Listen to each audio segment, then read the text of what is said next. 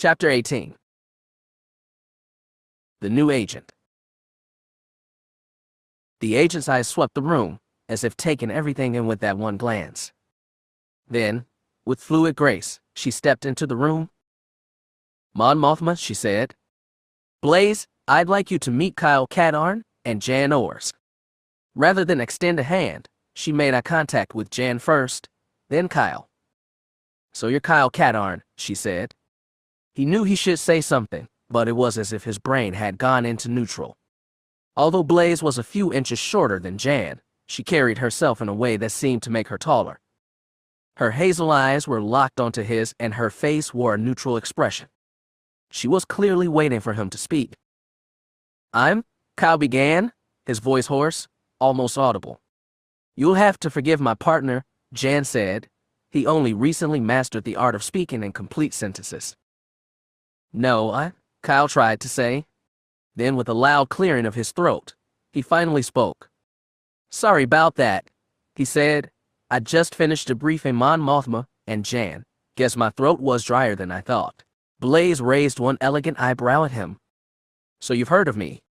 She nodded. Unsure of what to say, Kyle blurted out the first thing that came to mind. "Was it good?" Mon Mothma chuckled, and Blaze smiled at him. He looked over at Jan, expecting her to be smiling as well. But she wasn't. His own smile fading, Kyle gazed at her, his eyes asking the silent question. "What's wrong?" Jan's eyes briefly cut to his, but there was no answer in them. I want to answer him, she thought, but she couldn't find the words. There was something about Blaze, something that bothered her. It was more feeling than anything else.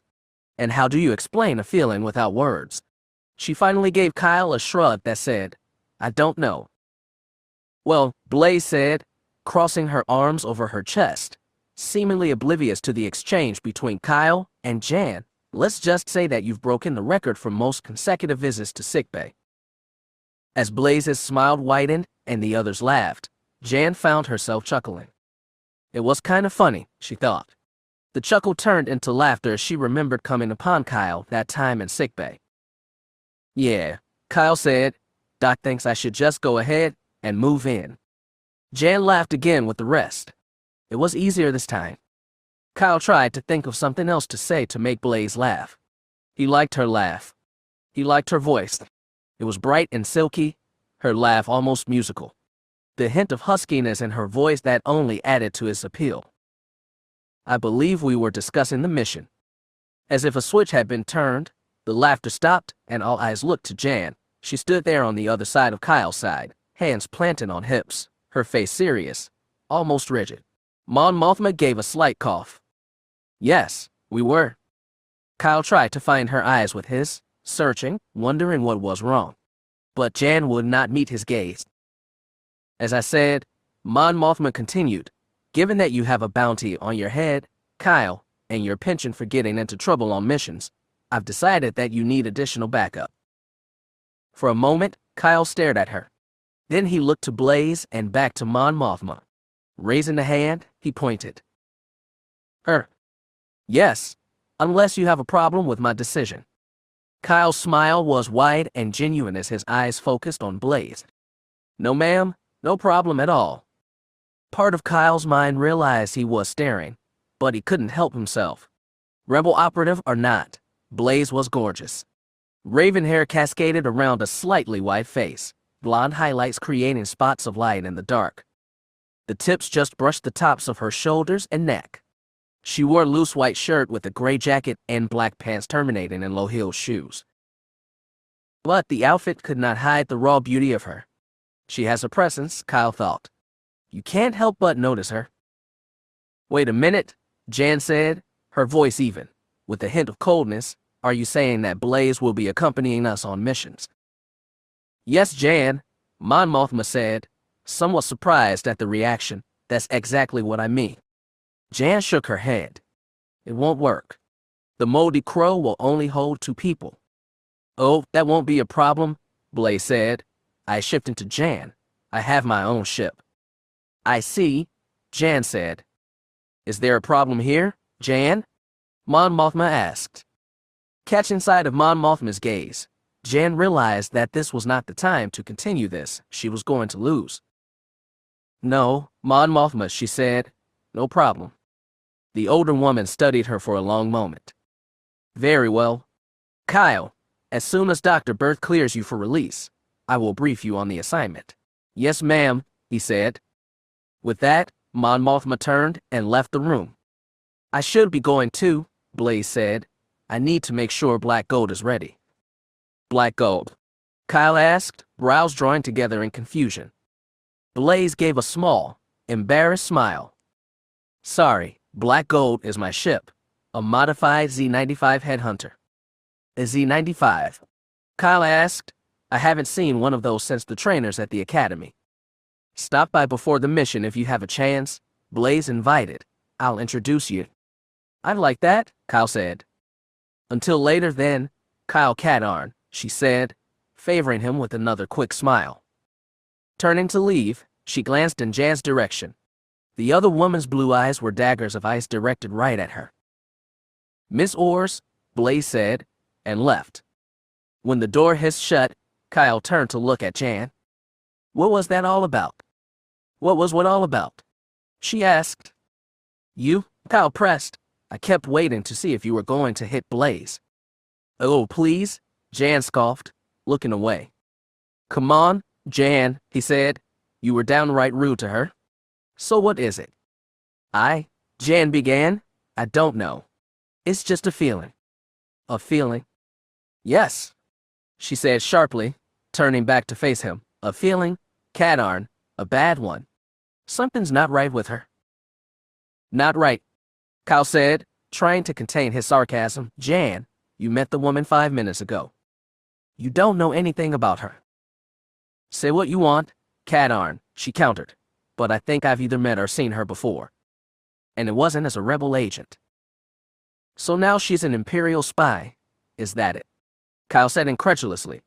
Then his eyes widened as it dawned on him. "Wait a minute. I know what this is about." "Oh, you do you?" Jan answered, her gaze one of sarcastic disbelief. "You're jealous," Kyle said, smirking at her. "What?" Jan yelled. "I most certainly am not." "Oh yes, you are," Kyle replied. "It's so obvious. You don't know what you're talking about, Katarn." "Look, Jan," he said, "it's a normal feeling. Blaze is attractive after all." "And I'm not," Jan said, fire in her eyes. Realizing the mistake he had just made, Kyle backpedaled hastily. "No, that's not what I meant." "Save it, Katarn," she said, holding up a hand. "You don't know the first thing about me. And how dare you accuse me of jealousy?" "Then why are you acting like this?" Kyle asked. "I don't know." Jan exploded. "It's just a feeling, okay?" "Okay," Kyle said, holding his hands in a gesture of surrender. "Look, But Jan was moving, tossing a last comment over her shoulder. "I thought we were partners, Katarn. But if you want a new one, I'm sure Blaze will do just fine." "No, Jan." He called, but she was gone. Kyle lay back down, mind whirling. How come, he thought, I can take out a base full of the Empire soldiers, but I can't talk to Jan? Jan stalked the halls of the New Hope, heading in no particular direction. Personnel passing by turned their heads away when they caught her fierce gaze. Teeth gritted, eyes flashing, Jan was more a force of nature than a person at that moment. Jealous. How can he think I'm jealous? I don't even know Blaze well enough to be jealous. So what's wrong? Her mind answered back. I don't know, just something about Blaze. Something about that face. I know I've seen it before. If only I could remember. Besides, it's not like I'm interested in Kyle, she thought. We're partners, maybe friends. So why didn't I like seeing the way Kyle looked at her? Because she's an unknown factor. And if Kyle starts doting on her, it could compromise the mission. That's it, Jan decided. She was worried that Kyle's attraction to Blaze could impact his mission performance. But a small voice, barely discernible, kept saying there was more to it than that. He had checked her quarters, the hangar bay, the mess, but no matter where he looked, no Jan, After being pronounced fit for duty by Dr. Burr 30 minutes ago, Kyle had dressed quickly and set off in search of her. He wasn't sure whether to apologize to Jan or confront her over her behavior, but he could at least listen to her suspicions and concerns, no matter how he felt about them. But after a half hour of fruitless searching, he decided it would have to wait. Checking his chrono, Kyle saw it was about an hour until briefing. Maybe he and Jan could talk afterwards. But what to do with the intervening time? Then, he remembered Blaze's invitation. Smiling, he turned and headed towards the hangar bay. As the doors parted before him, Kyle caught sight of the moldy crow sitting nearby, but still no Jan. Looking about, he spotted the Z-95 a few hundred yards away. As he walked towards it, Kyle saw movement. Blaze's dark hair flashed in the overhead light. She was in the cockpit, head turned away from him. Drawing closer, he called out, "Well, I can understand the name a lot better now." Hearing his voice, Blaze turned to face him, smiling. She gestured with one hand. Makes it easy to find in a crowded spaceport. Black paint covered the nose of the ship, stretching back to just past the cockpit. From there, shiny gold paint covered the engines and wings. Placing one hand on the side of the cockpit, Blaze stepped out and jumped down to the deck. She had changed into green mechanics coveralls, its surface mottled with streaks of grease, lubricant, and various other fluids. A few splotches marred her otherwise perfect face. "Agent, pilot, and mechanic," Kyle said. "You do windows, too." Blaze lifted an eyebrow at him. "Okay," Kyle said. "Guess I have the answer to that." "Are you always such a smartass, or is it genetic?" Blaze asked. "Ouch," Kyle said, miming a hit to his chest. "Felt that one. Guess I should have added warrior to that list." That brought a smile from Blaze. That invitation still open. He ventured. "Sure," she said, motioning with a hand. "Come on over." Kyle did so, and Blaze showed him around her ship. Black gold, indeed appropriately named. Rather than find a stock Z-95, she had a ship more akin to an X-Wing. Her ship sported the same hull, engines, and laser cannons used in the newer X-Wing. However, she had kept the concussion missile launchers rather than replaced them with the X-Wing's proton torpedo capability. In combat, I found concussion missiles a whole lot more effective than torpedoes.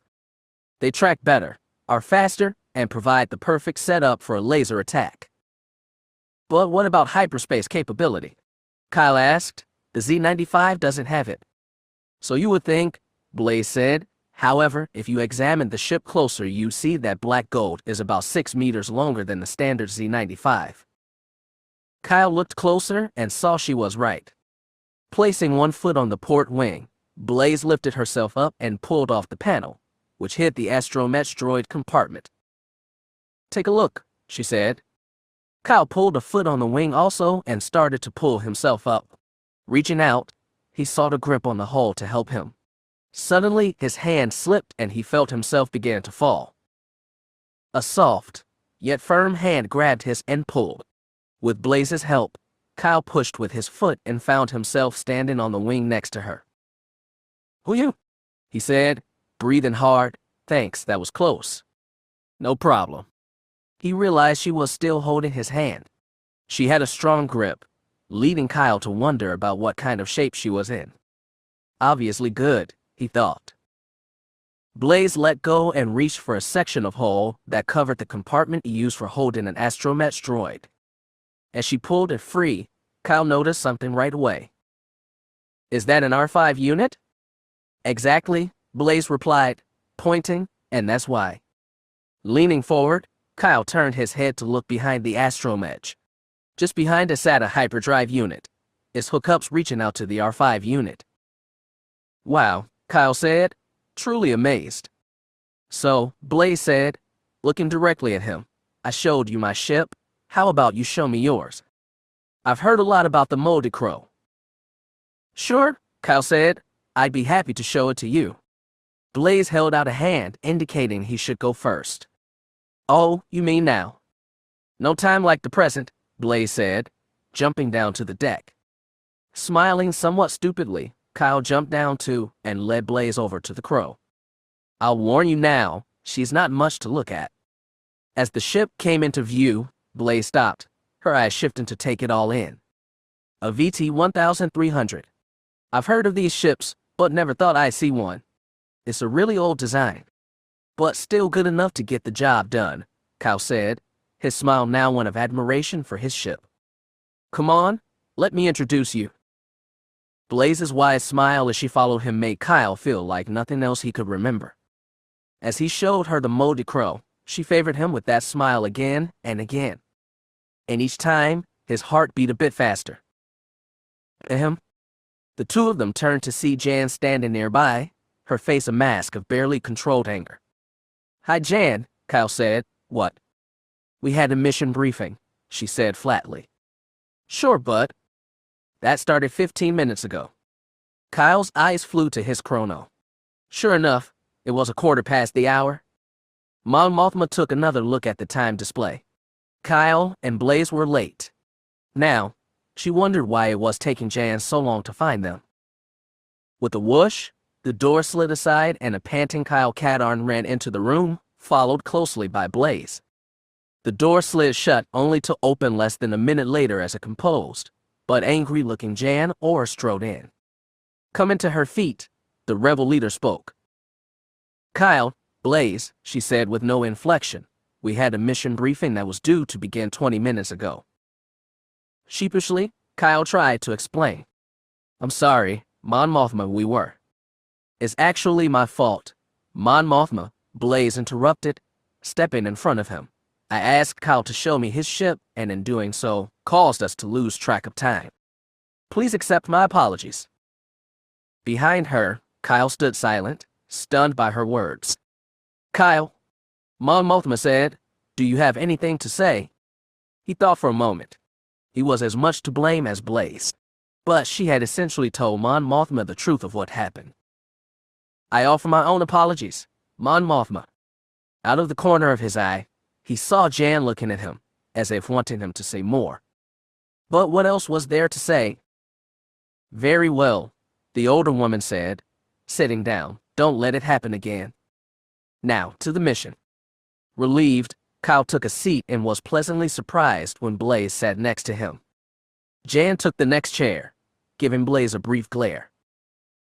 Despite our successes on ANTV and the Blood Moon, we've received intelligence that General Mach has managed to manufacture several hundred Dark Troopers. She let the silence hang. Opposite her, the three agents exchanged glances, each realizing the threat posed by this new weapon. Phase 1 or Phase 2? Blaze asked. Both, I'm afraid. We also have rumors of a possible Phase 3 type, but details are sketchy at best. So what are we going to do? Kyle asked. I've been up against those things, and if the Empire unleashes them on a populated world, it'll be a slaughter. Sadly, we believe such a test has already been conducted. What? All three chorused. Mon Mothma held up a hand to quiet them. Kyle, Jan, do you remember your mission to the Ley? Do I ever? Kyle said, and Jan nodded. We now believe that Talay was the site of a Dark Trooper attack. Of course, Jan blurted out. The sound we heard on the distress message was the sound of Dark Trooper insertion pods landing, Mon Mothma said, and orbital scans detected a total of 6 launches from Mach's ship, the Archammer.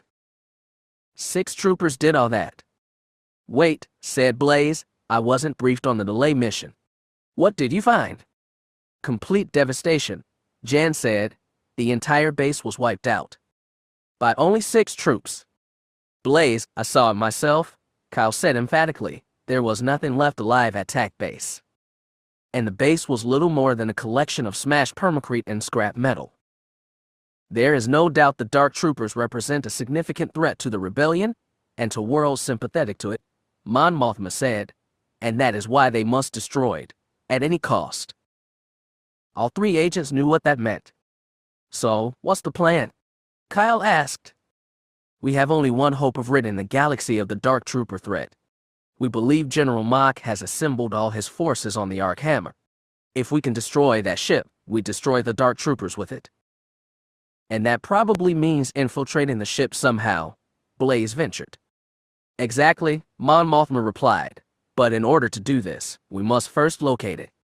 And how can we do that? Jan asked. We received a report from one of our spies that the Empire has been negotiating with the Hutts to create a navigation card. When completed, it will enable the Arc Hammer to remain in hyperspace except for course changes or to launch an attack. The Hutts? Blaze mused. That probably means we're going to Nal Hutta and negotiate to get this card. We had considered that, Mon Mothma said, and did send an envoy to the Hutts 12 days to purchase the nav card. He has yet to return or report in. Okay, Blaze said, realizing what that meant, so we scratched Plan A was Plan B. I can't tell you that, Kyle said, his voice quiet and almost despondent. Jan and Blaze turned to look at him. His head was hanging down, eyes closed. The two women waited expectantly as Kyle said 2 words. Nar Shadda. Chapter 19. The Smuggler's Moon. Thunderstruck, no one spoke. Seemingly as one, Jan and Blaze looked to Mon Mothma, who nodded. We can't go to the Smuggler's Moon, Jan said. I'm afraid there is no other choice, Jan. There has to be, Mon Mothma. You said it yourself. Kyle has a price on his head. And taking him to Nar Shadda is thrusting him right into the wolf's den. Okay, Jan, Kyle said, raising his head to look at her, we get it. Price on my head. Bounty hunters after me, maybe Boba Fett among them. But if going to Nar Shadda means we stop General Mach and his dark troopers, then I'm willing to take the risk.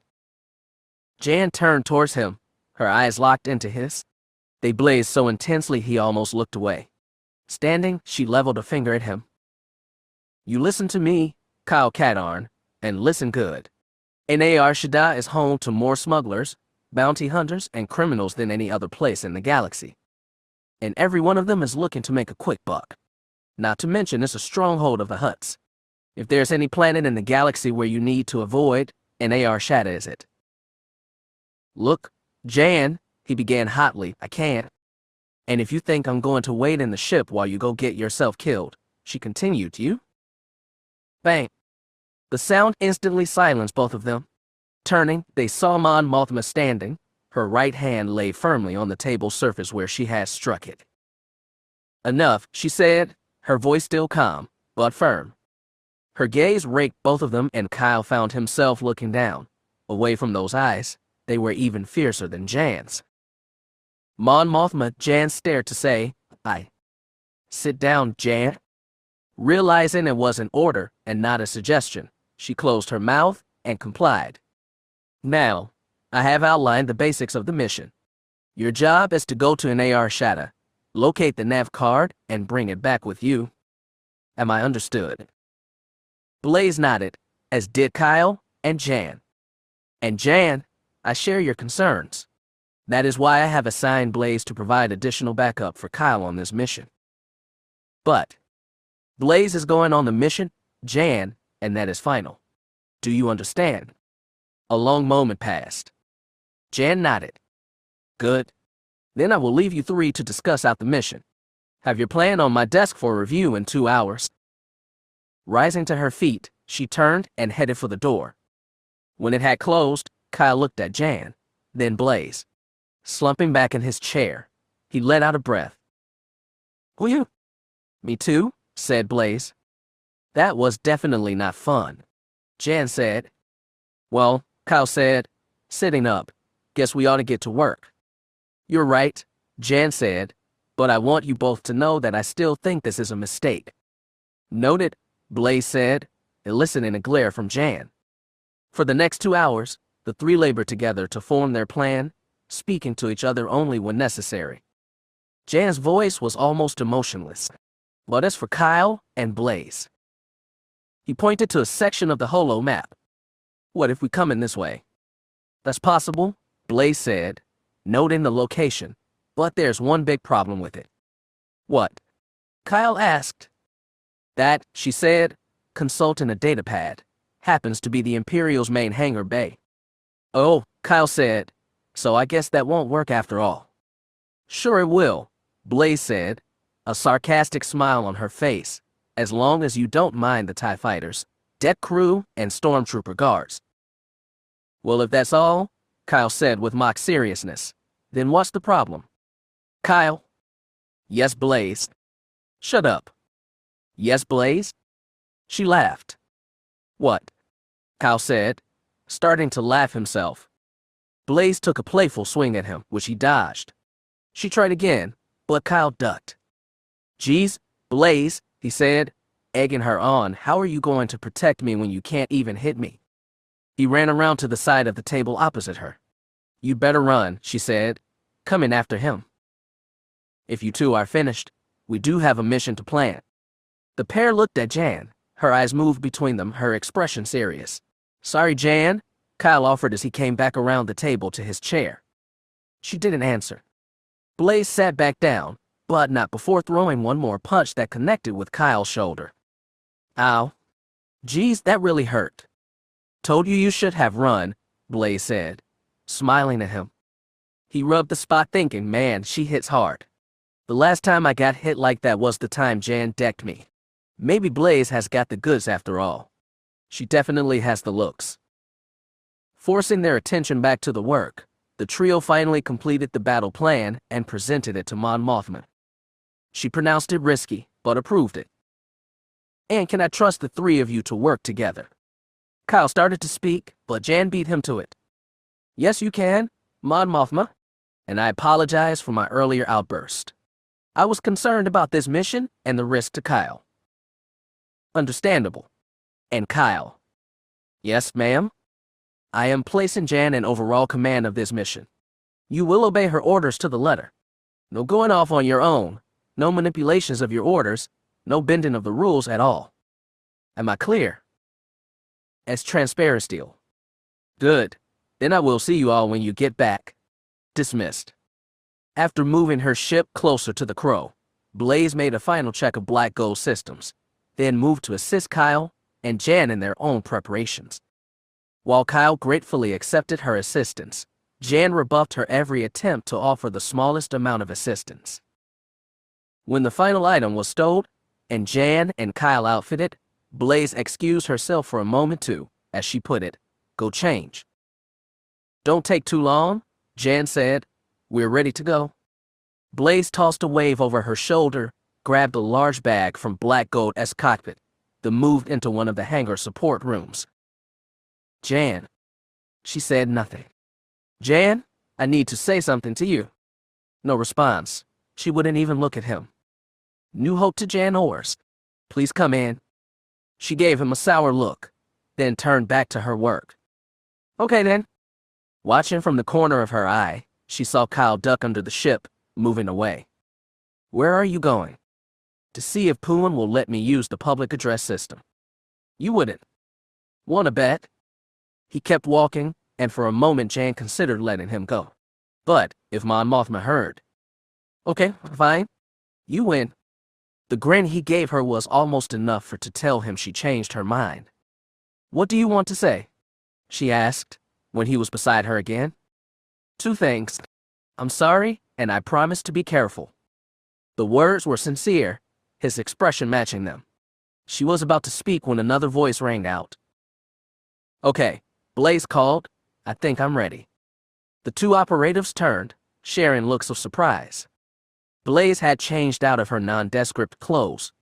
She now wore a bodysuit of green and gold material. Gauntlets partially covered her forearms. Around her waist was a belt not unlike Kyle's, but of a highly polished material. Several weapons dangled from the belt, and armor plating covered portions of her knees and calves. Finally, a reddish headband arced in front of her eyes. Jan raised an eyebrow at the collection of clothing, armor, and weapons. It was unusual to be sure, but looked effective to be sure. Wow, Kyle said, eyes roaming over her, you look ready. Oh, great.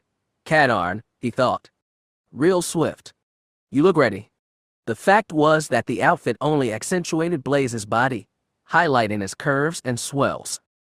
Okay, Kyle, get a hold of yourself. He forced himself to look away. I recognize most of that, Jan said, stepping forward. Reflective armor, modified weapons belt. But what's with the headband and gauntlets? They're actually fairly old technology, Blaze said, from the days of the Old Republic, although they've been modified to my specifications.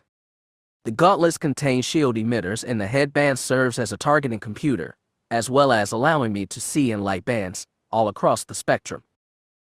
Wow, Kyle managed to say, got one in my size. Sorry, Blaze said, this is a custom job. However, she trailed off, eyes focused on him. Stepping forward, she studied the outfit he wore, his usual combo of loose-fitting pants, shirt, and jacket, with his armor underneath. What are you wearing under there? She asked. The question was so unexpected, so brazen, Kyle couldn't form a reply. She waited a moment for him to respond, then with a shrug of her shoulders, took a hold of his shirt and pulled it up. Dumbfounded, Kyle stood there as she examined him. Modified stormtrooper armor. Probably stops most blaster bolts, right? Still unable to speak, he nodded. But there's no way to cushion the impact. So I imagine when you get hit, it must hurt. It sure does, Kyle found himself saying, his brain clicking back on again. Sometimes. There was a call from Jan, who now stood just behind Kyle. Okay, he admitted, most times, after 5 or 6 shots, it hurts a lot. And you're completely unprotected against projectile weapons. Oh yeah, he replied, the memory of missile impacts from previous missions still fresh. She pulled his shirt back down and stepped back. I'm not completely sure, but it might be possible to install a shield emitter in there. But wouldn't that add to the weight of the armor? Jan asked. Not necessarily, Blaze said. We're talking about an emitter strong enough to provide a personal shield, no more. It sure would be a help, Kyle said. I can use all the protection I can get. Then let's do this, Blaze said. After we get back, you and I can check this out some more, see if it'll really work. I'd like that, Blaze, he said sincerely. Thanks. Don't mention it. You know, I hate to break up this precious moment, Jan said, but we do have a mission to complete. Right, Kyle said. Blaze, we'll see you on an AR Shadow. Not if I see you first, she returned. She moved away, head to her ship. Kyle likewise turned and moved to the Crow's rear cockpit. Where do you think you're going, Katarn? He turned to see Jan, hands on hips, glaring at him. Getting on board like you said. Ah, she replied, and just how am I supposed to fly the ship from the back? I don't he started to say when it hit him. He gets it. She exclaimed, well, will wonders never cease. Jan knew how Kyle enjoyed flying the moldy crow. Besides, she had some thinking to do. 5 minutes later, the Crow and Black Gold blasted free of the hangar bay, engines burning brightly in the darkness of space. Then, with the Crow going first, the ships jumped to hyperspace. Kyle pulled back on the twin levers and the blue-white tunnel of hyperspace disappeared, replaced by glowing streaks that resolved themselves into stars. Seconds later, Black Gold slid into place just ahead and to the right of them. Ready for approach, called Blaze. Affirmative, said Kyle. What are you sure about? Kyle, the Imperials have your picture and vital stats.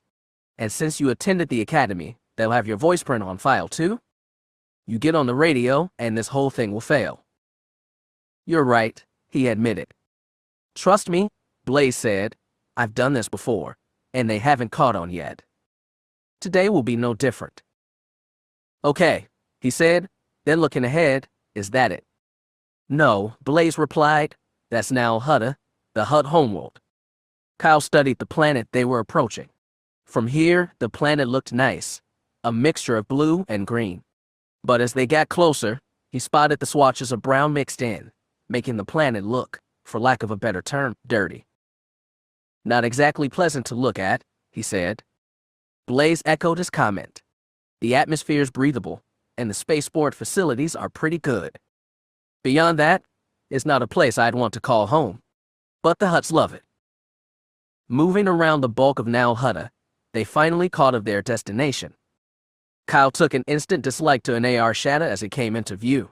It looked less like a planet than a ball of dirt, its atmosphere a muddy brown that seemed impenetrable. We're going down there, he asked. Yep, Blaze answered. The view does get a little better in the lower atmosphere, but not much. Kyle, we're almost in detection range, Jan spoke from the rear cockpit. He almost jumped in his seat. Jan had been uncharacteristically silent throughout most of the trip, responding only when needed with one-word answers, or, at times, grunts. He had tried to draw her into conversation, but she rebuffed him. Finally, she told him she needed time to think and for that, to be left alone. He had complied, and her voice now was the first time she had spoken since then. Sucking in a quick breath, he replied, Got it, Jan, Blaze, we're going radio silent. Is your show? Affirmative. Flipping switches, Kyle deactivated the crow's radios, transponder signal, and radar, leaving only a low-frequency line open to Black Gold. He and Jan would be able to hear Blaze as well as any transmissions from the Imperials, but that was all. They couldn't communicate with her or anyone else. The idea was to prevent any active transmissions from being picked up by the Imperials. Hopefully, they'd fall for the plan. There was a sudden thunk as Blaze activated the tractor beam. With luck, the Imperials would think she was towing the crow. This is planetary security to incoming vessel. You have entered Imperial space. Identify yourselves immediately. Although now Hutta and NAR Shadow were Hutt worlds, they were still part of the Empire, and though White Tub was a backwater system, the prevalence of smugglers, pirates, and others demonstrated to the Imperials a need for a strong presence in the system. This is Independent Vessel 1 Chance to Planetary Security, Pilot Clessa Haskell here requesting deactivation of the planetary shield. There was a pause. 1 Chance, we have no record of your ship in our files. What is your clearance code? Clearance code Green Alpha 17, Blaze replied. Another pause. Your clearance code checks out, 1 Chance. But our scans detect another ship in orbit with you. We can detect no signals from it. Sorry about that, planetary security, Blaze said, sounding sincere. I found this hunk of junk adrift a few systems forward from here. There was no one aboard, and I thought it might make good salvage. Stand by, 1 Chance. We need to perform an active scan of the other ship. Standing by, planetary security. Inside the Crow, Kyle swore. An active scan would detect any energy emission. They'd be found out. From behind him, Jan said, We've got to kill everything. Engines, life support, everything. She began to flip switches. Jan. What, Kyle? She said, more harshly than she intended. If we cut everything, how are we going to survive? The realization cut through Jan like a knife. If she did cut everything, they'd run out of air before Blaze could tow them into the atmosphere. Okay. Cut everything but tie life support into the emergency batteries. With luck, the Imperials won't detect the emissions. Okay, Kyle replied, but with just life support, it's going to get pretty cold in here. You got a better idea? Nope. Frantically, the pair flipped switches, pushed buttons, and turned dials. The blue-white glow from the Crow's S engines died away, going dark. The cockpit lights dimmed, then went out also. What little illumination remained came from the tractor beam. A minute passed, 2, then 3. Meanwhile, the temperature inside the Crow was dropping fast. The remaining air was fogged with each breath from the pair. They huddled in their seats, arms wrapped around themselves, trying to stay warm. Planetary security to 1 Chance. Active scan is complete. We're detecting some emissions, but it could just be whatever residual energy is left in the batteries. Besides, that wreck doesn't look like it's going anywhere. Why don't you come up here and say that? Kyle muttered. SSHH, Jan hissed. You're cleared 1 Chance. The shield will be deactivated in 30 seconds. Welcome to NAR Shadow. Affirmative, planetary security. Accelerating, Blaze guided her ship into NAR Shadow's atmosphere, the moldy Crow trailing behind her. Inside, the temperature had finally begun to rise, but not by much. Geez, it's cold in here, Kyle said, shivering. You can't say that again, Jan replied. Geez, it's Kyle. Yeah, I know. Shut up, Kadar. Despite the cold, Kyle found his eyes draw to the surface of Nar Shaddaa. As far as the eye could see, structures of various heights dotted nearly surface. Tall, thin towers, fat, blocky buildings, circular domes. There were a number of other ships in the sky, including a few TIE fighters. But to his relief, they were some distance away, orbiting a needle-like structure. He pointed it out to Jan. Planetary security, she managed through chattering teeth. From there, the Imperials can monitor every ship coming in or going out. The ships banked as Blaze adjusted her course. A new group of towers came into view. But unlike the ones Kyle had seen before, these looked different, wrong somehow. As they drew closer, he could see why. Several of the towers had fallen over or were missing completely. Others were gutted, exposed ribs of metal and permacrete jutting out. Wonder what happened here, he thought. With the last bank, Blaze began to descend, guiding the ships towards a circular landing platform just at the edge of the first set of towers. Kyle could see other landing pads, their surfaces discolored with the marks of who knew how many landings and takeoffs. Strangely, he saw no other ships parked here. We'd better get some power on, Jan said, or we're not going to be able to land. Still feeling the cold, the pair managed to move, reactivating systems. The auxiliary power plant came online, and with it, the heaters. Both agents sighed in relief as fresh air blew across their faces, warming them. The comm system came to life just as Blaze radioed them. Moldy Crow, come in please. Moldy Crow, this is Black Gold, please answer. Switching to the private channel they had agreed on, Jan reached for the mic, but Kyle beat her to it. Moldy Crow to Black Gold. We're here, Blaze. He heard her sigh in relief. I was getting worried. I've been calling you for nearly 10 minutes. Sorry about that. We had to cut pretty much everything when the Imperials scanned us. We just now reactivated. Are you all right? She said, voice full of concern. Got a little cold, but we're okay now. Good, Blaze said. We're about to land. Acknowledged, Jan said, interrupting Kyle. Lower the landing gear. He complied, and moments later, there was a jolt as the Crow settled onto the pad. Jan popped open the cockpit, and the atmosphere of Nar Shaddaa flooded inside. It was much warmer, eliciting another sigh from the two agents. But then, Kyle coughed as something acrid bit into his lungs. Jan started to ask what was wrong when she caught the scent as well. Emerging from the Black Gold, Blaze came around to the Moldy Crow starboard just in time to see both Kyle and Jan bent over, coughing. As if on cue, the pair made a hawk sound and spit onto the ground. Blaze waited as the two agents caught their breath. What in heck was that smell? Kyle said. I don't know, Jan replied, but whatever it was disgusting. Probably output from one of the industrial plants, Blaze explained. The contents of the atmosphere on Nar Shaddaa make Nal Hutta look like a paradise in comparison. Don't worry, you'll get used to it before long. Speak for yourself, Jan said. I don't plan on spending enough time here to get used to anything.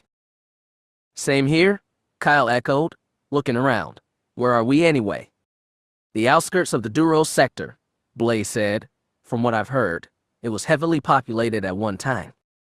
Then, one day, seemingly for no reason, people began leaving. These days, it's almost deserted, which made it a perfect staging locale for the mission. So where do we go from here? He asked. Blaze consulted her own mapper. Well, if our intelligence is correct, the card is supposed to be located in a building somewhere to the northwest. Hold on a second, Jan said, adjusting a control on her mapper.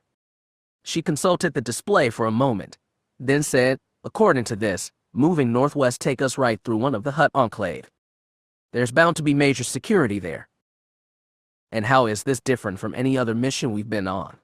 Asked Kyle with a smirk. Blaze smiled back at him, but Jan did not. The difference is, Kyle, that the Hutts employ some of the worst types, including bounty hunters. It's like walking right into the bad guy's front door. True, Blaze admitted. But we have one advantage. They don't know we're coming. Okay, Kyle said.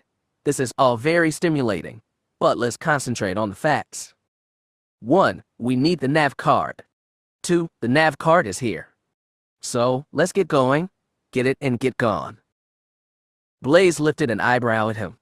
Then, shrugging, she said, okay. Right, Jan said, let's go. Kyle moved ahead a few steps, then stopped and turned around. Where do you think you're going?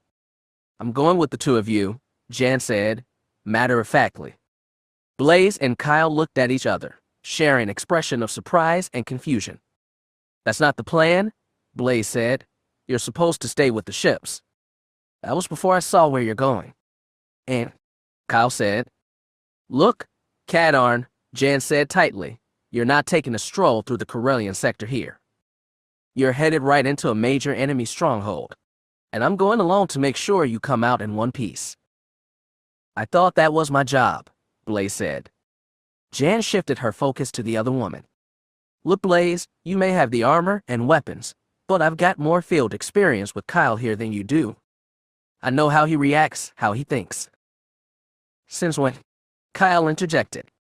Besides, having another pair of eyes could be crucial to the mission.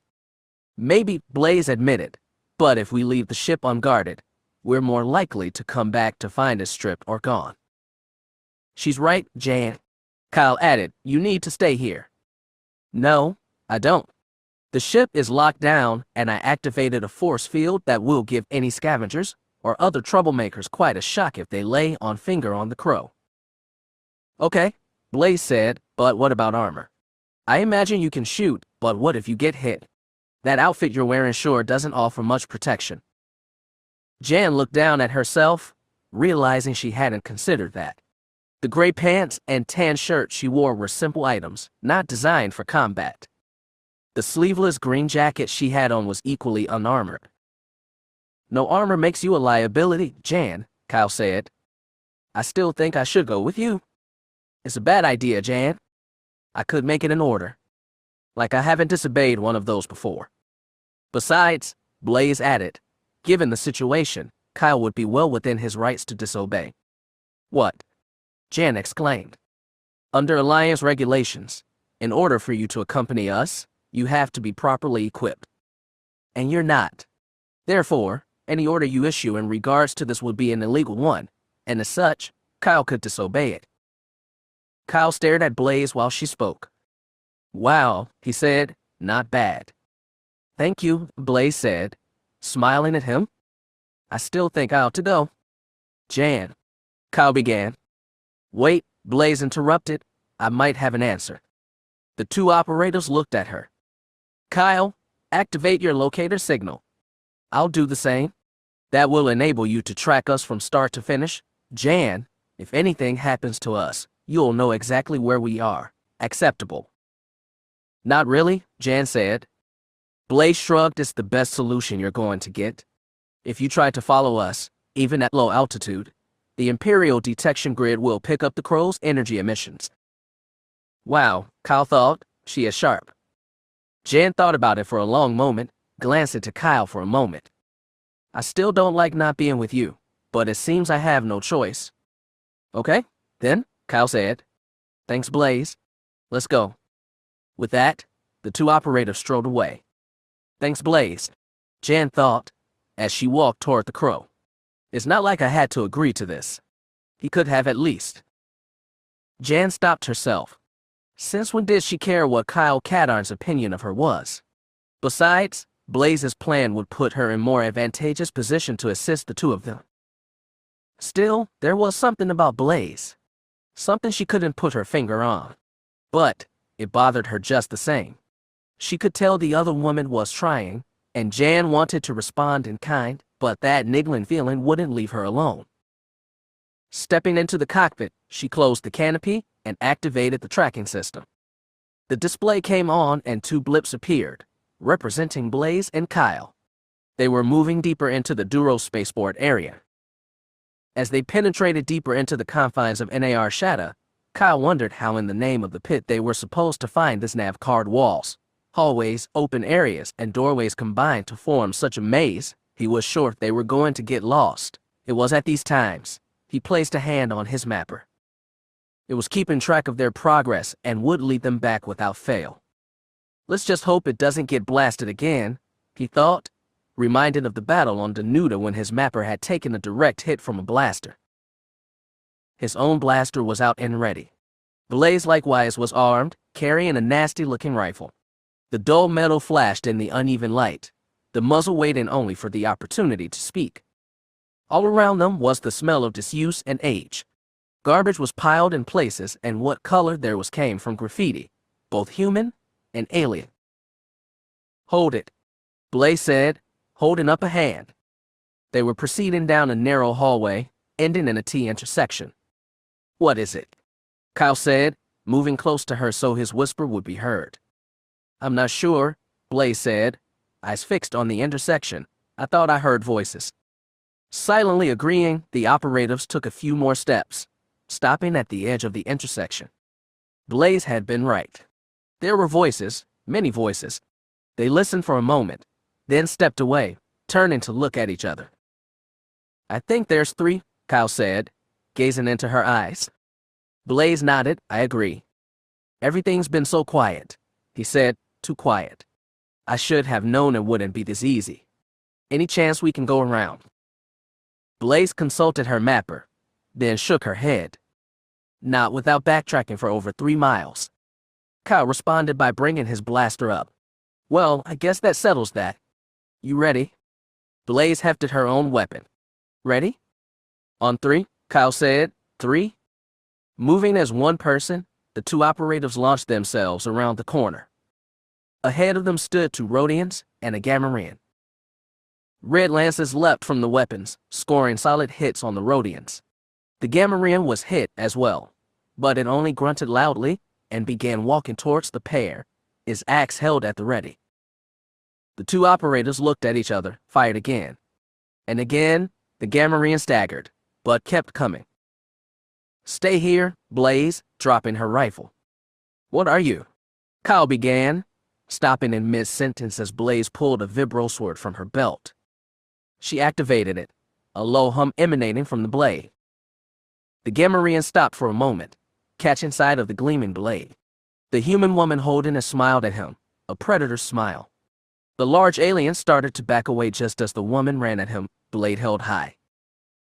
Kyle watched in amazement as Blaze launched herself at the Gamorrean. She brought the vibrosword down in a diagonal slash, then reversed it and slashed sideways. Up came the blade, then down and went straight down this time. The Gamorrean let out a scream, cut short as the blade penetrated his head. Green blood exploded from all 3 wounds as the large pig-like alien toppled. Blaze leapt back, narrowly avoiding the blood. She reversed the blade again, sliding it into its scabbard in one smooth motion. Turning round, she walked back towards Kyle and retrieved her rifle. "You can't close your mouth now." "How did?" "Where?" A gift from an old friend," Blaze said. "Sometimes a hand-to-hand weapon works a lot better than any blaster." "Okay, then," Kyle said, recovering his voice. "Remind me to never make you mad." "You'd better not," Blaze said, giving him a wicked smile. They rounded the corner, the mapper guiding them onto the right-hand fork. The enclosed tunnel ended and they emerged onto a flat plain studded with buildings of various sizes. Just ahead and to the left sat a low 1-story affair. Suddenly from above and ahead of them, blaster fired rained down. "Here we go again," Kyle thought, bracing himself for the impact. A heartbeat later, Blaze was in front, activating the shield gauntlets. Kyle heard the low hum of the energy field activating. Another heartbeat and the lances of red fire reached them. He watched in surprise as first one, then another and another lanced into the shield, making it flare blue-white. But it held. "You can join in any time you want," Blaze said. Realizing that he was standing there staring while more blaster fire poured down, Kyle reached for his blaster rifle. He cast his gaze skyward and spotted the attackers. Nearly 6 stories above them were a Rhodian and a Grand. The Rhodian had a laser pistol pointing down at them. He angled the blaster upward, closing one eye as he looked into the sight. He squeezed off 2 shots, but they were too low. He adjusted the weapon and fired again. This time, one of the Rodians was caught by his shots and dropped out of sight. Kyle shifted his aim, but the second alien was gone. "Kyle, look out." Even as the sound of the explosion registered in his ears, he realized he should have been expecting detonators. Grans were famous for using them. The shock wave hit and he was thrown back, shrapnel from the exploding deck shooting past him. A chip of permacrete sliced into his cheek. A moment later, Kyle crashed to the deck, sliding a bit as the momentum of the explosion spent itself. Opening his eyes, Kyle was surprised to not hurt more than he did. His chest ached a bit, as did his back. But as he sat up, the tingle of warm blood against skin reminded him of the cut. He started to reach for it just another explosion sounded. He looked ahead and saw Blaze standing there, holding a missile launcher. Looking up, Kyle's eyes widened as he saw the smoking crater where the Rodian and Gran had been. As she turned to look at him, Kyle saw a smile on her face, but not the kind of smile she favored him with. This was a mean smile, a killer smile. Even as his mind registered it, Blaze's expression changed to one of fear and concern. Returning the launcher to her belt, she ran towards him. "Kyle," she called. He raised a hand to let her know he was okay. She knelt in front of him, her eyes searching his. "Are you okay?" "Better than I expected," he said. She spotted the cut. "You're hurt." "Oh yeah," Kyle said dismissively. "That?" Blaze pulled out a med pack, reached for his cheek. "It's nothing," he said. "I've had a lot worse." "It's a wound," she said forcefully, "and it needs to be treated." He started to protest again, but with a quick move, Blaze's left hand reached out, gripping his chin. With her free hand, she pulled a claw from the med pack. "We can't do this hard or easy," she said, eyes looking directly at him, "but I am going to fix that wound before we continue." Although he knew he was stronger, Kyle realized Blaze did have a point. There was a chance, especially here on an AR Shaddad, that the cut, if left untreated, could become infected. "Okay," he said, holding his hands up in surrender. "You win." She smiled. "Good, now hold still." She relaxed the grip on his chin, but didn't let go. He flinched when she touched the wound, gritting his teeth. Her grip tightened. "Hold still." She cleaned away the blood, then sprayed the area with a disinfectant. Another spray contained synth flesh, which would cover the wound, allowing it to heal. "There," she said, releasing his chin. "All done." Kyle worked his jaw. Where that had been a burning in his cheek was little more than a dull ache now. "You're a doctor too." "Far from it," Blaze replied, "but I've been in enough scrapes to learn how to treat most battlefield injuries." "I'm surprised you haven't learned how." "Never thought about it," Kyle said, rising to his feet. "But when we get back, maybe I'll talk to Berth about adding some med packs to my gear." She nodded. "Ready to go?" "Definitely." As they moved ahead, Kyle couldn't stop thinking about how it felt when Blaze had touched him. Her skin was surprisingly soft. Given that she was an agent like him, he expected that his skin would be rough like his. But it was anything but. He had enjoyed the sensation as her hands had moved across his face. Where was this coming from? He shook his head. "Okay, Blaze is attractive, that's for certain. But we're in the middle of a mission, and I'm thinking about how her skin feels." "Get a grip, Kyle." He forced himself to refocus on the mission, but not without a last, quick thought about her. They continued, reaching the one-story building a short time later. As they passed by it, Kyle noticed a small landing. "Hang on a second," he said to Blaze. Crouching, Kyle pushed off, jumping towards the landing. He got both hands on the lip and was able to pull himself up. He looked down at Blaze, who was gazing at him in silent inquiry. "Look, following the mapper is all well and good, but why don't we see if we can get on top of this building and scout the area ahead?" She mulled this over for a moment, then nodded. Kyle reached a hand down to help her. But Blaze, backing up a few steps, took a running leap at the landing. She caught the lip in her hands, using her momentum to push up and onto the landing. A moment, she was on her feet next to him. He shrugged. Let's go. Kyle was thinking to use the grapnel, but to their collective surprise, there was a door right off the landing. Weapons drawn and ready, they edged into building, wary for any attackers. But none appeared as they moved into the building. They gazed about. It was Kyle who spotted the chest-high shelf ahead of them. It ended in an open spot that led to another door. Might as well check it out, he said. She agreed, and together, they pushed through the second door. Again, no enemies. They stood in a large room with several pieces of broken furniture.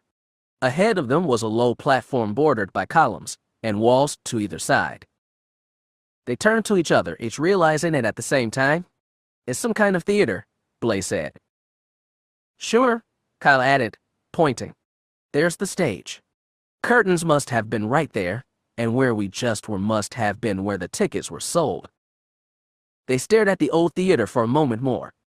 I wonder what happened to it, Kyle said. Probably abandoned like everything else when people began leaving the Duros sector.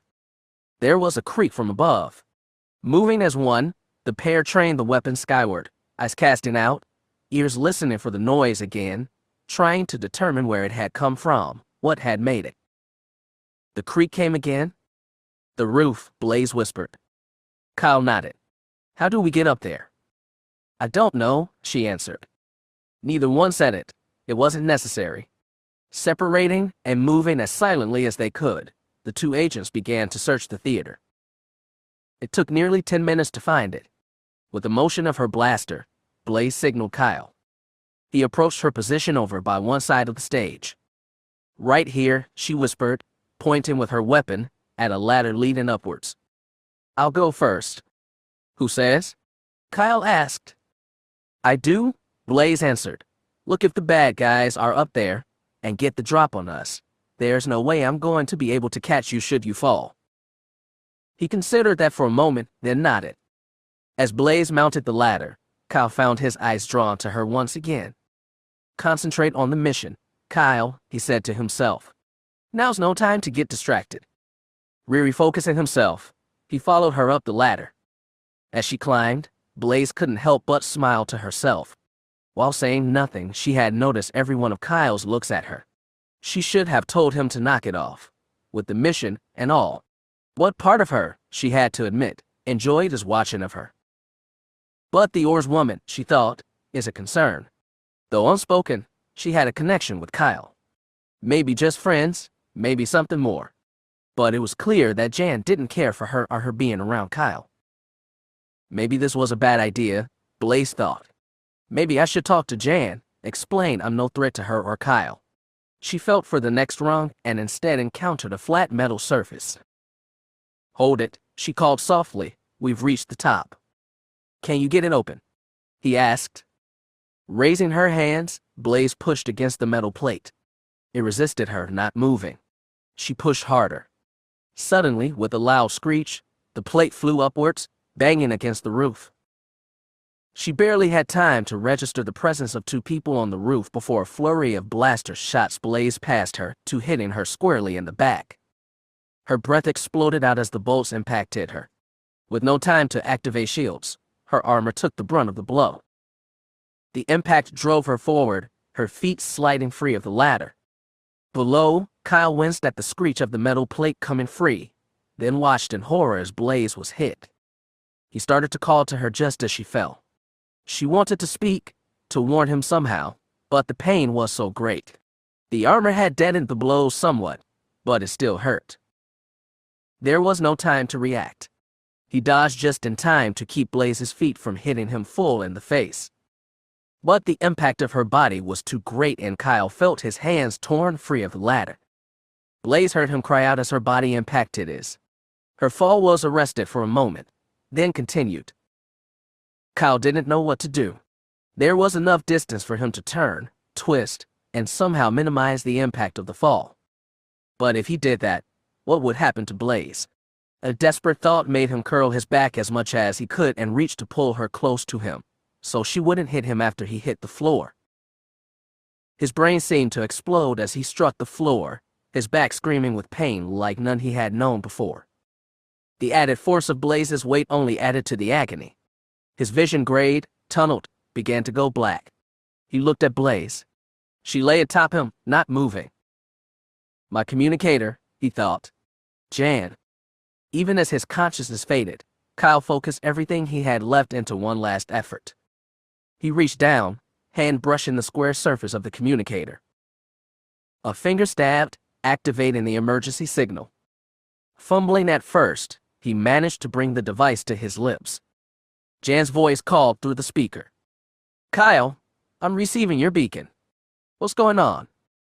Jan, he croaked, voice fading. Help. Chapter 20. Jan and Blaze. Sprawled across the forward couch in the cockpit of the Moldy Crow, Jan scanned the instruments once again. Still nothing from Kyle or Blaze.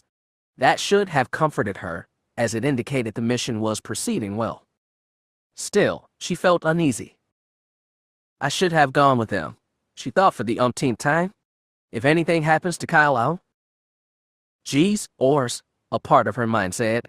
The way you think about this guy, it sounds like you might actually like him. Was that it? Was it because she actually liked Kyle that she didn't like the idea of Blaze being around him? She dismissed the thought even as it came. She and Kyle were friends, good friends, but no more than that. She cared for him no more or less than any other rebel. It couldn't be that. And while Blaze may have had a point about Jan staying with the ship, it still would have made her feel better to be with them rather than waiting here like some kind of intergalactic taxi service. A red light began to flash on the comm panel. Jan quickly sat up in her seat. The only reason for that indicator to come on was if Kyle had activated his emergency signal. She opened the channel. Moldy Crow to Cadarn. No answer, although Jan thought she could detect some sound. Like someone moving around, maybe. Moldy Crow to Kyle Cadarn. Come in. Still no answer, other than the low hiss of an open channel. She was about to call again when she heard him. Jan, help. It was Kyle's voice, but low, almost too low for her to hear. Something had happened to him, maybe to both of them. Kyle, she called. I can barely hear you. Are you all right? He didn't respond. Kyle, she tried again. This is Jan, do you read me? A soft sigh came across the speaker, followed by a clinking sound, then silence. A quick check confirmed she was still receiving the emergency signal. There was only one thing to do. Moving with almost machine-like swiftness, she brought the ship's systems online. But true to the Crow's temperamental nature, the repulsors refused to respond. Let's go, she muttered, glaring at the display. It stayed the same, repulsors offline. Mouth compressing into a thin line, Jan fed power to them anyway, hoping she might able to jump-start the repulsors. Either that, or I'll blow the entire system. With the cough that shattered the quiet around the ship, the Crow came to life. The ship lurched upwards, rising only a few feet off the pad. An alarm rang in the cockpit. Jan ignored it. She had to get airborne now. Angling the nose upwards, she glared at the repulsor and engines, willing both systems to work even as the alarm grew more strident. Come on, you heap of junk. Fly. With the Crow partly in the air, nose pointed skyward, Jan deactivated the repulsors, simultaneously feeding power into the engines. The starboard wing dipped, and Jan feared that her gamble wasn't going to pay off. With a scream of protest at Jan's rough treatment of them, the engines lit. However, more alarms began to ring in the cockpit. She was on the verge of shutting down and landing when, like a dewback being spurred, the Crow shot into the air, engines glowing white hot. Allowing herself a quick sigh of relief, Jan refocused her attention on Kyle's signal.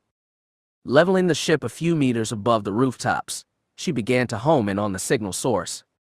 Buildings shot past on either side as she rocketed past them. A check of the comm display showed the signal, still strong, getting closer. The radar lit up. Turning to it, Jan could see her departure was not going unnoticed. Imperial tracking systems had detected an energy spike and were attempting to track the source of it. She took a look outside. Not much room, but what choice was there? Eyes dancing between the emergency signal and the buildings rushing past, she dropped the crow's nose. Roofs now streamed past seemingly close enough to touch. The radar bleeped once more, then fell silent as the crow dropped under the radar's detection threshold. A flicker of a smile crossed Jan's face. Just then, she noticed a cluster of buildings approaching fast. She was nearly on top of where the emergency signal indicated Kyle was. Drawing closer, she could see marks of weapons fire, black marks indicating the use of thermal detonators. This might be the place, Jan thought. She slowed the ship, looking for a place to set down. Wham! The crow shook, tilting to starboard. Surprised, Jan was able to recover before the ship could roll over. With the repulsors finally cooperating, she whipped the crow around, finding herself facing a one-story building just as another blast struck the hull. The splash of energy blinded her for a moment. Blinking to clear her eyes, Jan spotted two figures on the roof of the building. One looked human, the other was a Rhodian. Both held blasters. They fired again, and watched in frustration as their shots reflected harmlessly off the crow's now raised shields. Jan considered returning fire, but the resulting blast wave could damage the building. If Kyle and Blaze were inside, as the emergency signal indicated they were, she could kill them along with the bad guys. An idea came to her, and she smiled savagely as she put it into action. Accelerating, she sent the crow rocketing towards the building.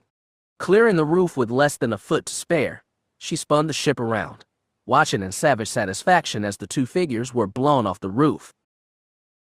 Not waiting to see if the fall killed them or not, Jan lowered the crow, descending to street level, and touching down with the nose of the ship angled between two buildings. Scrambling out, Jan ran for the one-story structure, carrying the crow's medical kit. Kicking the doors open, she scanned the interior, then ran for another doorway, emerging into the old theater. There, on the stage, Blaze was kneeling by a prone Kyle. Dashing forward, Jan vaulted onto the stage, sliding to a stop by his head. "What happened?" she demanded. Blaze looked up, face and hair stained with dirt and dust. Her uniform was likewise dirt-covered, and Jan could see a nasty bruise forming on the other woman's forehead. Blaze looked away, shook her head. "Ambushed, never saw him. Kyle tried to catch me. Must have blacked out. He was like this when I woke up." Jan looked down at Kyle, her unkempt hair brushing across his face. Kyle's eyes were closed, his lips slightly parted. His face was bruised too, cheeks, forehead, chin. Even as the question came to her, she noticed the rise of his chest. He was breathing. "Kyle," she called, "can you hear me?" "It's Jan." "I've tried calling him," Blaze offered. "He hasn't answered." "Help me," Jan said, reaching for his shoulders. "Maybe we shouldn't move him," Blaze said. Jan looked up at her, eyes flashing. "Help me," she said forcefully. "All right," Blaze said, voicing her disagreement with a shake of her head. Grabbing his legs, she helped turn Kyle onto his side. Jan sucked in a breath as Kyle's back came into view. The armor plating was deeply dented. Worse, the dent was facing inward, metal pressing against his spine. She considered what best to do. "Let's get him to the ship." "What?" "You heard me? But if he's badly injured, shouldn't we?" "Look," Jan said, interrupting, "I know he's hurt. But there is no way I am leaving him here. We get him back to the ship, complete the mission, and get back to the New Hope as fast as we can." Blaze hesitated, wanting to argue the point. But, after a moment, she nodded. Moving slowly, carefully, the two women set him up, moving Kyle's legs until they draped over the stage. Then, looping one of his arms across their shoulders and crisscrossing their arms across his back, they attempted to lift him. Almost immediately, Kyle's body sagged, threatening to drag the two women down as well. Instinctively, Jan reached for and found Blaze's hand. She grasped the wrist until the other woman caught on and grabbed Jan's wrist in return. Still, Kyle's body continued to sag their grasp. "His belt," Jan called, reaching with her free hand to the waistband of Kyle's pants. While Blaze grabbed a section as well, Jan felt for and found the release switch on his weapon's belt. As it unlatched and fell away, both women felt some of the burden ease. Kyle's armor still made him heavy, but with the two of them working together, the weight was manageable. Half carrying, half dragging, they got him out to the crow and into the rear cockpit. That done, Jan went back for the weapon's belt. Then both women spent some time catching their breath and stretching their overworked muscles. "Now what?"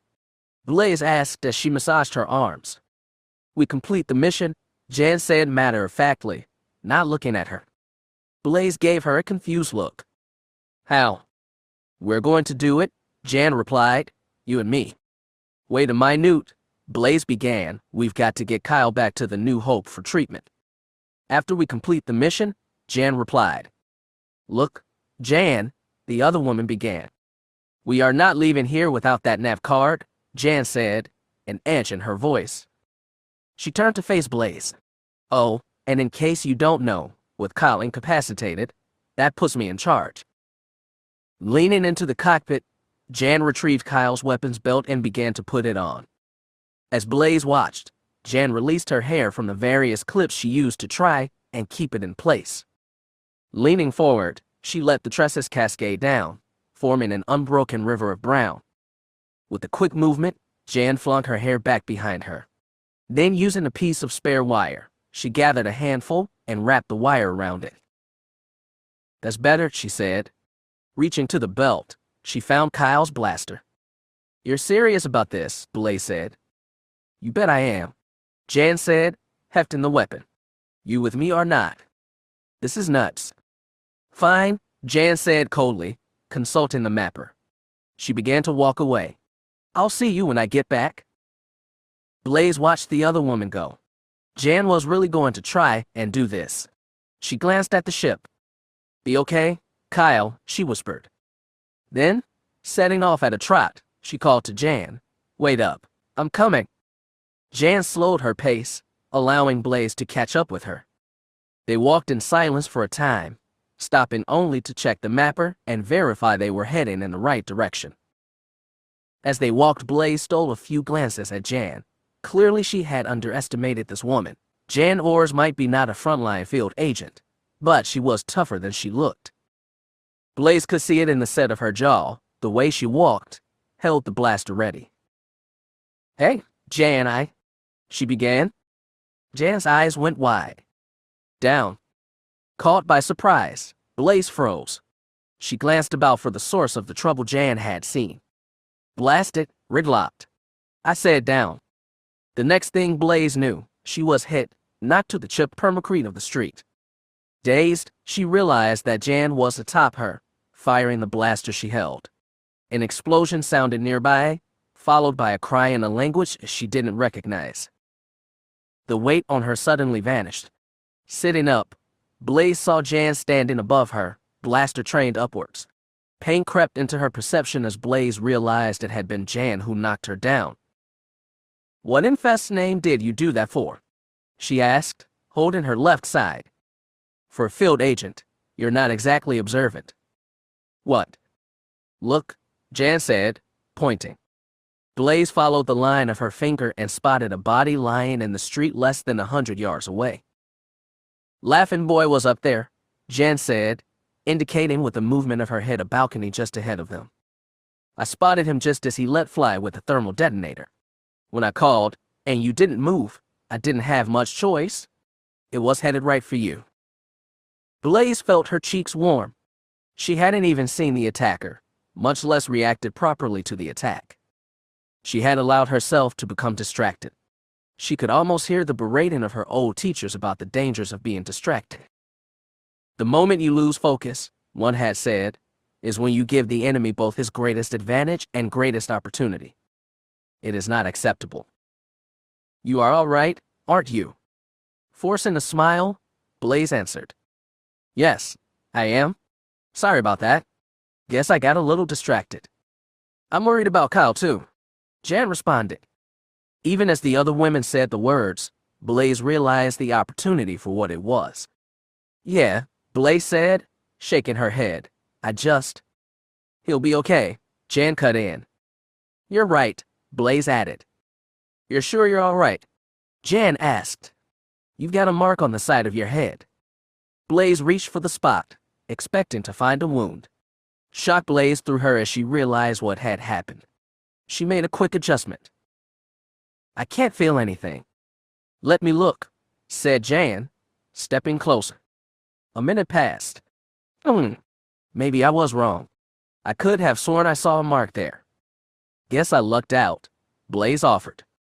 Guess so, Jan said, eyes still on her. Then, turning her gaze away, she said, let's move on.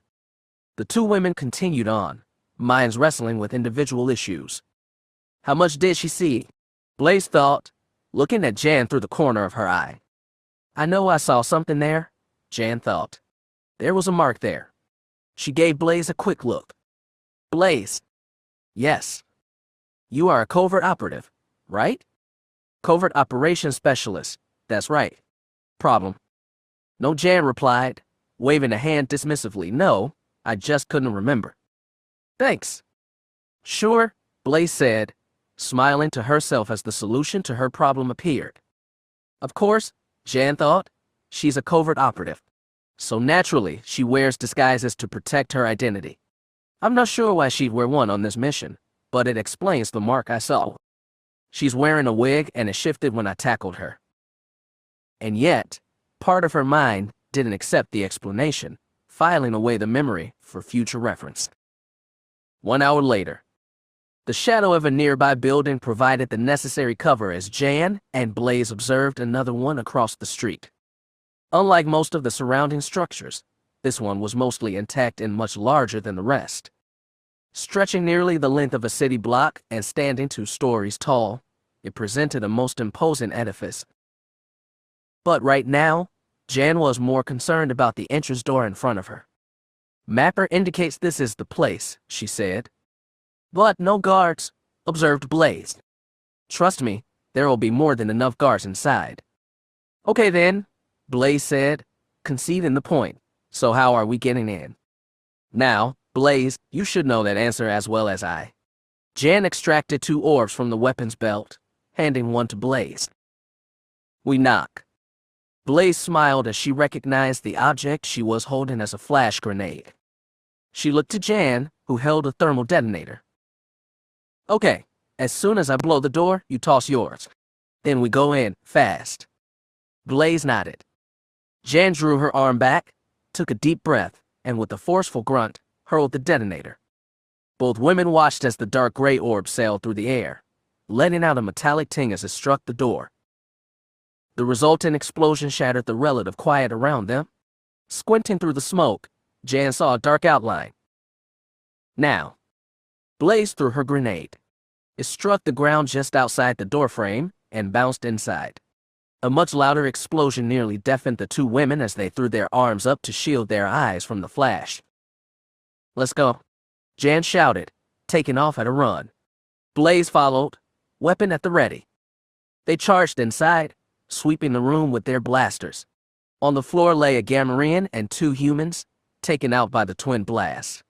Jan started to advance further when she heard a familiar grunting sound and pulled back as an axe blade sliced through the lingering smoke, barely missing her. Another Gamorrean emerged from the smoke, grunting and coughing, but still holding onto his weapon. As if their minds were connected, 2 blasters came up, spitting red death. The pig-like alien was hit multiple times until, with a scream, it crashed to the floor. You all right? Blaze asked, coughing slightly. Jan checked herself. Not exactly. She turned to show Blaze where a section of her shirt was cut open. Beneath it, a thin line of skin welled with blood. This is what I was afraid of, Blaze said. Yeah, Jan said dismissively. Hindsight is always 20/20. So, why don't you say I told you so, and we can keep going? I'm taking point, Blaze said firmly. Fine, whatever, let's go. They proceeded down a hallway, around a corner, all the while being watchful. They passed a number of doorways, and had to spend some time checking each one. Rounding another corner, Blaze held up a hand. What is it? Jan asked, sidling up behind her. Blaze motioned for Jan to look, then stepped out of the way. Peering around the corner, Jan saw a set of double doors. At first, they seemed just like the other ones they had seen on their way here. But then, she saw a light visible around the bottom edge of the door. As she watched, a form passed by one of the windows. Stepping back, she turned to Blaze. Could they be any more obvious?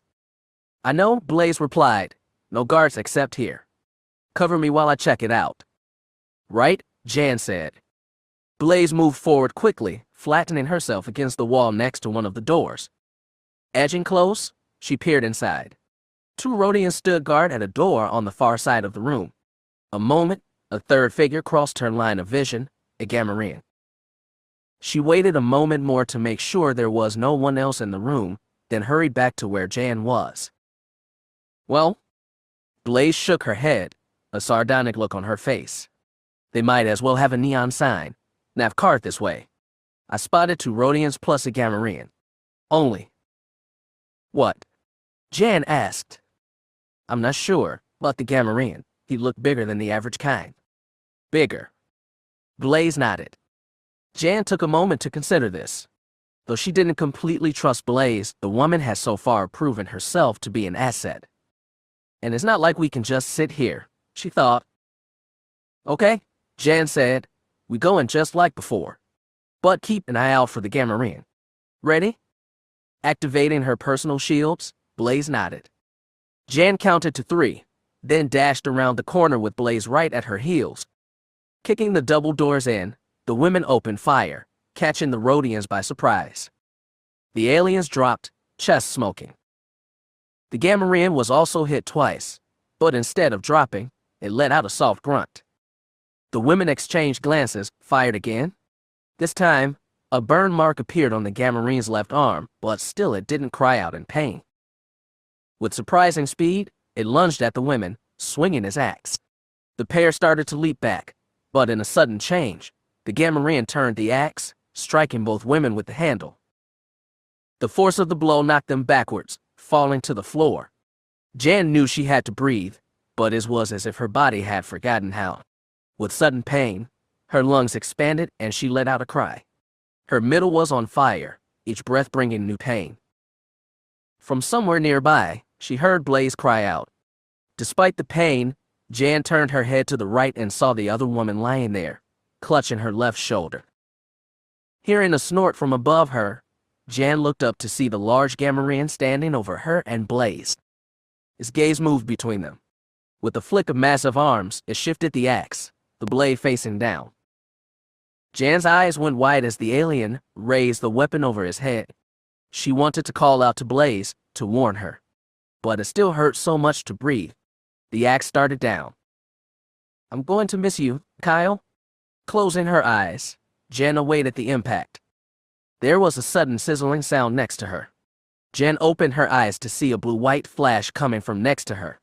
Turning her head, her eyes went white again as she saw that Blaze has raised her right arm in defense. The axe blade had sliced into the shield gauntlet. Energy flared and sparked, casting the hallway in alternating light and shadow. Before the Gamorrean could pull the axe away, then a blue-white tendril snaked across the axe blade, traveling up the handle. The large alien screamed in true pain as the electrical energy arced and coursed through his body. The Gamorrean's body began to shake, eyes wide with fear and pain. Jan could see it was trying to pull the axe free, but couldn't. With the last, high-pitched scream, the alien's hands went slack. With smoke beginning to issue from his skin, it fell. Jan realized with horror that it was falling towards her. But before she could even think about moving, the Gamorrean crashed to the floor with the sound that echoed in the hallway. Eyes closed, awaiting the impact of the 200-plus-pound body, Jan heard the sound and felt a weight impact her chest, causing her to cry out. She heard Blaze do the same as part of the body hit her. But with the guttural sound of the Gamorrean's last breath loud in her ears, Jan forced her eyes open. At first she saw little more than a section of leather armor and green, scaly skin. Her eyes traveled along until saw the elbow, then the shoulder. Turning her head, Jan almost laughed out loud as realized the Gamorrean had fallen next to her instead of on her. Still, the weight of the large hand on her chest was enough to make her uncomfortable. She wanted to move, but each breath still brought pain. She would have to wait. Jan. The voice was low, full of the same pain she felt. Blaze, she called weakly. Are you all right? Oh, please, Jan thought, rolling her eyes. What do you think? Not really, she managed to say.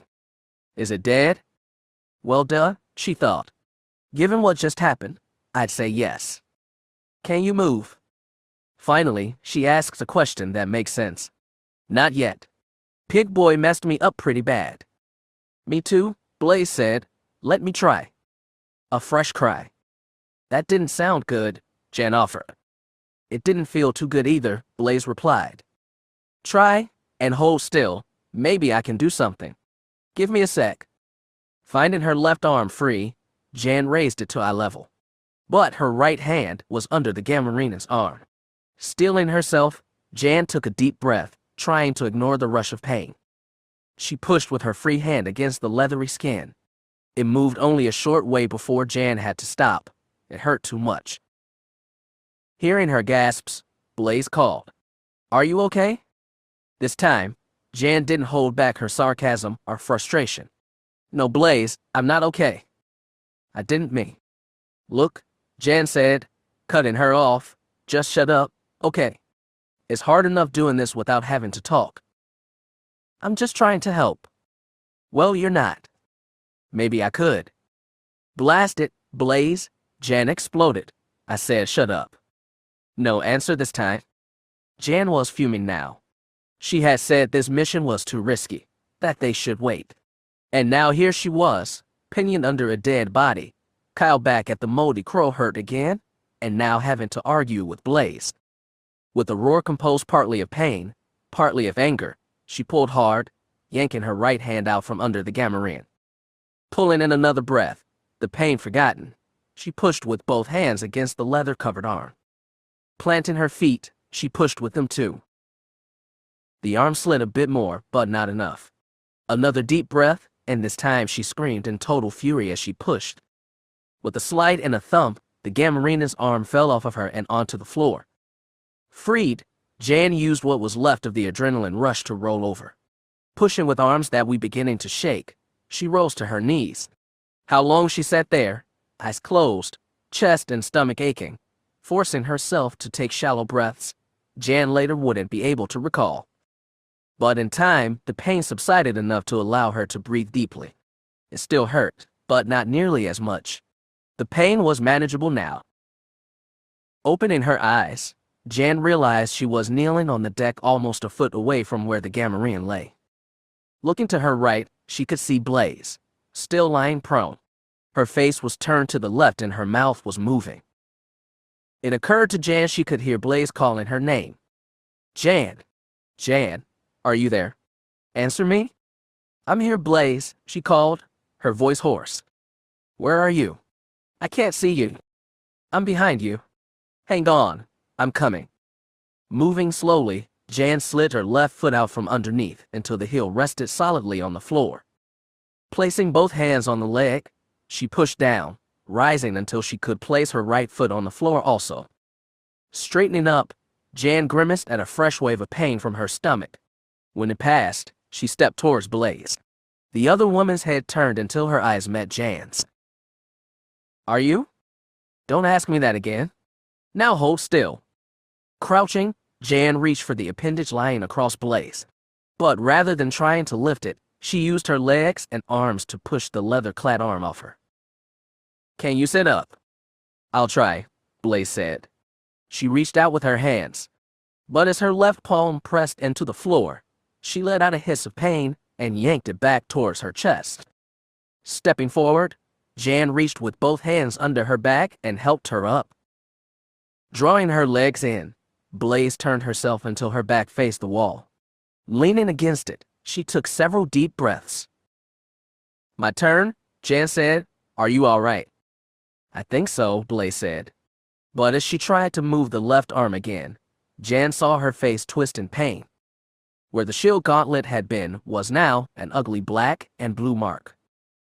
Yeah, Jan said sarcastically. You're okay? Well, maybe not, Blaze admitted. Can you move it at all? Blaze tried.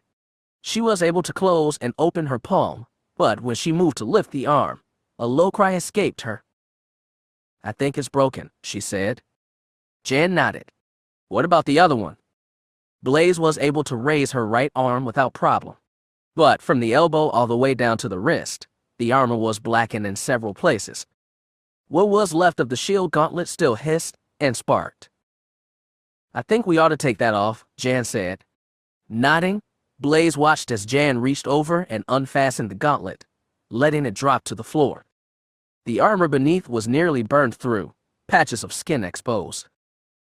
You're a mess. Me? What about you? Jan took a moment to consider that. Okay, so I'm a mess too. Happy? Blaze's look said she was anything but. We still need to get that nav card, Jan said, gaze flicking to the double doors. So go get it, Blaze said. Wait a minute if you think I'm gonna leave you here. There's no other choice, Blaze said. I'm in no shape to continue. And what if another of these, she pointed to the Gamorrean's body, shows up? Blaze lifted her chin, indicating one of the blasters lying on the ground. Give me one of those. I don't think. Look, Blaze interrupted, I've got one good arm. I can still shoot. This is a bad idea, Jan said, even as she grabbed one of the weapons. You know, Blaze offered, you say that an awful lot. And your point is? Jan said, glaring at her. No point.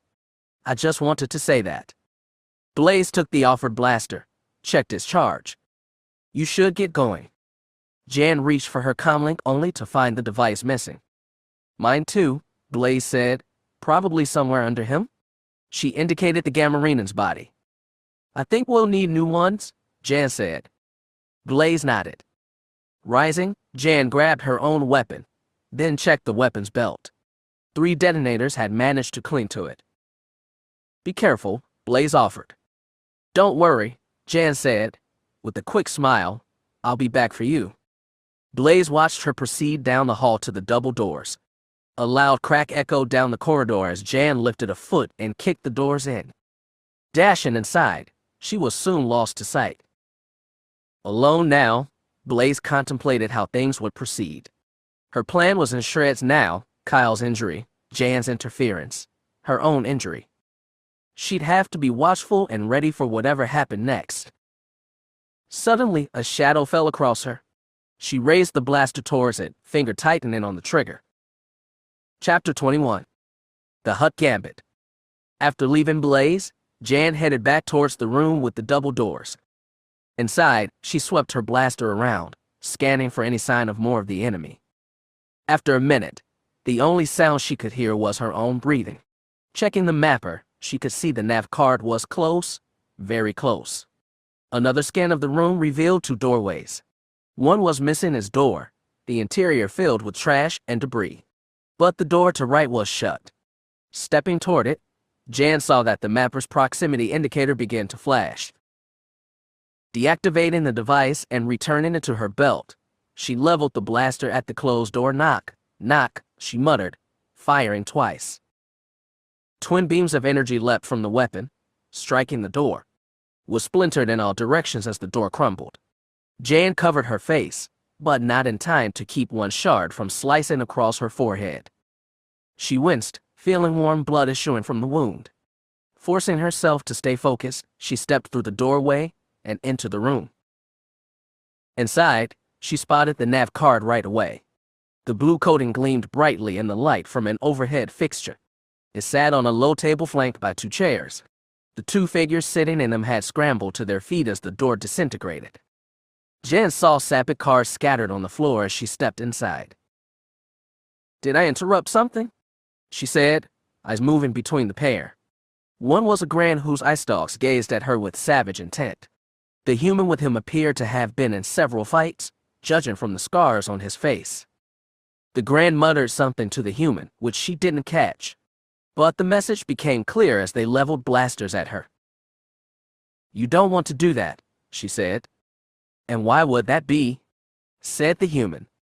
Because she replied, voice cold and hard, I've had a really difficult time getting in here. I'm hurt, tired, and really ticked off right now. Now, why don't you let me take the nav card and get out of here before I get angry? The Grand says something which translated as, you and what army? If that's the way you want it, she said resignedly, okay? Less than a heartbeat later, she had her blaster pointed directly at the Grand's head while simultaneously pulling a detonator from her belt and arming it. Last chance, boys. The human and alien glanced at each other. More than likely, one of them could drop the woman before she could fire. But the armed detonator was a bigger concern. The woman stood there, not moving as a trail of blood moved down her forehead and across her nose. As if possessed by one mind, they dropped their blasters at the same time. Good choice. Placing her blaster into the holster, Jan stepped forward, detonator still clutched in her left hand, armed and ready. With her free hand, she reached for the nav card. In case you're thinking about trying anything, she said, eyes flicking to the two figures, don't. One move, and I let this thing go. You know what happens next. The human and alien didn't move as Jan grabbed the nav card, depositing it in a pocket. Still wary, she stepped back, facing the pair. She moved towards the doorway. Stepping across the threshold, she tossed the detonator into the room. You've got 10 seconds. Make the most of them. Pulling her blaster free of the holster, she moved back out of the doorway as the human and alien exploded past her, running for the double doors. Jan followed as they flew past Blaze, running for their lives. She was halfway down the hall when the detonator went off. The floor shook as the explosion radiated through the building. Reaching Blaze, she dropped to one knee. I was about to ask what you had done when those two ran past me, Blaze said. They were smarter than most. Jan said, shrugging, they knew when to run. You any better? A little. I still can't move the arm. She noticed the blood. What happened to you? Didn't duck in time? Listen, do you think you can stand? I'll try. Pushing with her good arm and feet, Blaze was able to push herself into a side saddle position. But when she tried to plant her foot, Jan could see it was hurting her. Here, she said, reaching out with her right hand. Blaze glanced at the proffered hand for a moment, then grabbed it. Placing her other hand behind Blaze's back, Jan pulled. Both women grunted in pain, but with the final tug, Blaze was able to get her feet under her and stand up. Will you? Thank you. Jan nodded, catching her breath. I wouldn't care to go through that again. Me either, Jan said. Blaze took a step forward, nearly falling as her legs buckled. Moving quickly, Jan caught behind the back with her left arm, draping Blaze's right arm across her shoulders. Oh my, Blaze said, breathing heavily. That was close. Guess I sat too long. You going to be able to walk? I think so, just a little numb. Give me a second. As Jan held her upright, Blaze placed her feet on the floor again. Pins and needles struck at her feet and legs as the numbness subsided. Okay, let's try again. With Jan still holding her, they took a step. The pins and needles intensified for the first few steps, but gradually began to abate until Blaze could feel her feet again. For safety's sake, Jan stayed nearby as they exited the large building. The murky, smoke-filled air of NAR Shadow entered their lungs. But for the moment, being out in the open, the air tasted sweet. After a few more stumbles, Blaze put her arm across Jan's shoulders once more, letting the other woman help her as they headed back towards the ship. As they walked, Jan spoke up. Are all you covert agents this soft? What do you mean by that?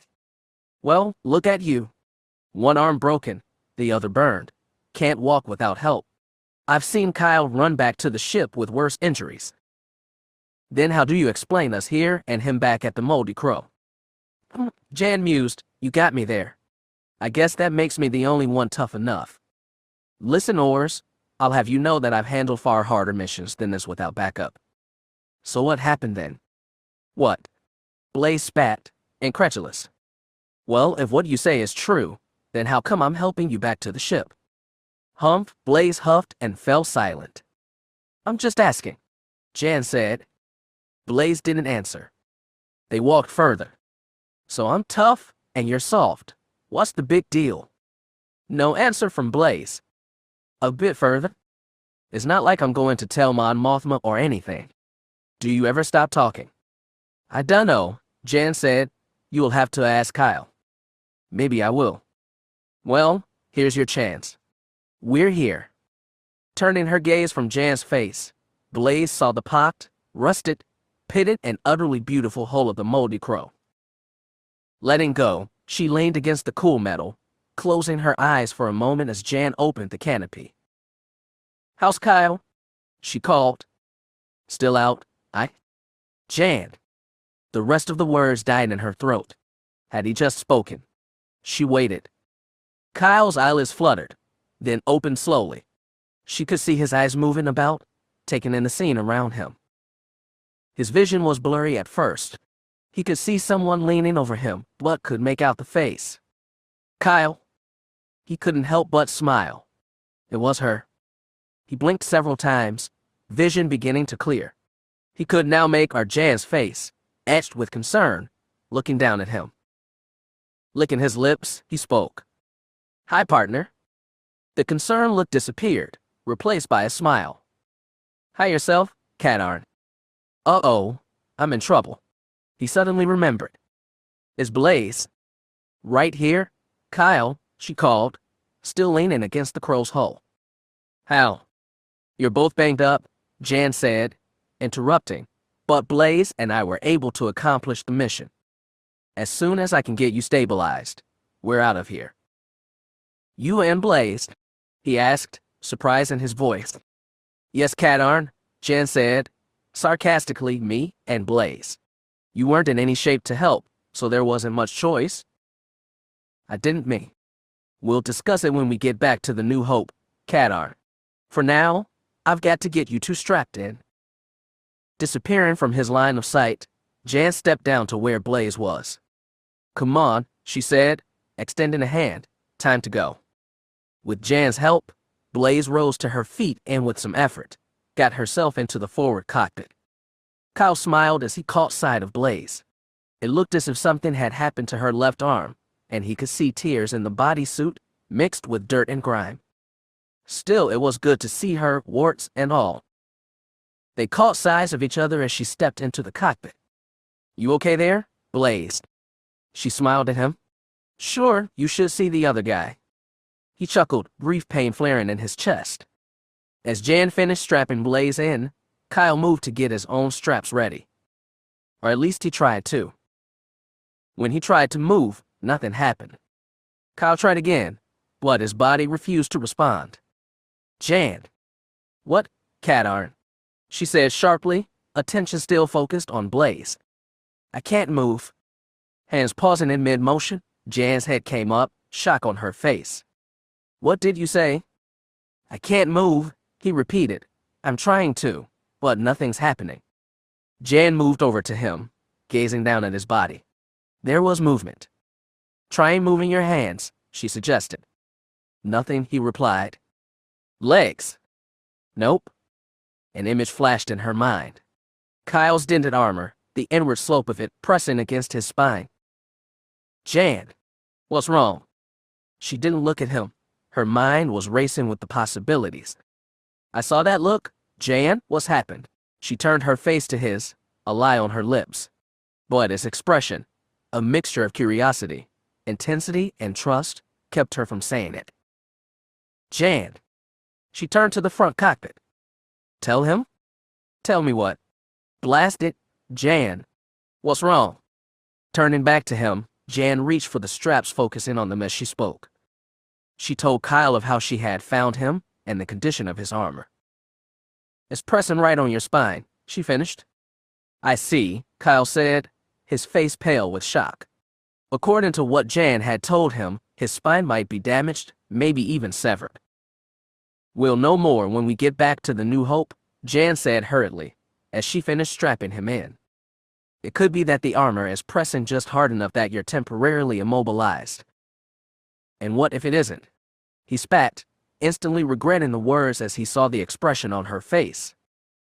He cursed. Jan, I'm sorry. I didn't mean to say that. It's just...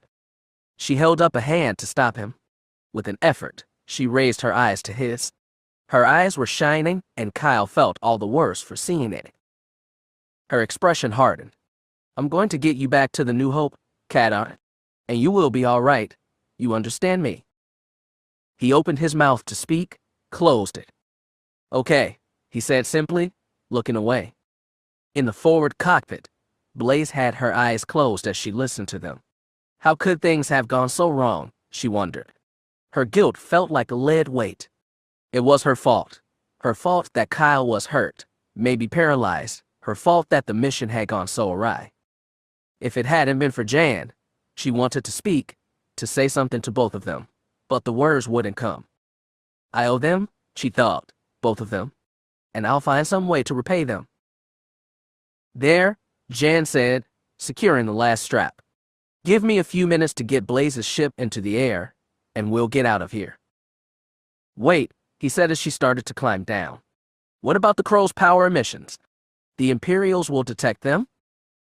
Jan gave him an exasperated look. After what I've been through, Kadarn, I couldn't care less about the Imperials. Besides, as soon as we clear the atmosphere, I'll get us into hyperspace. Okay, Kyle answered, and Jan. Yes. Thanks for coming to get me. She gave him a knowing smile. Trust me, Kadarn. You'll have ample opportunity to express your thanks when we get back. Oh, he said, recognizing that smile. Should I be afraid? Very afraid. Kadarn, she replied, very afraid. With that, she crossed to the forward cockpit to talk to Blaze. I'm going to have to use your ship to get us out of here. I figured that, Blaze replied. Listen, I had R5 record our descent course. Just give him this password, and he'll fly us out of here. She gave Jan the password. What about the hyperspace jump? It's all recorded in R5's memory. Jan smiled at her. Not bad. Maybe you do know something about covert operations after all. A little bit, Blaze answered, returning her smile. I'll see you both in a few hours, Jan said, closing the canopy as she stepped down from the cockpit. She made her way over to Blaze's ship, popping its canopy and stepping inside. As soon as the canopy closed, the ship powered up, displays coming online, engines warming up. On the screen directly in front of Jan appeared the words, Enter password. She spoke the password given to her. The display changed. Password accepted. Initiating launch procedures. As she watched, the R5 unit brought the fighter's engines online. As repulsors lifted the craft into the air, a tractor beam lanced out, ensnaring the moldy crow in its grasp. The ships began to rise together, Black Gold leading the way. As they rose above the tops of the buildings, Jan heard a bleep as the fighter's tracking system detected the Imperial sensor grid. Come on, she muttered. Get us into space. The ships rose higher, the buildings disappearing in the haze and smog of an Shadow's atmosphere. The bleep turned into a wail. A glance told Jan the Imperials had detected them. The comm display lit up. This is planetary security to Vessel 1 Chance. You have not been cleared for departure. Power down your engines and land immediately. Acknowledge. Don't think so, she thought. The comm came alive a second time. 1 Chance. This is planetary security. You are not, repeat not, cleared for departure. Land your craft now. A glance at the displays showed them nearly out of the atmosphere. Just a few more minutes. 1 Chance. This is your final warning. You have exactly 1 minute to land. Be advised we have dispatched TIE fighters to your position. Too little, too late, she thought. They were clear of the atmosphere. Now, if the R5 could just get them into hyperspace. A shadow eclipsed Black Gold's cockpit. Stunned by the sudden blackness, Jan looked up. Her eyes went wide as she caught sight of a ship directly above her. Looking for all the world like an oversized bird of prey, the ship hung its fattened, elongated shape eclipsing the stars. Got to get out from underneath before we can go to lightspeed, Jan thought. But no sooner had she begun to maneuver the ships away when a ray of blue energy issued from the ship, encompassing the Crow and black gold. Tractor beam. Grasping the throttles, she pushed them to the stops. The Z-95 began to accelerate, moving away from the larger vessel. For a moment, it seemed that they might get away. Jan was thrown against her straps as the beam intensified, halting their progress. Inside the Crow, Kyle spoke silent encouragement. He had felt the initial jolt as the tractor beam had caught them, then felt the Crow bank as Jan tried to maneuver. The second jolt told him it hadn't been enough. They started moving backwards, pulled by the beam. In the Crow's S-forward cockpit, Blaze had also felt the jolt, but rather than concern, a smile warmed her face. About time, she thought. Now maybe things will get back to normal. But as her gaze turned upwards, the smile faded away. With inexorable force, the larger ship dragged the two smaller ones, tractor beam guiding them to a pair of airlocks on the underside of the vessel. Twin arms attached to its rear quarter articulated encircling the Crow, and black gold in their grasp. Drawing her blaster, Jan waited for the airlock to cycle open. She could only that Kyle and Blaze would be okay until she could find them. But who had captured them? For that matter, how had whoever this was recognized their ships? Further questions were postponed as the airlock machinery came to life. A green light above her came to life. They'll be coming through any second now. She got ready. She'd only have a few seconds to surprise them, whoever they were. There, the airlock opened. But as Jan prepared to fire, a small object dropped through the opening, bouncing against the deck. It rolled a short distance, then stopped. She stared at the strange object. It didn't look like a thermal detonator, so what? The answer came as two lights flashed on the object's surface. It exploded, releasing a corona of harsh, blue light. Recognition came even as the light struck her. The blast from the stun grenade overwhelmed her senses. Her body went numb, blackness filling her vision as she fell. Some time later, his hands were cold. Strange, he thought. Why should a back-to-chamber feel cold? Well, he could ignore that for now. His attention returned to the figure inside. Jan floated inside the mass of pinkish liquid, eyes closed, a respirator covering the lower half of her face. Her hair floated in all directions, the brown contrasting with the pink. Kyle had to look away as he caught sight of her wounds. A deep laceration in her right leg, cuts and bruises across her middle, one eye blackened. The doctor had told him there were internal injuries as well, but she was responding well to treatment. Again he said, "I'm sorry, Jan." Emotions welling up inside, Kyle turned away from the tube. "No, I'm not doing this. I have to be strong. For her, I have to be." His communicator dinged. For a moment, he thought about not answering it. He had asked not to be disturbed, but... He snatched the device from his belt. "Cat aren't here," he said, testily. "Kyle, is Blaze?" Blaze. The very thought of her relieved some of the ache in his heart. If it hadn't been for Blaze, they never would have escaped. If not for Blaze, Jan would be dead now. "Where are you? Where do you think?" he said, a bit more sharply than he had intended to. Blaze seemed not to notice. "She's going to be fine, Kyle." "I know," he said. "It's just that. Jan knew the risks as well as we did, Kyle. She made the decision to come with us. While he knew Blaze was right, it didn't assuage his guilt. I should have insisted she stay with the ships. If she had, none of this would have happened. Knowing Jan, I doubt she would listen to you." A flicker of a smile crossed his face. Blaze was right. Jan's stubbornness was legendary. "Listen, can you come by my quarters?" That caught him by surprise. "What?" he asked. "I asked you to come by my quarters," she repeated. "Why?" he blurted. "Why not?" she answered. His mind was whirling. Blaze's invitation had surprised him. And why couldn't he go? The answer finally came. "I want to be her when Jan wakes up."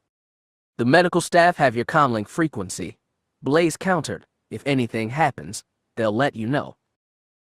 "But, please." He was cornered, Blaze's reasoning cutting off every avenue of escape. Besides, he did owe her. He blew out a breath. "I'm on my way." "Good," She replied, "See you in a few minutes." After verifying with the med tech on duty to call the instant there was any change in Jan's condition, Kyle left sickbay, making his way through the corridors of the New Hope to Blaze's quarters. Arriving, he keyed the call button on the wall panel. The door slid aside, Blaze's voice drifting out to him. "Come in." He stepped inside, coming to a halt as he caught sight of the interior. The room was at least twice the size of his own quarters. Before him sat a square containing a small couch, 2 chairs with a table in the center. At the other end of the room, he could see a partition forming a doorway.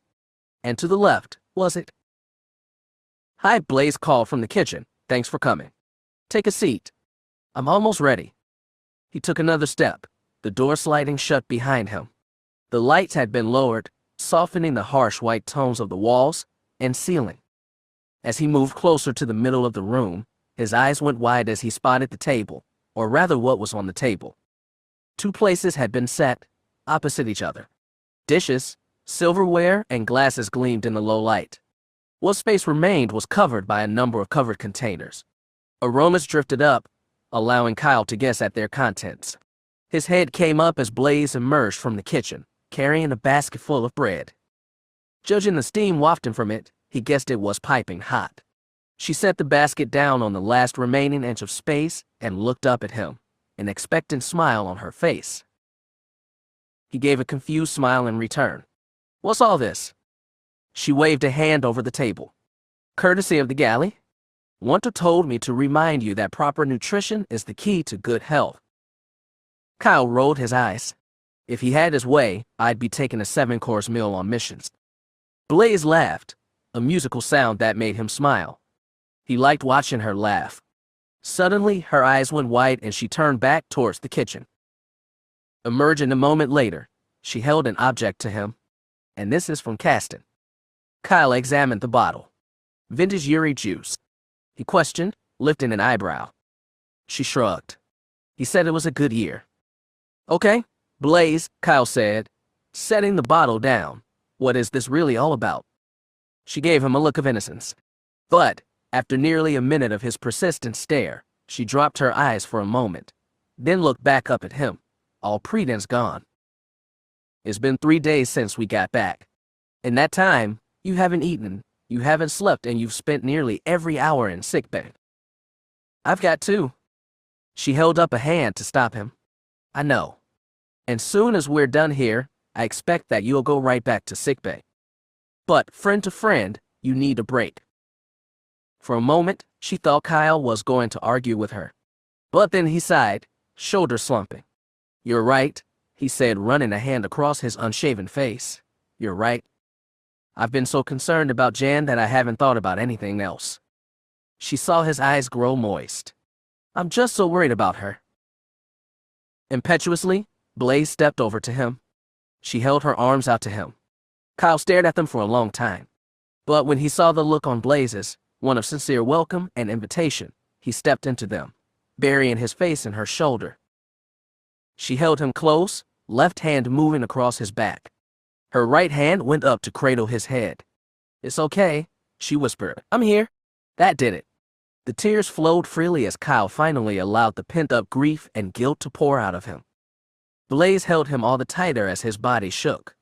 She continued to whisper in his ear, words of comfort, words of soothing. As the raging river inside him slowed, Kyle felt his control returning. Part of his mind screamed to him, "What are you doing? You shouldn't be here. What if Jan saw you like this?" The thought of a stern-faced Jan, hands on hips, glaring at him brought fresh strength, new resolve. "What's wrong with me? I'm standing here crying like a baby with a woman I barely know." Pulling his head up, Kyle opened his mouth to tell this to Blaze. But as his eyes met hers, the words died in his throat. He stood there, gazing into her face, knowing he should speak, but he was unable to. "This is embarrassing," part of his brain said. But Blaze's expression didn't make him feel that way. Instead, her honest smile conveyed anything but. In her face he saw peace, tranquility, acceptance. "No, I've got to get back to Jan," he thought. But even as he thought this, Blaze leaned in and kissed him. It was so sudden, so quick, he didn't know what to do. This is wrong, part of his brain said. This shouldn't be happening. But it was happening. He could feel her lips moving across his, her hands moving across his back, now up into his hair, stroking and caressing. This is wrong, Kyle said to himself. I should stop this. It was then, as one of Blaze's hands touched his face, Kyle suddenly felt cold, painfully cold. He shied away from her touch. What's wrong? Your hand, he said, looking at her with eyebrows raised, is like ice. She laughed. Don't be silly. My hands are fine. She reached for him, and Kyle took her hand in his. For a moment it felt normal. Then the cold was there again. You're sure you're okay, Blaze? 'Cause I'm not kidding. Your hand is really cold. She gazed at him, eyes full of amusement, opened her mouth to speak. But no words came out. Blaze, what's wrong?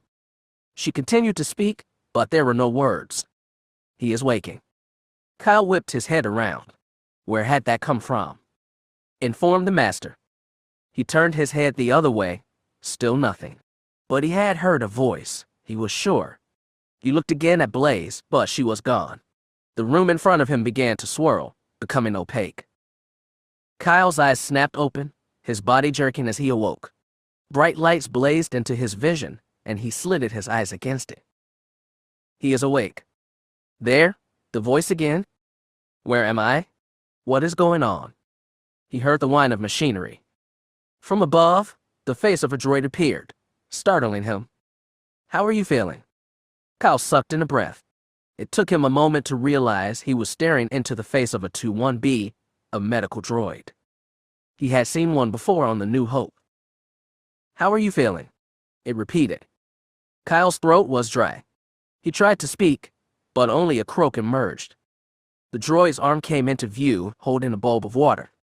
Kyle tried to reach for it, but his arms wouldn't respond. He tried again, felt the sting of cold metal. Able to move his hand, he felt around, encountering a metal collar around his wrist. A check of the left hand left side found a similar shape. He tried moving his feet, feeling resistance there as well. Restraints, he realized. The cold he felt came from the metal table he lay on. Please hold still, the droid said, lowering the water so that a thin stream poured into his mouth. The water was blessedly cool. Kyle allowed himself a moment to savor it before swallowing. Now, the droid said, how do you feel? Okay, I think. Good. You should be pleased to know that I have completed my examination and treated your injuries. Injuries. He suddenly remembered. I couldn't move.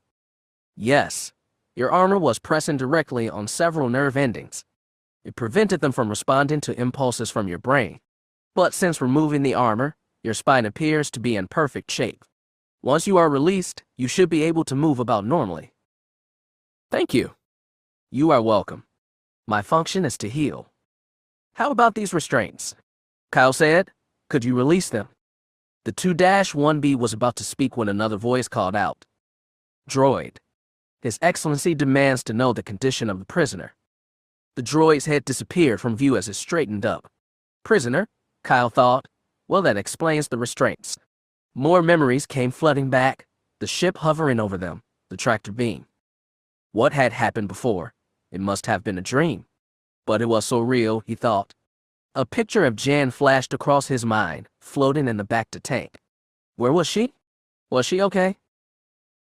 The patient is responding well to treatment. He should.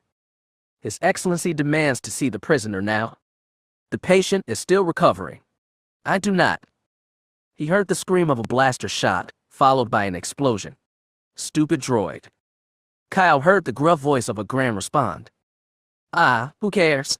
We can always buy another droid. The Grand responded with something like, fine, then you tell him. Yeah, right? Do I look that stupid? Two faces suddenly came into view. Sure enough, one was a Rodian, the other a human. The human spoke. You awake there? Kyle said nothing. The Grand leaned closer, eye stalks concentrating on Kyle's face. He said something. Yeah, you're right.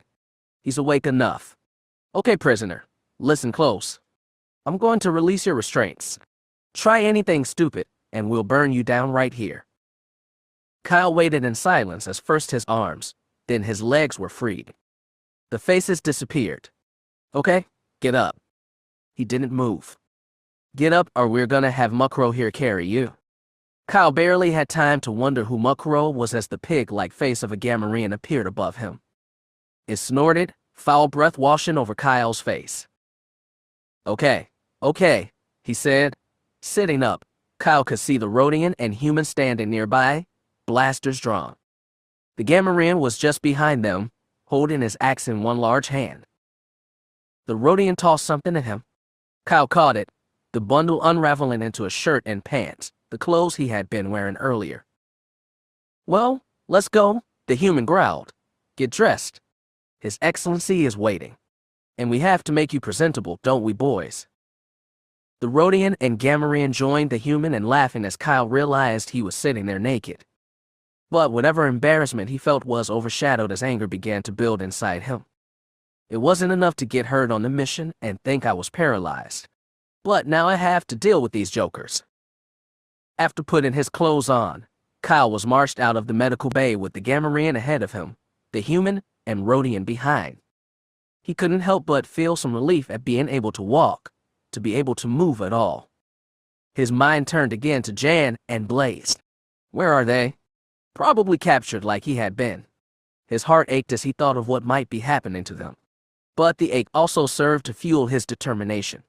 He was going to survive whatever was coming, rescue Jan and Blaze, and get all three of them back to the New Hope. Resolved, Kyle set his face in a neutral expression, not wanting his captors to guess at what he was thinking. They led him through several corridors, up a flight of stairs, stopping in front of a large pit. The walls were covered with a mixture of permacrete and red-orange bricks. The pit below was similarly decorated. The human pulled out a comlink. Your Excellency, the prisoner is here. Kyle waited for someone to appear, and so was startled as the air in front of shimmered. Lines of static appeared, resolving themselves into an image. He tried not to react as the doughy, sweat-stained, fleshy head of a Hutt appeared. His eyes immediately sought him out. Kyle Katarn, the Hutt rumbled. So you are the one who been such a thorn in General Mock's side. Kyle recognized the face immediately. Jabba the Hutt, one of the biggest interstellar crime lords in the galaxy. While he had never met him before, Kyle had heard of Jabba. The Empire had tried for years to secure his arrest from 1,000 different charges on 1,000 different worlds. But the Hutt had provided as wily as he was ugly, evading capture and trial many times. Of course, now it all made sense. Mock had learned of his defection and, finding stormtroopers unable to capture or kill him, had turned to the Hutts. And the Hutts ruled both Nar Heka and Nar Shadda. There were more questions to ask, but only one concerned him now. Leveling a finger at the image, he said, "What have you done with Jan and Blaze? I would be more concerned about my own fate right now, human. Your companions are being questioned. As for you, I believe my crate dragon will enjoy ripping you limb from limb." Kyle felt a stab of fear. Part of him hoped Jabba was bluffing. Crate dragons were one of the largest and most dangerous predators in the galaxy. Many had tried hunting them, lured by the rumors of the jewels encrusted in their hides. Most were never heard from again. However, Jabba said, "We Hutts are not without mercy. Should you wish to beg for your life, I will listen to your pleas."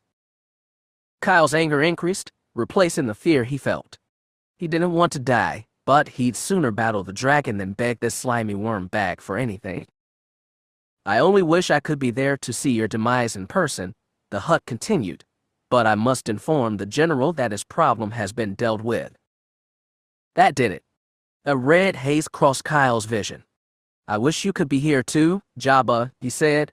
Looking at the Hutt directly, there's nothing like the taste of roast crate dragon. Behind him, Kyle heard the guards suck in a collective breath. "Big mistake," muttered the human. "Bosca." Jabba growled, terminating the hologram. Kyle felt the blunt end of the Gamorrean's axe strike him in the back. His breath exploded out in a whoosh. The blow knocked him forward. Fighting for balance, his left foot went out into open air. Gravity took over and he fell. As the ground rushed up at him, Kyle reminded himself to focus on what to do next. As his feet struck the floor of the pit with stunning force, he threw himself forward, tucking his head in and using the momentum to roll forward and back onto his feet. His body ached from the height of the fall, but the roll had distributed most of the shock, and he was able to move. Just then, a grinding noise sounded from the far side of the pit. Kyle watched, eyes going wide, as a large door slid upwards on its tracks, revealing a great dragon. The animal stuck its head out, sniffing the air. Its eyes shifted left, then right as it ponderously made its way into the pit. A growl escaped his mouth as the dragon caught sight of Kyle. It began walking across the pit, headed right for him. Planet Tatooine. Jabba the Hutt's castle. As the image of Kyle Katarn falling into the pit winked out, Jabba reached into his aquarium, pulling out one of the small toads. The creature wriggled in his grasp, desperate for freedom. Popping it into his wide mouth, the Hutt reveled in the sensations as the small creature scrabbled inside his mouth, succumbing as Jabba's mouth crunched shut, once, twice. What remained of the toad's body slid down the Hutt's throat. Turning to his major domo, Jabba burped loudly. "Send a message to General Mach," he commanded. "Let him know that Katarn has been dealt with." The major domo, a Rodian, bobbed his head in a yes gesture several times. He stepped back, preparing to leave the throne room and head for communications. The sudden clatter of footsteps from outside brought both their gazes around as a smallish human dashed into the room. Skidding to a halt in front of the throne, the human bowed several times as he tried to control his panting. The Hutt's eyes narrowed in annoyance. He had told his staff that interruptions would not be tolerated. He had already sacrificed 2 of them to the rancor in order to hammer the point home. Perhaps he should do the same to this one. With a last bow, the human straightened up. Jabba's hand paused in mid-descent over a button built into his throne. He had seen fear before in many eyes. But this was more than fear. "What is the reason for this interruption?" The human, between gasps, spoke in a rush. "Please forgive me, Your Excellency. I know of your instructions, and had this not been a matter of the greatest urgency, Enough," the Hutt yelled. "Tell me why you are here." Nearly paralyzed by fear, it took the human a few more moments to speak. Apologies, Your Excellency. We are receiving a signal." When the human didn't continue, Jabba motioned with his hand, and the signal, it is. Motioning again, Jabba had one of the Gamorrean guards in the room approach the dais. "Technician," the Hutt said in a menacing tone, "you will explain why you are here, and why you have interrupted me, or my guard will hand me your head so I may extract the information myself." His face turning ashen, the human took several deep breaths, eyes dancing between Jabba and the guard. "Speak," Jabba commanded.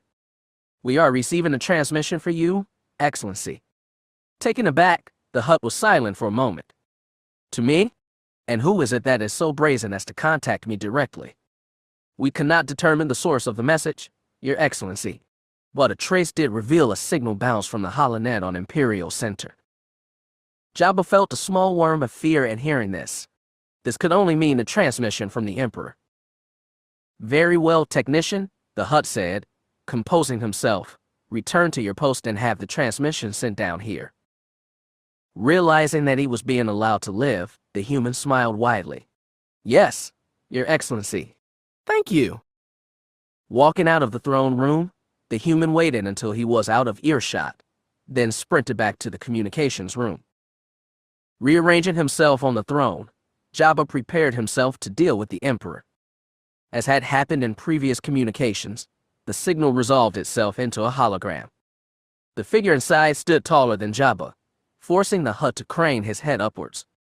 He tried to see a face, but a voluminous black cloak covered the figure from head to toe, obscuring, all save the lower half of the face. But it was enough for Jabba to recognize that something was amiss. "Who are you?" The figure didn't answer. "Tell me who you are."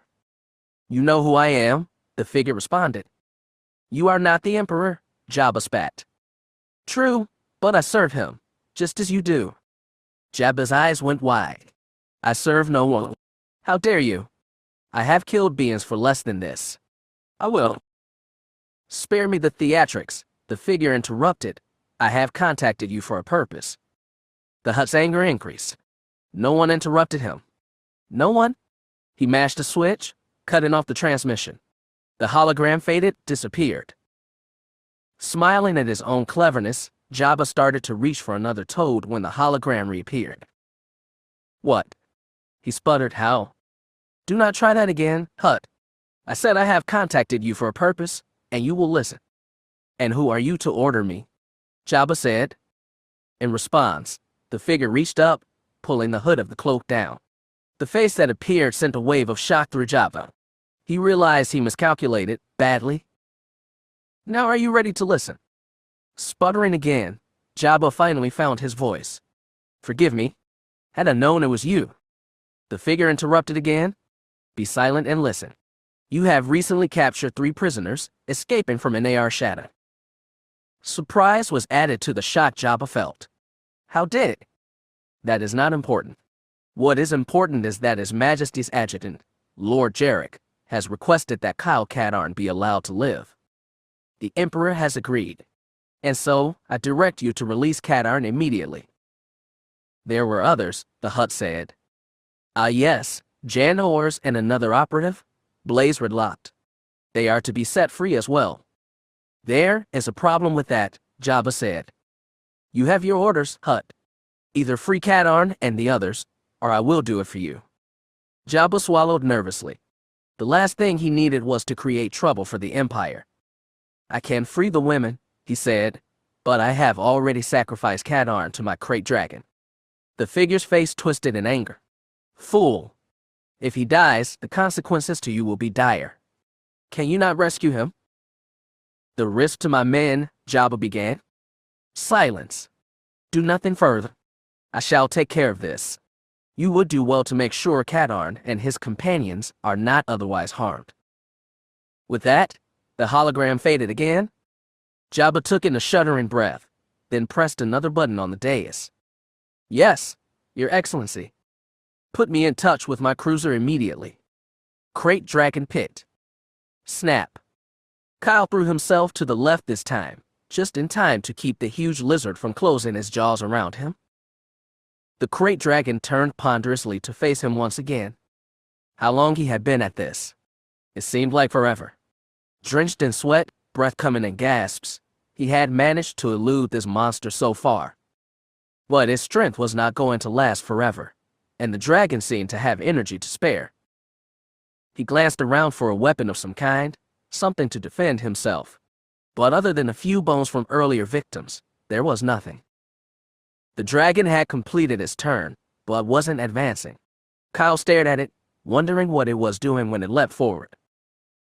Oh, Sith spit. The massive jaws opened again, giving him a good look at the dragon's throat. No way do I want to end up in there. He threw himself to the right, out of the way. The dragon missed him, but as Kyle rose, it swung its tail. He never saw it coming. Pain exploded in his chest as the leathery surface smashed into him. Kyle flew backwards until he fetched up against one of the pit walls, bouncing off of it and onto the floor. His back let him know it was indeed functioning as the nerve screamed in pain. Hearing an all too familiar roar, Kyle managed to turn his head enough to see the dragon turning towards him.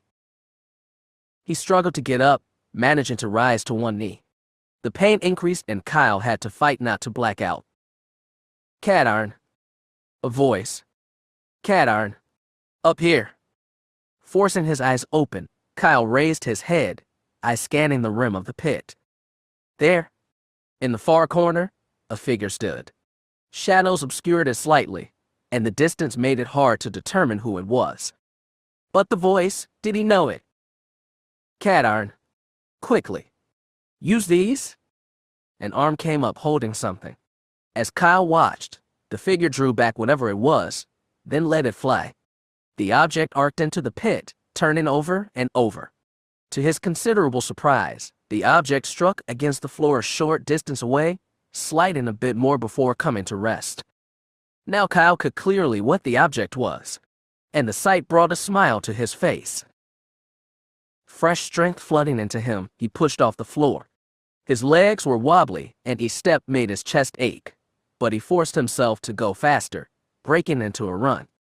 Reaching the object, he dropped to his knees, scooping it up. Light winked off the surface of the belt of thermal detonators. A new sound brought his head around. The crate dragon was coming towards him. Pulling two of the detonators free, Kyle armed them. He started to throw the devices, then changed his mind and with an underhand toss, sent them rolling towards the beast. The dragon caught sight of the shiny metal objects, halting his progress as they came to rest just in front of it. It lowered his face towards them, sniffing. Kyle smiled in satisfaction as the dragon cried out in pain. The detonators had exploded right in his face. It backed up a step, then another, roaring in pain and shaking his massive head. An ugly black streak was visible across part of his face. But any hope he had that it was enough disappeared as the dragon roared one more time, then leapt towards him again. Kyle reached for another detonator even as his mind told him there wasn't enough time to arm and throw it before the dragon would be upon him. At the rim of the pit, the figure that had tossed him the detonators watched in frustration as Kyle wasted two of the detonators. Didn't this guy know anything? A crate dragon's hide was too tough for even a thermal detonator to penetrate. Even as the detonators exploded, the figure knew they would only serve to anger the creature. The dragon was backing away now, its muzzle blackened. The figure watched it coil itself, then spring towards Kadarn. He was going to die this time. There wasn't enough time for him to do anything. But the figure had his orders. Kadarn had to live. A hand came up, reaching out towards the pit. Focusing on the belt of detonators, the figure wrenched them free of Kadarn's grasp, and as the crate dragon's mouth opened wide, the now armed detonators flew inside. That done, the figure turned its attention to Kadarn, pulling him away from the dragon just as the detonators went off. He couldn't figure out what was happening. One moment the crate dragon was leaping at him, jaws opened wide. The next thing he knew, the belt of detonators flew from his hand and into the dragon's maw. In the next instant, he flew backwards, away from the dragon. Seconds later, 4 muffled explosions sounded as the detonators went off inside the dragon. Kyle heard the dragon scream, a scream of pain and agony. With the last, guttural cry, the crate dragon collapsed onto the floor of the pit. Its eyelids slid closed and a last, ragged exhalation emanated from it. It's dead, he thought. It's dead. But how? I didn't do anything. The detonators flew inside it in. Remembering the figure, Kyle angled his face upwards towards the rim. But the space where the figure had stood was empty. Whoever it was, he or she was gone now. 1,000 questions flashed across his mind. But they would have to wait.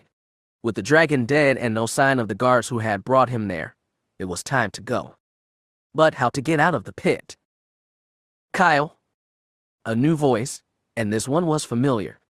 Turning his gaze to the rim of the pit again, he caught sight of her. Blaze. Chapter 22. Finding Jan? As the grapnel pulled him the last few inches, Kyle reached out a hand.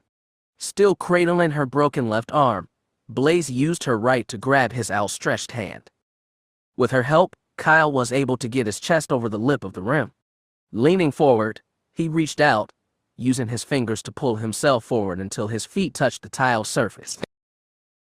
Drawing his knees up, Kyle rose to his feet, facing Blaze. Thanks. You're welcome. Are you all right? Old Gruesome Down smacked me around a little, he replied, indicating the body of the crate dragon, but I'll live. I've got some med packs with me. Here.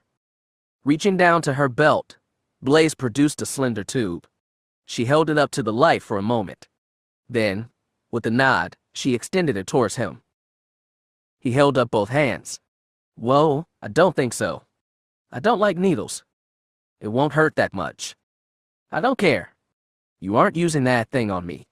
I'll be fine. Kyle crossed his arms on his arms, instantly regretting the move as fresh pain blossomed in his chest. Oh yeah? Blaze said sarcastically. You're fine, all right. Now hold still, you big baby. Before he could utter another protest, she took a quick towards him, jamming the needle into his arm just above the bicep. Ouch. Oh, hush, Blaze said. It can't hurt that bad. She pressed a recess button on the device, watching as the contents were injected into him. Says you. Pulling the needle free, she shook her head at him. Oh, quit whining. It's over now. Just give the mixture a minute to work. I was ejecting, not whining. She said nothing. I don't whine. Still silent. I don't. Just then, Kyle felt something. It was as if something had reached inside him and covered nearly all of the pain he felt. He took a deep breath. His chest ached slightly with the motion, but nothing like the pain just moments ago. I think it's working, he said to Blaze. I feel better. See? Now, next time, don't be such a whiner. Hey. She caught his gaze. All right then, don't be such a complainer next time. Now, if you're fit to travel, let's go. We still have to find the ships. Kyle started to nod, then remembered. Wait a minute. What about Jan? Having taken a step away from him, Blaze stopped, looked over her shoulder. The guards must have separated us. After I escaped from my cell, I tried looking for her, but found you first. We've got to find her. Kyle, she could be anywhere. We can split up. With both of us looking, we're sure to find her. Kyle, Blaze said, shaking her head, this ship is immense. I saw it as we were being brought aboard. We could search for hours and still not find her. And if the guards find us, we're in no shape to fight. Annoyance creeping into his tone, he replied, I don't care. We have to find her. Blaze stepped back over to him, put her hand on his shoulder. Kyle, for all we know, they may have killed her. She saw his eyes darken with anger even as Kyle saw a vision of a broken and bleeding Jan in his mind.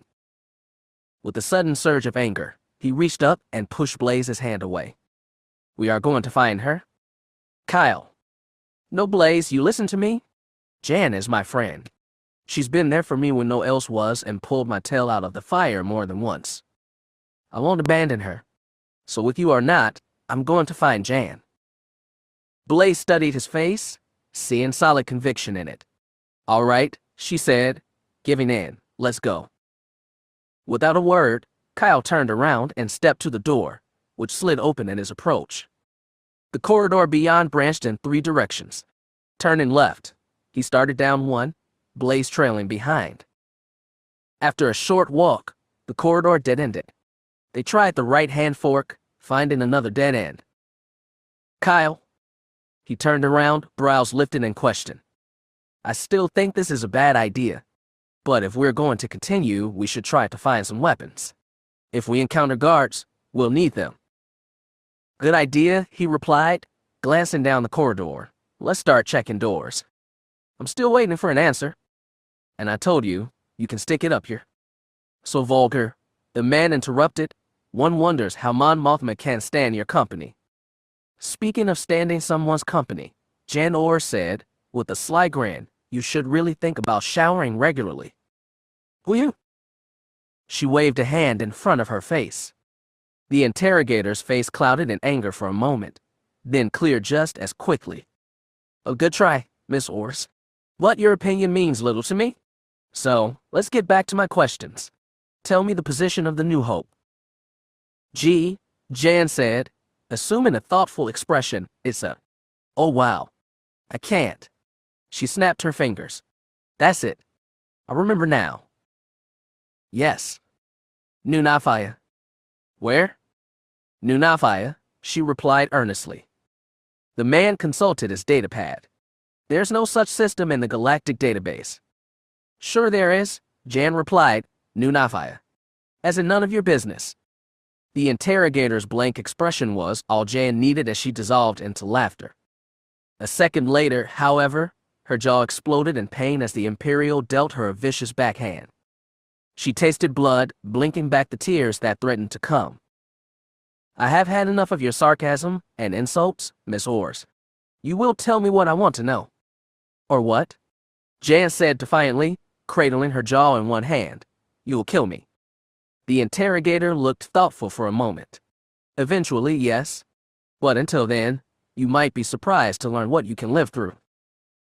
Jan felt renewed fear at the man's expression. She could see he wasn't kidding. After finding nearly a dozen empty rooms, Kyle and Blaze made their way down the central corridor. Both were wary, eyes casting about in all directions. So far, they had encountered no guards or patrols. "This is too easy," Blaze had said, to which Kyle nodded. As the central corridor ended, they found themselves in small atriums, with 4 more corridors branching off from it. "This is hopeless, Kyle," Blaze said. "There could be another 100 corridors in this ship." "Then we'll search them all," he said. "I already told you, I'm not leaving here without Jan." Picking a corridor at random, he started down, pausing at the first door. Hitting the door, Kyle waited as the door slid open. He stepped inside, finding another room just like all the others. But as he gazed upwards, his eyes locked on a new sight. There, hanging from the ceiling on a long, thick chain, was a mesh net holding his blaster, missile launcher, detonators, and weapons belt. "Blaze," he called, "over here." A moment later, she entered the room. "What is it?" He pointed. Blaze looked upwards, eyes locking on the cache of weapons. "Well, I'll be a Trellian Wind Chaser." He tried reaching up to it, but the mesh was just out reach. "We've got to get it down somehow." Blaze nodded. "Wait a minute," Kyle said. "You got another of those med packs?" "Yes." "Let me see it." Blaze pulled the squarish box from her belt, handing it to Kyle. "What are you going to do?" "See if I can knock something loose," he replied. Taking aim, Kyle hurled the med pack at the mesh. It struck, jostling the collection of weapons. But nothing came free. Retrieving the med pack, he moved to another spot and threw it again. This time, the blaster rifle jerked slightly, its barrel sliding out over the edge of the mesh. Moving to stand directly under the net, Kyle hurled the med pack into it again. The blaster jerked again, slid further, and fell out of the net. "Look out!" cried Blaze. "Why?" Kyle started to say as the blaster struck the floor and discharged. The bolt flashed out of the muzzle even as he ducked down. It burned past, missing him by inches, ricocheting off the wall instead. Continuing on, it struck the opposite wall, ricocheting again. With a flash and shower of sparks, the bolt of energy expended itself against the chain holding the mesh, severing it. A cacophony of crashing noises ensued as the collections of weapons and gear struck the floor. Fortunately, no more weapons went off. When the last item had come to rest, Kyle came out of his crouch, seeing Blaze in a similar posture on the opposite side. She gave him a look. Shrugging, he said, "Oops." "Yeah," she replied with a sarcastic glare at him. "Oops." "Well, at least I got them down," Kyle said, stepping forward to collect his gear.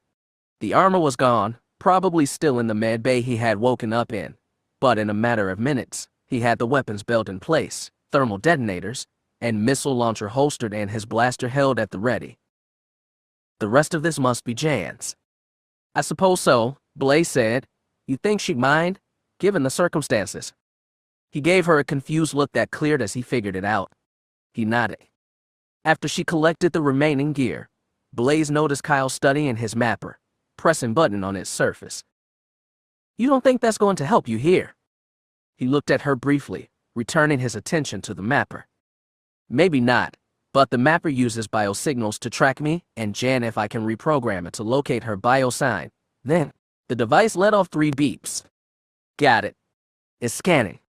Blaze walked over, watching as the device searched for Jan Orr's biosignal. A minute passed, 2, then 3. The mapper's display flashed once, then resolved into a display showing a single, green, pulsating dot. "It's got her signal," Kyle said, smiling. "Where?" Blaze said, hoping her voice. "Not sure," he replied, "but we can follow the signal right to her. Come on." Jan screamed again, every nerve ending on fire. "I think that's enough," the interrogator said. The torture droid complied, backing away from her. Jan crumpled, falling back into the chair, and nearly out of it. The interrogator reached over, steadying her. Now, be careful. We don't want you to hurt yourself now, do we? Jan didn't answer, couldn't answer even if she had wanted to. The electric shock administered by the droid was still playing havoc with her insides. Her teeth were locked together, and she couldn't get them to release.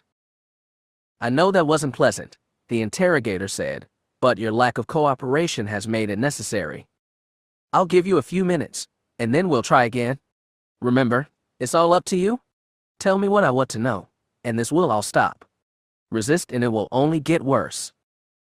In her mind, Jan knew there was no way she was going to give in, even if it cost her life. I just wish I could see Kyle one last time, she thought. I believe it's been long enough, the interrogator said. Now, once again, Miss Ors, tell me the location of your rebel forces. Jan shook her head. Ah, I see. Well then, you've made your choice. Droid, continue. The teardrop-shaped device floated towards her, its electrical arm stretching out. K.A. blam. The interrogator whirled around, covering his face as the door to the cell exploded, sending sections of plasteel flying. The man drew his blaster only to have a red beam flash out of nowhere through the swirling smoke and strike his hand. Crying out in pain, he dropped the blaster as two figures emerged from the smoke, a man and a woman, both holding weapons. Stay right there, Imperial. The interrogator hesitated for only a moment. Weaponless, he won advantage. In 3 quick steps, he reached the prisoner. Reaching down, he put his hands around the slender neck and began to squeeze. After the trio of thermal detonators had vaporized the door, Kyle was waiting for the smoke to clear when he caught sight of the black uniform of an Imperial officer. He was about to call a warning to Blaze when she drew her blaster and fired. There was a cry, followed the sound of an object hitting the floor. He gave her a quick smile, then stepped into the room, calling for the Imperial to hold his ground. Instead, the man stepped away, moving deeper into the room. Finally clearing the smoke, Kyle saw the man step towards a figure seated in a chair. It was Jan. The man reached down, encircling her neck with his hands, and started to squeeze. His vision going red, Kyle felt a sudden rage. Get your filthy hands off of her, he cried, dashing forward. The Imperial, seeing him coming, squeezed harder. Already, Jan's eyes were losing focus. Teeth bared like a predator, Kyle drew his gun back, then slashed it forward in a vicious blow that struck the Imperial in the side of head. The man's grip loosened, but did not release. Bringing the gun back around, Kyle grabbed his right wrist with his left hand, leveling the blaster. Fingers dabbing down on the trigger, he loosed 3 shots at point-blank range. A moment later, what was left of the Imperial fell away from Jan, crashing to the deck. Kyle stood over the body, breathing hard, his face a mask of blind rage. Behind him, Blaze watched mutely. She hadn't seen rage like that in a while. Uncontrolled, it was clearly lethal. To his left, Jan coughed weakly. The sound brought his head around. As his eyes took her in, the rage drained from Kyle as quickly as it had come. He let go of the blaster, letting it drop the deck as he knelt beside her, hands gripping one of the chair's rails. Jan. He reached, took her hand in his, gave it a gentle squeeze. Jan, it's Kyle. Can you hear me? Her chin was on her chest, eyes half closed. She didn't squeeze back. Concern mounting, Kyle reached out with his free hand. Part of mine said, "What are you doing?" He touched her face. The skin was warm, she was still alive. Moving with extreme care, he maneuvered himself so he faced her. Delicately, he grasped her chin, pushed it up until he could enter her eyes. The pupils were unfocused, gazing nowhere. Jan, please, he said, don't leave. She still sat in the chair, but the room was dark except for a single light overhead. The interrogator was gone. In fact, other than the chair and area illuminated by the light, Jan could see nothing else. She felt her neck, where the Imperial had so mercilessly squeezed, cutting of her air. But she felt only smooth, unvarnished skin. Am I dreaming? One way to find out. Ouch. She had felt that. The skin had reacted to the pinch with momentary pain. So, I'm not dreaming, but something's happened. Jan. A voice. It seemed to come from everywhere. Jan, it's Kyle. Can you hear me? It was Kyle. She recognized the voice now, but where was it coming from? Why couldn't she see him? As if responding to her silent question, the overhead light brightened, and a beam emanated from it, piercing part of the darkness. At first, Jan couldn't make out what she was seeing, but as the light intensified even more, she could see Kyle. He was kneeling in front of her, holding her hand, touching her face. What in the 9 hells of Corellia is going on here? Why was Kadarn touching her? Why couldn't she feel it? What? Jan, please don't leave. The answer came in a flash. I'm dying. She thought about it for a moment. The Imperial's hands, the last gasp of air leaving her body.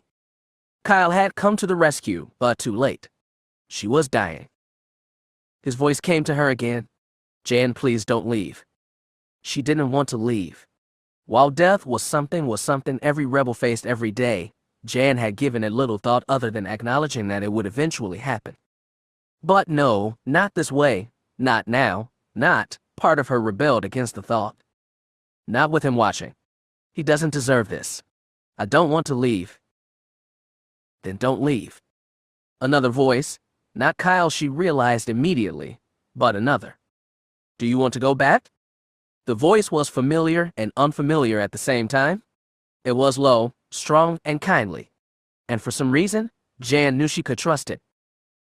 What is your answer? Do you want to go back? She looked out at Kyle's face. She could see him trying to be strong, to not give up. He cares, she realized. He really does. Then there was only one thing to do. Yes, she said firmly. I want to go back. At once the lights winked out. A weight seemed to press on her chest.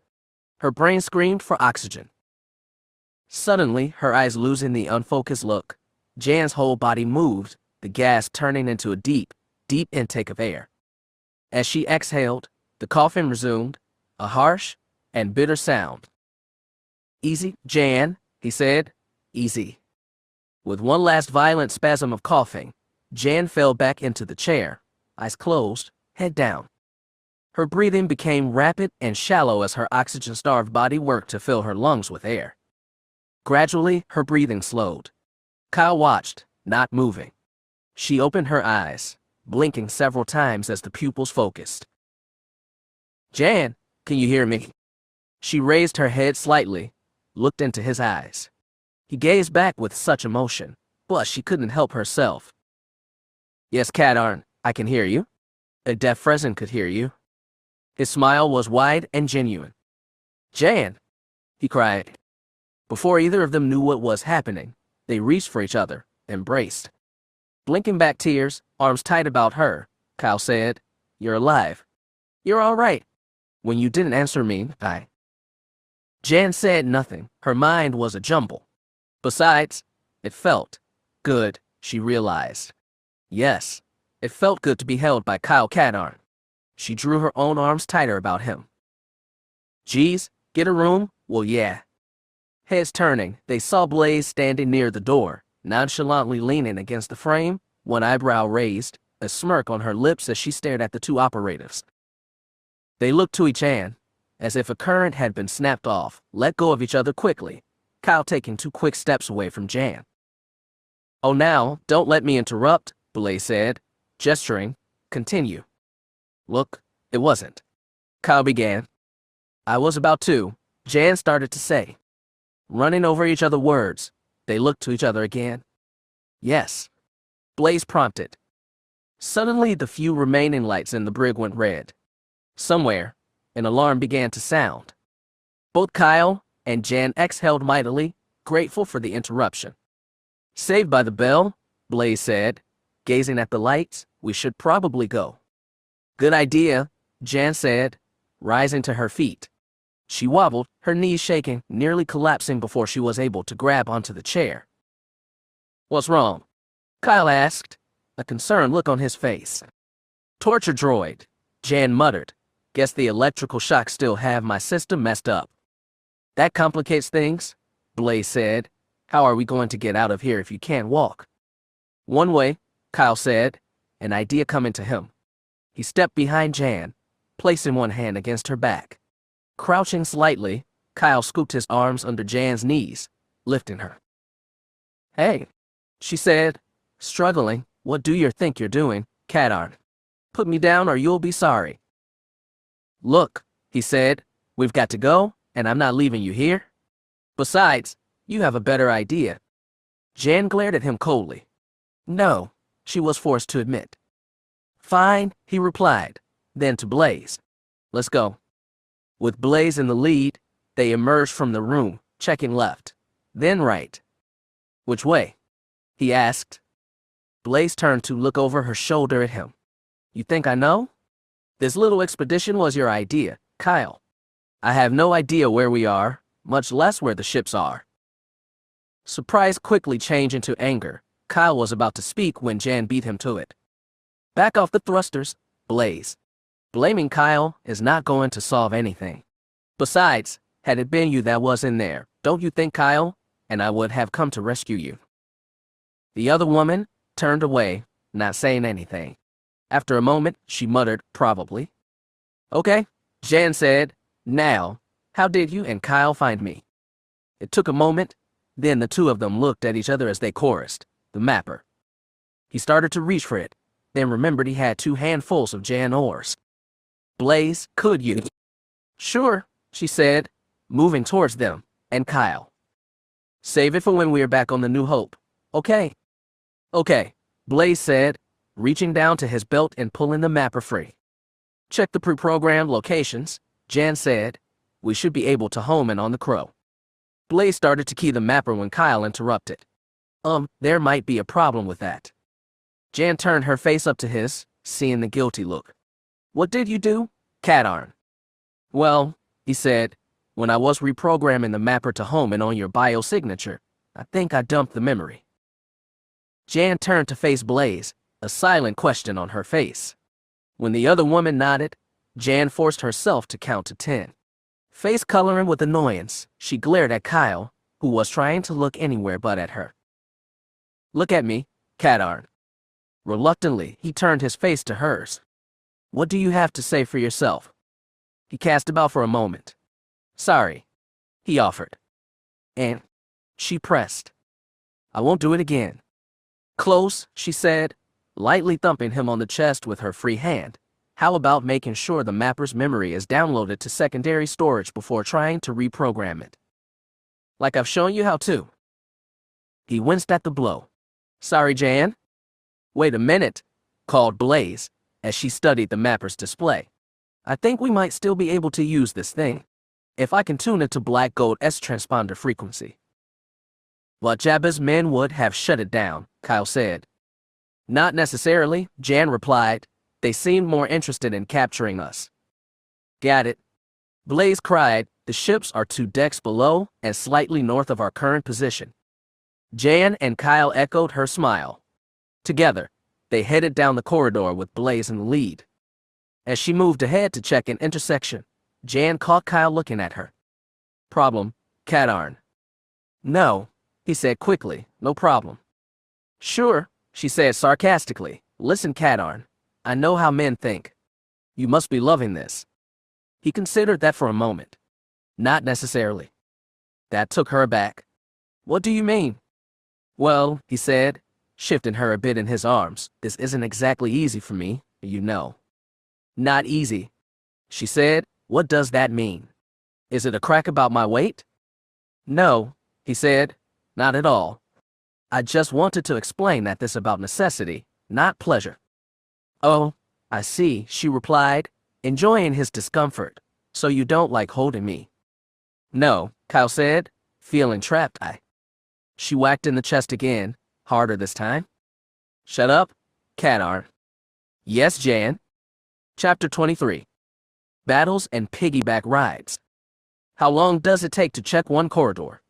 Jan muttered. Blaze had been gone for over 5 minutes now, leaving her and Kyle standing there, waiting. Jan shifted in his arms. Let me down for a second.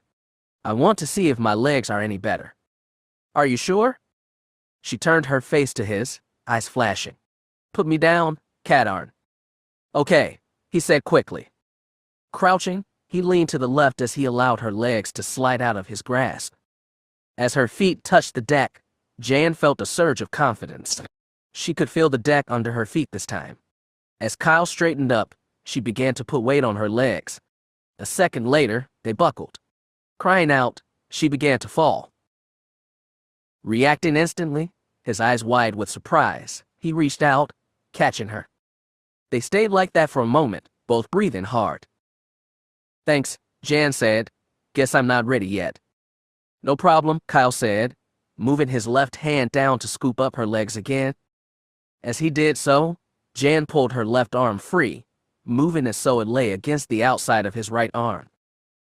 Guess you're just gonna have to carry me for a bit longer, Kyle. He couldn't help himself, as the lady wishes. Jan chuckled at the remark, looked up into his face.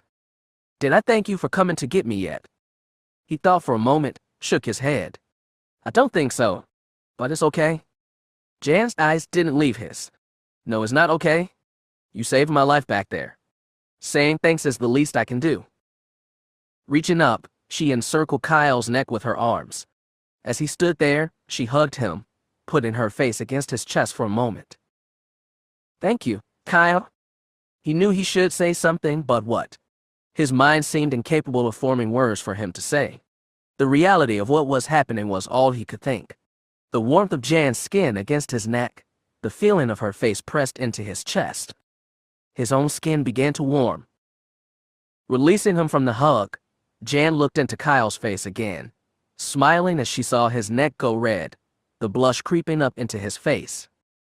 He's embarrassed. She wanted to say something, wanted to laugh. Granted, they were in the middle of an alien ship with who knew how far to go to get to the ships, but at the moment, Jan's focus was on how cute Kyle looked as he blushed. 1,000 ideas about what to do next raced through her mind. But before she could decide on any of them, the sound of blaster fire reached their ears. Kyle snapped out of the trance he was in, combat instincts kicking in. He looked down at Jan. You heard that. She had also gone into soldier mode. Sounded like it was coming from the hallway. You don't think, he began, just as several shots struck the opposite wall of the corridor.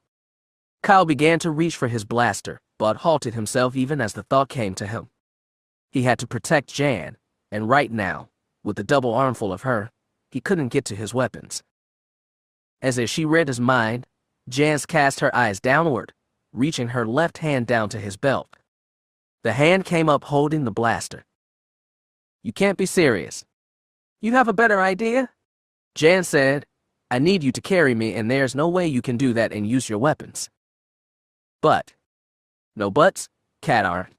Just hold me as steady as you can and I'll blast anything that comes our way. How am I going to protect you? What if you get hit? Then we're in trouble. That's why I'm counting on you not to let us get hit. He still looked unconvinced. What? Don't you think I can do it? No, he said immediately, but this is too risky. This from the man who defied orders to rescue General Medine, nearly getting himself killed in the process. That was different. She cut him off, annoyance in her tone. Fine, Cadarn, whatever you want. Set me down and go help Blaze. Just don't forget to come get me. He was already shaking his head. It's the only other solution. Put me down. No. I said, put me down, Cadarn. And I said no, anger in his voice. I'm not leaving you. Just then, Blaze came flying around the corner, firing shots blindly behind her. The return fire tore more scars in the wall. Jan drew back a fist. You've got two choices, Cadarn. Set me down or I make you set me down. Blaze saw the two of them. From the way Jan was holding her fist, she guessed Kyle had done or said something to tick her off. Could you two rein it in for a second? She called, in case you hadn't noticed. We're under attack. They turned to look at her, then to each other. You'd better be right, Jan. She gave him a quick smile. I usually am. Rolling his eyes, Kyle took a step towards Blaze, Jan holding the blaster. What's the situation? We've got at least 5 guards between us and a turbo shaft that'll take us to the airlocks, Blaze reported, all armed. They spotted me just as I finished overwriting the shaft's computer. Are you all right? Kyle asked, noticing a tear in Blaze's tunic. Oh yeah, the other woman, nodding at the spot. One of them got off a lucky shot. How are we going to do this? They're not exactly marksmen, but enough wild shots means one of us is eventually going to hit. Hang on a second, Jan said, reaching down to Kyle's belt again. She came up with a silvery orb. We use this, then rush him. The blast should take out 1 or 2, and the rest should be confused enough that we can take them down before they can get off a shot. Risky, Blaze said. You two aren't exactly mobile. What if you get hit? Jan and Kyle looked at each other, sharing a smile. We've been in tougher spots, he said. Besides, Jan is going to make sure we won't get hit. Blaze shook her head. You two are nuts. But okay. Taking the grenade from Jan, she armed, then threw the device sidearm down the hallway. More blaster fire greeted the little orb as it bounced and rolled down the corridor. There was nothing for a moment, then a series of cries just before the thermal detonator. The corridor flashed with orange-white light, followed less than a second later with a loud cracking sound. Another second and a pall of black smoke issued from the corridor. Go. The acrid smoke made all 3 of them cough as they charged into the corridor, blasters at the ready. They were about halfway down when Blaze, in the lead, held up a hand. She waited, listening. With a look over her shoulder at Kyle and Jan, she motioned with her thumb towards the walls. Understanding, Kyle moved until his back was flat against the wall. He began inching down the corridor, Jan pointing the blaster ahead of them. The wisdom of Blaze's idea became evident as a streak of red light blazed down the middle of the hallway, followed by another, then another.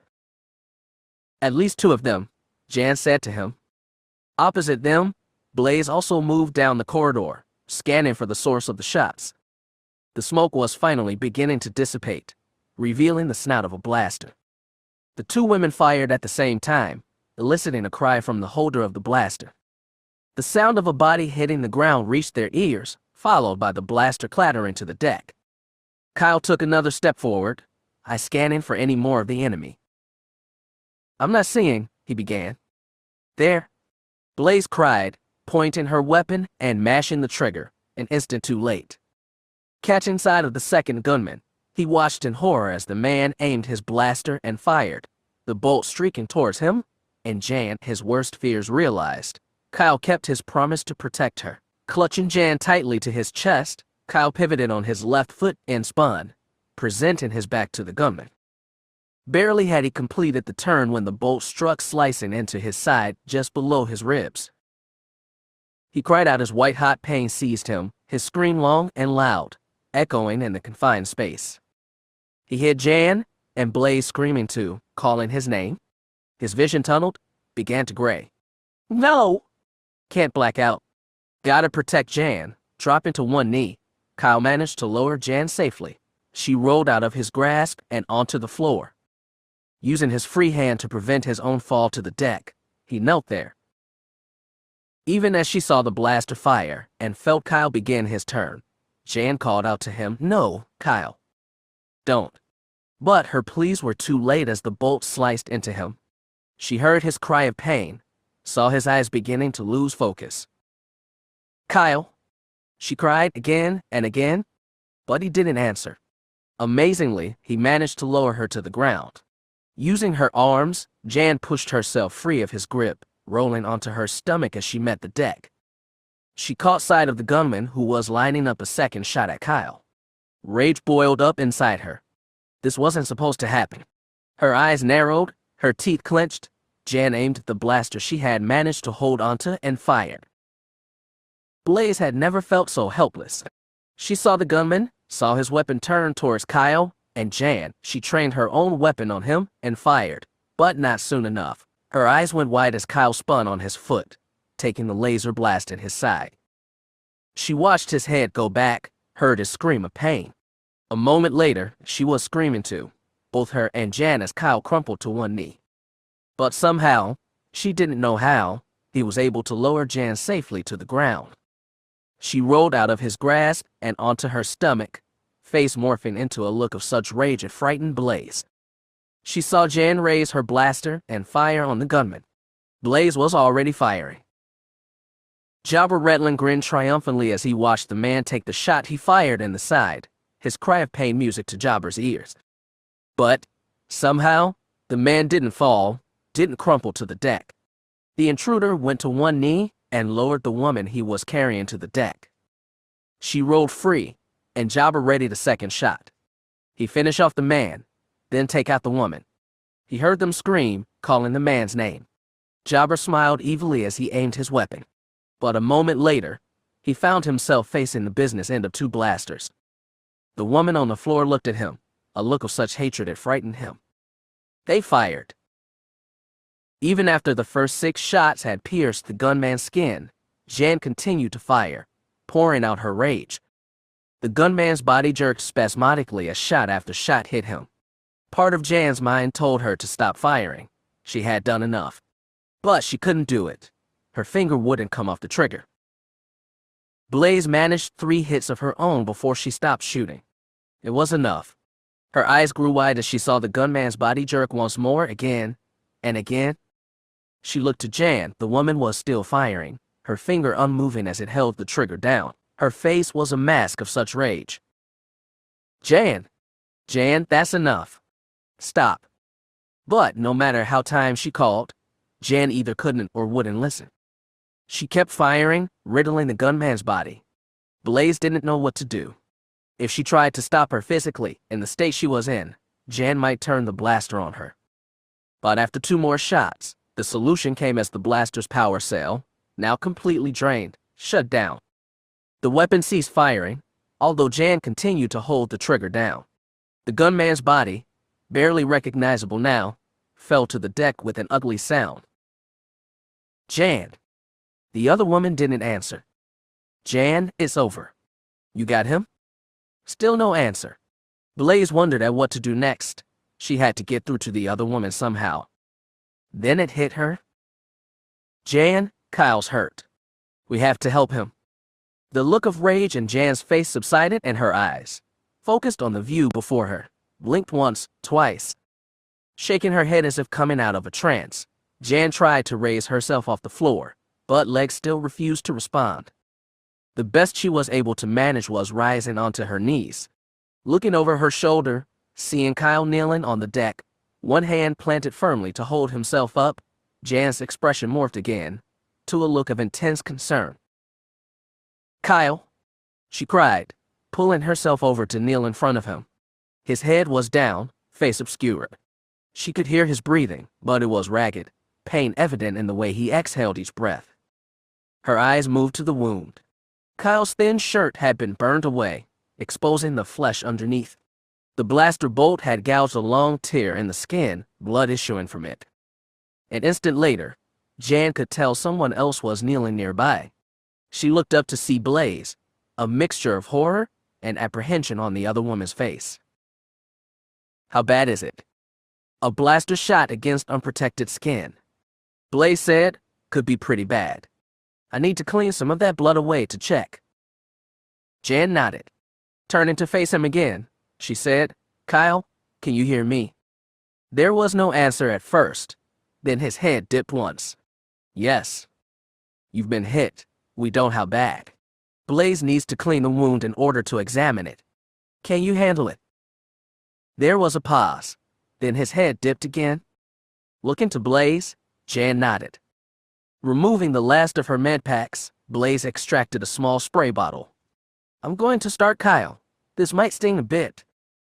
Depressing the trigger on the sprayer, she sent a thin stream of water onto the wound. Kyle's reaction was immediate. He sucked in a pained breath, trying but failing to fight the desire to twist away as fresh pain crashed into his brain. Blaze quit spraying even as his body convulsed. She looked to Jan. He's got to stay still. I can't work if he moves. All right, Jan said. She turned to him again. Kyle. She expected the head bob again, and so was surprised when he whispered, yes. She took a moment, then said, I know it hurts, but we've got to check how bad the wound is. She paused again. Will you trust me? What? He murmured. Will you trust me? He waited only long enough to suck in another breath. Jan, what? She cut him off. Answer the question, Cadarn. He paused a moment more, then between breaths said, I trust you, Jan. She smiled faintly, then reached down with both hands until she could feel the line of his chin. Gently, she pulled, raising Kyle's head until his face came into view. His hair was damp with sweat, and his eyes, while clear, were full of pain. The mouth was open slightly, gritted teeth visible. Jan waited until his eyes were looking into hers. Kyle, listen to me very carefully. I want you to look into my eyes, and no matter what happens, keep looking at me. All right. She could see the question behind his eyes, but a second later, he whispered, okay? Adjusting her grip so she had a firm hold on his chin, Jan cast her eyes to Blaze, giving her a nearly imperceptible nod. Keep looking at me, Kyle, she said even as Blaze sprayed the wound again. Body trembling, he started to move. Kyle, she said, holding his head firmly in place, try not to move. Don't think about the pain. Don't think about what Blaze is doing. Concentrate on me, Kyle. He wanted to. He knew Blaze was trying to be careful. But it hurt so much. He couldn't stand the pain. Sweat poured off of him as he tried to fight the pain. I can't, he whispered, the trembling increasing. Then, in the midst of all of it, the pain, the heat, the trembling of his body, Kyle felt something touch his face. It was cool, soft, gentle. Forcing his half-lidded eyes open all the way, he found himself almost nose to nose with Jan. She had moved so close he could feel her breath on his face. It was like a soft breeze. He felt the touch again, so wondrously cool. Her eyes were still locked on his, so close he could see the deep cobalt blue of the irises. Keep looking at me, Jan prompted, stroking his face. His face was slick with sweat, but the pain look had eased. She ran her hand down one side of his face, moving across to the other side, feeling surprised that the sensation was rather pleasant. Stubble on his face rasped against her skin, but not uncomfortably. How it's going? She said to Blaze. I can't see the wound, the other woman answered, a lighter note in her voice. He was lucky. The gash is pretty long but shallow. Once we get back to the New Hope, the doctors should be able to fix this up in short order.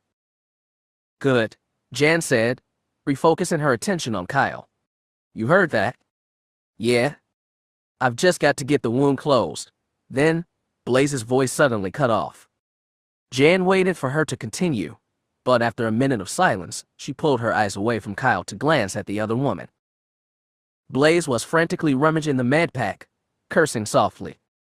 What's wrong? The other woman turned to look over her shoulder. The med pack. A number of items are missing, including the laser scalpel and container of synth flesh. What does that mean? It means I can't close the wound. What? Jan exclaimed. It must have happened when Kyle used the med pack to knock his blaster free. The container opened when it hit the deck. I thought I had gotten everything, but apparently I was wrong. You can't do anything for him. I've got bandages and gauze, Blaze said, but without closing the wound, I can't keep it from bleeding. And as soon as he moves, it'll get worse. How much worse? Jan asked apprehensively. He could die. Jan. She lowered her head back to him. Yes, Kyle. Tell Blaze to do whatever she can do to patch me up. We've got to get out of here. You heard us. Every word. Then you know why I'm going to say no. We've got to find a med bay. There's got to be one somewhere on this ship. Once you're treated, we'll escape. He shook his head. You're in no shape to argue with me, Kyle. We're doing this my way. There may be another way, Blaze interjected. Jan's eyes moved to meet hers. You found something? Yes and no, Blaze admitted, holding up a tube with the silver liquid inside it. This stimulant won't repair the damage, but it might give him enough energy to get to the ships. The wound? Jan asked. Blaze shook her head. I I can't do anything else about that. And there is one other thing. I'm almost afraid to ask. With the blood loss and strain on his body, it's possible the stimulant could damage his heart. Great, Jan said, throwing up her hands in frustration. Jan. She bent down to him again. Tell her to give me the stimulant. No, Kyle, no way. It's too dangerous. Please, Jan, I'm begging you. If I'm going to die, don't let it be here. She looked into his eyes, saw the earnestness in them. No, she thought, I shouldn't do this. I won't do this. If he dies? Fighting back sudden tears, she muttered to Blaze, give him the stimulant. The injection, normally painless, caused a fresh tremor to ripple through his body. Jan continued to hold him, but her eyes were downcast as Blaze applied the bandages. Hearing the stretching and ripping sounds of the surgical tape, Kyle felt the stimulant go to work inside him. His heart began to speed up, pumping fresh energy into his limbs. The pain from the wound became less and less so that he could hold himself still. There, Blaze said, patting the last piece of tape in place. Done. Okay, Kyle said, his voice a bit stronger. Let's see what happens. He began to move, but felt resistance. Jan. Yes. She replied, still looking down. You can let go now. Oh, she gasped, head coming up as she released her grip on his chin. Moving slowly, Kyle pushed off with the hand planted on the floor, rising onto his knees. Fresh pain from the wound flared, but after a moment, it began to subside. The stimulant's helping, he said, getting ready to stand. Then it occurred to him, Jan? Looking to her, he said, ready for another ride. She gave him a look of disbelief. You're not suggesting that you carry me again? Unless you're able to walk yet, yes. Well, she said determinedly, we'll just see. After 2 tries, Jan was able to plant on foot firmly on the deck. But as she tried to rise, her legs wobbled. She tried again, nearly spilling herself to the deck. Despite her failure, she shook her head at him. You're not carrying me. Who else can? He said, trying to reason with her, Blaze.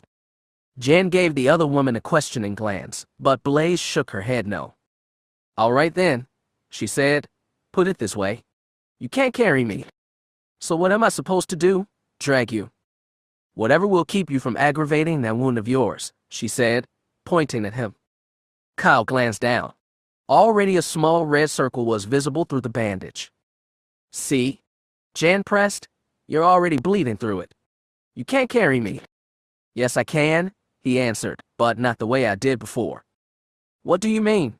She said, confused. You ever hear of a piggyback ride? Jan thought for a moment, shook her head no. It's simple. You climb onto my back, holding onto my shoulders, then wrap your legs around my waist. She gave him an incredulous look. It'll work.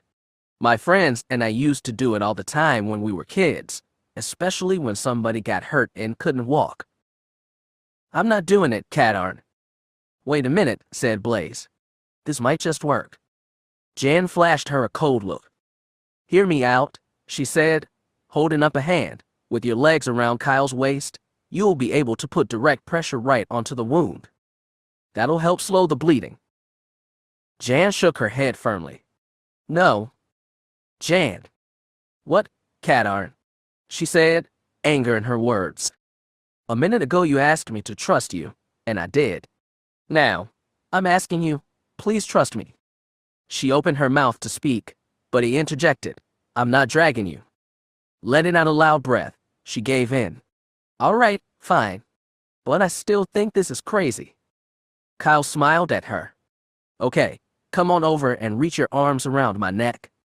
Jan pulled herself and complied. All right, he said, taking a number of deep breaths. Hang on.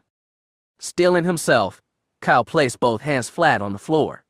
Then, in one smooth motion, he pushed off, rising to his feet. Behind him, Jan began to slide off. He grabbed for her hands, catching them. But the strain of holding them was making the pain worsen. Quick, get your legs up. I can't. Jan cried. She was trying, but her legs wouldn't respond. Sucking in a deep breath, Kyle gave a loud cry as he let go of her hands, bent down and reached behind his back. As his hands found Jan's legs, he pulled them forward and up, encircling them about his waist. As he did, Jan got a firmer grip on his shoulders and pulled herself higher onto his back. They stayed that way for a minute, both panting from the exertion. "Are you two all right?" Blaze asked. "Peachy," Jan muttered. "What about Kyle?" "I've been better," he gasped. I shut against the pain. "Can you walk?" "Give me a sec," he answered. After a minute, the pain began to abate, but his racing heart didn't slow. "What's wrong?" Blaze asked, seeing the play of emotions on Kyle's face. "My heart," he said, "is beating so fast. I think something's wrong." "I was worried about this," she answered. "The stimulant is overloading your system." "Let me down, Cadarn," Jan said. "We're scrapping this plan before it kills you." His eyes snapped open as she said this, a look of fierce determination in them. "No," he said. "We're leaving now." Before Jan could utter another word, Kyle took a step forward, then another, then another. Blaze watched in mute surprise as Kyle made his way down the corridor, stopping in front of the turbo shaft doors. From over his shoulder, Jan called, "You coming?"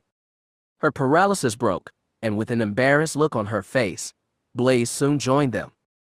She hit a button on the shaft's control panel. A moment later, the hum of a repulsor field was audible through the closed doors. "Figures," Jan muttered. "We go through all this, only to have to wait for the elevator." Kyle chuckled at the remark, even though laughing made him hurt worse. Blaze emitted a bark of laughter, giving Jan a look. "You always know what to say, or..." "Yep," Jan replied. A moment later, they heard a sound as the turbo shaft car slid to a stop at their level. With a ding sound, the doors parted. They stepped inside, Blaze hitting another button inside the car. The doors closed, and the trio felt the sensation of descending. "How are you doing, Kyle?" Blaze asked. "I'll make it," he said. In truth, he was tired, so tired. The pain had served to keep him awake, but even with that, he felt his eyes trying to close. One of Jan's legs began to slip from his grip. "Kyle," she called. Snapping awake, he moved his hand to get a fresh grip on her leg. "Sorry," he muttered. "Just don't drop me, Cadarn." "Yes, Jan." Just then, the turbo shaft car slid to a halt, doors opening onto a new hallway.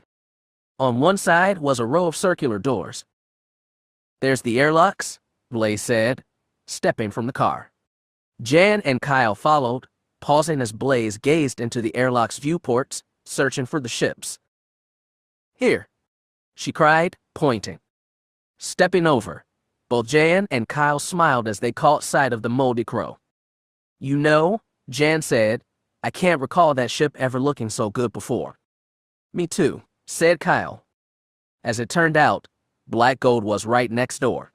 Fingers dancing over the controls, Blaze got the airlock doors open to both ships. "Give me a moment," she said. "I want to make sure both ships are okay." "Booby traps," Jan offered. "Exactly." She and Kyle waited as Blaze checked her ship first, then the crow. "Everything looks okay," she said, emerging from the crow's airlock. She turned to Jan. "You want some help getting down?" Jan started to refuse, but considering the shape Kyle was in, pleased. As Kyle released her legs, Blaze caught Jan under the arms, lowering her to the floor. On her knees, Jan looked up at Kyle, a look of shock coming to her face as she spied the bandage. It was completely soaked through, blood starting to drip onto the deck. "Blaze," she called, "you'd better have a look at this." The other woman stepped over, shaking her head at what she saw. "It's no good. I'm going to have to take this off. Leaving it on would risk infection." Jan nodded, mutely watching as Blaze peeled the blood-soaked gauze off of Kyle. He cried out a few times as she pulled the tape free of his skin. The wound beneath was smeared with blood and small streams were issuing from it. "Here," Blaze said, pulling one of Kyle's hands down to cover the wound. "Press that as hard as you can." He nodded. "We need another bandage," Blaze said to Jan. Anything in the med pack? The other woman checked it, shook her head. I've got one patch of gauze left and some tape, but no bandages. The trio of women stared at each other for a moment. Then an idea came to Jan. Rising up onto her knees, she reaching down, grabbed a fistful of shirt and yanked. The material resisted for a moment, then separated with a ripping sound. Despite the state, Kyle couldn't help but watch as Jan pulled more of the shirt off, exposing her midriff. Her stomach was flat, with just a hint of muscle. The skin glistened with sweat from her recent exertions. Here, she said, holding the material out to Blaze. She noticed Kyle stare. You looking at something? His eyes immediately left her, moving to look at the airlock. No, he said unconvincingly. Jan glared at him a moment more, then watched as Blaze pulled Kyle's hand away and placed the fresh bandage on top of the wound. He sucked in a breath, gasping in pain as she secured the bandage. Okay, Blaze said. After a minute, it's done. Good, Jan said. Now, could you give me a hand here? Sure, Blaze replied, stepping over. Looping one of Jan's arms over her shoulders, she helped her stand. Together, they entered the airlock, moving to the now open cockpit of the Moldy Crow. With the final effort, Blaze got Jan into the forward couch. Thanks, Jan said, hands already moving over the controls, bringing the ship back to life. No problem. Be right back with your partner. She stepped out of the airlock, returning a few minutes later with Kyle in tow. He was still able to walk, but his eyes were half-lidded again. Stepping into the rear cockpit, he lowered himself into the seat, allowing Blaze to help him with the straps. Thanks, Blaze, he said, turning his head to look her in the eyes. I owe you dinner when we get back. As long as you're buying, it's a date, she replied, smiling at him. She started to back away then, with a sudden impulse, leaned in and kissed him on the cheek. What was that for? He said, a shocked look on his face. We'll talk about it later, Blaze said, giving him a mischievous grin as she made her way to the forward cockpit. He's all set. Good, Jan replied. How are we doing this? Quick and dirty, Jan said. Don't wait for us. Just get clear and into hyperspace as fast as you can. We'll rendezvous later. Right, said Blaze. See you soon. She stepped away from the Crow and back into the airlock, sealing it behind her. Jan watched her go, a mixture of anger and surprise in her mind. She had seen Blaze kiss Kyle. Part of her was angry with the woman for doing it. But, she mused, why should she be angry? She had no claim on Kyle. Besides, what was it to her if Blaze wanted to kiss him? And yet, it bothered, very much. As if Blaze was taking liberties she didn't deserve to. The argument was still going on inside her mind as the Crow's engines roared to life. The airlock computer, seeing nothing wrong with the ship powering up, obediently released the docking clamps. Dropping free of Jabba's ship, Jan dove the Crow down and away, pushing the sublight drive for all it was worth. With a confident roar, the ship responded, streaking away from the larger vessel. It took another 2 minutes for the computer to finish loading the pre-programmed jump from memory. Kyle, she called, how are you doing? Glad to be out of Jabba's ship. I'm serious, Cadarn. It still hurts pretty bad, but I think I can manage. Just hang on for a little while longer, she said to him. In 3 hours, we'll be home. The computer signaled it had finished verifying the hyperspace coordinates. Pulling back on the hyperdrive lever, Jan watched as the stars grew into lines, then disappeared as the Moldy Crow rocketed into hyperspace. Chapter 24. The Dance. And as soon as we cleared the Hutt's cruiser, we jumped to hyperspace, Jan finished. And you saw no sign of Blaze's ship before you jumped. Jan shook her head. She should have been right behind us. We were using the same jump coordinates. Is it possible that she was recaptured? Or that her ship malfunctioned? It's possible, Jan replied. But we saw no guards in the airlock, and Black Gold had been running fine during the mission, no indication of any problems. Mon Mothma's brow knitted in concern. It had been over 20 hours since Kyle and Jan had returned to the New Hope. There had been no word from Blaze, no response to several transmissions, no distress call, nothing. I'm going to wait another 12 hours, then officially list her as missing, the rebel leader said. Jan nodded, both women understanding that declaring Blaze missing was as good as declaring her dead. What about the nav card? It's being examined, Mon Mothma replied. Early reports indicate there's at least 3 levels of encryption to get through before intelligence can get a look at the data in it. Jan hesitated a moment. And Kyle? Mon Mothma said, smiling for the first time since the debriefing had begun. That's our one piece of good news. Dr. Berth reports that his injuries are healing well and he should be able to return to duty first thing tomorrow. Jan's small smile masked the surge of joy she felt inside. In fact, he should be waking up soon, the older woman said, giving her a shrewd look, should you wish to check on him.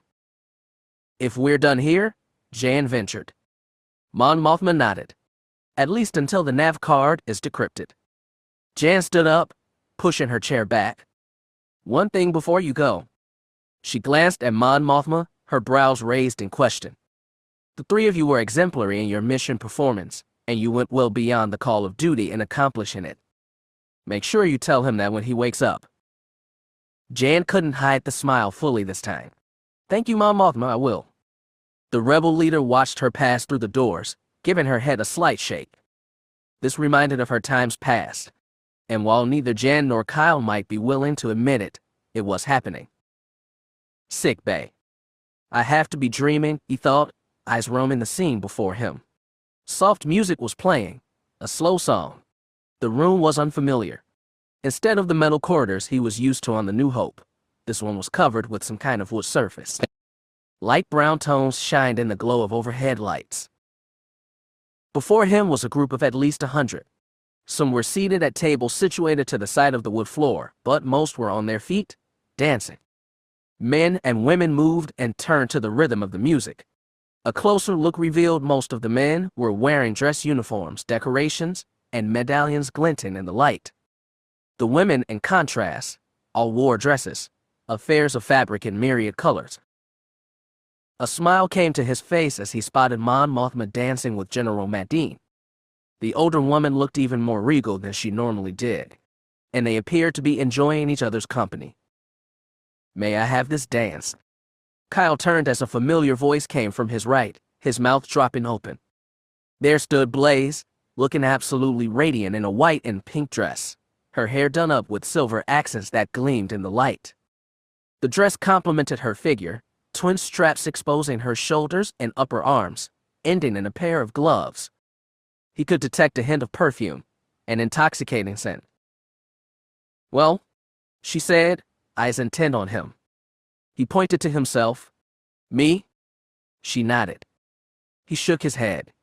I don't dance. Oh, come on, she said, reaching out and grabbing his right hand. No, really, Blaze? I can't. I don't know how. Is that all? She flashed an expansive smile at him. Then I'll teach you. He started to protest more, but she was already dragging him forward, onto the floor. They had just stepped onto it when another voice sounded nearby.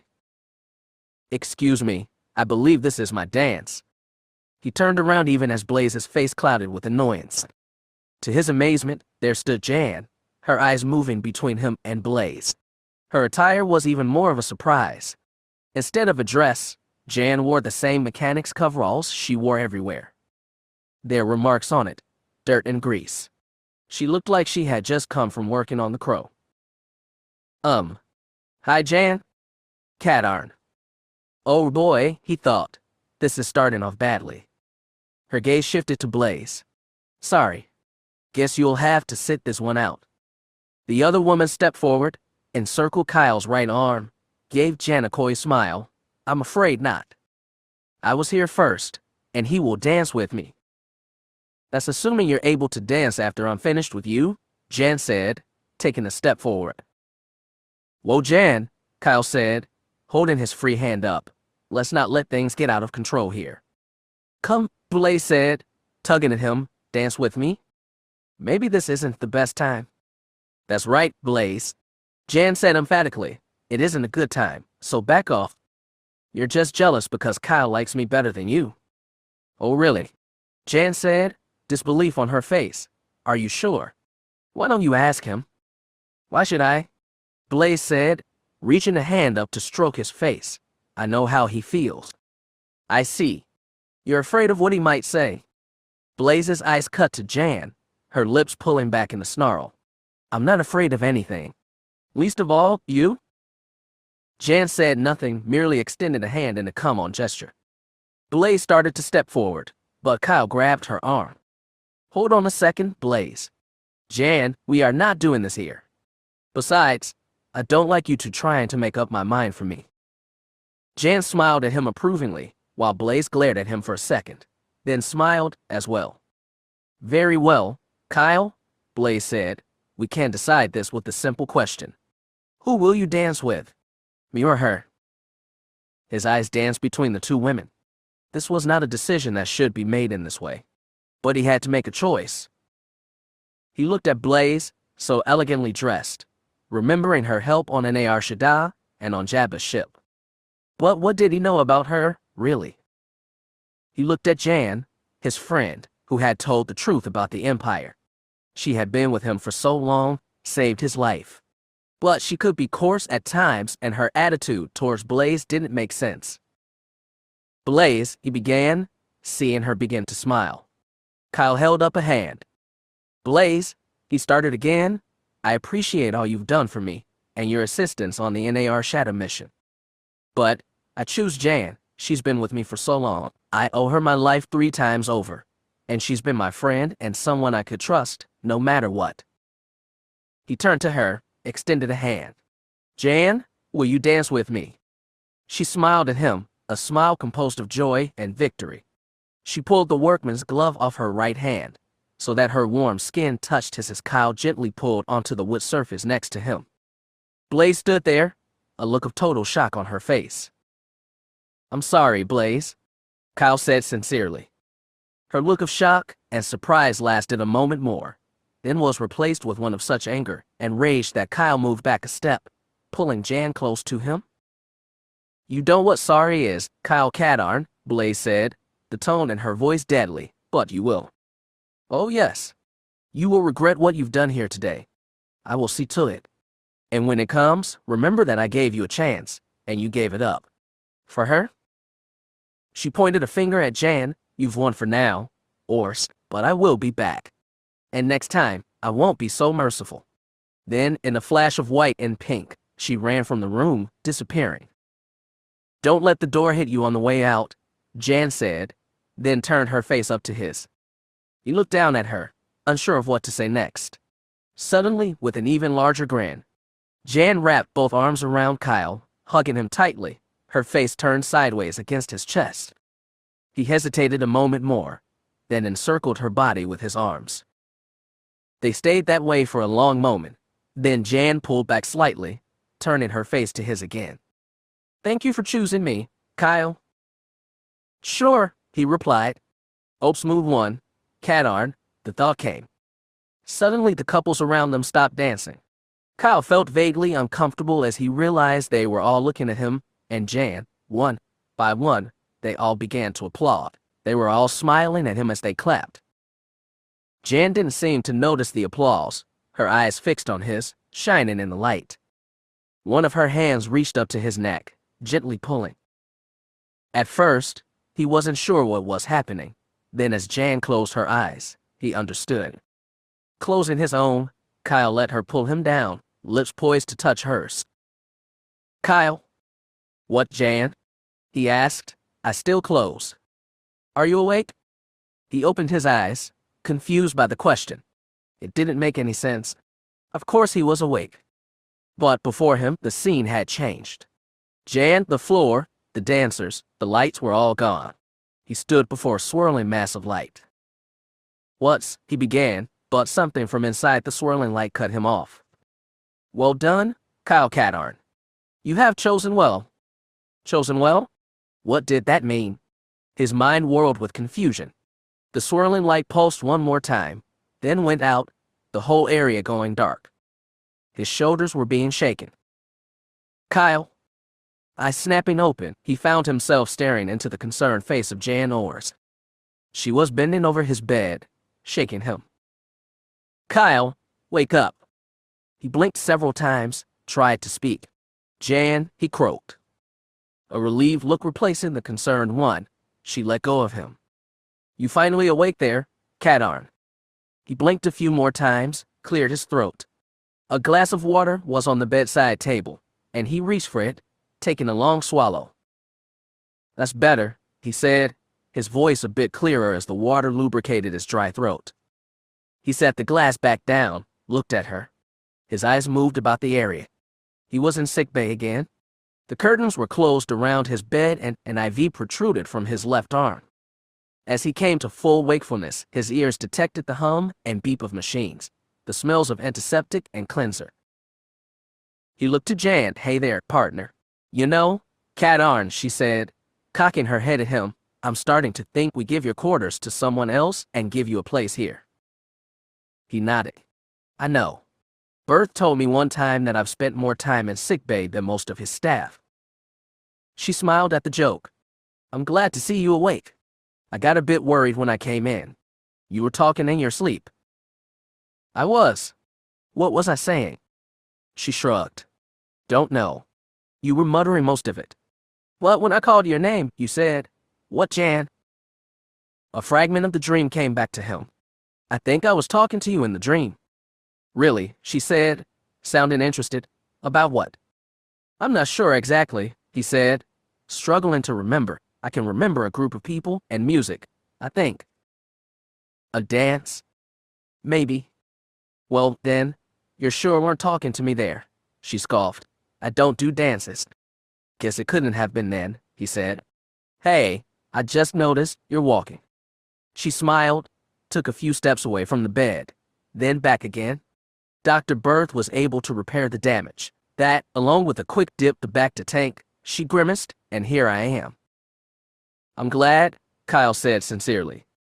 Me too. They looked at each for a long moment. But the silence became unbearable to Jan. What about you? How's the wound?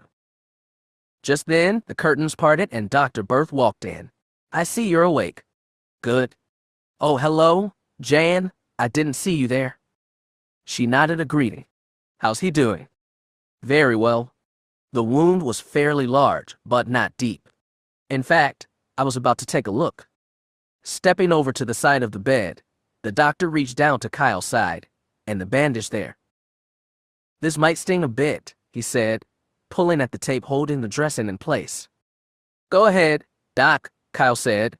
Compared to what I went through on the mission, I doubt this'll hurt that much. We'll see, said the doctor, as he pulled the first piece of tape away from the skin. Kyle winced. Okay, maybe it's gonna hurt a little. Jan laughed. It isn't funny, Jan. You didn't see the look on your face, Kyle. Moments later, with the last piece of surgical tape removed, Berth pulled the dressing up enough so they could all see. The skin was still an angry red color, but the wound itself had been closed. Still some skin irritation, but it looks good otherwise. I'll check on it again in the morning. Meanwhile, I do have other patients to see. The doctor laughed as he pushed through the curtains. Jan laughed again, the sound filling the room. Thanks a lot, Doc, Kyle called after him, rolling his eyes. He has too much fun at my expense. You never fail to entertain, Kyle. Wonderful, he said, casting his eyes to the ceiling in frustration. So did you come here for something besides being entertained by me? She laughed a bit more, then said, actually, there's more. Mon Mothma says intelligence is working on the nav card. Any results yet? Jan shook her head. It's triple encrypted. Great, just great. Any idea on when they'll crack it? She shook her head again. There's something else. I'm almost afraid to ask. Mon Mothma asked me to pass on her personal congratulations for accomplishing the mission. She said, and I quote, you went well beyond the call of duty. He smiled. Did she now? Well, that takes some of the sting out of having to wait on the nav card. And, Jan said, hesitating a moment. Come on, Ors, she thought, just tell him. I wanted to thank you again for rescuing me, she said with such earnestness that Kyle had to take a moment to formulate a reply. You're welcome. You do the same for me. Heck, you have more than once. You don't have to thank me. Yes, she said, I do. Neither of them said anything for a moment, both feeling awkward and uncomfortable. Kyle was the first to speak. Jan, he began, look, I appreciate what you've said. Thanks. Anything else? She hesitated again. I don't know if I should tell you. There's nothing either of us can do. What do you mean? What's happened? Blaze is missing, she said flatly. What? We're still not sure what exactly happened, Jan said, but when we emerged from hyperspace, she wasn't there. There's been no contact for over 20 hours. No distress call. Jan shook her head. I assume Mon Mothma has ships out looking out for her. When Jan didn't answer, he pressed further. You are searching for her? Communications is keeping an open line, tuned to Black Gold's transponder. That's all, he said, incredulous. Why aren't you searching for her? Kyle, Jan said with care, we wouldn't even know where to start looking. Blaze could be anywhere between here and an Arashada. But surely we could send probes, track the hyperspace routes. Mon Mothma is going to wait 12 more hours, then declare Blaze missing. He sat there for a moment, speechless.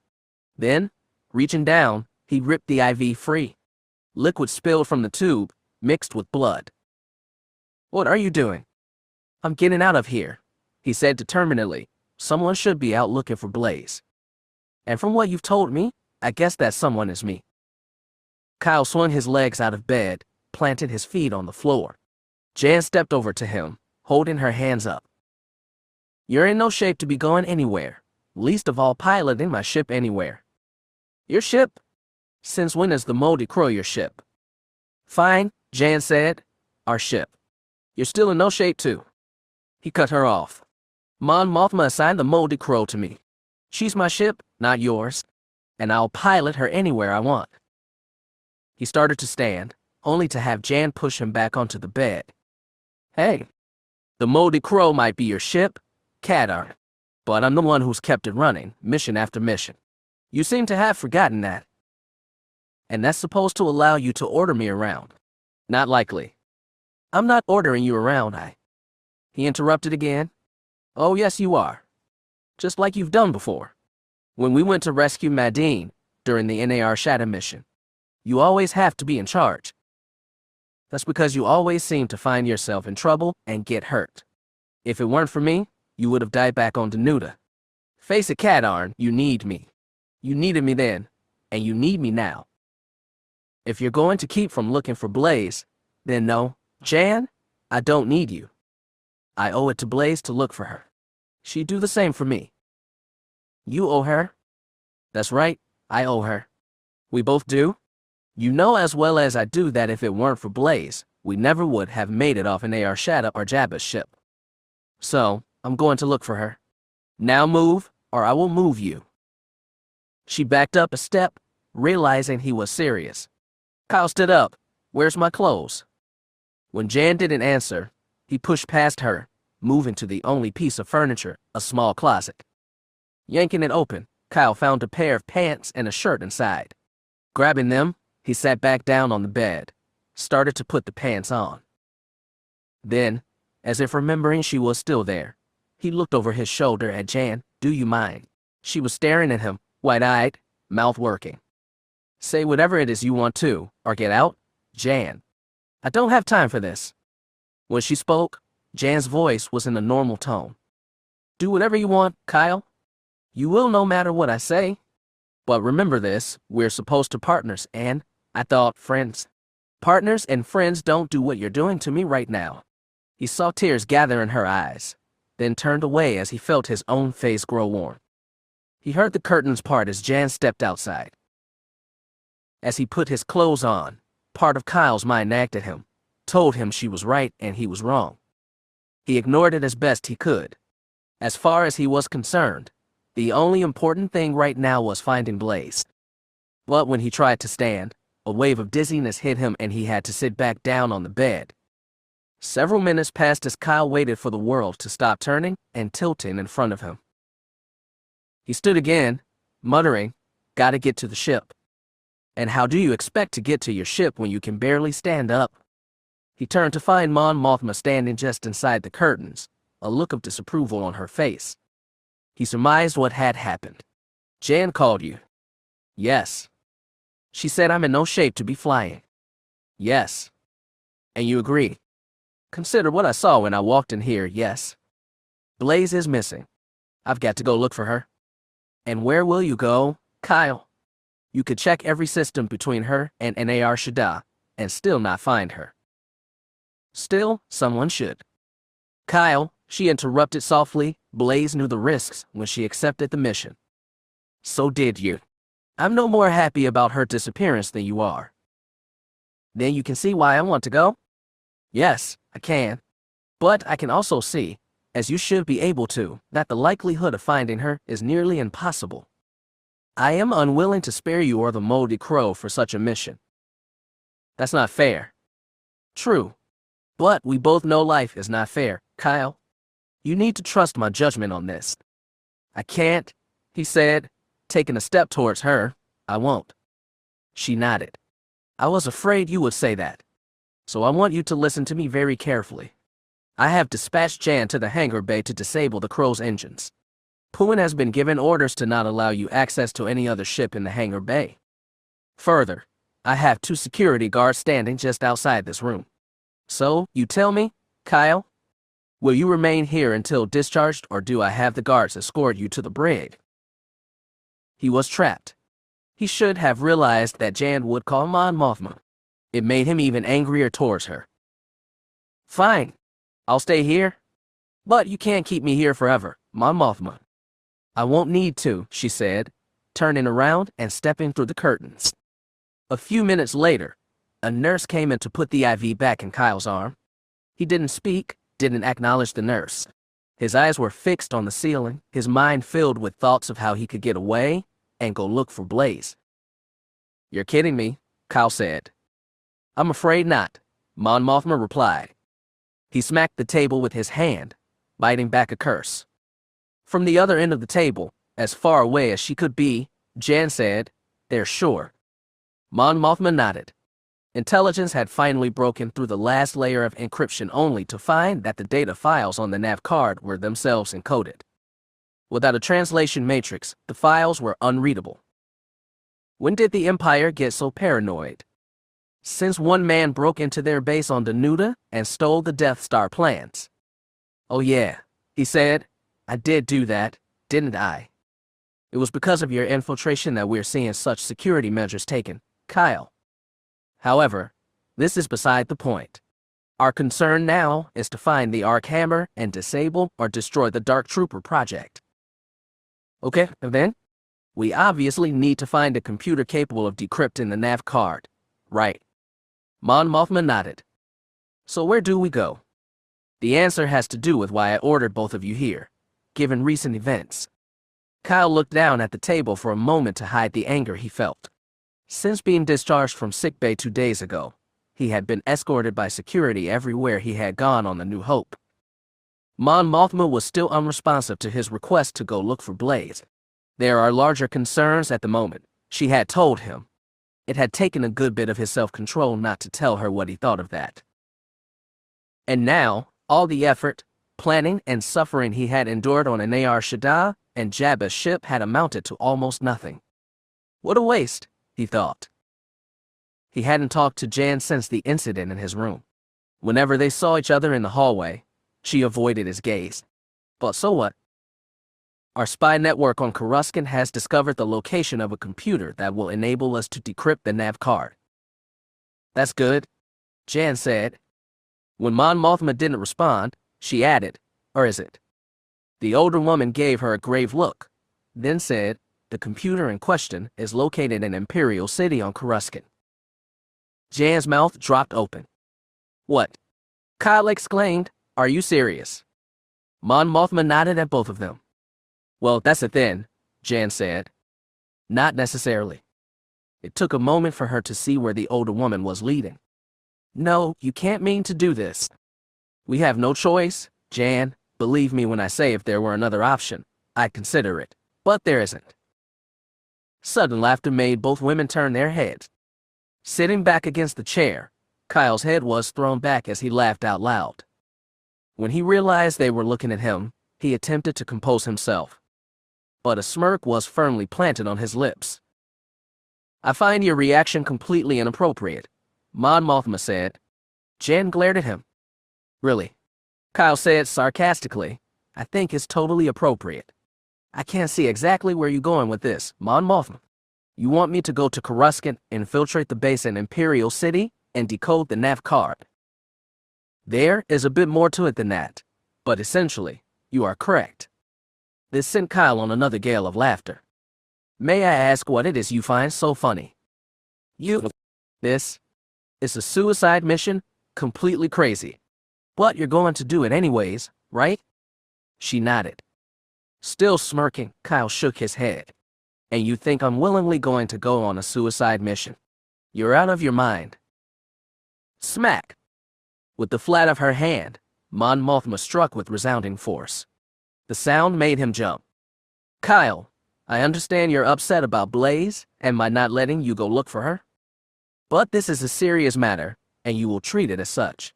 Am I clear? Realizing he had gone too far, Kyle reined himself in, forcing the smirk from his face.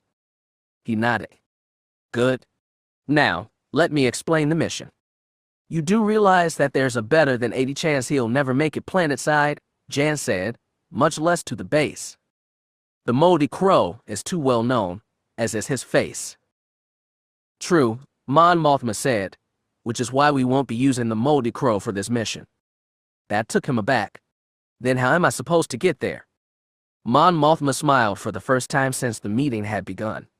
Gold Squadron just finished a raid on an Imperial depot. Among the materials liberated from there were 3 Imperial shuttles. Aha, Kyle said, understanding. You will travel to Coruscant aboard one of these shuttles. We have all the proper codes to get you in and out. That still leaves the problem of my face being recognized unless... He smiled as Mon Mothma nodded. We also collected a number of stormtrooper uniforms. You will be fitted with one and the voice system altered to disguise your voice. They'll never know it's me. Exactly, the older woman said. What about me? Jan said. Mon Mothma turned to look at her. You're not going. She blinked once, brows drawing together in confusion. What do you mean I'm not going? I'm the pilot. I have to go. Kyle is perfectly capable of flying the shuttle, Jan, and there are other considerations. For example, the Emperor doesn't care for women, and as such, the base in Imperial City is male only. But I wouldn't be going inside. I'd stay in the ship while Kyle goes inside. Mon Mothma shook her head. That won't work this time. Why not? Because, Kyle said, not looking at her, when I touch down, they will scan the ship, looking for anything out of the ordinary. And the scan penetrates stormtrooper armor. Mon Mothma nodded. That's it exactly. But, no backup. What if something happens to him? If anything happens, Jan, there's nothing we can do to help, the older woman said. Kyle looked to Jan for a moment.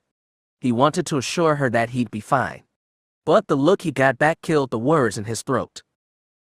Well then, since I won't be going, there is another assignment I've been contemplating. Good, Mon Mothma said. I understand this assignment is an extremely difficult one. But should you succeed, Kyle, we will have a chance to stop the Dark Troopers before General Mach uses them again. Report to the armory for outfitting as soon as you leave here. Kyle nodded. Jan was already through the door as he got up. He waited until they had closed behind him before running after Jan. Hey, wait a minute. She looked over her shoulder and to his surprise, stopped, turning to face him. Her eyes were cold fire.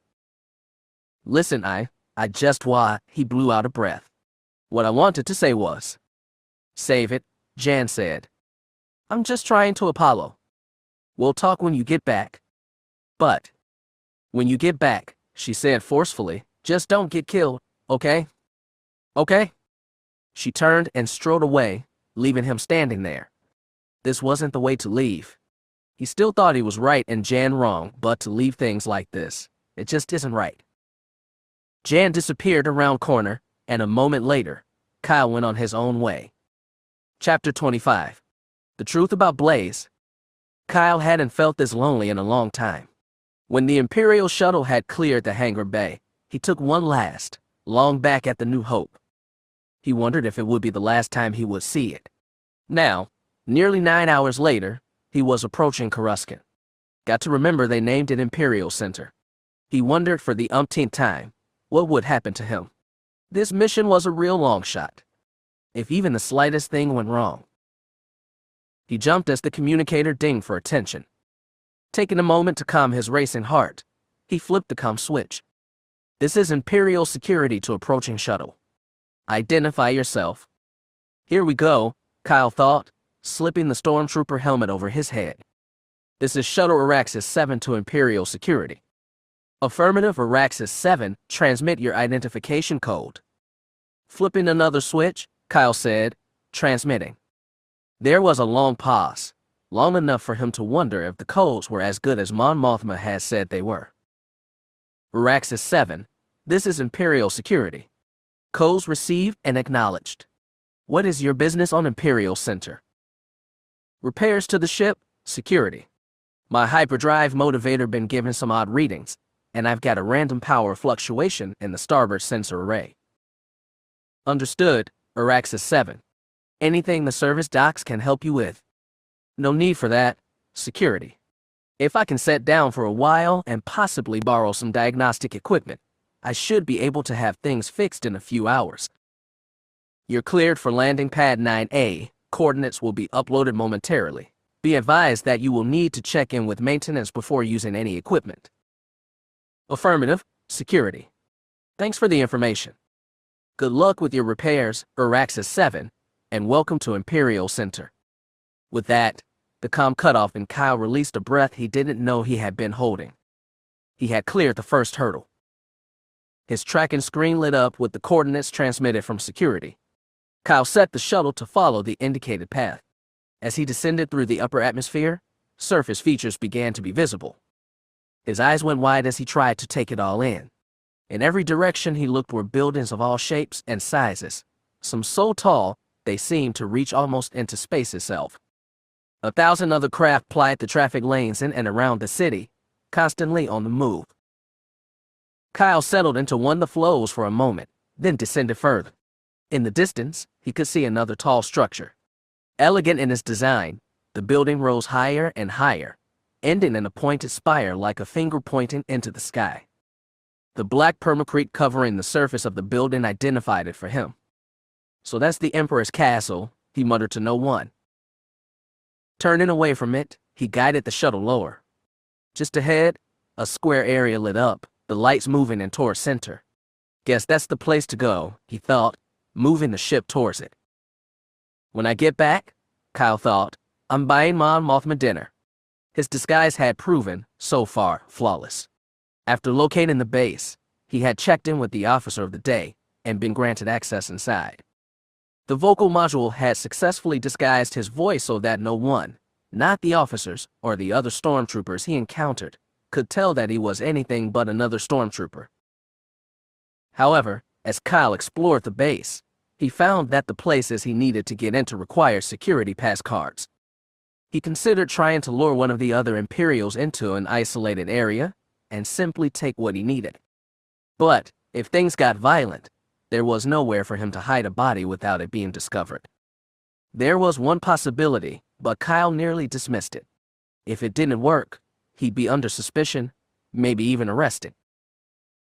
Shrugging, he decided to try it anyway.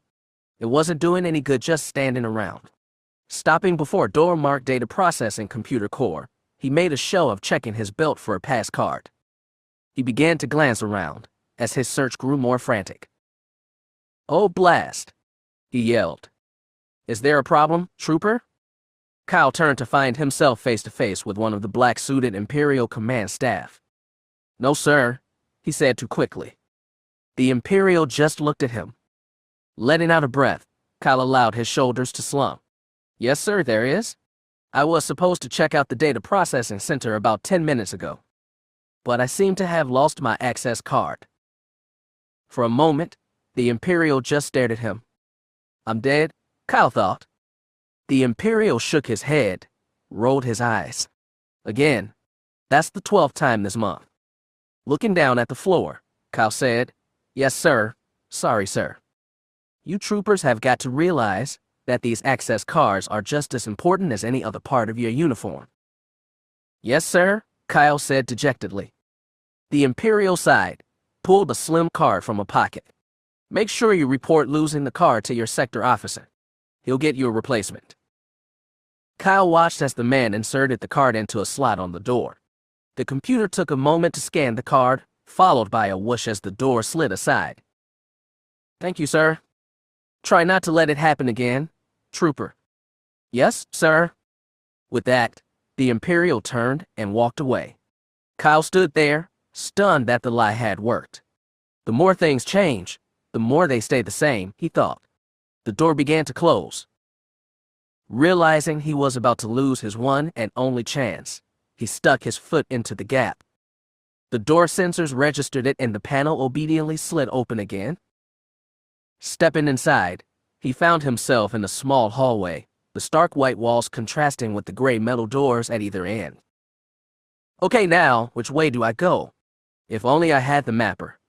But as it was not standard stormtrooper equipment, having it would have drawn unwanted attention. Guess I'm just going to have to do it the old-fashioned way, he thought, moving towards the first door. 30 minutes later, he passed through another in a series of doors and after looking about, realized he had walked in a big circle. Okay, something's wrong here. The computer core and data access stations have to be here somewhere. Moving to a control panel by one of the doors, he studied the display and had to resist the temptation to smack himself in the forehead. The hallway he was in was only the first in a series of interconnected corridors, forming a hexagon that lead to the computer core. Now if I just figure out how to get into the inner hallways, he muttered to himself. The display in front of him went black for a moment, and a line of text appeared. Query received. Open inner doors. Caught by surprise, it took him a moment before he blurted out, Yes. Another line of text appeared. Instructions confirmed. Inner doors open. All right, he thought. But a third line of text appeared, bringing him up short. Attention. Computer core access restricted. Identification card and password required. Blast. Command not understood, the computer wrote back, Please re-enter. Forcing himself to calm down, Kyle took a deep breath. The mission, up till now, had been a bit too easy. He should have realized there'd be some obstacles. He queried the computer about the data stations. Confirmed. Data access terminals available in central processing. Stepping through the door in front of him, he spotted a new opening in the wall to his left. Stepping through it, Kyle found himself in a shorter hallway. Stepping through the door before him revealed another wall exit into the next corridor. 2 more of these lead him to a circular room. 4 access terminals were arranged around the pillar. Moving to one of the consoles, Kyle said, Computer. The screen flashed. Then a line of text appeared. Ready? Reaching to one of the compartments on his belt, Kyle opened it and extracted the nav card. Holding it in front of him, he said, I need this decrypted and the information copied. The computer worked for a moment. Then with a slight click and hum, a panel opened in the top of the terminal. The screen read, Please insert data card. Kyle lowered the nav card into the opening until he heard another faint click. The computer display changed to read, Card inserted. Processing. The hum from the computer grew a bit louder as it read the data from the nav card. Kyle fidgeted, wondering how long this was going to take. After nearly 5 minutes had passed, he was about to ask the computer this when the display changed yet again. Processing completed. Files decrypted. Instructions. Copy files to data card, Kyle said. The computer went to work, but less than a second a new message appeared. Error. Data card is read-only. He hadn't counted on this. The plan depended on copying the navigation information back onto the nav card. A new line of text appeared. Copy data to secondary storage module. Secondary storage module. Confirmed, the computer wrote. Secondary storage is a removable data module. Leave it to the computer to suggest the perfect solution. Yes, he said, smiling beneath the helmet. Please proceed. Confirmed. Copying files. The operation took less than a minute before the computer instructed him to remove the nav card before it ejected another data card. It was a simple gray color, but to Kyle, it was worth more than 1,000 gold bars. He took both cards and placed them into the storage pack on his belt, snapping it closed. A new line of text had appeared. Copying operation completed. Further instructions. He was about to say no when he remembered the strange weapon he had found at TAC base. Maybe the Imperial database had something on it. He described it to the computer. It worked for a moment, then wrote, confirmed. Weapon described as Model XR-197 assault cannon, specifically designed for Dark Trooper project. Further information is classified. So that was it, he thought, reminded of the weapon the Dark Trooper had used on Anti-V. His attention was drawn back to the screen as a flashing line of text appeared. Prototype weapon is available for review. Do you wish to see the weapon? Oh, no way. This cannot be happening, Kyle thought. Tentatively, he said, yes. The computer processed his answer. Then a slip of paper emerged from the top panel. A new line of text appeared. Present this checkout slip to the armory officer. Be advised the weapon must be returned by the end of the day. Further instructions. Stunned, it took Kyle a moment to answer. No, he said. That's all I need. Thank you. Confirmed, the computer wrote back. His heart soaring, Kyle made his way through the many maze of hallways and doors, emerging into the main part of the base. He went to a door marked Armory, which slid aside at his approach. Inside, he faced a large desk with an Imperial officer standing behind it. Behind him was row after row of gleaming weapons. Can I help you, Trooper? Eyes engaged at taking in the scene before him, Kyle wordlessly handed the slip to Man. The Imperial examined it for a moment, then smiled widely. Someone else eager to try out our latest toy. I'll have to tell Supply we might be needing a few more given all the requests from you guys. Just a moment. Turning, the Imperial walked away, passing between two of the racks of the weapons. A few minutes, he came back carrying a large case. Here it is. Now, make sure you're careful with the secondary weapon. We've had a number of recoil injuries. Right, Kyle said, accepting the weapon. Have fun, the Imperial said, smiling again. Oh, I will, Kyle thought, turning round and exiting the room. This was turning out to be a very good day for him. But, heading for the exit, he reminded himself to keep quiet. It wouldn't do to have a stormtrooper give a whoop of victory. From his vantage point, the man watched through a direct feed to the base security cameras as Kyle passed through the doors. Well done, Cadarn, he said. You've gotten farther than I expected. But, in a few minutes, it'll all be over. Turning away from the display, the man checked his weapons a final time. Everything was ready. All that was needed now was the prey. Making his way back to the landing pad, Kyle's grin grew all the wider. He could see the shuttle in the distance. 10 more minutes, and he'd be airborne. He was within a few meters of the entrance ramp when a voice called out. That's far enough. An icy shiver ran across his spine, but he kept walking. If he could just get aboard? I said that's far enough. Stop or I'll shoot you right now. Kyle stopped, his mind racing, wondering whom the voice belonged to. Set down the case you're carrying, then take off the helmet. What if I don't? The shot, when it came, struck the case, severing the handle from it. It dropped to the ground, banging hard enough to partially open it. Kyle caught sight of gleaming black and silver. I can't take the helmet off just as easily, the voice said, along with most of your head. Your choice? Realizing that his opponent was serious, Kyle reached up, grabbing the helmet in both hands. He pulled it off, the warm air of Imperial center brushing against his skin. Drop it. Then raise your hands and turn around. Kyle did so, turning slowly. As his opponent came into view, he went cold all over. Less than 100 yards away stood Boba Fett, unmistakable in the military green Mandalorian armor, the marks and scrapes from who knew how many bounties visible on its surface. Once again, his mouth engaged before his brain did. Boba Fett, I must be moving up in the world if General Mock sent you after me. You've proven to be a problem for the General, Kadarn. A problem I'm about to take care of. Now, slowly, drop the blaster and kick it over here. Fett's own weapon was aimed right at Kyle. And given the bounty hunter's reputation, Kyle knew that if he tried anything, Fett would gun him down without hesitation. Hey, what's going on here? From the far side of the pad, another stormtrooper had come into view. Probably on perimeter patrol, Kyle thought. Back off, Fett called. I'm collecting a bounty here. Help me, Kyle yelled. I've done nothing. Stop him before he kills me. The trooper hesitated for a moment, then leveled his weapon. Hold it, bounty hunter. You're not taking anyone just yet. I don't have time for this, Fett muttered. A heartbeat later, he spun on his heel, snapping off a shot. The trooper was hit, smoke coming from the armor as he fell. The bounty hunter turned back quickly, but the distraction had given Kyle enough time to pull his own blaster free.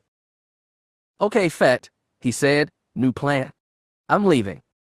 The bounty hunter shook his head. Not likely. I wanted to bring you in alive, but it seems I'll have to settle for the death fee. Boba Fett began to fire. Kyle dodged away, returning fire. But with a roar, the bounty hunter's jetpack ignited and soared into the sky as Kyle's shots burned through empty space. A good try, Kadarn. Perhaps I should see what you can do. Fine with me, creep, Kyle answered. Let's dance. 10 minutes later, he was beginning to regret challenging the bounty hunter. No matter what he tried, even with dodging in and around the shuttle, Kyle had only managed a single glancing hit. The bounty hunter's jetpack made him fast, almost too fast for the human eye to follow. Oh, come now, Kadarn, you're not even trying. He tried not to listen, to ignore the verbal jibes, but after nearly 10 minutes of it, Kyle had had enough. With a snarl, he raised the blaster and fired. But, as before, the jetpack allowed his adversary to dodge the blast. I can't understand why General Moak indicated you'd be a problem, Kadarn. You've hardly been a challenge. Come now, where is the fighting spirit I have heard so much about? Shut up. Shut up. The bounty hunter mocked, laughing. Is that the best you can do? Kadarn. Oh great, it's you. Like I didn't have enough problems. Silence, fool. I have had my fill of your insolence. If you wish to survive this encounter, you will listen to me? Fine, Kyle replied, trying to keep the sarcasm out of his voice. I'm listening. It took less than a minute for the voice to explain. Are you crazy? I'm dead if I do that. Perhaps. But the bounty hunter will certainly kill you otherwise. Decide, Kadarn. All right. I'll do it. Good. Be ready. It went silent, leaving Kyle alone. This is crazy, he thought. But what choice do I have? All right, Fett, he called. You win. I surrender. Stepping out from under the shuttle's nose, Kyle moved into plain view, dropping the blaster and raising his hands. Boba Fett moved into sight, descending to the ground. Well, perhaps you are smarter than I've given you credit for. Don't move. Raising the gauntlet, he aimed it at Kyle and fired, sending a capture rope arcing towards the young man. Now, whilst he is stationary, Kyle hurled himself at the large case, sure that Fett would fire before he reached it. But as his hands touched the surface of the case, yanking it open, he felt a surge of hope as he pulled the weapon free.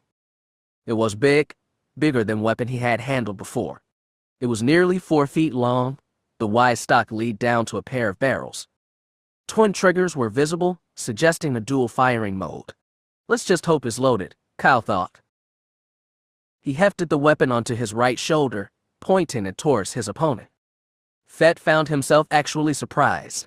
Katarn had moved fast, so fast that it took nearly a second for the bounty hunter to realize his capture rope was going to miss the target. And now, the ex-Imperial held some kind of oversized weapon, pointing it towards him. Fett moved to activate his jetpack just as Kyle's finger stabbed down on the trigger. However, instead of hitting the primary trigger, he depressed the secondary one. With a roar and a lurch, the weapon ejected a small missile. The recoil made Kyle stumble, nearly spilling him to the ground. The voice was back, encouraging him to stay on his feet and be ready. The projectile crossed the distance between the two men just as Fett's jetpack ignited. The bounty hunter found himself crying out in pain as his helmet display went white, the missile exploding against his chest armor. Kyle watched, first in surprise, then in satisfaction as the projectile struck, the explosion knocking the bounty hunter back several feet. He heard Fett cry out in pain, and the sound only added to his pleasure. His skin growing uncomfortably hot, Boba Fett fought to maintain consciousness as he struck the deck, sliding a few feet before coming to a halt. Whatever Katarn had just fired at him packed quite a wallop, but it wouldn't be enough to stop him. He is rising. Fire! This time, Kyle's hand pressed the right switch, and the gun bucked in his hands as it spewed blue-white balls of energy. Fett saw the first one coming, tried to dodge, didn't make it. A sharp smile came to Kyle's face as he watched Boba Fett knock back to the deck, helpless as the energy balls struck him, one after the other. After all he had endured, this seemed only appropriate. The sound of the weapon firing was suddenly overshadowed by a scream of pain. His chest armor shattering, Fett cried out as the blast hit his unprotected body full force. It took only 2 more shots before he collapsed to the deck. But Kyle kept firing, moving the weapon to strike at Fett's head. Yes, the voice cried in lusty satisfaction. Yes. Well done, Katarn. Kill him. Kill him now. No. As if a switch had been turned off somewhere inside him, Kyle froze. His finger moved just enough to release the trigger. No, Kyle. This is not the way. The enemy is defeated. That is enough. But to murder him in this way, you cannot. Yes, he can. He must. He will. No, he will not. I will not allow you to do this to him. You cannot stop me. I already have. No. Kyle felt his finger twitch, moving towards the trigger. It stopped, moved away. This is useless. Neither of us is strong enough to overcome the other. My master has given me the strength. Your master is the father of lies. There is only one master to us both, and it is he who shall decide this man's fate as he does for all. Arg. Very well. You win this time? But next time, I shall not listen. Katarn is mine. Perhaps, but the decision will be his, not yours. As if another switch had been flipped, all the feelings of revenge and murder disappeared from him. Still unable to move, Kyle took in the beaten body of Boba Fett before him. And rather than feel pride in what he had done, he felt regret. True, he had killed and would do so again. But not like this. It is done, Katarn, and perhaps rightly so. Boba Fett is dangerous. But by murdering him, you would become him. I don't understand, Kyle thought back. You will someday, the voice said, kinda now. For now, finish the mission. We will speak again. And with that, the voice went away, and with it, the paralysis. Able to move now, Kyle let go of the Dark Trooper weapon, letting it dangle to the side. He realized he was breathing hard. The fight against Boba Fett had taken so much out of him. Just a bit longer, he told himself, taking a moment to retrieve his blaster from where it lay on the ground. Now, he thought, just gotta get back aboard the ship and... Too bad you won't going back to the ship, ever, said a voice from somewhere behind him. Hefting the Dark Trooper weapon, Kyle spun on his heel and turned to find the last person he had expected standing in front of him. Blaze. She didn't answer, only looked at him, a smile on her face. But the smile had no warmth in it. Kyle noticed right away something wasn't right. The green jumpsuit he had last seen her in was gone. In its place was a black one, the material so dark it seemed to absorb rather than reflect the light. And the way she was looking at him. "Blaze, is it you?" She nodded, began walking towards him, the low heels of her boots clicking against the permacrete. As she drew closer, Kyle's concern for her overcame his common sense. He stepped towards her, lowering his weapon. "What happened to you? When I found out you hadn't made it back to the New Hope, I thought maybe Jabba had recaptured you or worse. I've been worried." He could see his words have an effect. Blaze's expression changed, the smile becoming a genuine one. "You needn't have. I escaped from Jabba's ship just fine. But once you were clear, I set a new course. I had to report in." "Report in," he said, confused. "I don't understand. Report into whom?" Blaze reached a hand out towards him, slid it across his cheek. Then, in a sudden change of mood, the smile disappeared, and with a look of derision, she drew the hand back and slapped him. The pain, while momentary, was sharp, rocking his head to one side. When he turned to look at her again, his eyes wide with surprise, she had stepped back, the cold smile back in place. "Ow. What did you do that for?" She laughed at him. Poor Kyle. You truly believed I was one of you. What a shame you made the wrong choice." He was totally confused. "I don't understand." Then this should make things clearer. Grabbing a handful of dark hair, she pulled, tearing it free. Kyle's mouth dropped open as the wig began to come loose. Another tug, and Blaze cast it aside. She reached up again, releasing a clip. Red gold hair cascaded down, across her shoulders. It shimmered in the light, a spot of riotous color in all the black. "Who?" he began. "My name is Mara Jade." "But you still don't get it, do you? I was never one of the rebellion's agents, Kyle. I work for the Empire. Or to be more specific, I serve as a special agent of the Emperor himself. I am the Emperor's hand." He heard that name before. Back at the Academy, he and his classmates had swapped tales of the Emperor's hand. No one knew what he or she looked like, but stories of the hand's skills at infiltration and assassination were almost legendary. The Emperor's hand, he mused, his confusion fading into anger. Then, all this time. Mara laughed at him again. "Yes," she said in a mocking tone, "all this time, I've been spying on your little rebellion. You and Jan have caused His Majesty a great deal of trouble. So, I was dispatched with orders to infiltrate your group, learn as much I could, and then kill you both. And I was ready to finish the job when we left Nar Shaddaa. Unfortunately, that fool Hut ruined everything. So it was you I saw from the pit." She nodded.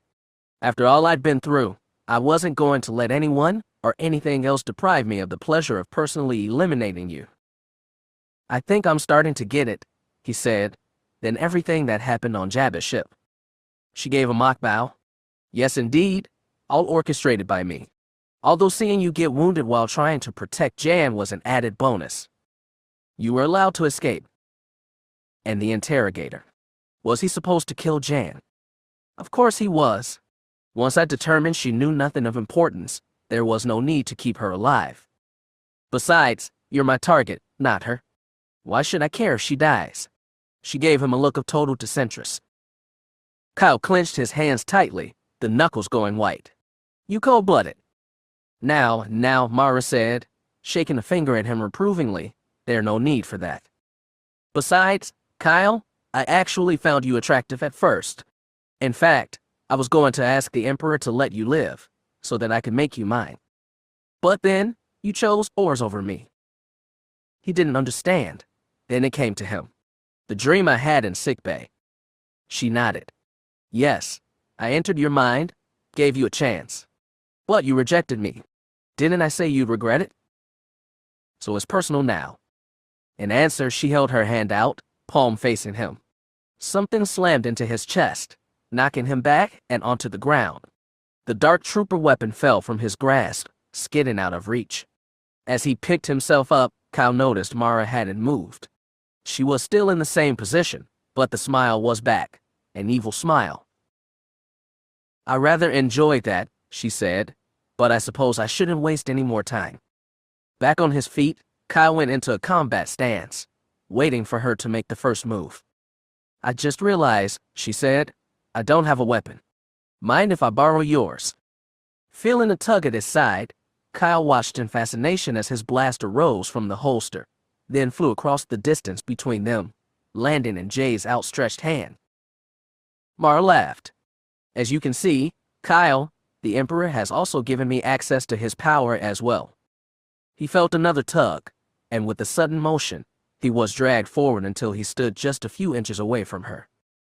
She raised the blaster, pointed it at his head. "And now, it's time for you to die. Goodbye, Kyle Katarn." To her surprise, he didn't beg, didn't plead for his life, or even close his eyes. He stood there, eyes boring into hers, his expression a mixture of anger and betrayal. "Goodbye, Jan," Kyle thought. "I'm going to miss you." Chapter 26. The New Hope? "Come on," Jan muttered. "I know it's here." Since Kyle's departure nearly 3 hours ago, Jan had ensconced herself in tactical, reviewing every bit of information she could find on Blaze Ridlocked. What she expected to find, she didn't know. But her earlier suspicions coupled with Blaze's disappearance had prompted her to start checking into the woman's past. If nothing else, she told herself, maybe she confirmed what Kyle believed all along, that Blaze was just another rebel agent like them. So far, her search had turned up various records of mission Blaze had gone on. The woman was impressive, Jan had to admit.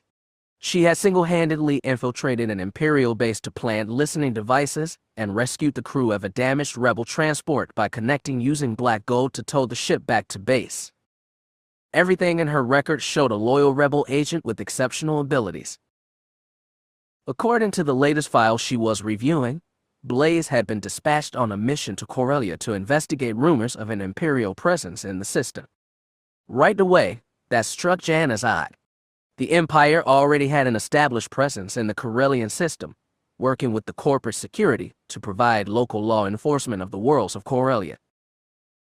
The system was unique in that, despite a high percentage of smugglers, criminals, and other annoyances, the Empire had yet to impose martial law or take over the government of any of planets there. Perhaps that was what Blaze had gone to investigate. The last transmission from here indicated she had successfully arrived on Corellia. It had been well over a month since anyone had heard from her. Wait a minute, Jan thought. If our Blaze and this Blaze are the same person, why hadn't she revealed what had happened on Corellia? The mission had to have been important in order to dispatch an agent. So where was her report of her findings on Corellia? But the biggest shock came when she was re-reviewing the woman's bio and discovered that an image of black gold, along with the report of how the ship had been found drifting just outside the Corellian system, and what had been found aboard it. Yanking her communicator from her belt, she spoke into it. "Communications, this is Jan Ors with a priority message for Mon Mothma." "Stand by," the comm officer said as she switched channels. A minute passed. Then the older woman's voice sounded through the speaker. "I read you, Jan. Have you found something? You could say that."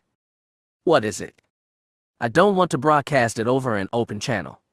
Can you meet me in tactical?" "I'm on my way."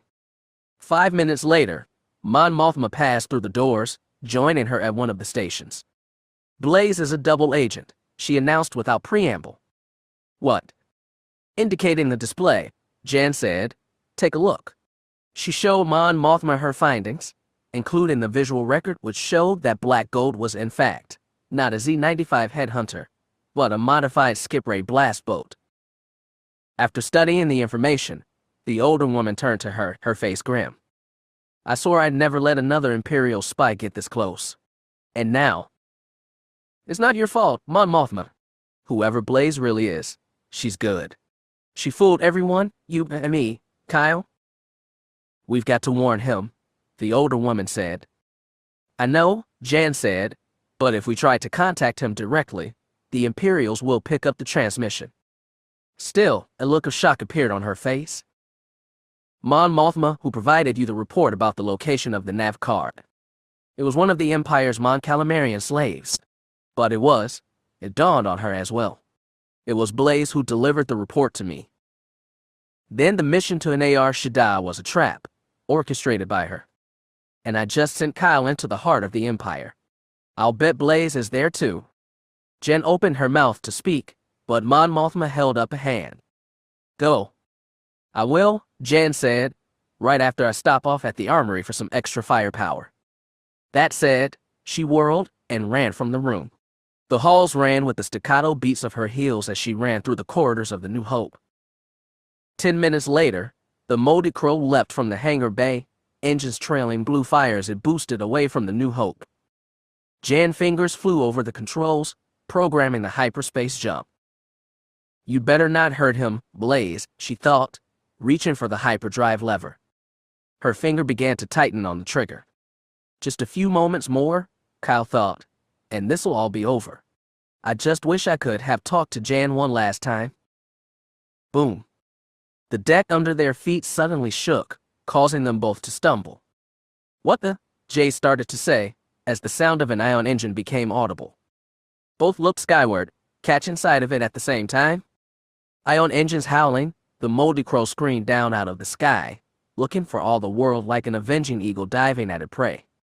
Its laser cannons fired again, striking the area where Kyle and Mara stood. As permacrete shattered and a pall of smoke went up, Kyle started to dive away. But Jay saw the movement and fired, hitting him in the chest. The armor deflected some of the blast away, but the force was enough to knock him down to the ground again. You're not getting away this time, Kyle, Jay said as she got ready to fire again. In the cockpit, Jan saw him get hit. No!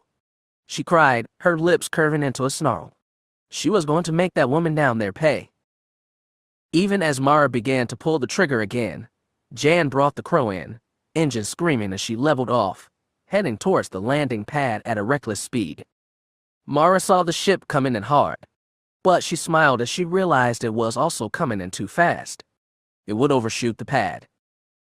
But the smile died away as Jan killed power to the engines, kicking in the repulsors to hold the Crow aloft as she spun the ship so the engines now faced the pad. She rammed the throttles to the stops, bringing the Crow to a dead stop just above the landing pad. The engine blast also sent a wall of air towards the two figures on the pad. Kyle felt the blast of wind and covered his face. But for Mara, standing upright, it was too late. The blast hit her full force. Her arms flew out in front of her as she was thrown back towards the edge of the platform. Spinning round again, Jan let the drop towards the pad, feeding in just enough repulsor power to keep the ship's weight from crushing the landing skids. It struck the landing pad, skids bouncing once, twice. She already had the canopy open and started to scramble out, pausing a moment to grab the item she had gotten from the New Hope's armory. Able to sit up now, Kyle gazed at the ship. He heard the whine of the canopy opening, a smile coming to his face as he saw her. Jan, he called. He was sitting up, she could see. Kyle, she called. Her mouth was working, but he couldn't hear the words. But Kyle decided he'd worry about that later. Just gotta get up. He rolled onto his side, groaning in pain from the chest wound, rose to one knee.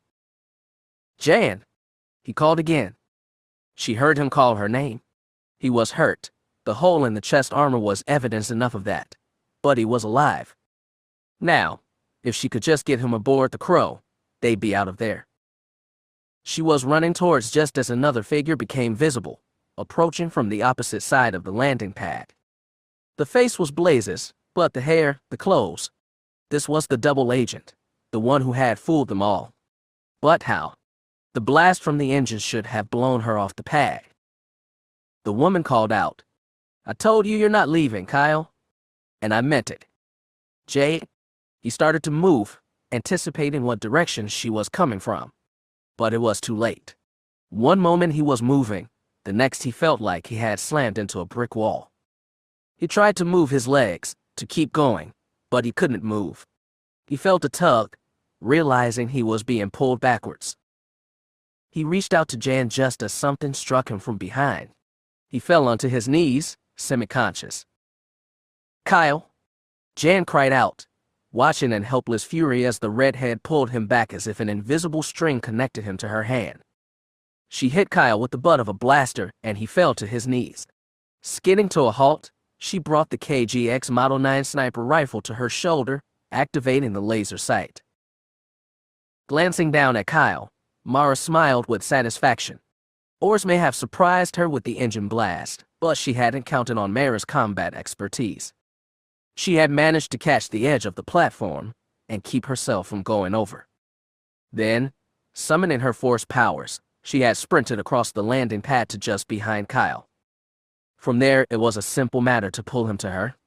Now, she would have the satisfaction of finally killing him. Out of nowhere, a red light splashed across her shoulder. It reflected off the material of the jumpsuit before finally coming to rest on her chest. Looking down, she realized with surprise that the red light was a crosshairs.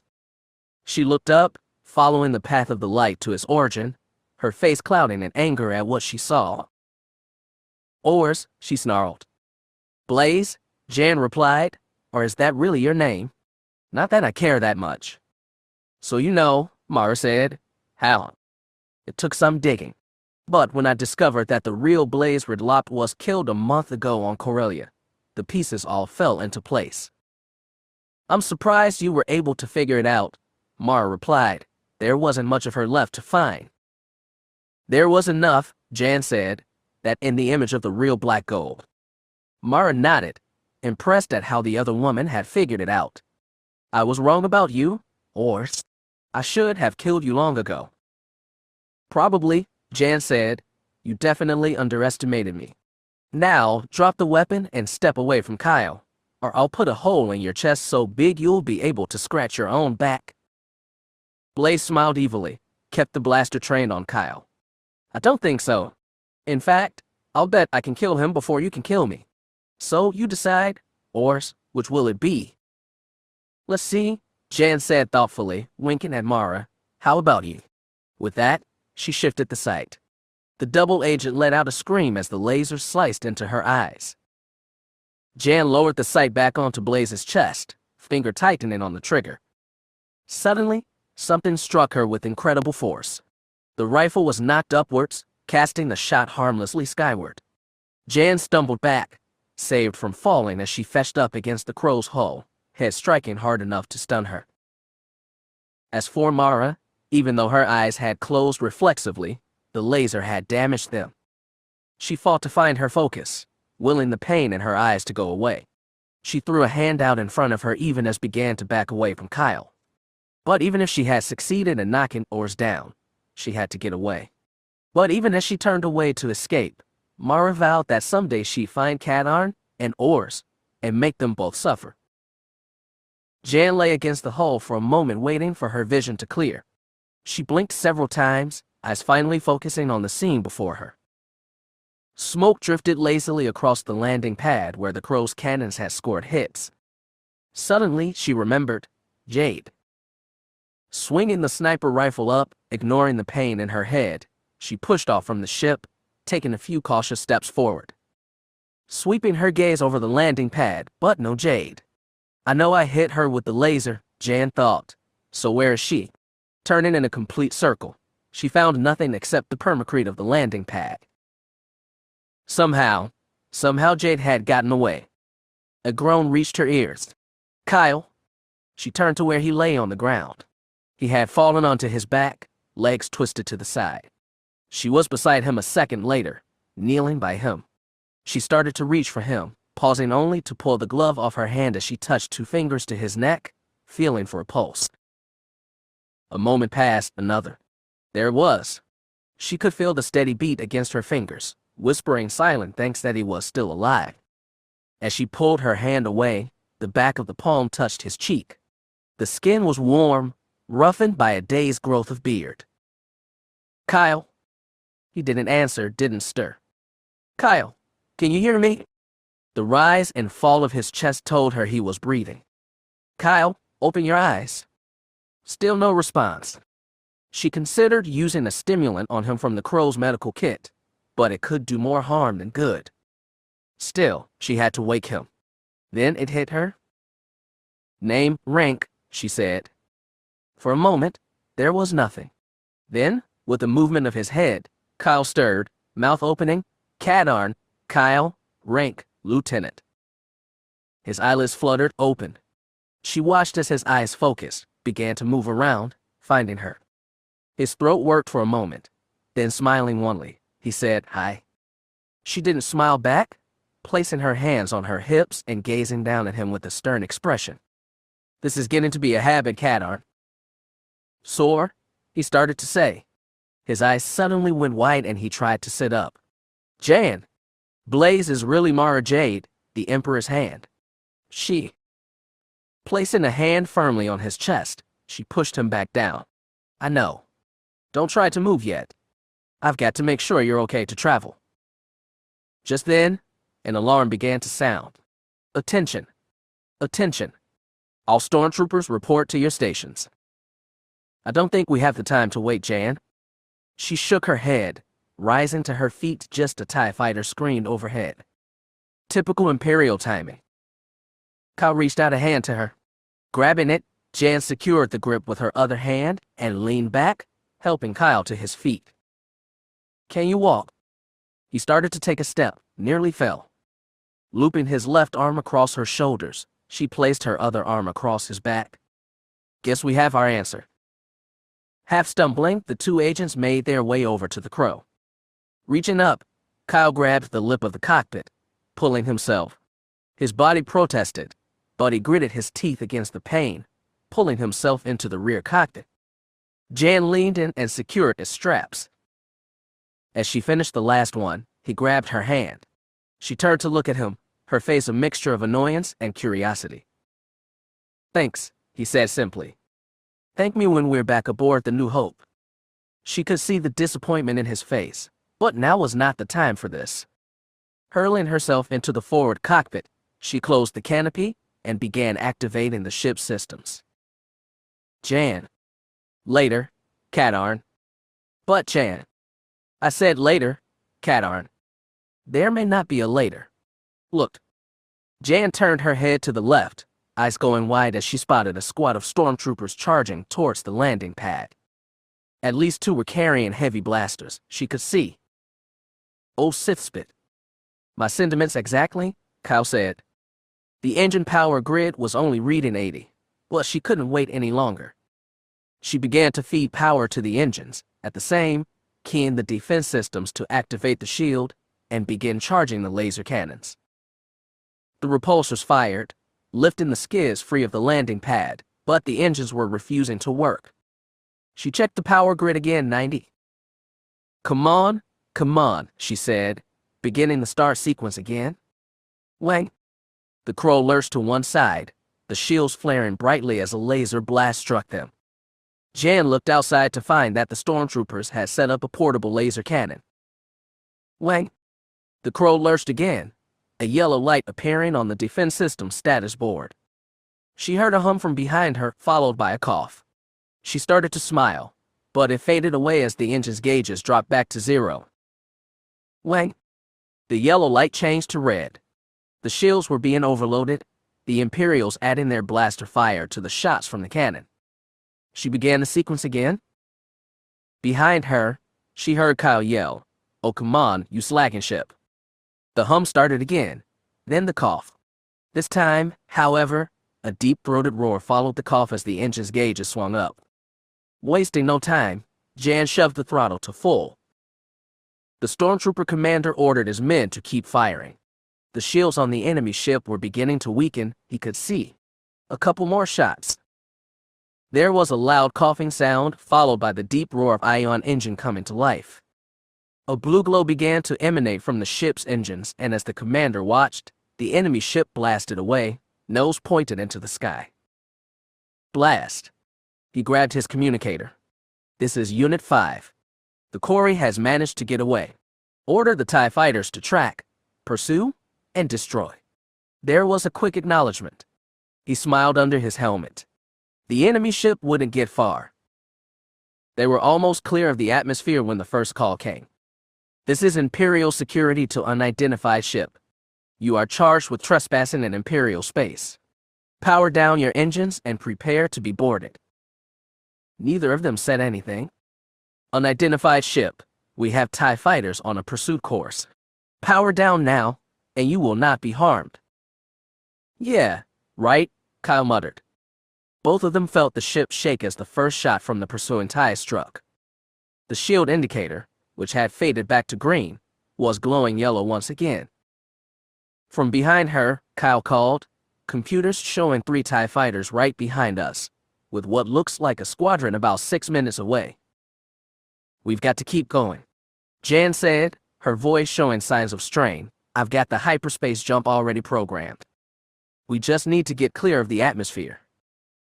The ship shook again as another shot found it. Jan fed every bit of power she could find into the engines, urging the Crow to go faster. 2 more blasts from the TIEs hit in succession. The shield indicator went red. But rather than feel worry at seeing this, Jan felt a sudden surge of anger. Anger over the argument she and Kyle had, anger over Blaze's treachery, anger over Kyle being hurt. She began to pull the throttle back. Feeling the ship begin to decelerate, Kyle called, Jan, what are you doing? Improvising, Cadarn. Now shut up and hang on. A moment, he felt the world around him go topsy-turvy as Jan killed the Crow's forward velocity and spun the ship to face the approaching TIE fighters. Her finger mashed down on the trigger, and the Crow's laser cannon spoke, spitting arrows of red death at the Imperials. One TIE fighter never saw it coming. The bolt pierced the cockpit, killing the pilot as his ship erupted in fireball around him. Another took 2 hits to the starboard solar panel. The pilot lost control, and the fighter began a long fall back towards the planet. The third TIE fighter veered away, catching a glancing hit on his port solar panel. Turning away, he dived for the planet. Spinning the Crow back around, Jan brought the engines back up to full power, feeding in power from the laser cannons. Trailing a column of blue fire, the Crow boosted away from Coruscant, clearing the atmosphere. The comm came active with another transmission. Unidentified ship. This is your final warning. Power down or be destroyed.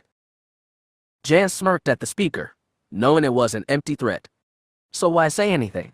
It was a complete shock when she heard, this is former Imperial Lieutenant Kyle Katarn to Imperial Security. Tell General Mock his little trap didn't work. She sat there, completely stunned what in Force's sake was Kyle doing. And tell him, he began to say, when she flipped the cutoff switch, that I'll be coming for him, he finished. What are you doing, Kyle? She called. Sending a message, he replied evenly. I don't have time for this, Jan thought, refocusing her attention on the ship's systems. It took only another minute for to bring the hyperdrive online. As the stars around them became lines, the Crow darted forward into hyperspace, leaving a group of frustrated TIE fighter pilots only one option, reporting that the rebels had escaped. The silence grew in the cockpit, Kyle either unable or unwilling to explain. Okay, Jan thought, guess I'll have to make the first move. What in the name of all that's holy was that about Katarn? I told you already, he replied in the same even tone. I was sending a message. Yeah, I got that part. You do realize the consequences if they match the transmission to the voice print they have on file at the Academy. General Moak already knows about my changing sides. Jan, using Blaze to get to me. He trailed off. A minute passed. And she pressed. And I'm sending Mock a message. That doesn't answer my question. What message? He tried, but couldn't put the feelings into words. You wouldn't understand, he said finally. Try me. It's personal, he said defensively. Jan replied. Well, the next you feel like shooting off your mouth off, keep in mind that doing so on an open channel is a dumb idea. And why is that? He retorted. Oh, please, Kyle. You know as well as I do that if they identify the frequency you were using, they can track it in us. You had the scrambler on, didn't you?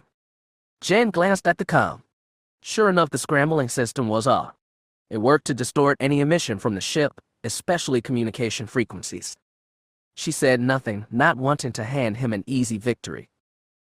Yes, I did. But that still doesn't explain your outburst. I told you, you wouldn't understand. And what exactly wouldn't I understand, Katarn? His face began to warm. Why was Jan doing this? Why was she trying to make him angry? Fine, he said coldly, you really want to know. Then here it is. You wouldn't know how it feels to be betrayed like I have. I believed in Blaze.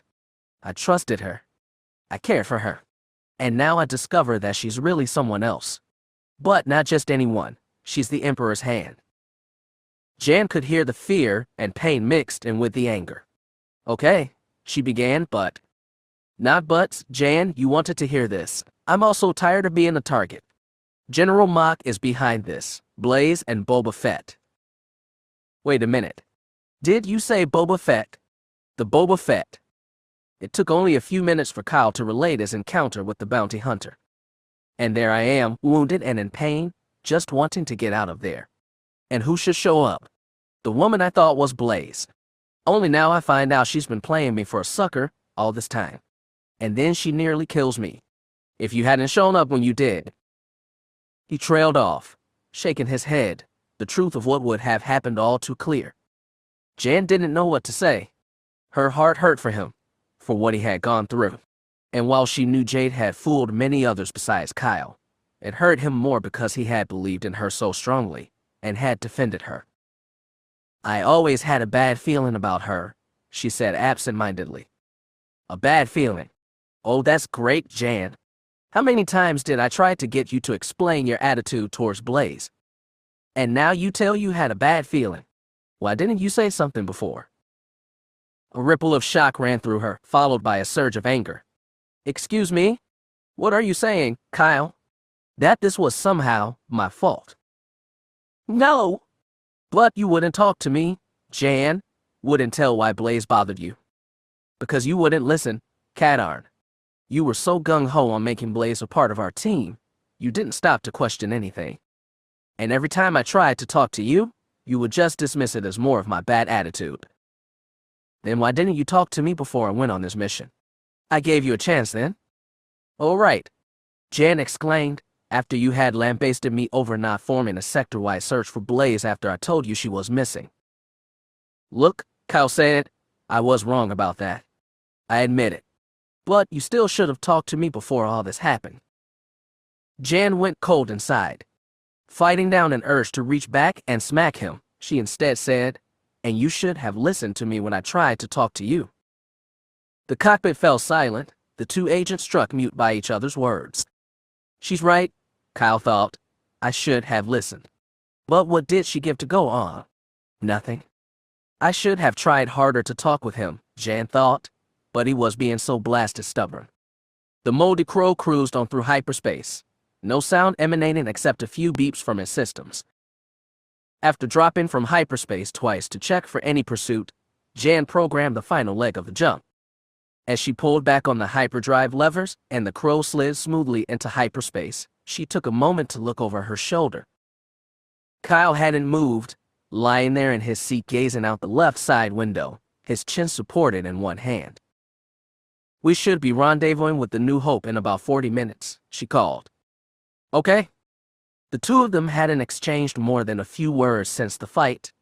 While Jan felt sorry for all Kyle had endured, she was still angry with him over what he had said. She almost wondered why she had bothered to come after him. Looking out of the side of his eye, Kyle saw Jan turn to look at him, a mix of anger and pity on her face. He wanted to say something to her, to try and explain himself. But no matter what he said, she didn't seem to understand. So why try? The cockpit fell silent again. She pulled the buzzing communicator free and flipped it on. This is Mon Mothma. Mon Mothma, this is Gleph in Tactical. We've just detected a ship emerging from hyperspace. Can you get a fix on it? She heard his smile. That's why I was calling you. We've positively the incoming ship as the Moldy Crow. Closing her eyes for a moment, she breathed a silent word of thanks.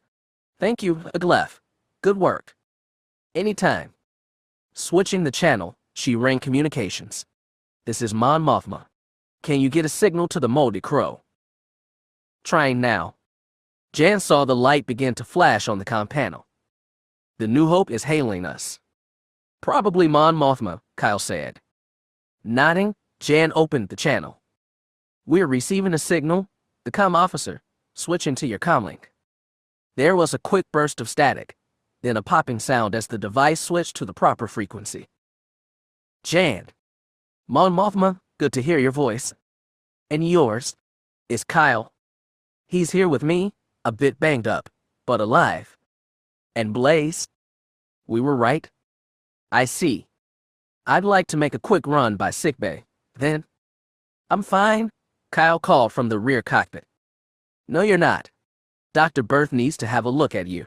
I said I'm fine, he said angrily. Jan started to retort, but Mon Mothma cut her off. Report to the briefing room as soon you land, Jan. But I will assess Kyle's condition when I see him. Understood. There was a long pause. Then, under protest, but yes. Noted, the older woman said. I'll see you in a few minutes. She clicked the comlink off. Thank the Force they were both all right. But something was wrong. She could feel it. Chapter 27. Wounded Warrior. Puan could see that the moldy crow had acquired a few new dents and laser burns. Amazing how that ship manages to keep flying, he thought, as it settled onto the deck, given only the slightest bounce as the repulsor wound down.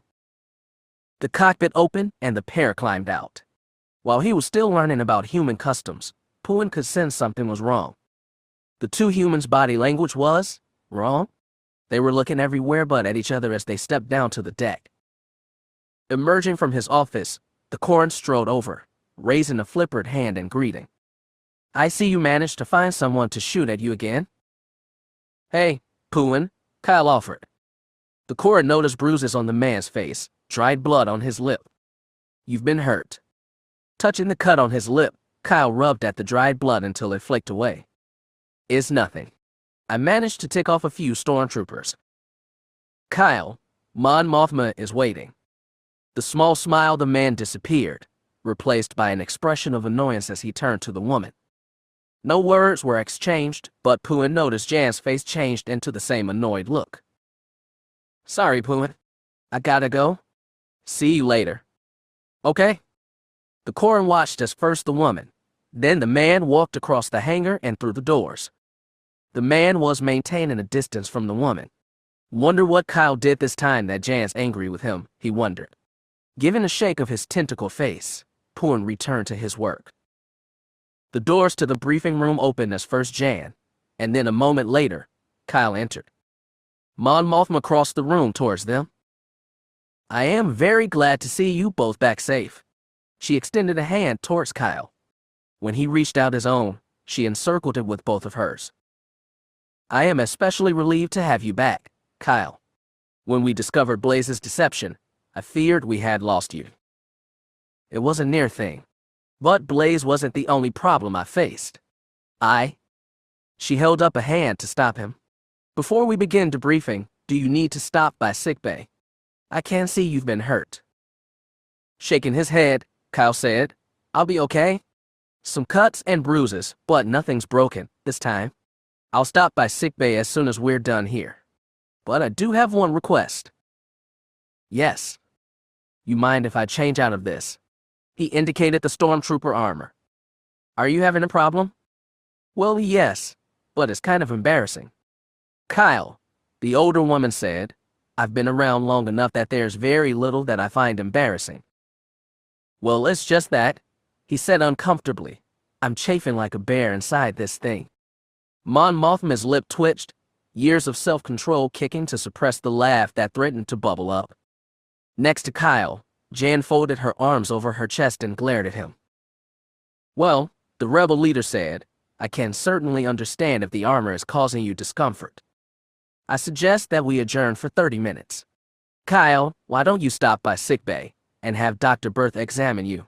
Thank you, Mon Mothma. He started to turn away. But then, with the snap of his fingers, he turned back. I almost forgot. There's something you should see before I go. Mon Mothma gave him a quizzical look as Kyle opened the equipment pouch on his belt, extracting the data tapes and handing them to Mon Mothma. Her eyes lit up, smile coming to her as she realized what he had handed her. Are they completely decoded and ready for review? Kyle said, a small smile coming to his face. For a moment, Mon Mothma found herself at a loss for words. Given Blaze's betrayal, she hadn't expected that Kyle would be able to accomplish his mission. "Kyle," she said, pausing again before saying, "Well done. I will take this to intelligence and have them begin reviewing the information immediately." "Thanks, Mon Mothma.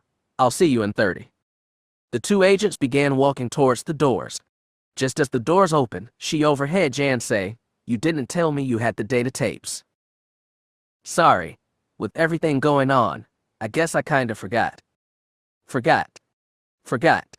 Kadarn, there are times that I think you forget your head if it wasn't attached." His retort was lost as the doors closed.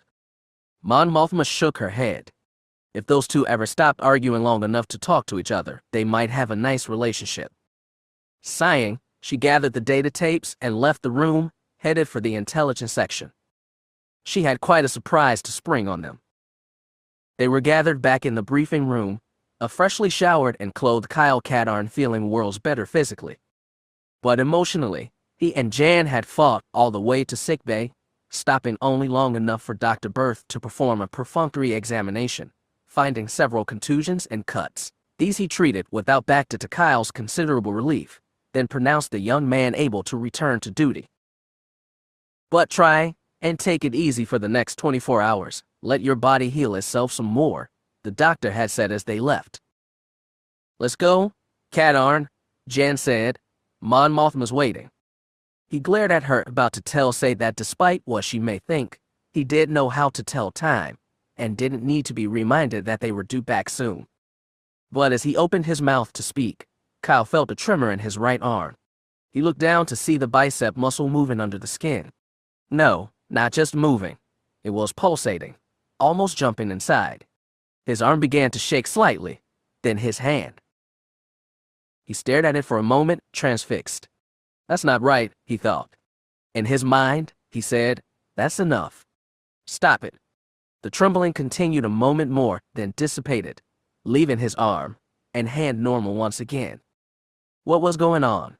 This had never happened before. He didn't know why, but it scared him. "Kadarn." He looked up, realized he was standing in the middle of the corridor, staring at his arm. He quickly dropped it to his side. Something wrong. He didn't know if he should tell her or not. It was probably nothing. He shook his head.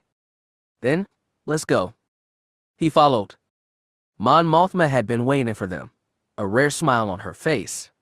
Intelligence is still going over the data tapes, but things look promising. They have already deciphered several locations that the Arkhammer has already been to, including Tulay. The chief tells me another 2 or 3 hours, and they will know the ship's current position as well as where it's going next. "That's great news," Jan said, her smile matching Mon Mothma's. Kyle smiled too, but it was a grim one. "Good. The sooner we find General Mach, the better.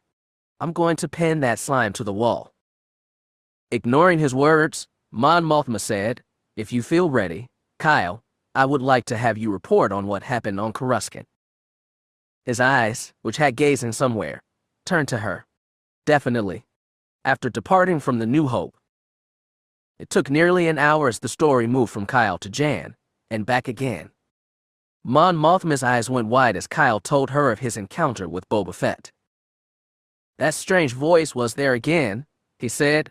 "It told me to fake surrendering, then to use the Dark Trooper weapon I found to defeat Fett." He went on to describe the fight between the two voices and then how Blaze Jade had stepped into the picture.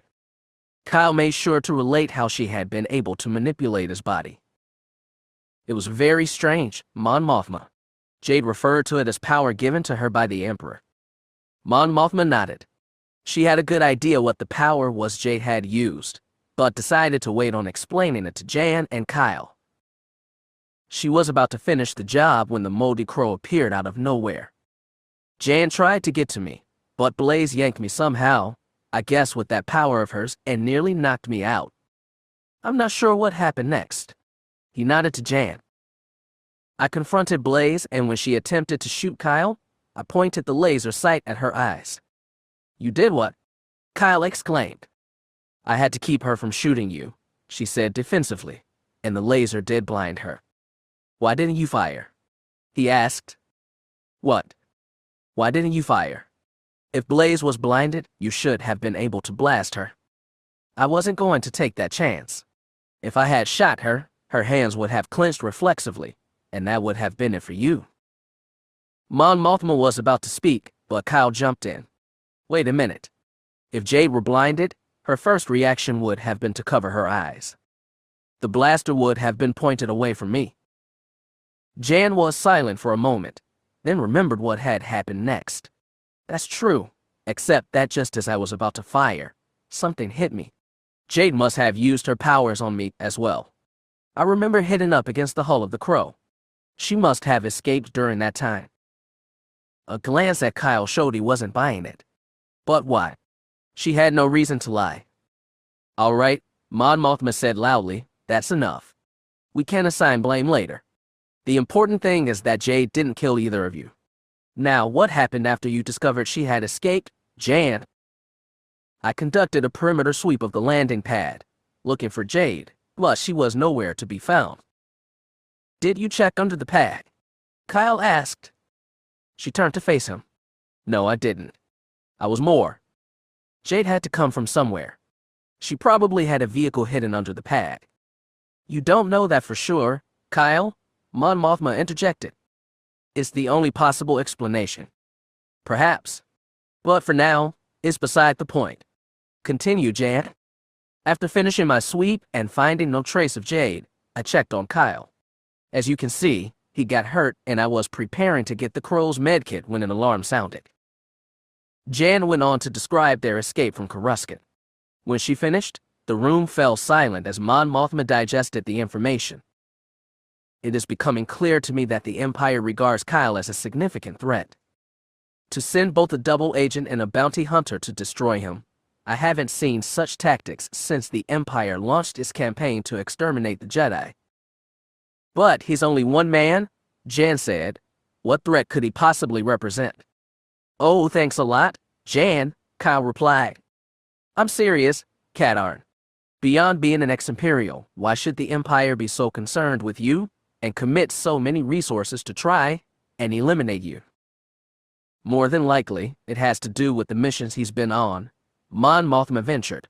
Stealing the Death Star plans, rescuing General Medine, destruction of the Anti-V base, bringing news of the Dark Trooper project. Kyle's reputation has no doubt reached the ears of the Emperor himself. Maybe, Jan said thoughtfully, I've just got a feeling there's more to it than that.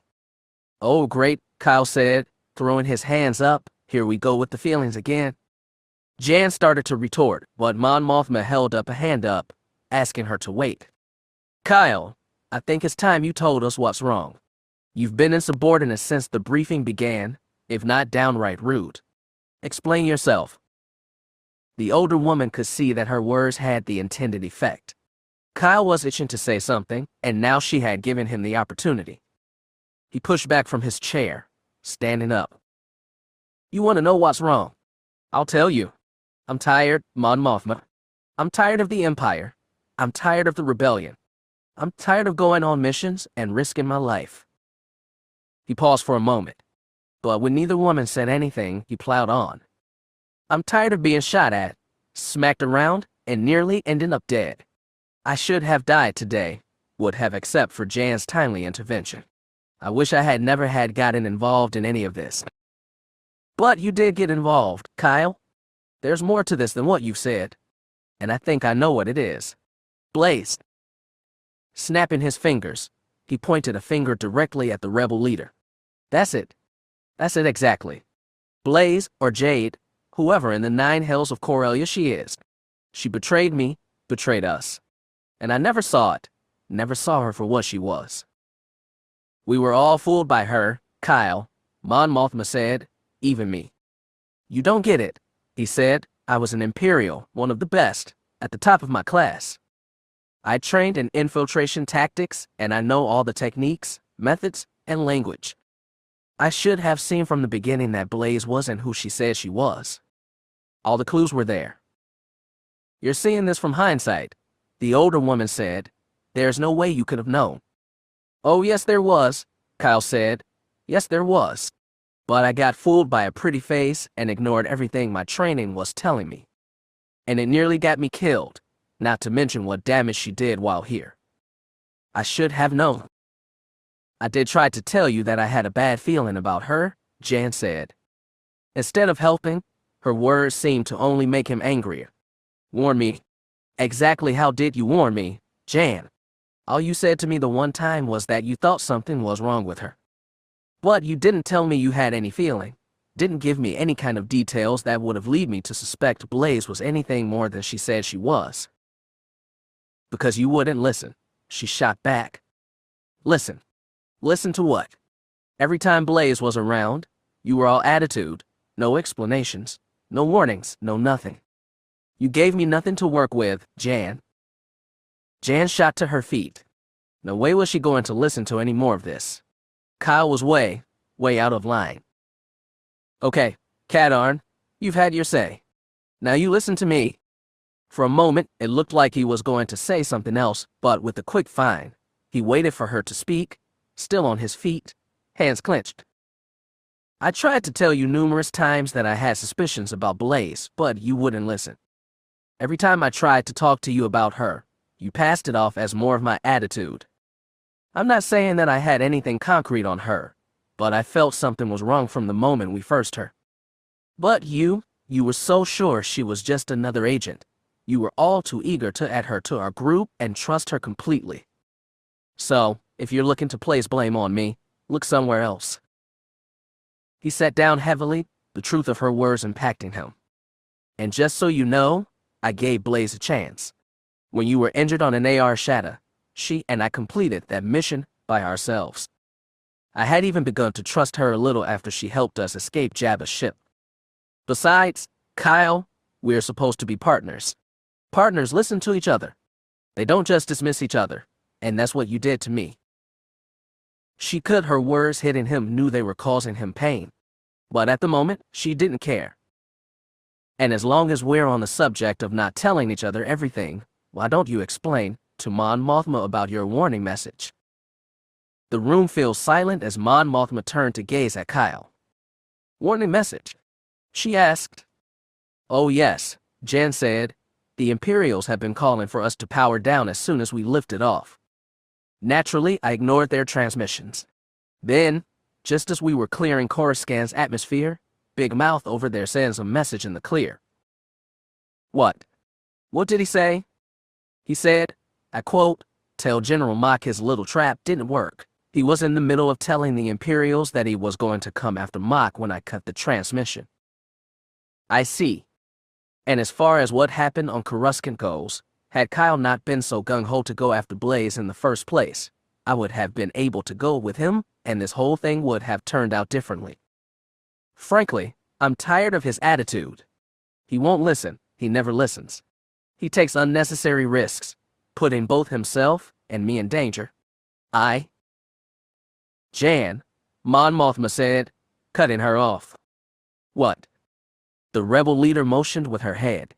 Jan turned to look at Kyle, eyes going wide. Kyle was leaning forward over the table, hands clasped in front of him. He was shaking. It took her a moment to realize it wasn't just his hands. His whole body was shaking.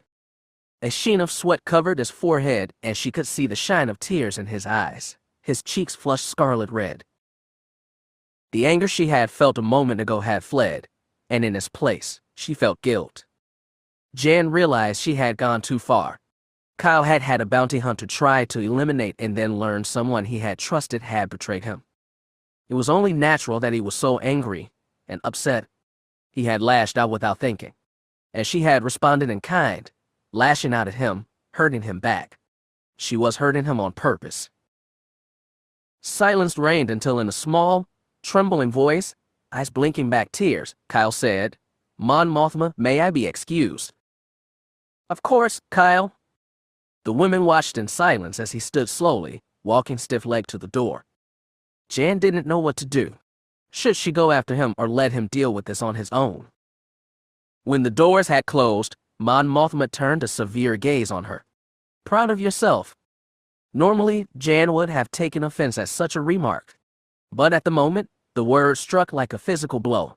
It took a moment for her to say, no. Good, Mon Mothma said, her voice softening a little. I should hope not. What's wrong with him? Jan asked. He's been like this since we left Coruscant. It is something I have been concerned about for a long time, the rebel leader said. Frankly, I'm surprised it's taken this long to happen. What? Jan pressed. What is it? I believe Kyle is suffering from battle fatigue. Battle fatigue. It is a condition I have seen develop in soldiers before, both rebel and imperial. Think for a moment what Kyle has endured in these past months. Jan, first, he learns the truth about the Empire and the role it played in his father's death. He was forced to question everything he had known and believed for 18 years. Factor in the stress he has endured on each of his missions, including Bastro's death. And then, just yesterday, he had to face Boba Fett and learned that Blaze was a traitor. You can see that Kyle has had to endure not only physical pain, but mental and emotional difficulties well beyond any wound he has ever suffered. Jan was silent. She hadn't realized that he had been through so much. Her focus had been on day-to-day events. Kyle had seemed so strong to her, able to endlessly adapt, handle anything that came his way. She hadn't stopped to consider what it had been doing to him, and their arguments had only added to it. She closed her eyes for a moment, feeling even worse about what she had said to him just a few moments ago. Will he be all right? Shrugging, Mon Mothma said, I don't know. With proper counseling, soldiers can learn to adapt and function despite the effects of battle fatigue. Some are eventually able to return to normal duty. What about those who can't adapt? The rebel leader sighed. Jan could see she didn't want to discuss this. For them, things only get worse. They become irritable, getting angry at the slightest provocation. Nightmares are common as well. Others become sensitive to loud noises, thinking they are under attack. She trailed off, looking away. Jan felt cold inside. The idea that Kyle was suffering from this right now, and it could get worse. Visions of what he might become flashed across her mind. Seeing her expression, Mon Mothma was quick to offer comfort. This does not mean Kyle is going to get worse, Jan. But it's a possibility. A small possibility, the older woman corrected. But yes. Is there anything we can do to help him? I am going to talk to Dr. Berth about getting a counselor to talk to him. We will also need to monitor him in case he does anything irrational. Irrational? What do you mean by that? I have a duty to protect this ship and everyone aboard, Jan, including Kyle. If he does get worse, I have to make sure he does not try to do something foolish, like commandeer a ship and go off on some kind of one mad crusade against the Empire. He'd never do that, Jan said quickly. Are you sure? You heard him when I revealed that we would soon have the location of the Arc Hammer. He is already fixated on personally exacting revenge on General Mach. In that state, I would not put stealing a ship beyond him. I just can't believe that. Jan, Kyle is not in his right mind at this moment. All he can see is the battles of the past. What happened to Bastro, his encounter with Boba Fett, and Blaze's betrayal.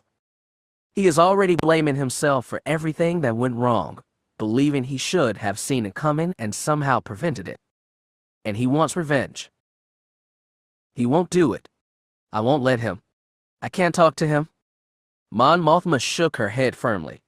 The last thing you need to do is argue with him any further. Jan, you saw what happened in here, did you not? A fresh wave of guilt hit her as the memory surfaced. She could see him sitting there, shaking from head to toe. Yes, she said, nodding. Then do not provoke Kyle any further by trying to convince him that you know what is best for him. It will not help and will likely end up backfiring. There's got to be something I can do. Mon Mothma was about to say there wasn't when Jan held up a hand. She motioned for the young woman to continue. I just want to do something to help him. He's my friend, Mon Mothma. If by word or deed, I can help Kyle, I want to do it. The rebel leader started to shake her head again. Please? Mon Mothma looked at Jan, her gaze boring into the other woman's eyes. In them, she saw guilt and hurt, and a need to relieve both. Jan's expression was one of earnestness, a sincere desire to help. Why are you so concerned, Jan? Is there something between the two of you? Is that why you want to do this? I can see you feel guilty, but I don't understand why. We're just friends, Jan said adamantly, that's all. There's no relationship or anything like that between us. Then why? Jan wanted to explain, but the words came with difficulty. It's just that. She took a deep breath, started again. When you explained what Kyle has been through, I really had no idea. We've been so focused on the next mission, and on making sure Kyle survived, I didn't realize it was affecting him in other ways. And she trailed off. Go on, Mon Mothma prompted. You know Kyle, and I haven't always been on the best of terms. I'm not saying I was wrong the times I've argued with him, but if I had known it would do this to him, maybe I could have backed off just a little. True, Mon Mothma replied, and I'm glad to hear you say it. But I still don't see why I should let you talk to him when it might only serve to upset him further. Jan looked down for a moment. She's not making this easy. But if I want to see him. Taking a deep breath, Jan got ready to tell what she had never told anyone before. I told you Kyle's my friend. He's also my partner. We've learned to rely on each other, trust each other implicitly. And I guess I've gotten used to having him around. Kyle's been there to help me, even when I didn't ask. I owe it to him to help him now. Still, Mon Mothma began. All right. Jan exploded. Fine. I'm worried about him, okay? I don't want him to succumb to this blasted fatigue, and I don't want to see him turn into some kind of head case that's jumping as shadows or dealing with nightmares the rest of his life. I worry about him every time we go on a mission. When he leaves the cockpit, I wonder if it's the last time I'm gonna see him. Mon Mothma put up a hand. Then don't keep sitting here and telling me this. Go to Kyle and tell him what you just told me. That is what he needs right now, to know that he is not alone and that there are people who care about him. Dismissed. Jan stared in open-mouthed shock. Had she heard that correctly? Is there a problem, Jan? I believe I said dismissed. A wide smile replaced the look of shock. Standing up fast, Jan turned and walked briskly to the doors. Mon Mothma watched her go, thinking I only hope Kyle will listen to her. Otherwise, we probably will lose him, for good. Knowing that running would look undignified, Jan nevertheless maintained a fast walk to Kyle's quarters. She was rehearsing in her mind what she'd say to him. She keyed the door chime. There was no answer. She keyed it again. Still no answer. She leaned on the button with one hand, knocking with the other. The speaker crackled. All right, already. Let up on the chime, will ya? I'm coming. She complied, dropping her hands to her sides. Who is it? His voice was almost unrecognizable. Low, almost guttural. Knowing that he probably wouldn't open the door for her, Jan tried speaking in Twiliki. She attempted to say, room service. There was a pause. Then, excuse me. She repeated the words again. Look, I don't know who you are or what your problem is, but I don't like your tone. I think you'd better leave. What did I say? Jan thought, reviewing the words in her mind. They seemed okay to her. Shaking her head, she keyed the chime again. Evidently, subterfuge wasn't going to work, so maybe the direct approach would. Yes. Came Kyle's voice, a trace of annoyance in it. Room service, she said in her normal voice. You must have the wrong room, he replied. I didn't order any. Wait a minute. Jan. So you figured me out, she said, expecting him to laugh. He didn't. Very funny, Jan, he said, his tone indicating he thought the exact opposite. Not exactly your best, but funny. Thank you. Can I come in? I'd like to talk to you. No, he said with finality, you can't. We talked enough, and I'm tired of listening to you and arguing with you. Go away. Sorry, Kyle. I can't do that. Why not? Let me in and I'll tell you. Tell me and maybe I'll let you in, he returned. You know me better than that, Kyle? Maybe. But I'm still not letting you in. Please, I've really come to talk, not to fight. Maybe you are. But lately, every conversation we have turns into a fight. And I don't feel like listening to any more of it. Now go away. I'm not leaving, Kyle. Not until you let me in and we talk. Go away, he shouted. No, she answered softly. Go away or I'm going to call security, he threatened. She smiled. Fine, go right ahead. And when they get here, you can explain to them why you're not allowing me entry. I imagine it will be a most interesting conversation, especially when they report into Mon Mothma. You wouldn't. Try me. There was a long pause. Then, blasted stubborn woman. Fine, come on in. The door slid open and she stepped in. It took her eyes a moment to adjust. Kyle had lowered the lights to half intensity. Her foot caught up against something. She looked down, seeing the base of a table. Looking up, she fought not to react at the scene before here. His quarters were a mess. Furniture was scattered all over, a chair lying haphazardly on the floor. The cushions from the small couch had been tossed to the floor as well. His bedclothes lay in a tousled heap at the foot of the bed. And there on the bed sat Kyle. He was staring at her. His eyes were red-rimmed from crying, and he gazed at her with a suspicious expression. On the floor between his feet she noticed an open bottle, and it wasn't Yuri juice. You haven't been? He shook his head. Got this from Caston after the ANTV mission. We've been having a staring contest and so far, it's been pretty equal. But I think the bottle is beginning to win. I'm getting tired of just looking at it. Can I sit? Depends on what you want. Like I said outside, I just want to talk. Talk about what, Jan? I thought we talked about everything already. Everything's my fault, right? You know better than that, Kyle. Do I? Do I really? Because lately, it seems that I can't do anything without ticking you off. According to you, I'm wrong about everything. Not everything. Oh, not everything. He continued in a sarcastic tone. Well, that makes it all better, doesn't it? Gee, how I did not see it before. It's a good thing you came by, Jan. I guess you can leave now. No, I can't. Not until we talk, really talk. And again I ask, talk about what? About you? About what's bothering you. What's bothering me at this moment is you, Jan, so why don't you accept that and leave? No. He stood up, took a step towards, his hands clenching into fists. He was almost nose to nose with her. You don't get it, do you, Ors? I don't want to talk to you.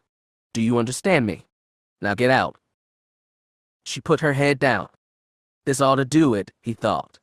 Maybe now she'll finally leave. I just can't face her right now. Not like I am. She needs to go. But, to his surprise, Jan's face rose, her eyes gazing into his. Her expression was one of understanding. She extended a hand, placing it flat against his chest.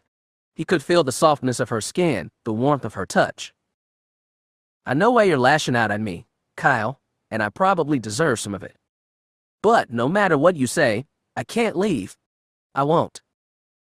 I can still call security, he tried to say seriously. But her face, the touch of her hand, he could feel his resolve beginning to weaken. And as I said before, go right ahead. But I don't think you will. Oh, what makes you so sure? Because I think some part of you believes me. Some part of you wants to talk. Kyle, we've been partners for a while now. But more than that, we're friends. And as you told me more than once, friends help each other. Please, let me help. She saw his face begin to crumble. He tried to maintain the stoic expression, but it was no use. Jan felt his chest began to tremble as Kyle threw an arm across his eyes as the tears came. His knees buckled and he sat down heavily on the bed. He began to sob, his chest heaving mightily as his breath came in hitches. Jan sat down next to him, placing a hand on his shoulder. She thought she should say something, but no words would come. After a few minutes, Kyle spoke. Blast it, Jan, you're right. I do want to talk. It's just that after everything I said to you in the briefing room, and then what you said to me, he trailed off. We both said things we shouldn't have, Kyle. And for my part, I'm sorry. I'm sorry too. It's just that after yesterday, what with Boba Fett and finding out Blaze was a traitor, it was just so much to deal with. You should be proud, Kyle. You faced off against the galaxy's best bounty hunter and beat him. And as far as... He suddenly reared up, knocking her hand away. He turned to face her, his face a mixture of anger and pain. You don't understand. You weren't there. You didn't see what I did. Tell me. I didn't just beat Boba Fett. I almost murdered him. After the voice helped to use the Dark Trooper weapon to knock Fett to the ground, I couldn't stop shooting at him. I just kept blasting and blasting. You had to make sure he was incapacitated. No, this was more than that. Jan was enjoying it. The feel of the weapon in my hands, the way it fired, watching Fett's body jerk with each hit. I heard him scream, saw that my shots were penetrating his armor. And I still kept firing. I was smiling, Jan, actually smiling. You didn't. He shook his head. No. Something stopped here. It was. Jan, it was another voice, different from the first one. I've heard them before, but not like this. They were actually arguing with each other. One demanded that I be allowed to continue, the other refused. The next thing I knew, I couldn't move. My finger slipped off the trigger, and I stopped shooting Fett. Jan, it was so close. Had I fired one more time, I would have killed him. I could feel it. But you didn't do it, Kyle. You stopped before it was too late. No, Jan, you're not hearing me. The voice, whatever it was, stopped me. On my own, I would have kept firing and killed Fett. No doubt about it. I can remember the voice said if I had killed Fett, I would have become him. I didn't understand it at first, but I think I do now. Kyle, you're talking crazy. I know you well enough to know you couldn't kill in cold blood. It just isn't in you. Maybe that was true once, Jan, but now, I'm not so sure. It's like, at that moment, something came to life inside me. Something wrong. Something dark. He thumped his chest with his palm. I can feel it in here. Kyle. I feel such helpless anger. Jan, I feel like no matter what I do, no matter how hard I work, it doesn't matter. People I care about either get killed or turn out to be traitors. Kyle, you don't have to. Yes, I do, Jan, he said with an edge of anger in his voice. Yes, I do. I should have listened to you in the first place. You knew something was wrong with Blaze from the get-go, and it took what happened on Coruscant before I saw what was right in front of me. She fooled all of us, Kyle, not just you. Maybe. I don't. Fresh tears came, and it took a moment before he could speak again. I'm so sorry, Jan. I didn't mean those things I said to you. I was just so angry. Boba Fett's attack, and then Blaze's betrayal. It was just too much to take. I know, Kyle. You've had to endure a lot. And I'm just so blasted tired. I don't even feel like fighting anymore. I'm sick of the whole thing. And yet, were he here, I think I could snap General Mock's neck like a twig for what he's done to me, to us, to the rebellion. He reached out a shaking hand, which she took, holding it firmly. She tried to respond, but he rushed on. Jan, please forgive me for what I said to you. I can't pretend I didn't say it. But I was just so upset and angry. It was easier to lash out than to talk. I know. I was such a bastard. Jan, I don't how you can stand to be in the same room with me. Don't forget stupid, foul-mouthed, and idiotic. Despite the pain, despite all the anguish he felt, a smile came to his face. No fair, or you're not supposed to make me smile. Sorry, I just couldn't help myself. He sniffled, wiped an arm across his eyes. Look, you should go. I'm really not in a good place right now, and I don't want to say or do anything else to hurt you, okay? He dropped his head back down, shut his eyes. Jan said nothing, but he heard her stand up. Good, she'll leave now.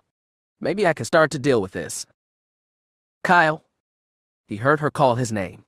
She was right in front of him, but he couldn't raise his head to face her. He feared what he'd see in her eyes and what he wouldn't. There was a light touch on his face, a gentle but firm grip on his chin. He had no strength to fight her. With infinite care, Jan lifted his face to hers. Her eyes were open and gazing into his. He saw no condemnation, anger, or hurt in them, only acceptance and forgiveness. He managed a small smile. Jan smiled back, her eyes drifting closed as her face moved closer to his.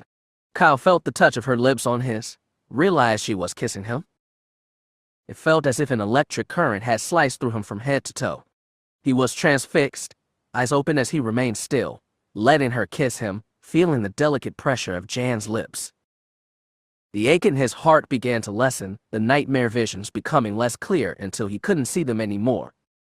All that he had endured, the truth of the Empire, Bastro's death, Blaze's betrayal, it all faded away, lost in the singular pleasure of feeling Jan kiss him. She increased the pressure slightly, which only accentuated the pleasure. Kyle felt her hand release his chin, her hands moving across his face until she held it in her hands. His own eyes drifted closed. He lost himself in that incredible moment. Chapter 28. Danger has many faces. Coruscant Imperial Center. He gazed at the figure before him. He was angry to be sure, but that anger was also mixed with disappointment. He was not accustomed to having this happen, and judging from the reports, his operative may have not been totally at fault. Still, "You have failed me," he said accusingly, purposely making the words harsh. "Yes, master," came the reply. Good, he thought. No excuses, no arguments. He had come to expect that from this one. He continued, "My instructions were clear, were they not?" "Yes, master." "And yet you failed." "Yes, master." "Why?" A pause. "Master." His anger increased slightly. "It is a simple question. Why did you fail?" The operative considered how best to answer. But how could failure be explained? Every answer that came to mind seemed more like an excuse than an explanation. "Your Majesty." Lifting his head, the Emperor considered the newly arrived figure. "Ah, yes." The man saw the Emperor gazing at him, but saying nothing. The silence grew, becoming uncomfortable. "You summoned me?" he ventured. "Yes, physician," the Emperor replied, motioning for the man to approach. The physician crossed the white expanse of the room towards the raised dais. The Emperor's throne room was vast, taking up nearly an entire floor of the Imperial Palace. "I require your assistance. My hand has been injured." The physician reminded himself not to react to those pale spidery appendages, veins of purple crisscrossing them. But no sooner had he taken a step forward when the Emperor stopped him. "Not me, you fool." A bony finger pointed. "Her." The physician glanced to his right. He said the kneeling figure as he moved towards the throne, and while curious, knew better than to ask. The figure's head was down, face cast in shadow. "Rise, my dear. Let the physician see you." She rose in one smooth motion, betraying no sign of injury or pain. He began to wonder exactly what was wrong when her face came into view. The physician gasped. Red gold hair framed an oval face that was familiar. But where a pair of jade green eyes should have been, he could see the sclera and iris were filled with blood, the dark spot of the pupil like tiny black islands surrounded in an ocean of red. The physician grimaced. Mara Jade's eyes were severely damaged. The pain had to be quite severe. So how then was she standing here? A better question was why. But he would not ask them. "As you can see, physician, my hand needs your skill to repair her sight. Is it possible?" "Yes, Majesty," he said, "but in order to perform the procedure, I request that the Emperor's hand accompany me to the medical facility." "Very well," the Emperor replied. The physician bowed to the Emperor, "Your Majesty." Amazingly, he watched as Jade turned back to face the Emperor, and bowed also. "Master." Moving closer, the physician reached out, intending to take Jade's arm and intending to help her from the room. With surprising strength, she shook it off. Now, my dear," the Emperor said, "the physician only wishes to help you. Allow him to do so." "Yes, master," Jade said. The physician took hold of her arm again, and this time she didn't resist. I will expect an answer to my question when you return, Mara Jade. Then you shall have one, Master. And Physician. Yes, Your Majesty. Do your work well? I expect my hand to be able to see again as she did before. Yes, Majesty. It shall be as you wish. Then go. Their footsteps faded as Jade and the Physician made their way to the room's single turbolift. As it closed behind them, the Emperor spoke again. You may come out now. No one answered him. Nothing moved. I can sense your presence, Lord Jarek. Do not test my patience. Seeming to materialize from nowhere, boots clicking against the decking, Jarek stepped from a shadow-wrapped alcove to the Emperor's right. He moved to stand before the throne, inclining his head. Black robes swirled around the dark Jedi, masking his body from view.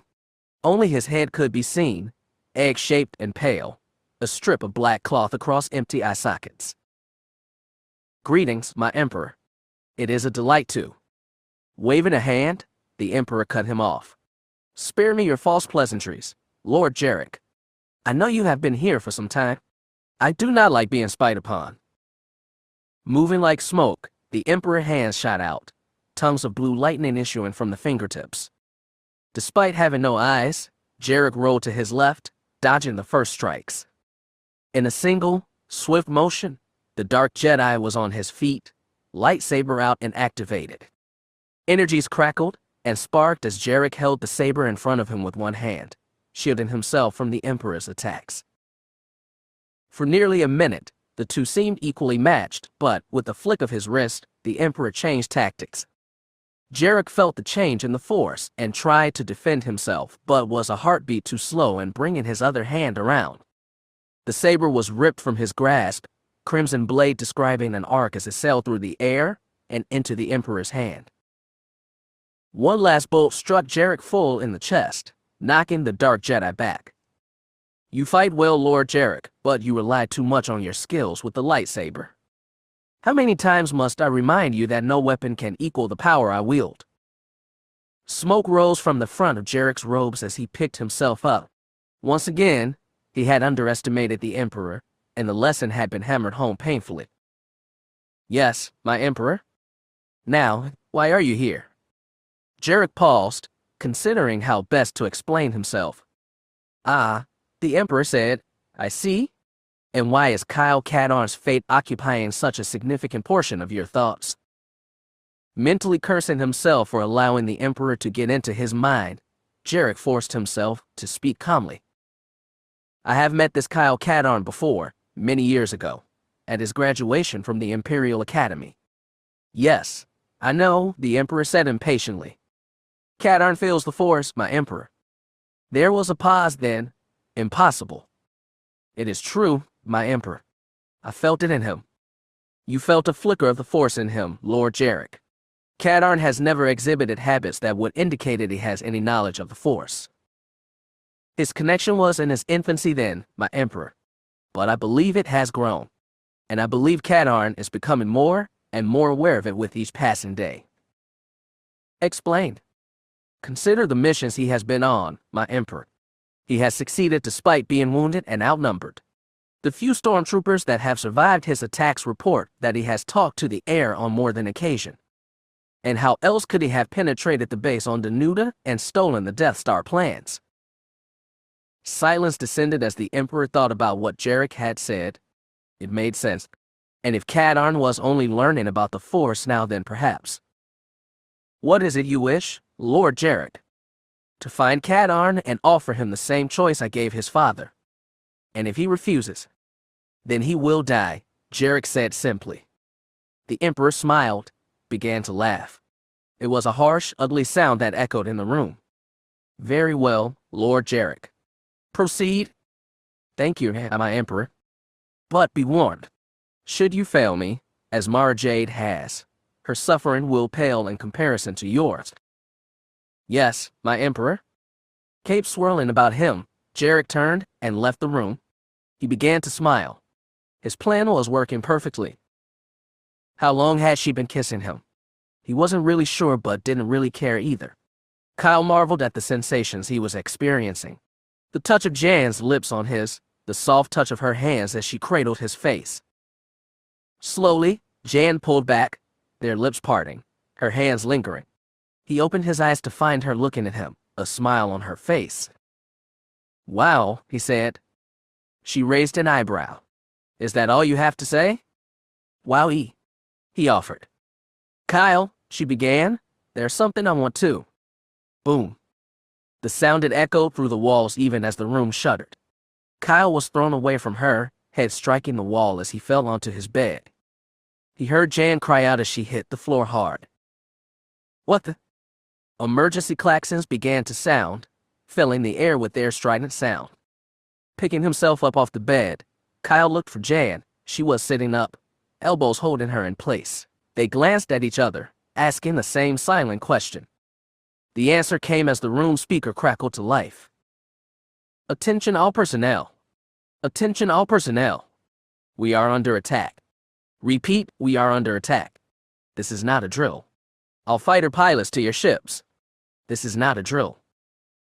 Rolling to one side and onto her feet, Jan grabbed her comlink, thumbed it on.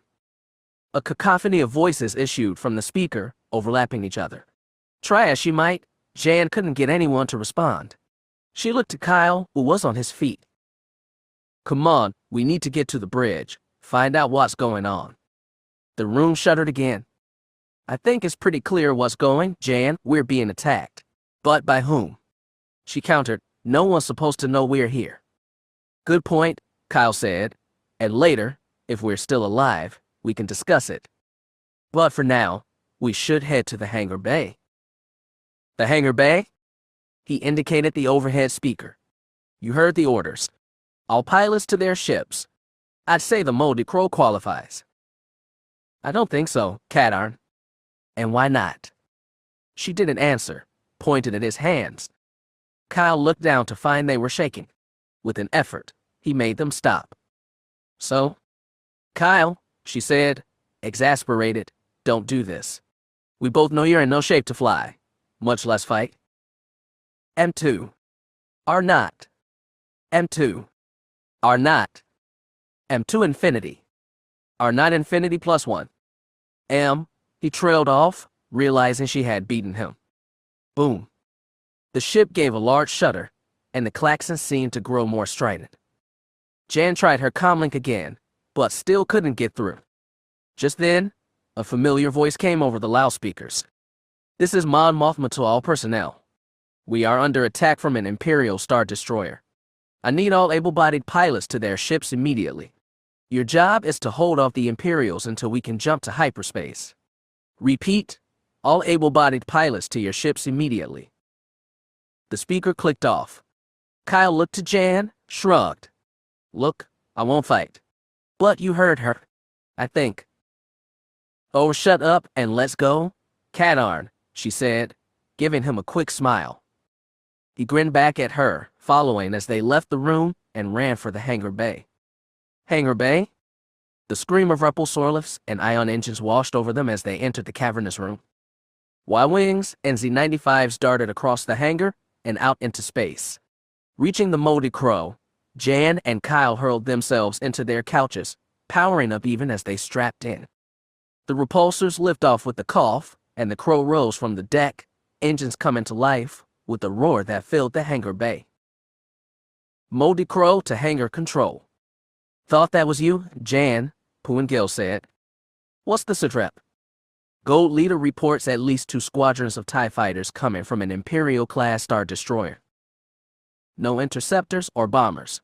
Kyle asked. "Not so far," Pooh said. "Well, someone's feeling overconfident." "What?" Jan said, perplexed by his reaction. "Imp stars carry at least 6 squadrons of TIEs. Standard attack procedure calls for bombers to be launched at the target vessel with interceptors providing escort. So, like I said, someone up there is feeling overconfident." "Does it really matter how many ships they send?" Jan said, "We're still outnumbered." "Good point," Kyle admitted. "Do you think Mon Mothma has sent a distress signal?" "Probably," Jan replied. "But if the Imperials are jamming us, it may not get through." which they probably are. In any case, Pooin said, you're cleared. Good hunting. Thanks, Jan said, opening the throttle. The moldy crow blasted from the hangar bay on a column of blue fire. Jan angled the nose upwards, so she and Kyle could now see the attackers. The massive triangular shape of the Star Destroyer hung above them, alabaster white against the blackness of space, its hangar bay facing towards the New Hope.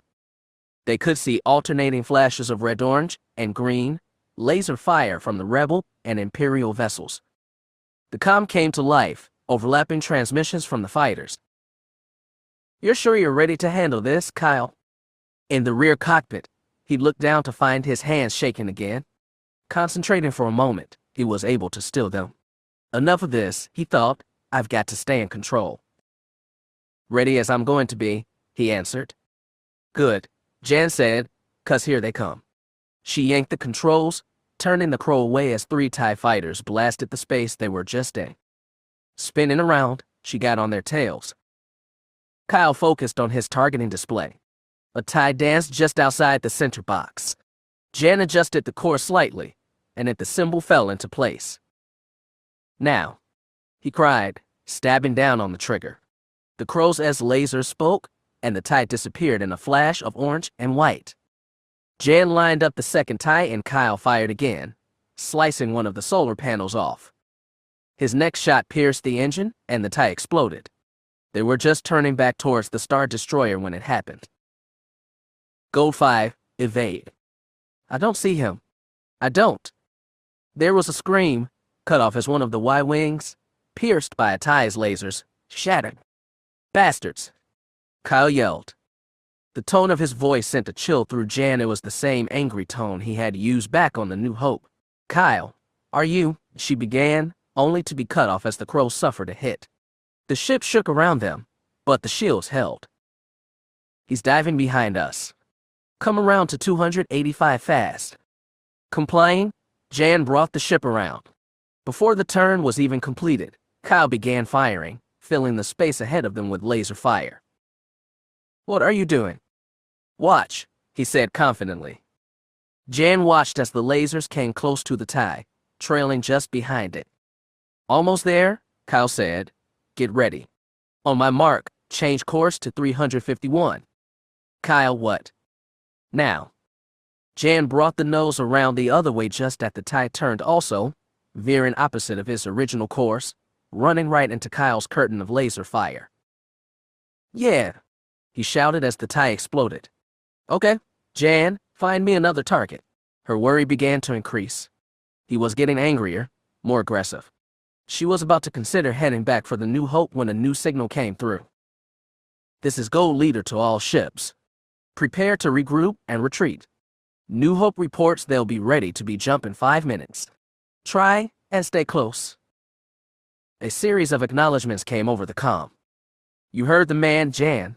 Let's knock out a few more before we have to go. Kyle, I don't think. Listen, the more we take out now, the less we have to worry about when we retreat. That did make sense, but she still had a bad feeling. Green 3 to Gold Leader. Go ahead, Green 3. We've got a problem. The imps just took out Green Leader. We're down to just me, Green 2, 7, and 9. Affirmative, Green 3. Stand by 1. Gold Leader to Moldy Crow. Go ahead, Jan said. Jan, I'm putting you with the remains of Green Squadron.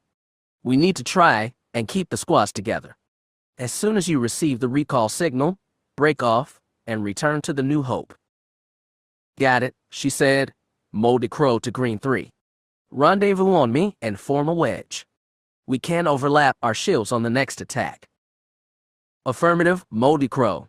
We're on our way. Kyle watched as the 4Z-95 zoomed in and formed up on either side of the Crow. Okay, Green Squad, Jan called, hitting the throttle. Let's go. They boosted forward, moving closer to the Star Destroyer. More TIEs moved in, laser reaching for the Rebel ships. But as Jan had surmised, their overlapping shields help offer more protection, deflecting several shots. A number of Imperial ships roared past them. Almost there, Kyle said from the back, almost. Break. He and Jan cried at the same time. 3 of the Z-95 peeled away, diving in behind the TIE that had passed them. Whoops and war cries began to fill the comm as the Z-95 pilots knocked TIE after TIE out of the sky. "Yeah," Kyle said, pumping a fist. "Nice work, guys." A frantic cry. "Moldy Crow, look out." Jan and Kyle turned at the same time to see a lone TIE falling towards them. One of his solar panels was gone, the guts of the ship hanging out, sparking in the velvet blackness. Jan fed more power to the engines, began a hard turn away from the TIE. But she could see it wouldn't be enough. It was going to hit them. She closed her eyes, waiting for the impact. The deafening sound of a nearby explosion caused her to open them. The TIE was gone, rapidly dissolving into a ball of incandescent gas. She saw Green 3 streak past, missing a collision by less than a meter. But whatever sense of victory she might have felt disappeared as a chunk of debris flew out of the explosion. With the horrible shriek of metal on metal, it slammed into the Crow's aft section. All 3 engine displays went red as the control stick wrenched itself from Jan's grasp. She and Kyle were thrown against their straps as the ship began to tumble. A control panel to her left suddenly exploded, and Jan threw her arms up to protect her face as bits of metal flew across the cockpit. When the barrage ended, she sighed with dismay. The Crow's damage control system was the one that had exploded. They no longer had any way to assess the ship's condition or determine what systems had been damaged by the collision. "Jan." "Yeah, I saw something blow up there." "You all right?" "Not exactly." She went on to explain what had happened. "So what you're saying is, we're in trouble," she finished. "I was afraid you were going to say that." Despite the laser fire buffeting his craft, Quell Harness managed to line up another TIE in his sights. As his lasers chewed it into pieces, he took a moment to check on his team. "All wings report in." The calls came back, and Quell fought not to let his voice show what he felt. Green Squadron had lost 2 more ships, and his own had been whittled from 10 ships to 4, including himself. He glanced briefly at the New Hope, willing the hyperspace technicians to hurry and get the ship ready to jump. He was about to swing around and engage another TIE when a new transmission came through his headset. He smiled as he heard the words he had been waiting for, then called to the other ships. "Gold leader to all ships. Signal Echo Lima Row. Everyone break off and head for the New Hope. We've got about a minute till she jumps." The remaining rebel fighters acknowledged, and Quell turned his nose back towards the New Hope, looking forward to getting back on board. His headset crackled again. "Go to Gold Leader." "Go ahead." "Sir, the Moldy Crow. She's still out there. I think she's been hit." Quell confirmed it a moment later. The Crow was some distance away, tumbling end over end through space. Cursing under his breath, he called to the other ships. "All right, everyone. Green Squad. Gold Squad. Reform on me. We're going after the Crow." But even as he boosted his ship towards the tumbling vessel, Quell could see a group of TIE fighters approaching as well. He realized with horror that they were going to reach the Crow first. Inside the spinning, tumbling Crow, Jan and Kyle worked feverishly. Without the damage control computer, they had to check nearly every system by hand. "Weapons are still online," he called. "Same for the engines," Jan said, "except for the starboard one. I'm not getting any response from it." "What about communications?" "I'm trying," Jan replied. The comms memory core had been damaged, erasing all the settings. She was having to program them in by hand. "Jan, I think I can see some of the Y-Wings. They heading this way," she said hopefully, not looking up from her work. "I don't think so." "Jan, they're heading for the New Hope."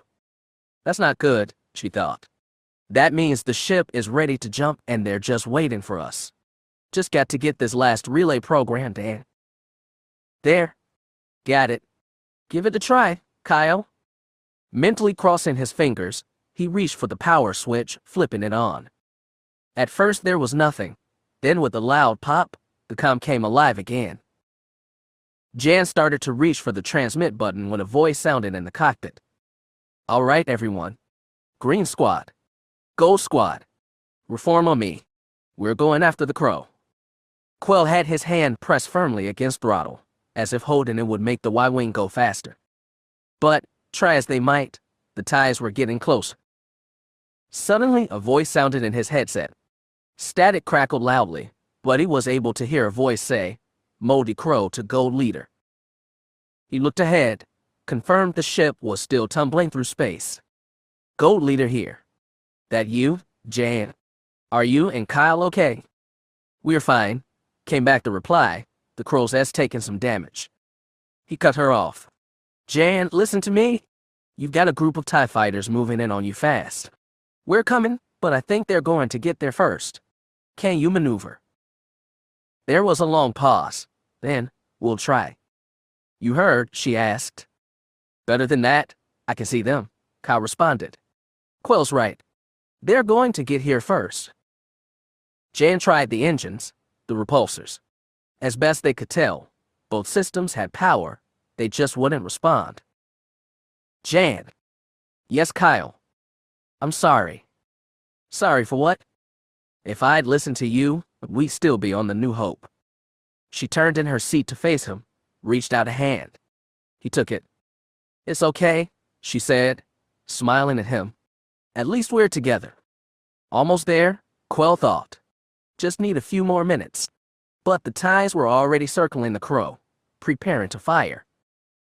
Suddenly, his proximity alarm came alive, warning of a new ship entering the area. Probably another Star Destroyer, he mused disgustedly. But when, with the flicker of pseudo-motion, the new ship appeared, it was clearly not Imperial. It took him a moment to recognize it. And when he did, Quill let out a whoop. "Here they come," Kyle said simply. "Should be any moment now," Jan said. They looked at each other, knowing the end result. Suddenly, a new ship flashed into existence, slicing past the crow with incredible speed. "What was that?" he asked. "I don't know," Jan said. "Some kind of ship." She pointed. "And there's another." Kyle followed her finger, seeing the new ship. A moment later, two more flashed into existence. "Wait a minute," he said, feeling a surge of hope. "Jan, are those what I think they are?" "Yes, they are," she shouted happily. "X-Wings." The comms of both the Moldy Crow and Gold Leader's Y-Wing crackled.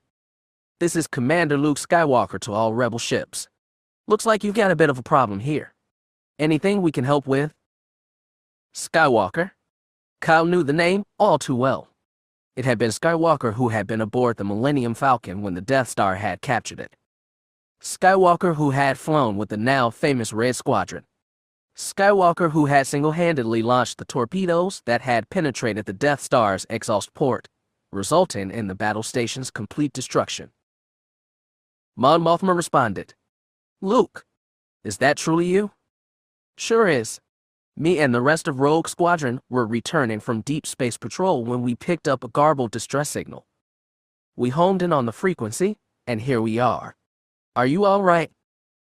"We're nearly ready to jump to hyperspace but still need to get our fighters aboard. Can you help?" "We're on it," Skywalker said. "All right, Rogues, as foils in attack position. Let's get to work." He and Jan watched in mute fascination as the double wings split apart, forming the shape that had given the X-Wing its name. Separating into pairs, they streaked into the midst of the ties, laser cannons firing. "It's like watching one of the Micho harvesters on Sulin," Kyle thought, as tie after tie exploded. The Imperials tried to return fire, but were always a heartbeat behind the speeding X-Wings. In less than 5 minutes, the area around him was practically free of Imperial ships. He spotted 2 X-Wings as they maneuvered towards the damaged crow. "This is Rogue 2 to damaged vessel. Do you read me?" Reluctantly disengaging her hand from his, Jan reached for the comm. "Loud and clear, Rogue 2. This is Jan Ors aboard the Moldy Crow along with my partner, Kyle Katarn. You sure showed up at the right time. Things were getting uncomfortable." "Things still look uncomfortable for you, Moldy Crow. You need some help getting out of that spin." "We might, Rogue 2. We've got engine power, but the blasted things won't light. Hang on, let me give them another try. Standing by, reaching for the controls, Jan began the start-up sequence. Here we go. The engines wound up, and with a slight shudder, activated. Kyle and Jan exchanged glances of surprise, then shrugs. You never know with this ship, he said. Rolling her eyes, Jan moved to inform the X-Wings, but it turned out they already knew. Rogue 2 to Moldy Crow. I'm reading activity from your ion drive. How's it look? We appear to be up and running, Jan said. Repulsors are coming online. I'm going to try and maneuver us out of this. Roger. We'll back off a bit. Jan began increasing power to the engines, then pulling it back. She fired the repulsors in a seemingly haphazard order, trying to counteract the tumbling spin. Behind her, Kyle monitored the ship's attitude, watching for the slightest indication of a problem. It took several minutes, but with one last push from the repulsors, the Crow stabilized, at relative rest. Looks good, Moldy Crow. Think you can maneuver back to the New Hope. Jan advanced the throttle, testing the engines. The port and middle ones responded readily, but nothing from the starboard one. I've only got 2 engines, but they should be enough. Confirmed, Moldy Crow. We'll escort you back. Oh bloody hell. Rogue 2, Jan called. What's wrong? Kyle saw it first. Jan. Yes. He pointed if we were in trouble before. I think we're really in trouble now. Chapter 29. What really matters? It has been said that there are moments in one's life of singular clarity. Moments where all the noise, all the distractions disappear, and in that singular moment, you see things more clearly than ever before. As she followed Kyle's pointing and saw it, Jan Ors had one of the singularly clear moments. And she knew she needed to do something fast. Above the Crow hung a second star destroyer, having emerged from hyperspace only seconds before. Its shadow eclipsed the Crow and the 2 X-Wings, blotting out the stars. Only the lights inside the cockpits of the ships kept the darkness at bay.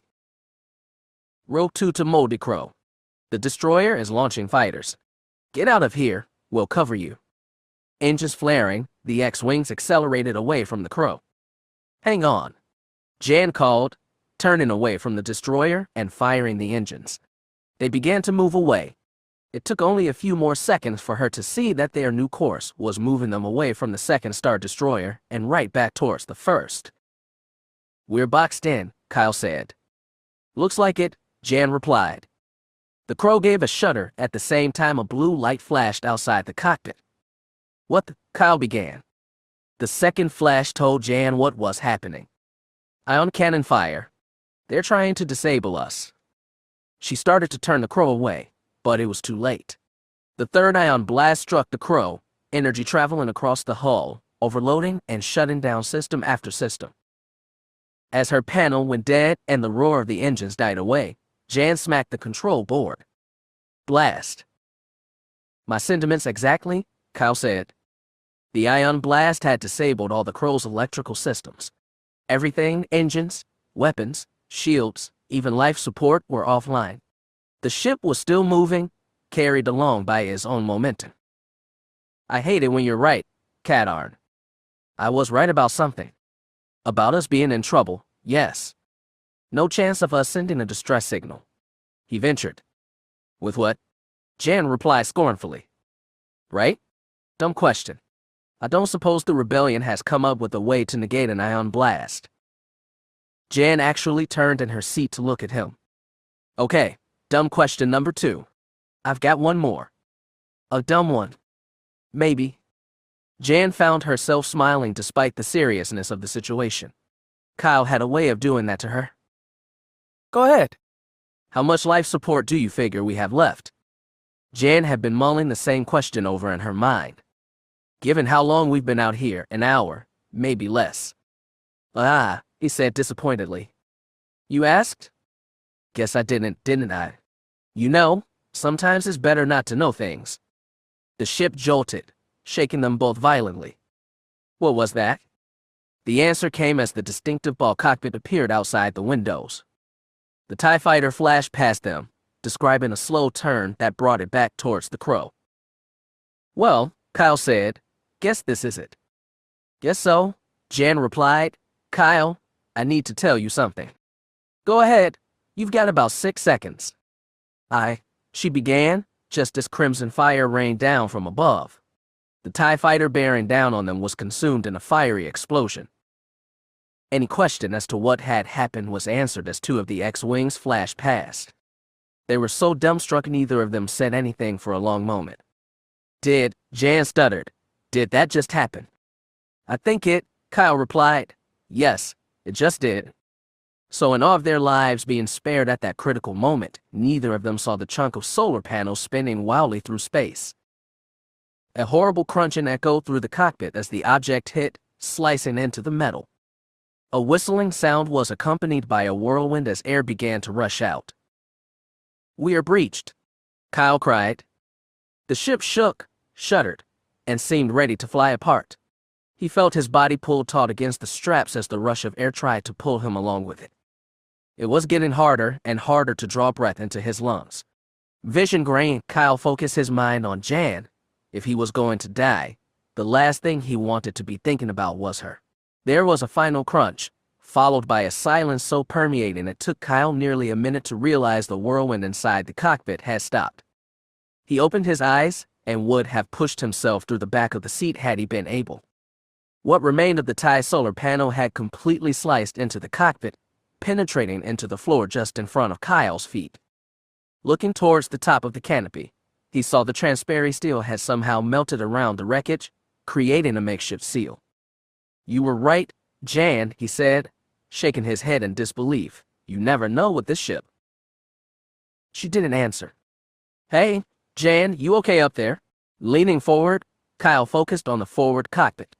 He could see Jan, so why wasn't she answering? Jan. He looked closer, eyes widening with horror. Jan was slumped in her seat, only the straps having kept her from falling out of it. Her head was down, hair obscuring her face, but the mass of brown couldn't hide the gash across the top of her head. Blood was beginning to drip into her hair. Jan. She must be unconscious, Kyle thought hopefully. But Jan wasn't moving at all. He couldn't even tell if she was breathing. And I can't do a blasted thing to help her, he mused disgustedly.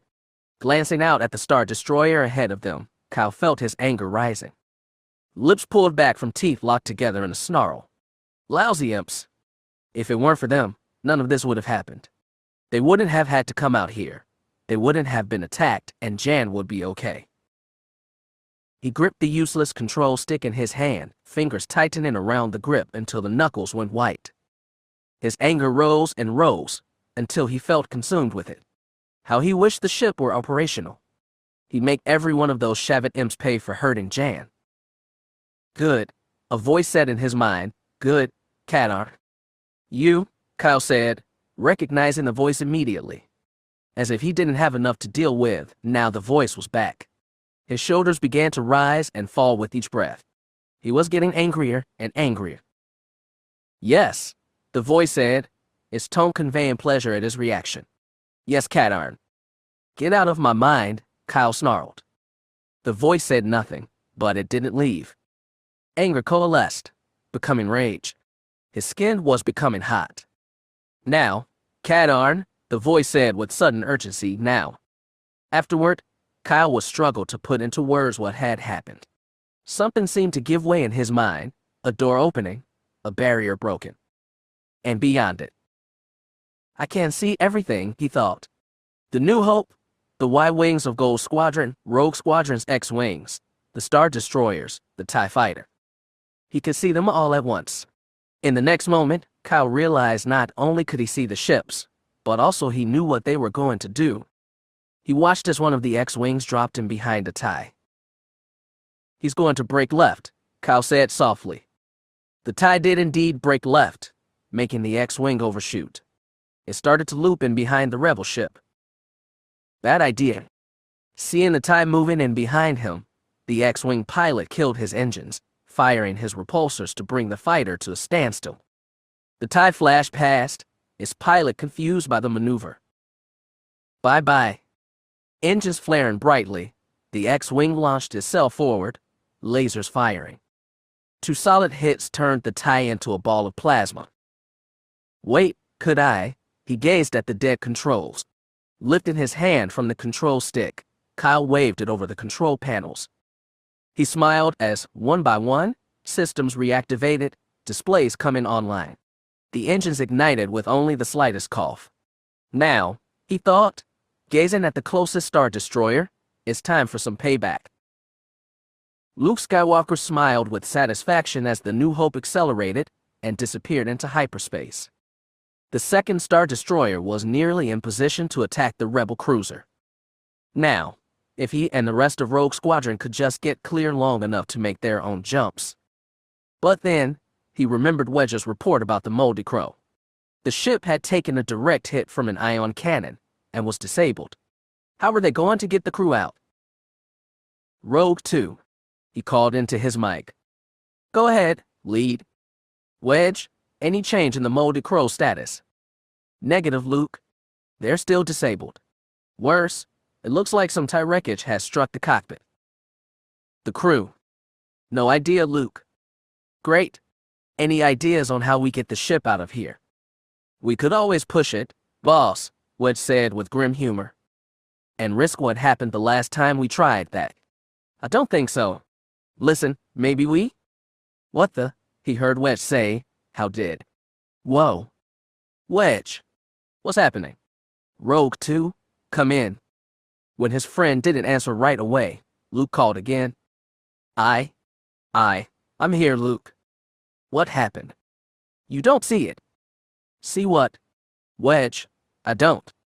Then, Luke did see it, and the sight made his eyes go wide. The Moldy Crow roared past him, moving as fast as any X-Wing. But it wasn't so much that the disabled ship had become active again as how it looked. The engines were glowing scarlet red, the exhaust plume so bright it almost hurt to look at it. The hull seemed to have been blackened, with a corona of red surrounding it, outlining the ship. Rogue 2 to Rogue Leader. Did you see it, Luke? It took a moment for Luke to reply. His throat had gone dry. I saw it, Wedge. But I'm not sure I believe it. Me neither, boss. And look where it's heading. It took a moment, but then Luke saw with horror what Wedge meant. The Crow was heading right at the second Star Destroyer. What's he doing? I don't know, Luke. But if he stays on that course, he's gonna get blasted. We've got to stop him. Wedge, you and Rogue 3 rendezvous on my signal. We're going after him. On our way. Ramming the throttle to full, Luke felt the X-Wing respond as the engines thrust it forward. Switching frequencies, Luke called into his mic. Rogue Leader to Moldy Crow. Rogue Leader to Moldy Crow, do you read me? There was no response.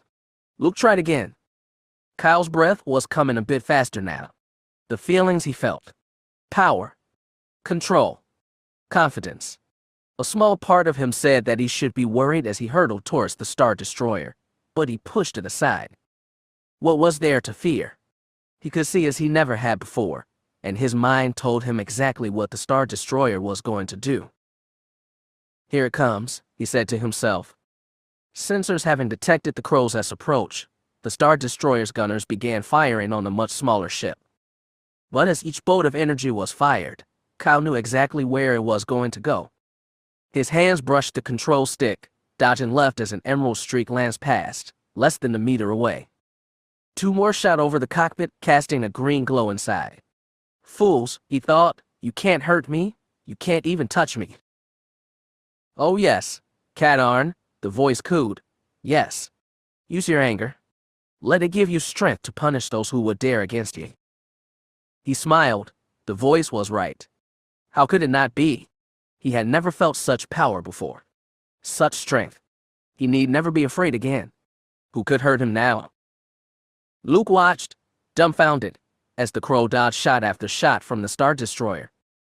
Whoever was flying it was either crazy or the best pilot he had ever seen. He's playing a dangerous game, Luke thought, as the Crow barrel rolled through another swarm of turbo laser blasts. One direct hit and he'll be vaporized. He tried calling the ship. Moldy Crow, this is Rogue Leader. If you can hear me, please respond. absorbed in guiding the crow through the swarm of turbo laser fire. It took Kyle a moment to notice the tinny sound coming from the speaker. It took another moment for him to identify the voice as the same one he had heard earlier. I suppose I should answer, Kyle thought, letting out a breath. Why was Skywalker bothering him at this moment? He had work to do. Oh well. He opened the channel, saying in a bored tone of voice, "Go ahead, Rogue Leader." Moldy Crow. Yes, Kyle said, rolling his eyes. This is the Moldy Crow, Kyle Katarn piloting. Is there something you want? He had contact, but what was going on with the pilot? He sounded bored. Moldy Crow, are you all right? The name is Katarn. Kyle Katarn, all right. The pilot sounded annoyed now. And yes, I'm fine. Now, is there something you need? Because as you can see, I'm rather busy at the moment. I can't see that, Luke replied. You do realize you're heading right for an Imperial Star Destroyer. Yes. And what? What do you mean, and what? Katarn. Luke was starting to get annoyed himself. You need to reverse course right now or you're gonna get blasted. Looping through another nest of turbo laser blasts, Kyle began to laugh. Skywalker was concerned, and he could appreciate that. But the idea that the Imperials would be able to manage a clear shot at him was too absurd to be believed. Luke gave the speaker a double take as he heard laughter come from it. The pilot was laughing, actually laughing, even as he maneuvered through more turbo laser fire. My first guess was right, Luke thought. This guy is nuts. Oh my, came the pilot's voice. Thank you, Rogue Leader. It's been a while since I've laughed.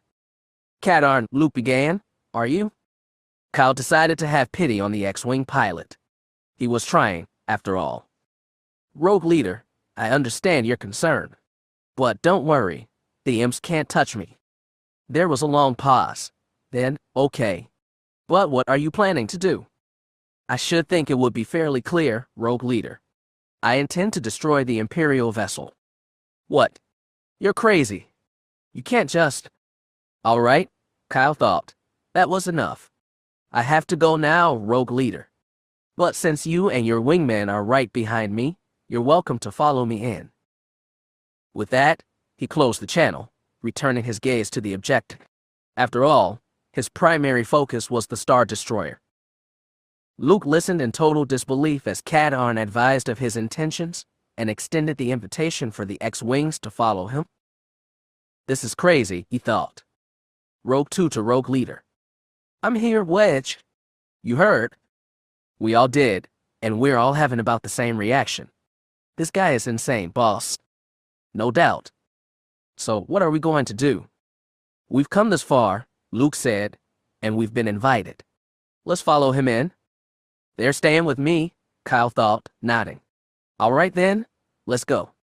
Dodging more turbo laser fire, he angled the crow's nose back towards the target.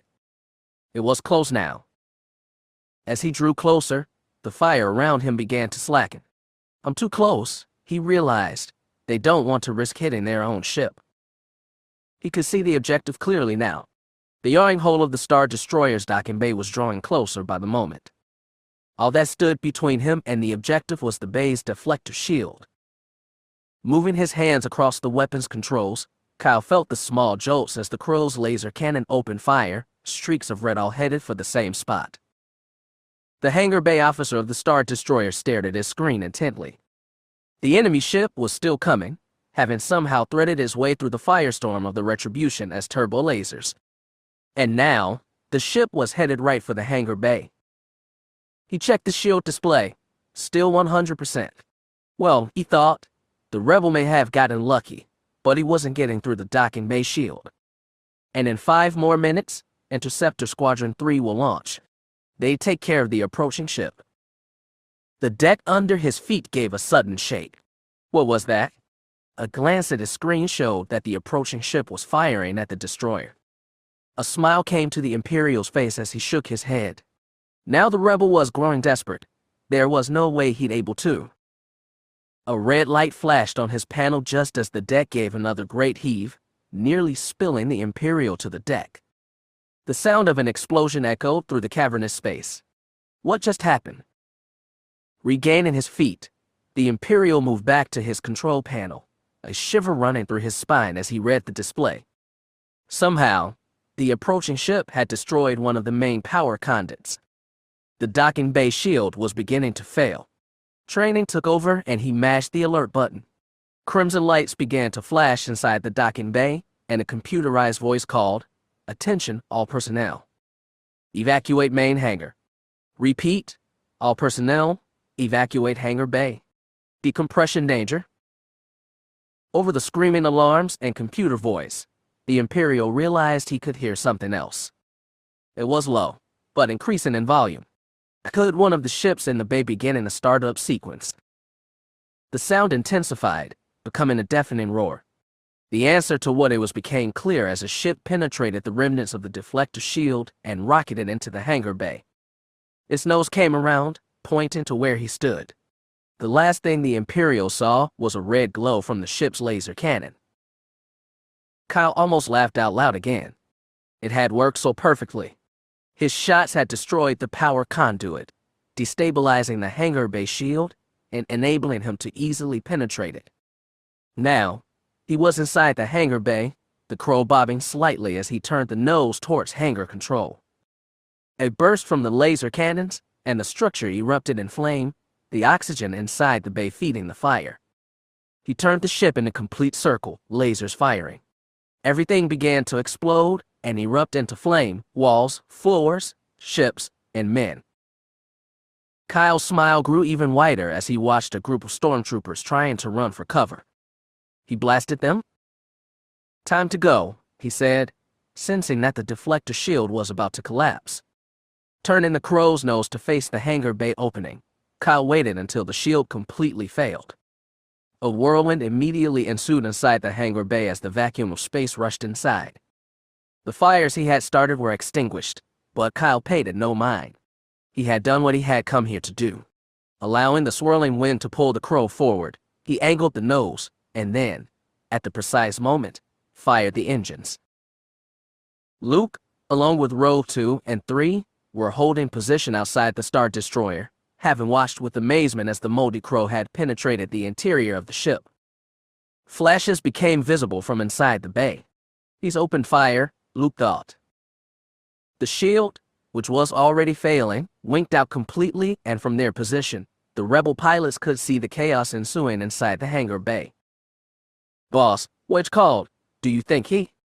The question went unfinished as the moldy crow reappeared, rocketing out of the hangar bay. Luke's comm crackled. "Rogue leader, the hangar bay shield is down. Fire your proton torpedoes at it. Now." "Wait a minute," Luke stammered. "How do you?" "Fine," came Katarn's voice, exasperation in his tone. "I'll do it myself." What does he mean? Luke thought. The answer came as his torpedo system activated by itself, targeting the Star Destroyer. "Luke." Rogue 2 called. "Something's happening. My torpedoes just came online, by themselves." "Mine too," said Rogue 3. Luke started to reach for the controls, but with a shudder, 2 lances of blue shot from the X-Wing. The pilots watched as the torpedoes flew into the hangar bay. "Rogues," Luke yelled, "pull out." Moving as one, the 3 X-Wings turned away from the Star Destroyer. Engines glowing red-white, they rocketed away, gaining as much distance as they could. Behind them, a gout of flame blasted out of the Star Destroyer's hangar bay.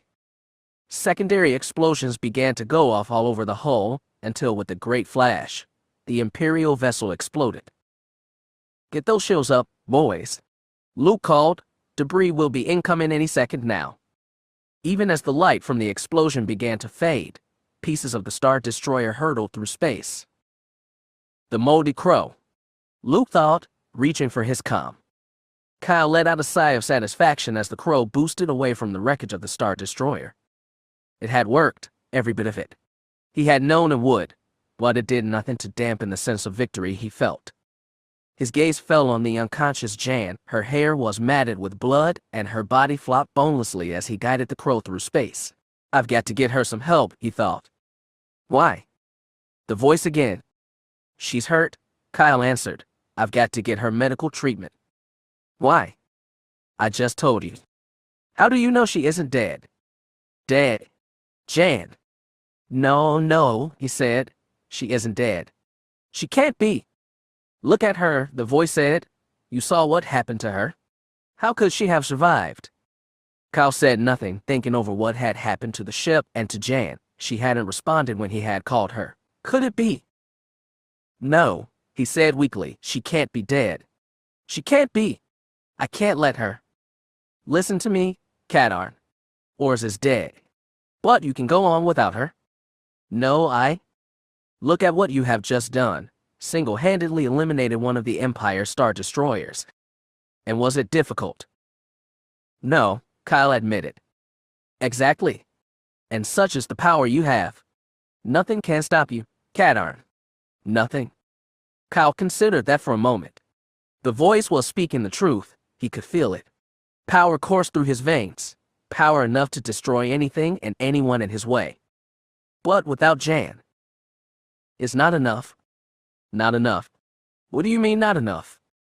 What good is all the power in the world if I'm alone again? Alone. Alone. With the power you have, you could have 1,000 women. Kyle hesitated. He knew the voice wasn't lying, but I could use my power that way. Of course you can, Katarn. And you can have as many as you choose. Women are always drawn to men of power. He considered that for a long moment. He could do it. But, as he looked at Jan, remembered the first time they had met, he thought of all their times together, good and bad. He wanted to have that again. But, with all his power, how would he ever have a true friend again?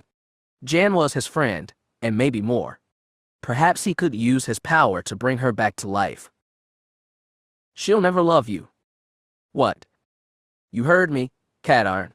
Ors will never love you. Bringing her back would be a waste of both your time and power.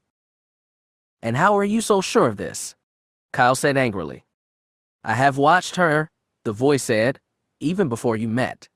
This one could never love, even though she's tried. She trusts no one, not even you, no matter what she says. And should the rebellion ever defeat the Empire, she'll disappear from your life, looking for the next fight.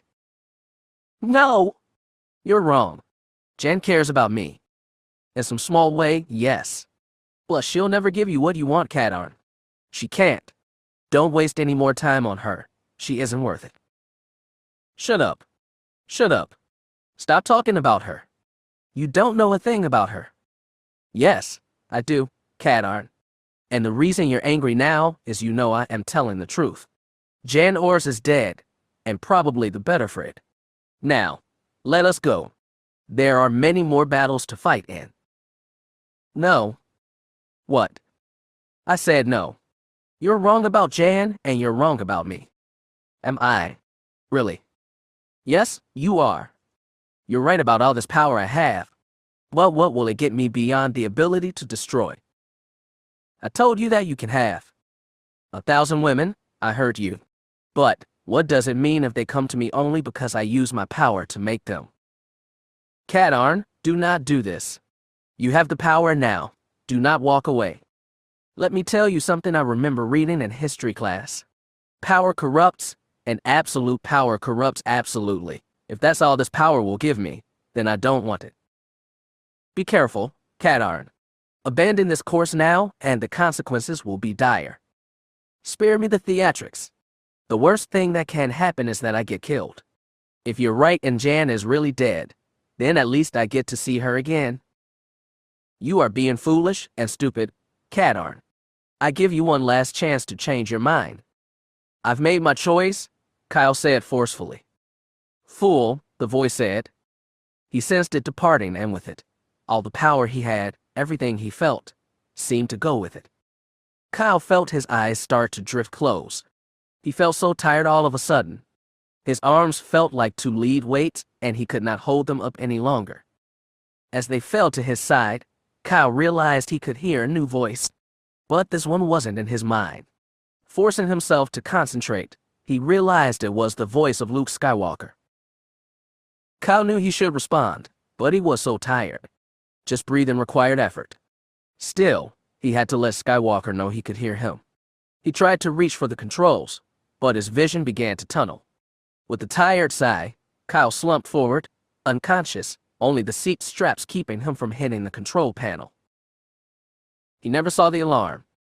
Rogue Leader to Moldy Crow. Repeat, Rogue Leader to Moldy Crow. Come in. He paused a moment, still no answer. Rogue 2 to Rogue Leader. What is it, Wedge? Luke. The Moldy Crow. Something's happening to it. Focusing on the ship out ahead of them, Luke confirmed that something was indeed. The fiery red from the engines was dying away. The blackened hull was lightening in parts, revealing the patchwork design of the ship. The red corona around the hull was completely gone. Power failure. Rogue 3 asked. Maybe, Luke replied, but it looks more like something is leaving the ship, sloughing off. Luke, which cut in, my readings indicate the crow's engines are dead. Her reactor's offline too. And that means no life support, Luke finished for him. The young man knew he needed a plan, and fast. Rogue Leader to all ships. Report in. One by one, the other 9 ships of Rogue Squadron reported in. Luke learned that after the second Star Destroyer had exploded, the first had jumped to hyperspace moments later, leaving the remains of its ties for the Rogues to finish off. Damage had been limited to Rogue 10 losing an engine, and Rogue 7 having trouble with getting his S-foils to close. Luke sent 4 of the squadron after the New Hope, then ordered the remaining ships to stand guard over the Crow. Luke hoped the Rebel command ship could return in time. Its tractor beams were the only hope of recovering the Moldy Crow and his crew. Luke hoped they were alive, because he had a Nova's worth of questions for Kyle Katarn. Chapter 34. Anger's Victims. Jan was practically motionless, only the rise and fall of her chest indicating she was breathing. Everything around seemed to be moving in slow motion. What had she done? Kyle. She was angry with Kyle. So angry that she stepped forward and struck him. Her hand, she could feel the ache in it, but why was it hurting? She raised it to eye level. The knuckles were red, the skin scraped. Spots of blood dotted the back of her hand. She looked down at Kyle, and then back to her hand. It took her a moment to realize that the blood on her hand was his. What had she done to him? Why weren't his eyes open? Why wasn't he moving? She heard Wexter ask, "Is he all right?" "I'm not sure. I think Jan broke his nose. But, the way he fell, I think he's really hurt," Alessa replied. "Kyle." They both turned at the voice, calling softly. Jan was looking down at Kyle, her face a mixture of shock and confusion. "Kyle." "He can't answer you, Jan," Alessa said, giving her friend an angry look. "He's hurt. I think you knocked him out." "I hit him." "Yes, you did, Jan," Wexter said, turning his own angry look on her. "And he's hurt." "No, I..." "All right, Jan," Wexter said, feeling himself getting angrier. "That's enough. Give us some room? Alessa, we'd better call sickbay." She nodded. "He's hurt," Jan thought. "No, he can't be hurt. We were just talking. He's all right. He just fell. He fell because I hit him. He's hurt because..." As the realization of what she had done hit her, Wexter saw Jan's stunned look shift into one of fear, then sorrow, then horror. She opened her mouth, and from it came a cry of utter despair, sorrow, and pain. "Kyle." "No! No! No!" "I didn't mean to." Jan felt her legs start to tremble, the strength flooding out of them. She fell to her knees by Kyle's feet. Tears began to stream down her face. "Kyle. Kyle, wake up. I'm sorry. I didn't mean it." She reached for him, feeling sudden pain as Alessa smacked her hand away. "Get away from him, Jan," the woman said, her tone dead serious. "You've done enough." No. Alessa, I didn't mean to. I'm sorry. Shut up, Jan, I was right here when you hit him. You did mean to hit him? You just better hope he isn't hurt badly." No. I didn't. Alessa, please. I'm sorry. Oh, Kyle, please. She reached for him again, her hand shaking. Wexter, keep her away from Kyle. I've got to go call sickbay and get someone here right away. Right? The older man reached down to Jan, grabbing her outstretched hand in his. Slowly, he pulled her up. Come on, Jan, we need to give Kyle some air. Jan didn't react at first, but when she realized that Wexter was pulling her away, she began to struggle. No! Let me go, Wexter. I need to help him. I can. Grabbing her upper arms firmly, Wexter moved around so he could face her. Jan looked up at him, then away. She couldn't stand seeing the accusing look on his face. You listen to me right now, Jan Ors. You can't help him right now. You've already hurt him more than once, and I won't stand here and watch you do it again. I didn't mean to, Wexter, she pleaded, still struggling. Please, let me help him. Reaching down, he moved her right hand into view. Look at this, Jan. That's Kyle's blood on your hands. Jan saw the bloodstains, which seemed to cry out accusingly against her. She closed her eyes against the side of it, fresh tears streaming down her cheeks. No. Kyle, I'm sorry. Please? Other hands slid across her shoulders. Listen to him, Jan. Another voice spoke up. The best thing we can do is let Alessa and Wexter work until medical help arrives. Jan felt herself being turned round. Her eyes slowly opened to see Galder's face looking at her. But Galder, look what I've. He reached for her, and as Wexter let go, Jan fell into his arms. She began to sob, her body convulsing with each one.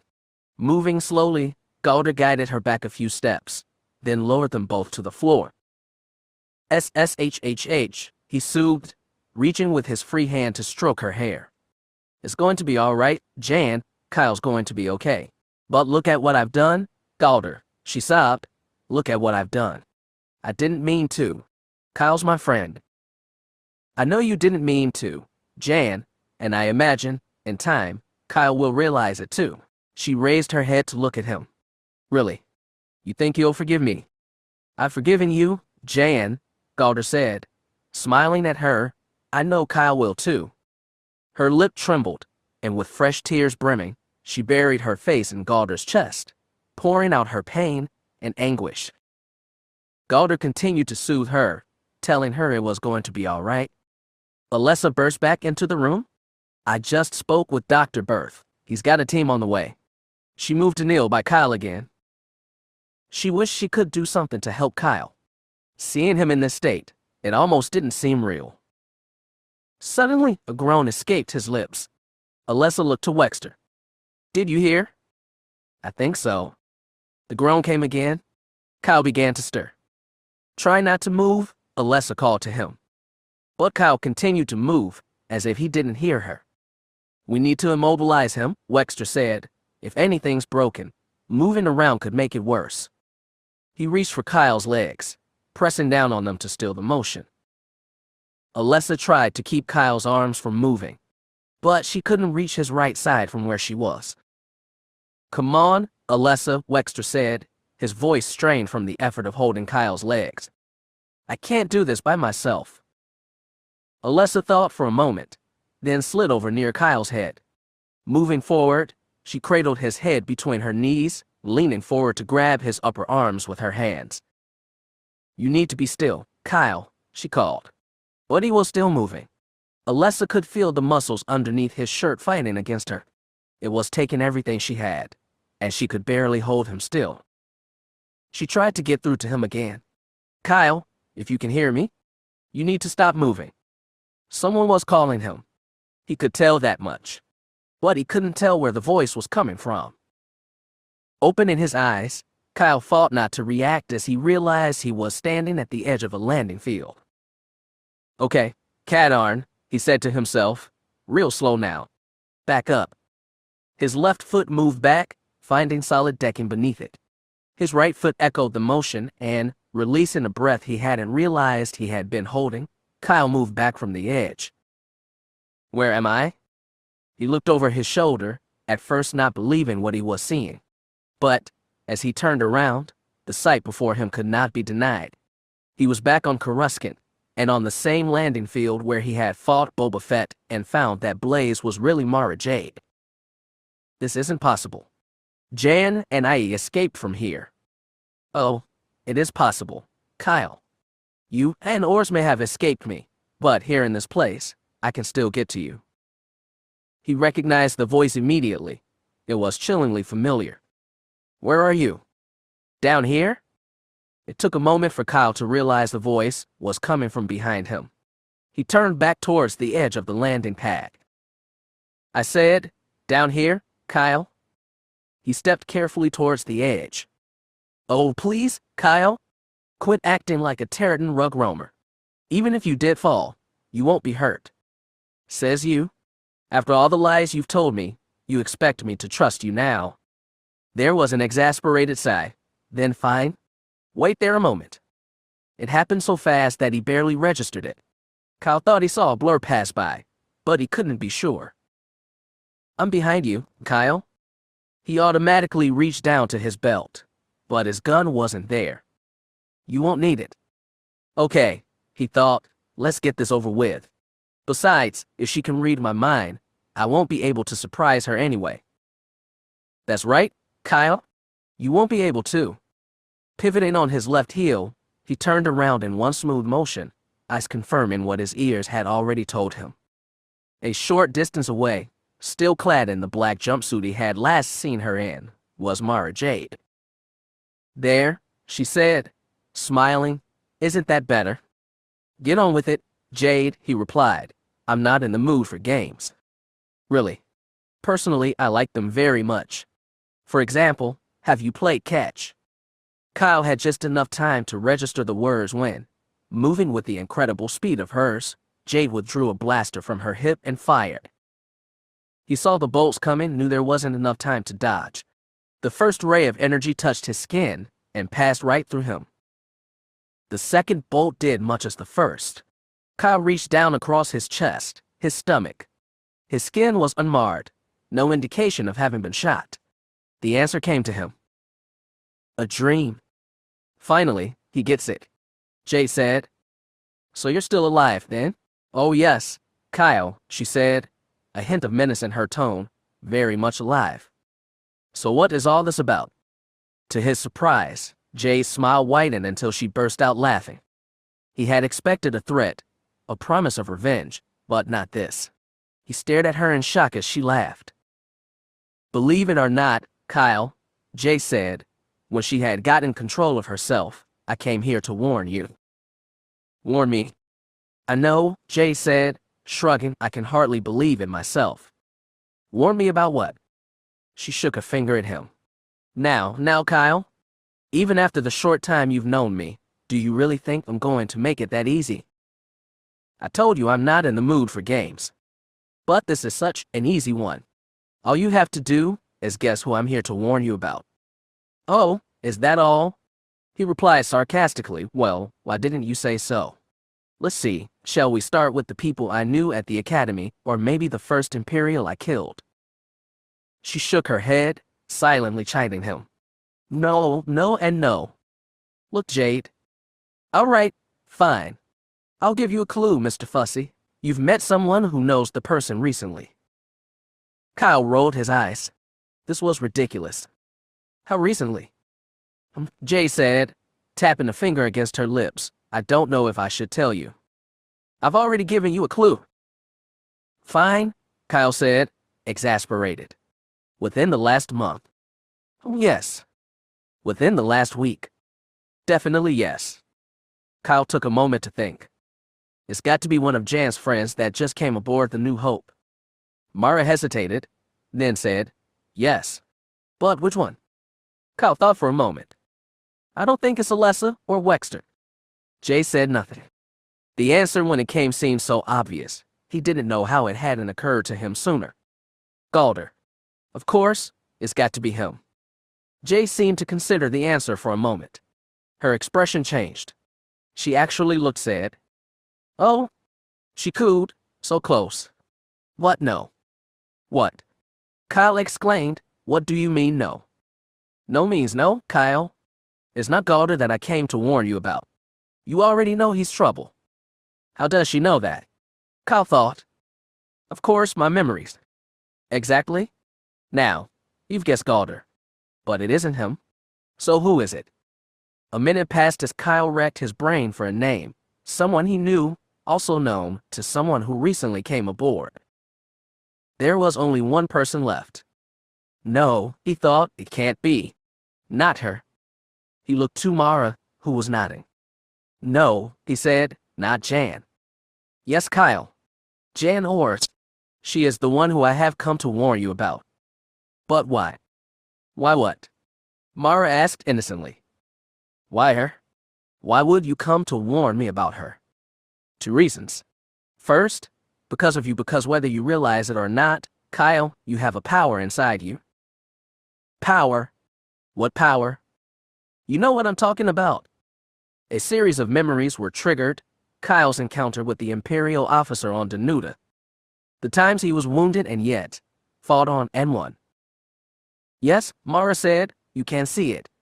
Those were more than coincidences, Kyle. You have the power and potential to be something great. I don't understand, Kyle said, confused. But you can, Kyle. You can discover your destiny. What is going on here? Kyle thought. What is she talking about? A destiny. Something's not right here. What's the catch? He asked, suspicion in his voice. No catch, she replied honestly, but you will have to leave the rebellion. What? Kyle, Mara says seriously, listen to me. You have seen only the traces of the power inside you. Properly trained, you can learn to harness that power, to use it. Use it for what? Anything you want. Kyle was beginning to feel overwhelmed. Seeing Jade was bad enough, but now this. A power inside him. Discovering his destiny. Power to do anything he wanted. And yet, part of him was intrigued. Where would I have to go? I can't tell you that until you've agreed to come. I'll think about it. So, what's the second reason you came to warn me? Mara hesitated. He could tell that whatever she was going to say, he wasn't going to like it. It has to do with your partner. Jan. Yes. What about her? She's going to betray you. What? Are you out of your mind? Jan would never do that. She's my friend. Shut up and listen for a second, Kyle, Jay said, interrupting. Red-faced, breath coming in pants, Kyle clenched his fists. How dare she speak that way about Jan? She never betray me. Yes, she will, Jay said simply, and soon. No, Kyle said, shaking his head. Jan could never. Why? Jade asked. Why what? Kyle replied. Why couldn't Jan betray you, Kyle? It's real simple, Jade. Jan Ors is my friend, my co-pilot, and my partner. She saved my life more than once. We've worked together closely. You can't do that and not know someone's character. Jan will never betray me. What about Galder? Galder. What does he have to do with this? If you and Jan are such friends, then why was she walking with him and not you? You're misinterpreting things. Jan and I had a fight, and she's mad. Once she calms down, everything will be fine. Like just happened a moment ago. What do you mean? Oh, that's right, Jay said, snapping your fingers. You're unconscious and don't remember what happened. Well, no matter. You'll find out before long. I'm what? Unconscious. Don't worry. That will all become clear soon. Kyle felt confused, not knowing what Jade was referring to.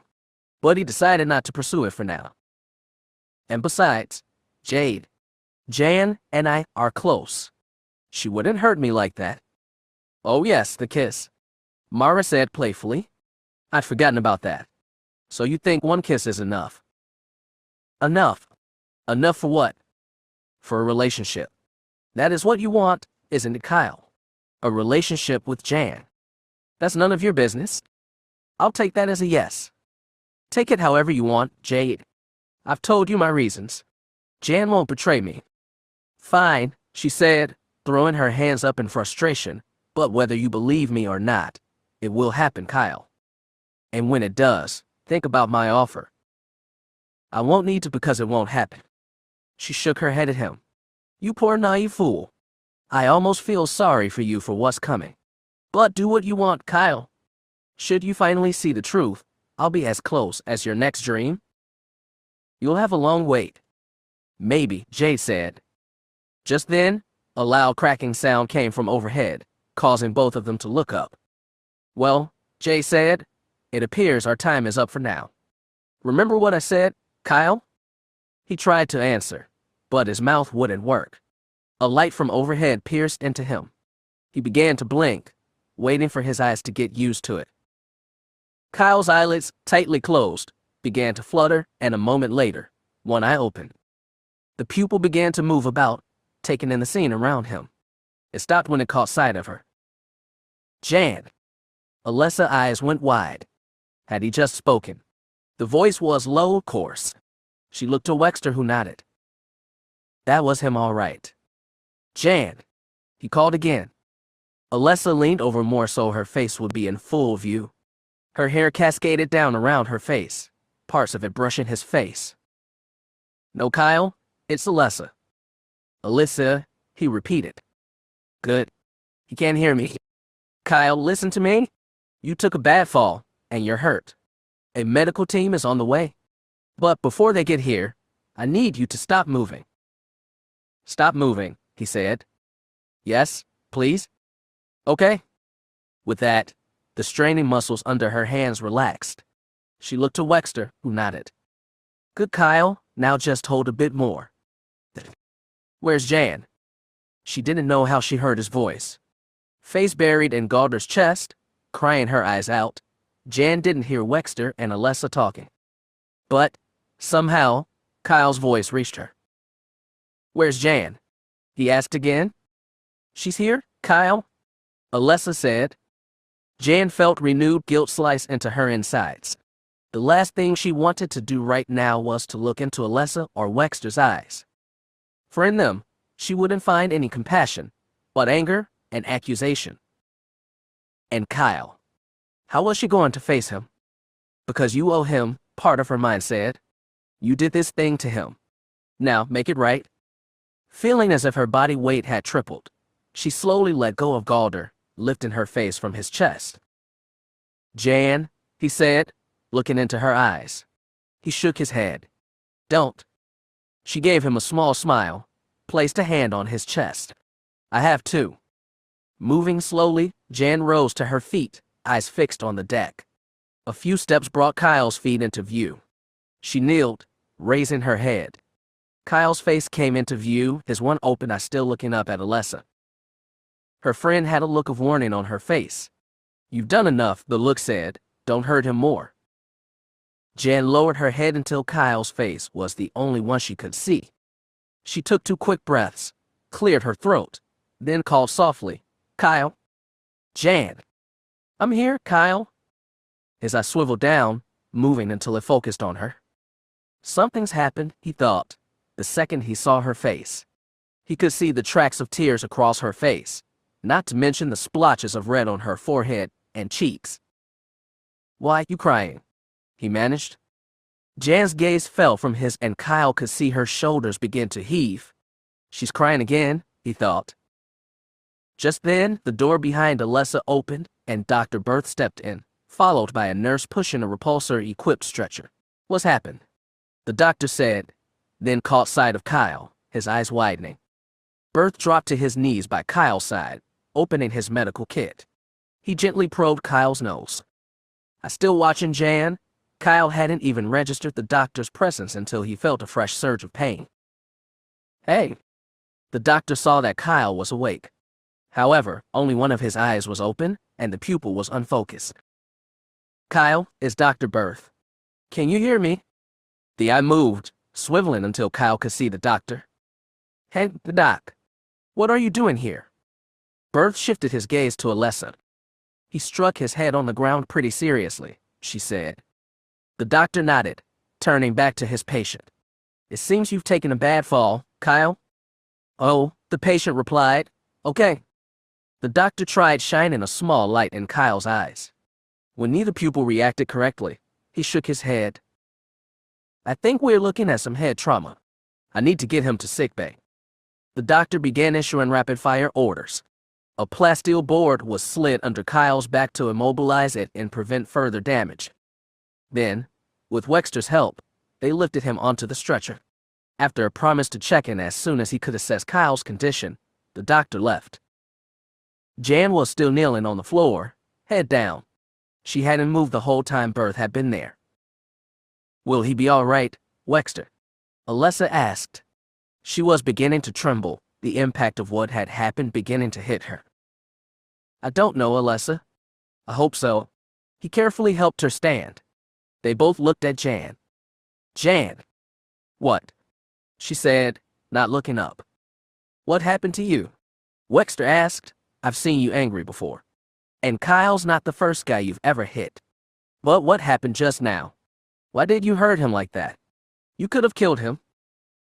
Leave her alone, Wexter, Galder said, moving to kneel behind her, placing his hand on her shoulders. Haven't you hurt her enough? Hurt her. Alessa shot back. She's not the one who just hauled out of her on a stretcher. And you, Galder, are to blame as much as she is. There you go again, he said dismissively, blaming me for something I didn't do. Something you didn't do. Alessa said, anger in her voice. You insisted Kyle apologize to you? Which he should have done. And looks what's happened. You'd better hope he's not seriously injured, Galder. Because if he is... Oh, spare me your threats, Alessa. I didn't do anything wrong. I did. Jan said quietly. No, Galder said soothingly, you didn't, Jan. But Kyle's hurt and He provoked you, and you responded in self-defense. Self-defense. Wexter cried, what kind of half-baked claptrap is this, Galder? She struck him first. After he threatened me. I call that provocation. Jan, Wexter said, come. Don't listen to any more of this. A moment passed. When she didn't move, Wexter called to her again. Jan, please come with us. Again, no response. She doesn't want to go with you, Wexter. Why should she? Because we're her friends, Alessa said, not believing what her brother was saying. True friends would stand by her in this time of need, not accuse her as you both have done. Jan, Alessa said, crouching down and reaching out a hand. Come with us. To her surprise, Jan began to reach out, her hand shaking. But she stopped short of taking Alessa's hand. Galder reached down and grasped the hand in his. It's all right, Jan, he soothed. I'm here now. I'll protect you. Alessa watched in dumbfounded shock as Jan reached out for Galder, allowing him to pull her up. Jan will stay here with me. Jan, Alessa pleaded, don't do this. Come with us. A moment passed. Then in a small voice, Jan replied, no. Alessa and Wexter looked at each other, neither one believing it. I think you should leave, Galder said, pulling Jan closer to him. The shock on Alessa's face was replaced with one of scorn. Fine, brother. I don't why you're doing this. But remember, this is my ship. Understood. Galder waved a hand at her.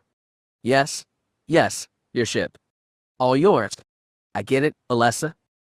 I'm warning you, Galder, Wexter said. Don't hurt her again. But Galder had turned away, guiding Jan as they moved away. This is insane.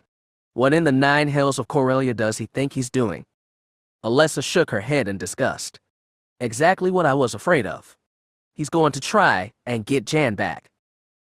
Wait a minute, Wexter said, disbelief in his tone. Are you saying that he wants Jan back and is using what happened between her and Kyle to do it? She nodded. I wouldn't put it past him. Back on Alderaan, he'd crush anyone in his way without a second thought. Even with Alderaan gone, he hasn't changed. We've got to do something. Like what? Alessa said, right now, she's too upset and confused to listen to reason. And Galder is taking advantage of it to convince her that she belongs with him. We'll just have to hope Jan comes to her senses. What about Kyle? Once he finds out. As I said before, Wexter, Galder's on his own from now on. Personally, I hope Kyle tears him apart for what he's done today. He deserves it. The older man shuddered at thought of what Kadarn would do to Galder. At Galder's insistence, Jan finally accepted the use of one of Aldera's cabins to sleep in. The events of the day, coupled with the incident with Kyle, had drained her. She barely found the strength to undress and crawl into bed.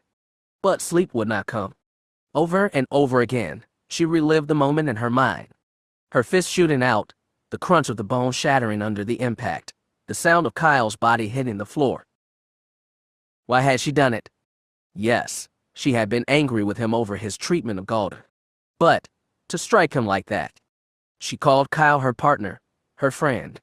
But what kind of partner and friend could do what she had done? Time and time again, she had reached for the room's come to call sickbay and check on him.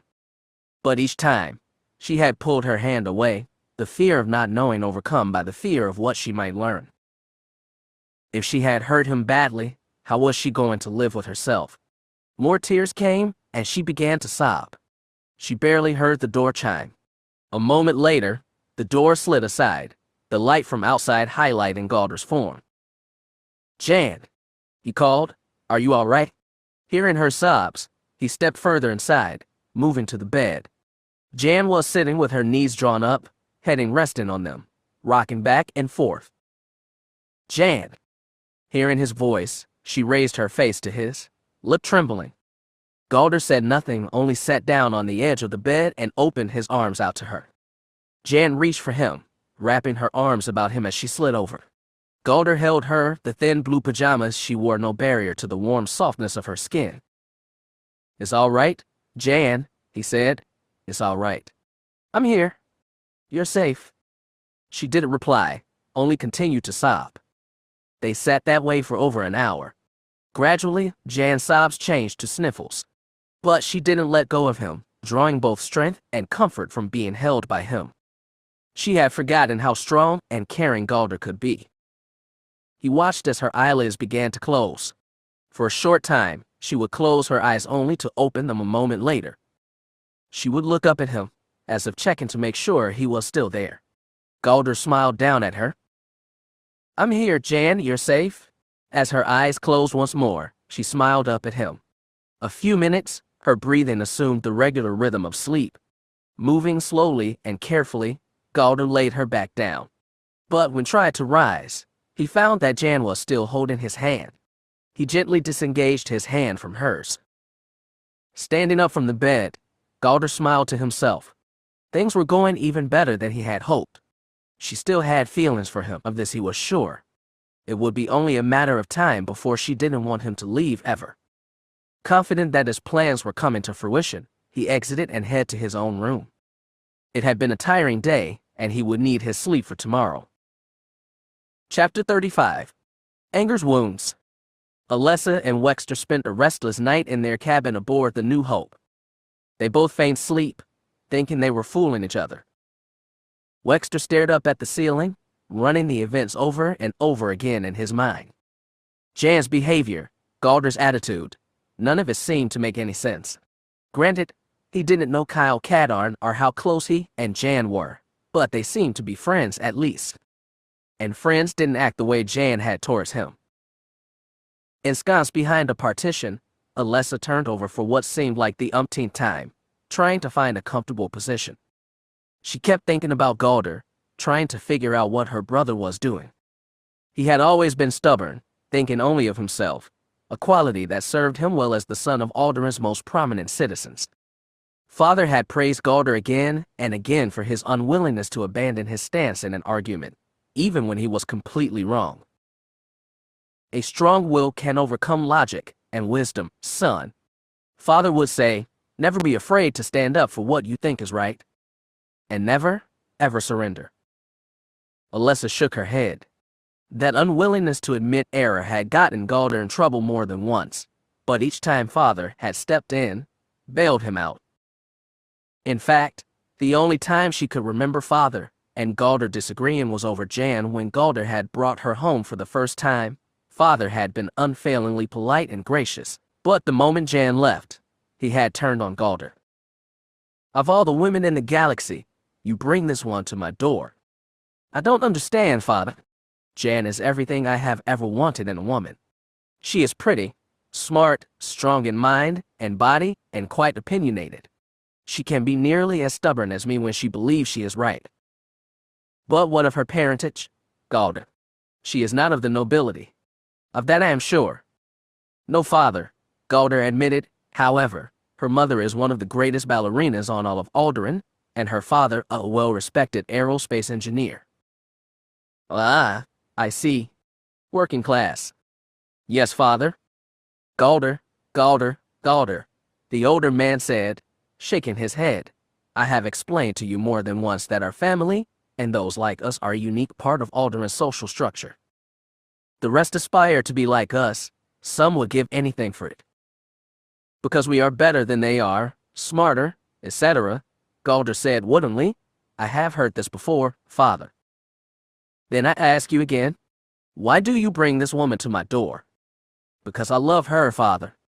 When he had finished laughing, the older man shook his head again. Love? Galder, I am surprised at you. Father, do you think your mother and I stay together because we love each other? Of course I do, Father. I have always thought so. Again, the dismissive head shake. Galder, our marriage had nothing to do with love. It benefited both our families and provided your mother with the kind of life she wanted. For myself, I was given children and heirs in you and Alessa. Beyond that, your mother and I spend as little time as possible together. The only thing we have ever agreed about was that our marriage made good sense. But there is no love between us. It is a useless emotion, Galder. It gives nothing, but asks everything.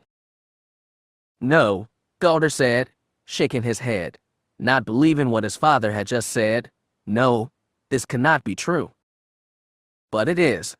You can ask your mother if you do not believe me. She will tell you much the same thing. Why did you not tell me this sooner? Galder, the older man said with a touch of sympathy, you were a child and too immature to understand nor accept this. So I let you believe your foolish fantasy. I had not planned on telling until you had married.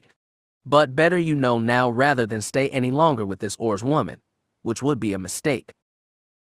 But I love her, Father, Galder protested.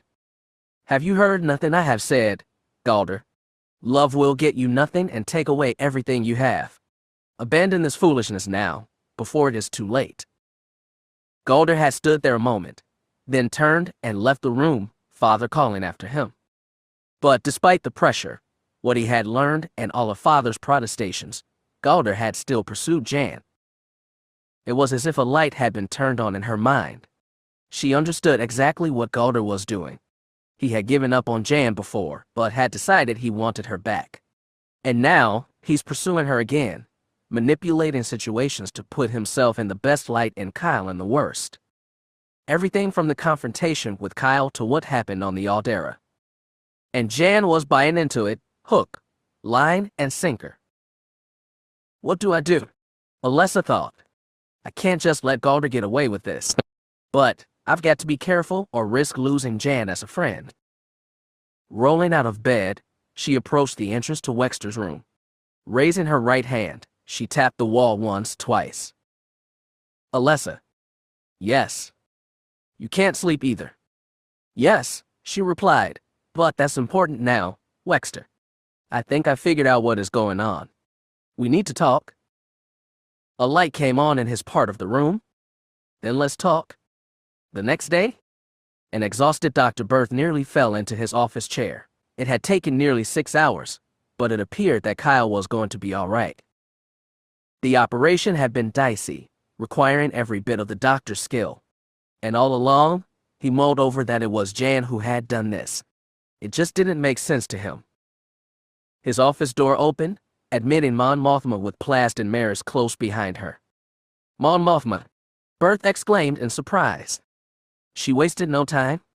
I understand that there was an incident last night and Kyle was injured. Yes, the doctor replied. What is his condition? Stable. I had to perform a bit of emergency surgery, but everything went well. Can I speak with him? I'm afraid he's still unconscious. In order to let the broken bones heal properly, Excuse me? Plasden said, interrupting. Did you say broken bones? Yes, there was damage too. Perhaps you should start at the beginning, Doctor, Mon Mothma said, taking the only other seat in the room. The Aldera? Jan's eyes opened onto an unfamiliar ceiling. Where am I? It took her a moment to remember. So much of what had happened was a jumble of images in her mind. She remembered coming here with Galder, and then it took another few minutes, but finally the jumble began to sort itself into recognizable bits. Her right hand formed into a fist as she remembered what had happened. What in Pleiades' name had happened to her yesterday? It was as if she had been watching herself say and do the thing she did. And Kyle. She sat up quickly, 1,000 questions ringing in her mind, ranging from why she had struck him to wondering if he was all right. She started to get out of the bed, just as someone knocked from outside. For a moment Jan wasn't sure what to say, finally settling for, "Come in." The door opened, and in stepped Galder. "Good morning," he said. Jan fumbled for a moment at something to say, finally echoing his words. "Did you sleep well?" "I suppose so." "I'm glad," he said with concern. "You were in a bad way last night. I was worried about you." "Worried about me?" This from the man who said I didn't really love him. Thanks." "You're welcome," Galder said, sliding off the bed and rising to his feet. "Listen, how about you get dressed, and I'll see about getting us some breakfast." Breakfast sounded good, and for a moment, Jan was tempted to say yes. But then she remembered Kyle. Maybe later. I've got to check on Kyle. After last night. Galder held up a hand. "I understand completely. Take a moment to get ready, and I'll come with you to sickbay, if that's all right." Why is being so nice? Jan thought. I know we are friends. But, given how we left things, I didn't expect this. All right, I guess that would be okay. I'll see you in a few minutes, then. Turning, Galder moved to the door, keying it open. When it closed behind him, Jan sat there for a moment more, staring after him, wondering what exactly was going on. Time for that later. I need to check on Kyle and talk to him. Sliding from the bed, Jan stripped off the pajamas she was wearing and moved to the fresher. When she emerged a short time later, trying fruitlessly to get her unruly hair to stay in one place, she found Galder waiting. He had changed into fresh clothes while Jan was in the same shirt and pants from yesterday.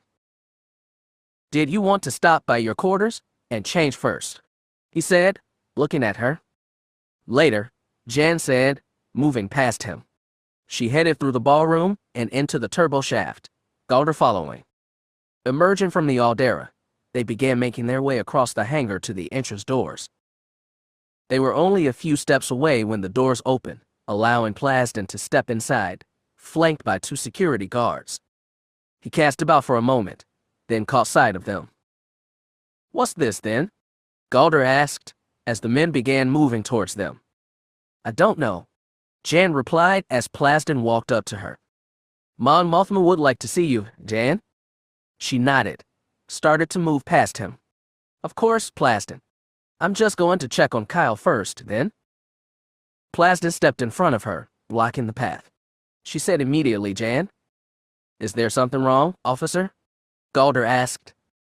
"Nothing that concerns you, sir," Plasden said, glancing at him, then back to Jan. "Then I assume there's a reason you have accosted us." Plasden's gaze returned to Galder, his eyes narrowing. "I have not accosted you, sir. My orders are to deliver Jan to Mon Mothma immediately." "Is there something wrong, Plasden?" Something didn't feel right to her. Plasden was being unusually serious. "I can't say, Jan, but I need you to come with me now." "Are you arresting her, officer?" Galder asked. "Excuse me?" Plasden said. "Because unless you are doing so, I believe current law specifies that Miss Ors does not have to accompany you against her will." "It's all right, Galder," she began. "No, it is not all right, Jan," he replied defiantly. "I don't see where you've done anything warranting such action as this." and I don't believe you should be forced to go with these men. I'm not being forced, Sir, Plaston said, turning the full weight of his gaze on Galder. Miss Ors is an officer under the command of Mon Mothma, who is her commander-in-chief. Jan has been given her orders. And I say again, Galder started to say. All right, Jan said, cutting both of them off. That's enough from both of you. I don't appreciate being interrupted. Galder, if Mon Mothma wants to see me, then I'm going to go. It's as simple as that. My apologies, Jan, Galder offered. She nodded at him. And Plaston, I'll be happy to go with you. But first, I am going to check on Kyle. She tried to move past the security chief, and again, he blocked her. Would you please move, Plaston? I can't do that, Jan. I have my orders, as do you. Oh, you do? Do you? She said, raising an eyebrow. Orders to bring me to Mon Mothma right now. She said she wanted to see you right away. Jan said, but did she give you an order? Feeling a bit confused at her attitude, Plaston replied, no, not specifically. Then I don't see why I should have to come with you before I check on Kyle. Jan. I'm serious, Plaston. Now, please move. The security chief was perplexed. Why was Jan being so obstinate? Whether Mon Mothma had made it an order or not didn't really matter. However, rules were rules, even when they didn't work out for him like he wanted them to.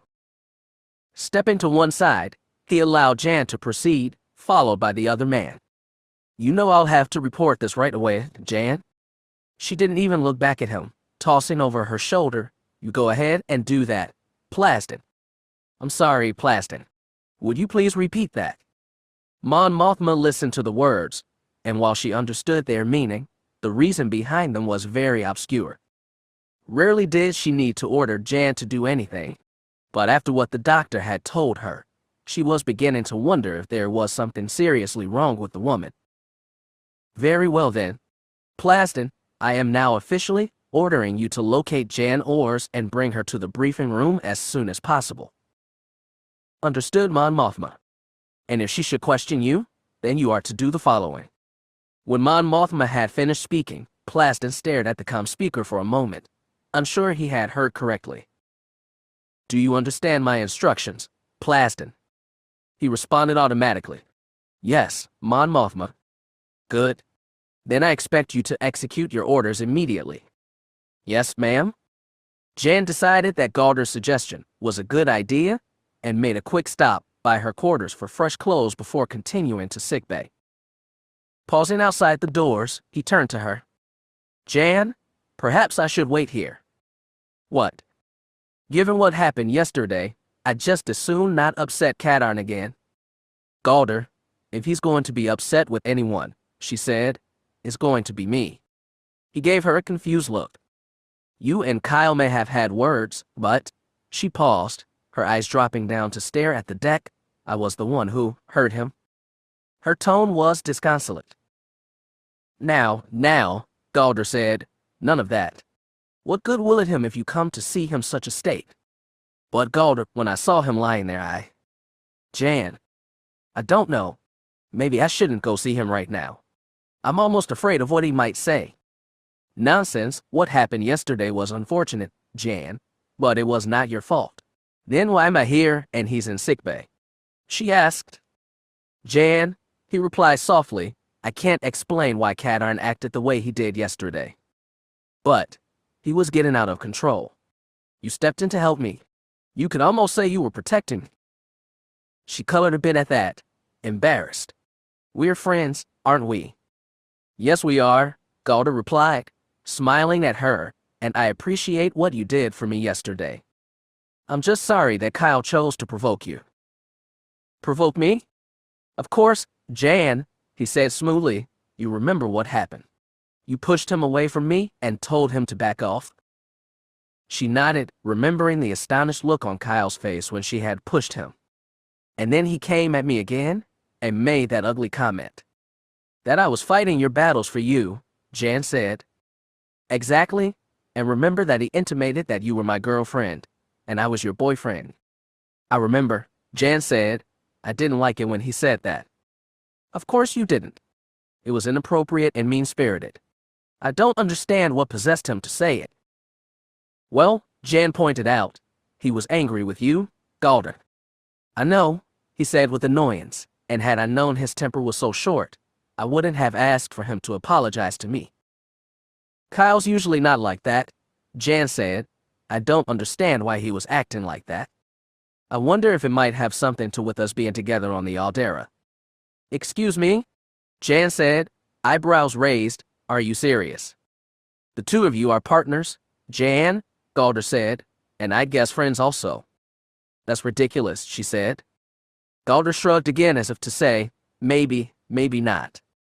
Listen, Jan said, Kyle and I are friends and we partner together on missions. But that's all there is between us. It's all right, Jan, you don't have to tell me. Galder, she said seriously, Kyle and I have nothing like what you and I had back on Alderaan. We're good friends, and that's it. I guess that rules out jealousy as the problem, he said. Most definitely, Jan said. In any case, you two are friends, and right now, I imagine he will want a friend. But what if she trailed off, leaving the thought unfinished. That's why I'm going to come with you, Galder said firmly. Given the state you're in, I'm not going to have you face this alone. She stopped walking, turned to him. Thank you, Galder. You know something. He shrugged. Jan hugged him, set into his shoulder. You're a good friend, too. He returned the hug, smiling to himself at how well his plan was going. Disengaging, they continued until they reached the sickbay entrance doors. Are you ready? Galder asked. I was just going to ask you that, Jan said. They smiled at each other, and with a deep breath, Jan stepped to the doors, which parted before her. The doctor caught sight of them as they were about halfway to the patient wards. Stepping from his office, he called to Jan, acknowledging his greeting. She headed over to where he was standing, her face carefully composed. Berth noted that she wasn't alone. He studied the man's face, but didn't recognize him. Dr. Berth, Jan said, is Kyle all right? The doctor nodded. It was touch and go for a while, but I was able to stabilize him. He's resting now. The relieved expression on Jan's face nearly weakened the doctor's resolve. But he had his orders. Still, he was surprised as with no further preamble, Jan started towards the ward. Wait a moment, Jan. She paused, turned to look at him. I'm afraid I can't let you go in there. She frowned at him. You can't let me? What is that supposed to mean? Just what it appears to be. I cannot allow you into the patient ward. What are you saying, doctor? Galder uttered. Jan only wants to make sure Mr. Cadarn is all right. I understand that, but for the moment, I cannot permit her access. And may I know why? Jan asked hotly. My orders came directly from Mon Mothma. Sickbay is off limits to you for the time being. Until when? Until Mon Mothma says differently, the doctor replied. I'm sorry, Jan, but I have to ask you to leave sickbay. I'm not leaving until I see Kyle. Berth's pleading expression changed to a more serious tone. And I have told you that you cannot do that right now. Say what you will, doctor, Jan replied, but I'm going in there whether you want me to or not. I was hoping it wouldn't come to this, Jan. Security is on the way here. She stopped, turned to look the doctor right in the eyes. She could see that he was serious. Doctor, Galder began, this is preposterous. I demand that. Just then, the sickbay doors opened. In walked Plasden, this time accompanied by 4 guards. Wasting no time, he walked right up to where Jan was standing. Jan Horst, I have received orders directly from Mon Mothma that you are to come with me immediately. What's going on, Plasden? She said, I just want to see Kyle. Then I'll come with you. I've also been instructed that if you resist, he continued, I am authorized to place you under arrest. Excuse me? Galder said. Why? What is she being charged with? Sir, Plasden interrupted, turning to look at him. I have already told you this matter does not concern you. Should you continue to interfere, I will place you under arrest as well for obstruction. You wouldn't dare. Plasden met the man's eyes, his expression saying, "Just try me." "It's your call, Jan," the security chief said, turning back to her. "Either way, you are coming with me now." She shook her head derisively. "This is ridiculous, Plasden. I can't believe you're acting this way and threatening my friend. I have my orders, Jan, and now so do you." Jan took a moment to consider her situation. Granted, she had struck Kyle, but he had provoked her, and he had threatened Galder. While she wished she hadn't heard him, Kyle had been in the wrong. Why was Mon Mothma making it such a big deal?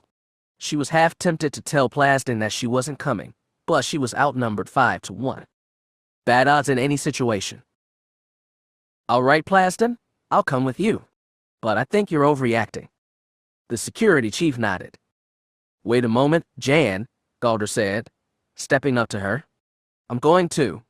I won't have you face this alone." Jan looked over at him, smiling. "That's sweet, Galder. But this is Mon Mothma we're talking about. You've got nothing to worry about." "Still." "All right," she said. "If you really want to, it's fine with me. Plasden. Mon Mothma will have to make the decision on whether he can stay or not. But for now, I don't see the harm in him coming along." "Good," she concluded. "Then it's all settled. Let's go. And Dr. Berth, I will be back to see Kyle." The doctor said nothing. Feeling a mixture of confusion and frustration, Jan headed for the exit. As she walked, the guards moved to encircle her, preventing any avenue of escape. She was tempted to say something about it, but held her tongue. Whatever was going on would become clear once she saw Mon Mothma. The rebel leader scanned the report again as her guest finished speaking. "And you witnessed this?" "Yes," Mon Mothma said Wexter. "I'm still having trouble believing it. But everything happened just as I described it to you." She turned to Alessa. "And you can confirm this?" "Yes, I can. I was there with Wexter the whole time this was happening." "Well, thank you both for your time. I know this is a difficult situation for both of you as it is for me."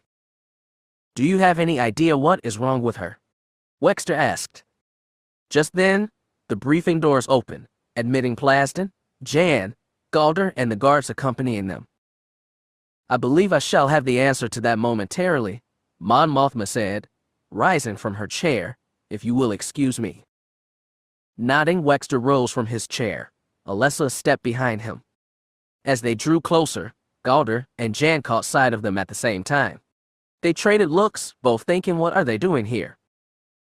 "Alessa, Wexter," Galder said, "I must say this is a surprise. How did you come to be here?" "I invited them," Mon Mothma said out loud. "Why would Mon Mothma want to interview them?" Jan asked herself, and a moment later, answered herself. "It must have to do with what happened last night." As Alessa moved past, Galder reached out and grabbed her arm. "What did you tell her?" he whispered. "The truth," Alessa hissed back, not meeting his eyes. "And what's that supposed to mean?" "Galder," she said, face twisting in pain as he bore down painfully on her arm, "you're hurting me." "Then tell me what I want to know. What did you say?" Noticing that Alessa had halted, Wexter turned back, saw Galder holding her arm. "He must be trying to find out what we told Mon Mothma." "Alessa," he called loudly, "we really need to go." Galder threw a look over his shoulder at the older man, then released his sister. "We'll continue this later," he whispered fiercely.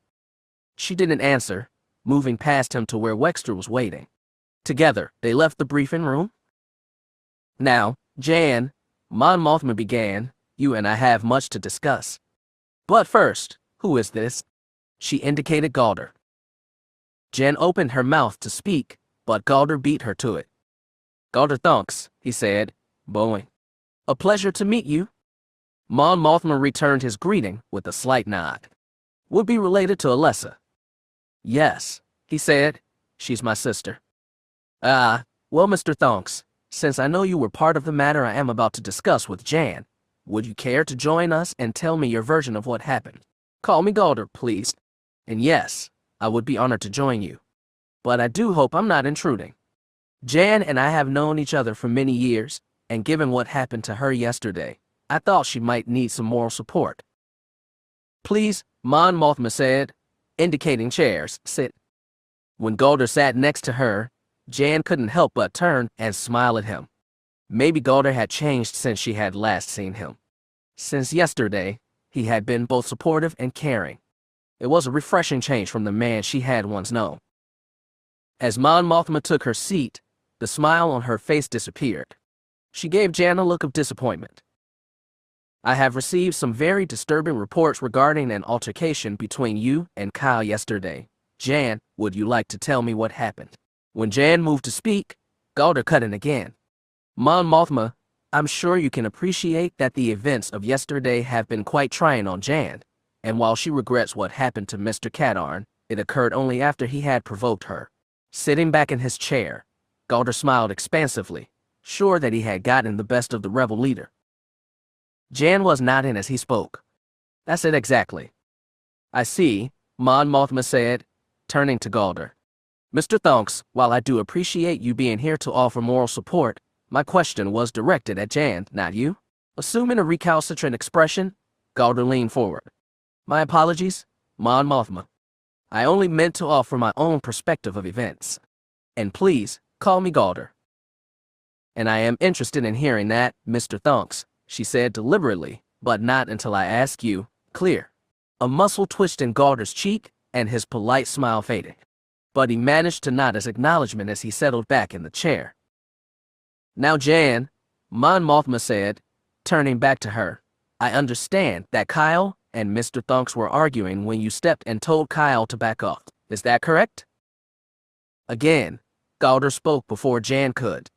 Mon Mothma, I do apologize for speaking out of turn. But you should know that Jan stepped in only after Mr. Cadarn threatened me with bodily harm. Sighing, the rebel leader turned to him again. Mr. Thonks, I have already explained to you that I wish to hear from Jan, not you. Do not interrupt again. Understood. Again, Gulder nodded. Keeping an eye on him, Mon Mothma addressed Jan again. Now, during the exchange between Mr. Thonks and Kyle, I understand that you pushed Kyle. Is that true? Gulder leaned forward. Mon Mothma, I feel that I have to say. Mr. Thonks, the rebel leader said loudly, cutting him off. I have asked you twice to not interrupt, and twice you have done so. If you cannot control yourself, I shall have the guards remove you. I was only attempting to explain. Do not interrupt again, Mon Mothma said in measured tones. Am I clear? Jan turned to look at him, shaking her head, her expression saying, you better listen to her. She means it. I understand, Gulder said. Good, Mon Mothma said. Jan, before we continue, I want you to take a look at this. Placing her hand on a nearby data pad, she slid it across the table. Jan picked it up and began reading. Mon Mothma watched as the young woman's eyes went wide, her expression changing from neutral to one of sadness. What is it, Jan? Gulder asked, seeing the change in her face. That is the report from sickbay on the extent of Kyle's injuries. Mon Mothma interjected. Wordlessly, Jan passed it to Gulder. His eyes went wide as he read the display.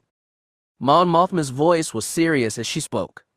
If you had hit Kyle just a bit harder, Jan, some of the bone fragments from his broken nose would have been driven up into his brain. That, along with the impact from the fall, would have killed him. Silence reigned in briefing room for a full minute. As Gulder passed the data pad back to Jan, he contemplated the consequences of what had happened yesterday. He had known Cadarn was injured, but in his wildest imaginings had he considered that it could have been fatal. For a moment, he wondered if pursuing his plan to get Jan back was worth it. She's worth it, he thought, and as for Cadarn, at least he's alive. Getting her back is too important to abandon my plans now. If he's smart, he'll stay out of my way from now on. Now, Jan, Mon Mothma said, breaking the silence, I would like an explanation of what occurred. At first, Jan couldn't find her voice. The shock of what she had done to Kyle was nearly overwhelming. Jan, Mon Mothma prompted. She began to talk, her voice nearly emotionless. It took a little more than 10 minutes to describe the incident in the mess hall, followed by her argument with Kyle in the hangar bay, and what happened aboard the Alderaan. When she finished, Mon Mothma saw that Jan was beginning to shake, the impact of what she had done finally hitting her. And while she felt sorry for what the young woman was going through, it could not excuse her actions. Mon Mothma? Yes, Jan. Please understand that I never meant to hurt Kyle. But I was afraid of what he might do to Galder. Jan, I know Galder is your friend, and you have a sense of loyalty towards him. But you stepped into a matter that was clearly none of your business and struck a fellow soldier. I cannot ignore the facts. Jan nodded, knowing what was coming next. And because of this, I have no choice but to confine you to the brig for a period of no less than 30 days. Jan bit her lip as her eyes dropped to study the surface of the table. Plaston, if you will escort Jan to the brig, I believe we are finished here. The security chief moved to stand behind Jan just as Galder spoke up again. Mon Mothma, he said, earning a look from the rebel leader. Are you sure this is a fair sentence? It's not like Jan meant to hurt Kadarn. Mr. Thonks, she replied, a trace of anger in her voice. You saw the report from sickbay, did you not? Galder nodded. And you witnessed Jan's actions? Yes. Then you will understand when I say that Jan is at fault for Kyle's injuries after forcing herself into a situation that was clearly none of her business. But, Mr. Thonks, I have been more than patient with you during this entire discussion, and even after repeated warnings, you continue to interject yourself into the conversation. You have no stake in this matter, and I would thank you to stay out of it. I only thought that. Smack! Galder and Jan jumped in their seats as Mon Mothma struck the table with the flat of her hand. One more word from you, Mr. Thonks, and I shall have you removed to the brig as well. You can't do that, Galder said defiantly, leaning forward in his chair. I am a citizen of the planet Alderaan. You have no jurisdiction over me. Mon Mothma nodded and two of the guards stepped up behind Galder. Grabbing his arms, they pulled him from the chair. Galder struggled, but the two guards were stronger than he. A moment later, his hands were behind his back, a pair of binders encircling them. Mon Mothma, Jan cried, please don't. Galder didn't mean anything. He is leaving me little choice, Jan. He's just trying to protect me. Please, Mon Mothma, let him go. Considering the matter for a long moment, she nodded. Release him? Galder shook off the guard's hold on him as soon as they released the binders. He glared at Mon Mothma but fortunately didn't say anything. In case you've forgotten, Mr. Thonks, Alderaan is gone, destroyed by the Empire. You are aboard my ship. I would thank you to remember that. Plaston. Pulling her chair out, the security chief gently took hold of Jan's arm, leading her out of the briefing room. Mon Mothma? Yes, Jan. I'll understand if you say no, but may I go check on Kyle? Find out how he is. The older woman considered the request, then nodded. Thank you. Nodding, Mon Mothma moved back towards the table as Plaston guided Jan out of the briefing room, the guards trailing behind him. Is there something else, Mr. Thonks? She asked, noticing that Galder was still glaring at her. He stared at her a moment more then with a curt no, turned on his heel, and left the briefing room. Once outside, he looked over his shoulder at the closed doors, muttering a curse.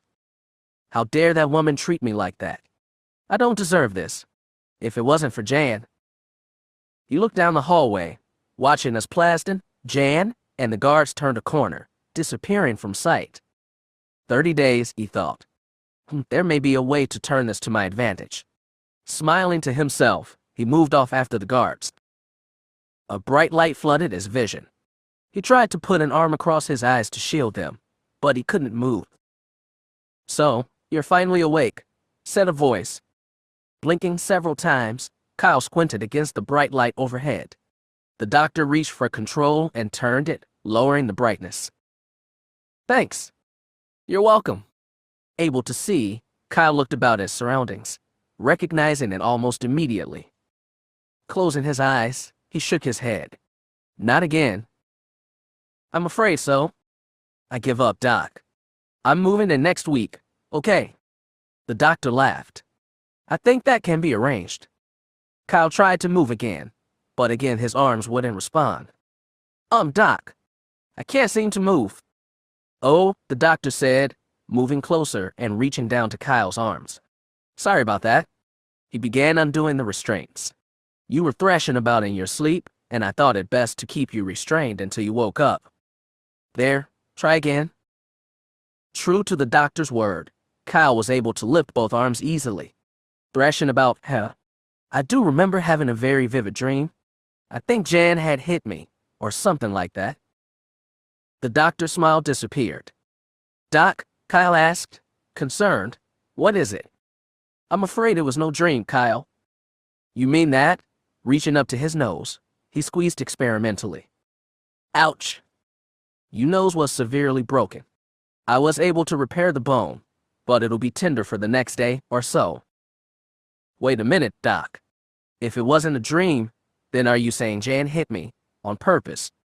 Mon Mothma is speaking with her right now, trying to determine exactly what happened. But from what I've learned so far, yes. But why? I don't know, the doctor said. Whoa, whoa, whoa, Kyle said, shaking his head. This doesn't make any sense. We had an argument yesterday and... Closing his eyes, Kyle tried to remember what had happened after Jan had left him in the crow. But try as he might, the memory wouldn't come. Doc, I'm trying to remember what happened, but... Not to worry, Berth replied. The blow to your head probably caused some short-term memory loss. You needn't be concerned. Not concerned. Doc, you're telling me my friend and partner clobbered me last night, busting my nose, and I can't remember why. I think that's cause for concern. The doctor began to say something, but was cut off by the sound of the sickbay doors opening. Dr. Berth. A voice called. I'll be right back, the doctor said to Kyle, moving past the curtains and circling the bed. Yes, can I help? Why? Berth began to say, his voice trailing off as he caught sight of Plaston, Jan, and the 4 security guards. He gave the security chief a questioning look. Jan would like to see Kyle. Mon Mothma has given her permission to do so. The doctor hesitated for a moment, unsure if he should allow this. If it was as Kyle had said, that Jan had struck him on purpose, having them together in the same room could create a very tense situation. As if sensing what the doctor was thinking, Jan spoke up. Please, Dr. Berth. I only want to make sure he is all right and then I'll leave. Berth hesitated a moment, then said, Very well. But you'll understand if I have Plaston come in with you. My patient has been through enough, and I don't want you causing him additional trauma. Jan looked hurt, but the doctor maintained his serious expression. Now was not the time to give in to emotion. The security chief nodded and stepped forward, Jan following. Berth led them to Kyle's bed, pulling aside the curtain so they could enter. Plaston, Kyle called. Hello, Kyle. I heard you got promoted. Congratulations. Thanks. So, what are you doing here? Well, the security chief said hesitantly, I'm afraid that I'm here in an official capacity, Kyle. Not more questions over the battle, I hope. No, this has to do with what happened yesterday. The doctor and I were just talking about that, Kyle said. Plaston, have you seen Jan? I've got to talk to her. Stepping back, Plaston nodded to someone outside the curtains. Brows knit in confusion, Kyle watched a silhouette pass by. Then the person came into view. His mouth dropped open, eyes nearly bugging out his head in surprise. Hello, Kyle, Jan said, moving to stand at the foot of his bed. He sat there, not saying a word, staring wide-eyed at her. Jan knew one of them should say something. But what? He's probably wondering what happened and why, she thought, and how am I going to explain this to him? She noticed that he looked well. Dr. Berth had repaired all the damage her punch had done to him. That was good. Some of the worry she felt evaporated. But in his place was fear. Fear of what he would say. Fear of what he wouldn't say. Fear of what he would do. Beyond the fear, she felt confusion. All her feelings of the close friendship they had warred with what she had done to him. And then there's Galder, she thought. How can I explain to Kyle spending the night together? We didn't do anything, but still. Please say something, Kyle. I want to tell you, explain what happened. But I don't know how. Realizing that he was staring at her, mouth hanging open, Kyle attempted to find his voice. What am I going to say to her? Hi, Jan, so why did you clobber me last night? Yeah, that'll go over real well. But I still want to know why. A name surfaced in his mind. Galder. We were arguing, and Jan. In a flash, the memory of what happened came to him. Why don't you let your boyfriend fight his own battles, Jan? Come on, Galder, you too scared to fight me without your girlfriend. Shut up, Catarn. That was it. She stepped between Galder and me. And that's when it happened. He's still staring at me, Jan thought. I've got to say something, try, and explain. Kyle's face began to change. His mouth closed and the surprised expression left his face. Why is he looking at me that way? Is he angry with me? With a mixture of anger and confusion on his face, Kyle finally spoke. Why? Jan didn't answer at first, not seeming to understand the question. Why what? She replied. You know what I mean, Jan, Kyle said, the beginnings of anger in his voice. Why did you get angry at me yesterday? Why did you step in between Galder and me when it clearly wasn't your fight? And most of all, why did you hit me? Each question was like a stab inside her. She had known that she'd have to explain herself and her actions, but she hadn't been prepared for the fierceness of his words, the look of anger and accusation he was giving her. I want to answer him, she thought. I do. But how can I? How can I explain what I did? Well, he demanded. Kyle, she began, I didn't mean, what happened was, please understand. She stopped speaking, realizing that she was babbling. All right, Ors, she thought, steeling herself. Get this over with. Kyle, she said pleadingly, please understand that I never meant to hurt you. It's just that, when you started attacking Galder, I was afraid. Attacking? Kyle said incredulously, you think I attacked him? Not likely. If you remember, Jan, Galder was the one who came after me, first in the mess hall, and then just before you hit me. I didn't mean to say you attacked him, Kyle. It's just that I tried to bury the hatchet with the guy, and then he demands I apologize to him. You have to understand, Galder. I don't have to understand anything, Jan. Galder's your friend, not mine. Yes, she exclaimed, her hands curling into fists. He is my friend, Kyle. And as my friend, I feel a certain sense of loyalty towards him. I see, and that loyalty means you have to fight his battles for him. No! I was just worried that he was getting in over his head and that you might hurt him. Ah. So, you decided clobbering me was the best answer. No! Jan yelled. She was getting more and more upset. She didn't want to fight, but Kyle was relentless. Then why, Jan? You've told me time and again how friends and partners should treat each other. I know. You know, when the doc first told me what happened, I didn't want to believe him. I didn't want to believe that my friend and partner would do something like this. And now, you come here and try to offer excuses for what you did. What am I supposed to think, Jan? Tell me, what am I supposed to believe? She felt tears welling up in her eyes. Looking away didn't help. The image of his face was burned into mind, his expression alternating between anger, confusion, and pain. Please, Kyle, she thought, please. I'm sorry. I never meant to hurt you. Forgive me. Forgive me for what I did. Seeing that her control was beginning, Kyle forced himself to rein in some of the anger he felt. He was mad at her, and rightly so. But as he looked at her face, that Jan was trying valiantly not to cry, her trembling lip indicating that she was losing the battle. He knew he could continue to verbally beat her. But what would it solve? It couldn't take back what had happened last night, nor would it help things now. Blast it, Jan, why did you do this? That's all I want to know. Why? I thought we were friends and maybe more. But now, I'm not so sure. Then why, Jan?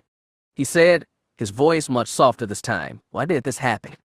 I was afraid for Galder. I didn't want him to get hurt. He's my friend, Kyle. I had to protect him. With a flash of insight, the whole situation became clear to him. He now knew why Jan had reacted as she had. But the answer, while evident, was not one he was happy with. He knew now why she had hit him and why she was making excuses for it. At the same time, it told everything he didn't want to hear. But he couldn't deny the truth of it. This is how things are, he thought, and how they're going to be. I think I understand, he said, his tone suddenly thoughtful. Galder is your friend. Yes, Jan said, nodding. A friend you've had for many years. She nodded again. A friend you feel loyal to. Again, she nodded.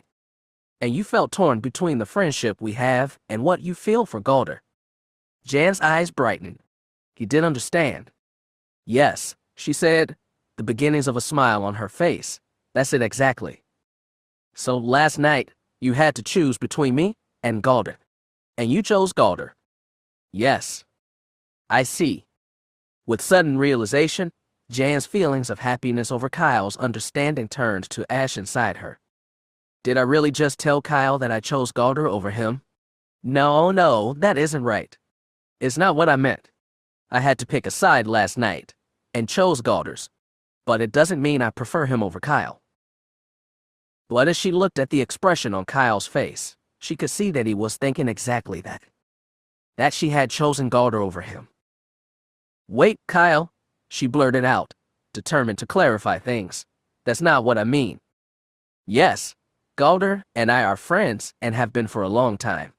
But you and I are partners, and that means something to me. What, not enough for you to choose me over him? No, she thought, realizing that she had an even bigger mess of things. This isn't right. She took a moment to collect her thoughts before speaking again. You misunderstand me, Kyle. Yes, Galder is my friend, but so are you. So why can't all three of us be friends? That way, everything works out and we can still have our partnership. But instead of the pleased expression she assumed would come, Kyle's face twisted in anger. You expect me to just forget what happened last night, Jan? Pretend it never happened and go make nice with you and Galder? Sorry, but that's not going to happen. No, Kyle, Look, he said, holding up a hand to stop her. Don't say any more, okay? You come in here, make a bunch of excuses for decking me last night, then try to explain that even though you've chosen Galder over me, that three of us can still be friends. Are you really that naive, Jan? She tried to interrupt, but he kept talking. I trusted you, Jan. I placed my life in your hands more than once, and I even went so far as to open my heart to you. And now, you return all that by busting my nose and knocking me out. Kyle, she said pleadingly. I'm not finished yet, he said, cutting her off. I don't know what's happened between us that you do this to me, Jan, but know this. I don't like Galder, and after today, I'm not going to. And as long as you want to be with him, I don't want to see you, I don't want to speak with you. Now, why don't you do both of us a favor and leave, okay? Her heart ached terribly with each beat as he spoke. Jan couldn't believe this was happening. There had to be a way to stop this. She couldn't just walk away from him like this. Not like this. Moving around the foot of the bed, she stepped towards him. Please, Kyle? Let me explain. Plaston, he called. Get her out of here. I don't want to listen to her anymore. Perhaps we should go, the security chief said to Jan, stepping up behind her. No, said Jan, shaking a Plaston's hand on her arm. He's got to listen. I've got to explain this to him. He's got to understand. But as she looked down at Kyle, he had turned away from her, staring at a section of curtain. Kyle, she called. He didn't respond, nor turn to look at her. We should go, Plaston said again, taking a firmer grip on Jan's arm. Kyle, please, don't do this to me. Don't do this to us. After a minute passed without a reply from Kyle, Plaston took a step back, pulling Jan with him. She thought about fighting him, but then remembered the 4 guards outside. And the last thing she needed to do right now was to make things any worse than they already were. Her eyes stayed on his face until the curtain cut off her view. Determined not to cry in front of Plasden and his men, Jan stared fixedly down at the floor as she was let out of sickbay. Inside the curtained room, Kyle waited until he heard the sickbay doors open and close. His own tears came, hot and painful. He hadn't felt like this since being informed of his father's murder. Why? Why did she do this to me? Why choose Galder over me? I thought we had something, maybe not love, but something special. And now, she tosses it all away in favor of this other guy. He wished he had never met Jan Ors. As they approached the brig, Jan heard a voice call to her. Raising her head from her study of the floor, she saw Galder. He was standing by the entrance, an expectant look on his face. "Chief Plasden," Galder said, stepping forward, "may I just have a moment with Jan?" "I have my orders, sir." "Just a quick moment. I won't be able to talk to her for the next 30 days. Galder waited, then added, "Please." Plasden considered the request. Orders were orders, but what could it hurt to let the pair have a minute together? "Just a moment, Mr. Thonks." "Thank you, Chief Plasden." Moving close, Galder saw the expression on Jan's face, his own expression changing to one of concern. "What happened, Jan?" "I saw Kyle," she said softly, the tears beginning to come. "I tried to explain things to him and I thought he understood. What, now he thinks I've chosen you over him? I've heard him even worse, Galder. I feel so terrible." "Yes," Galder thought, "this is fantastic. The breach between them is there. Now, all I have to do is step in." "I'm so sorry, Jan," he lied. "Maybe when you get out, you can talk to him again. Make him understand what you really mean." She shook her head. "It's too late. He wouldn't even look at me when I left. Whatever we had together, I'm afraid is gone." Galder fought not to smile in triumph. "Oh, Jan, I am truly sorry. I know I really don't know Kadarn, but I feel sorry for the both of you." "Thank you, Galder," she said. "Thank you for being with me through this mess. I'll always be here for you, Jan. Things may change between us, but we'll always be friends." She looked into his eyes, a smile on her lips. The pain she felt over Kyle reduced somewhat. Now, Galder thought. Leaning in, he closed his eyes and kissed her. He felt Jan's surprised reaction. She pulled away, her eyes wide with shock. "What are you doing?" "Jan," he said, smiling at her, "you and I had something good once. I know things can never be the same again, but I still care about you, and I want you to care about me again." "Galder." He pressed a finger to her lips, stopping her in mid-speech. "Don't answer right now. Just think about it, okay?" Her mind whirling, Jan stared at him for a long moment. The shock she had felt when Galder had kissed her was matched only by the stunned feeling she had now over what he was saying. Is he serious? After all this time, he thinks we can get back together. I don't know, after what happened on Alderaan. But then she remembered his kindness yesterday, comforting her after the incident with Kyle. Could he have really changed? Do I still care about him? She just didn't know.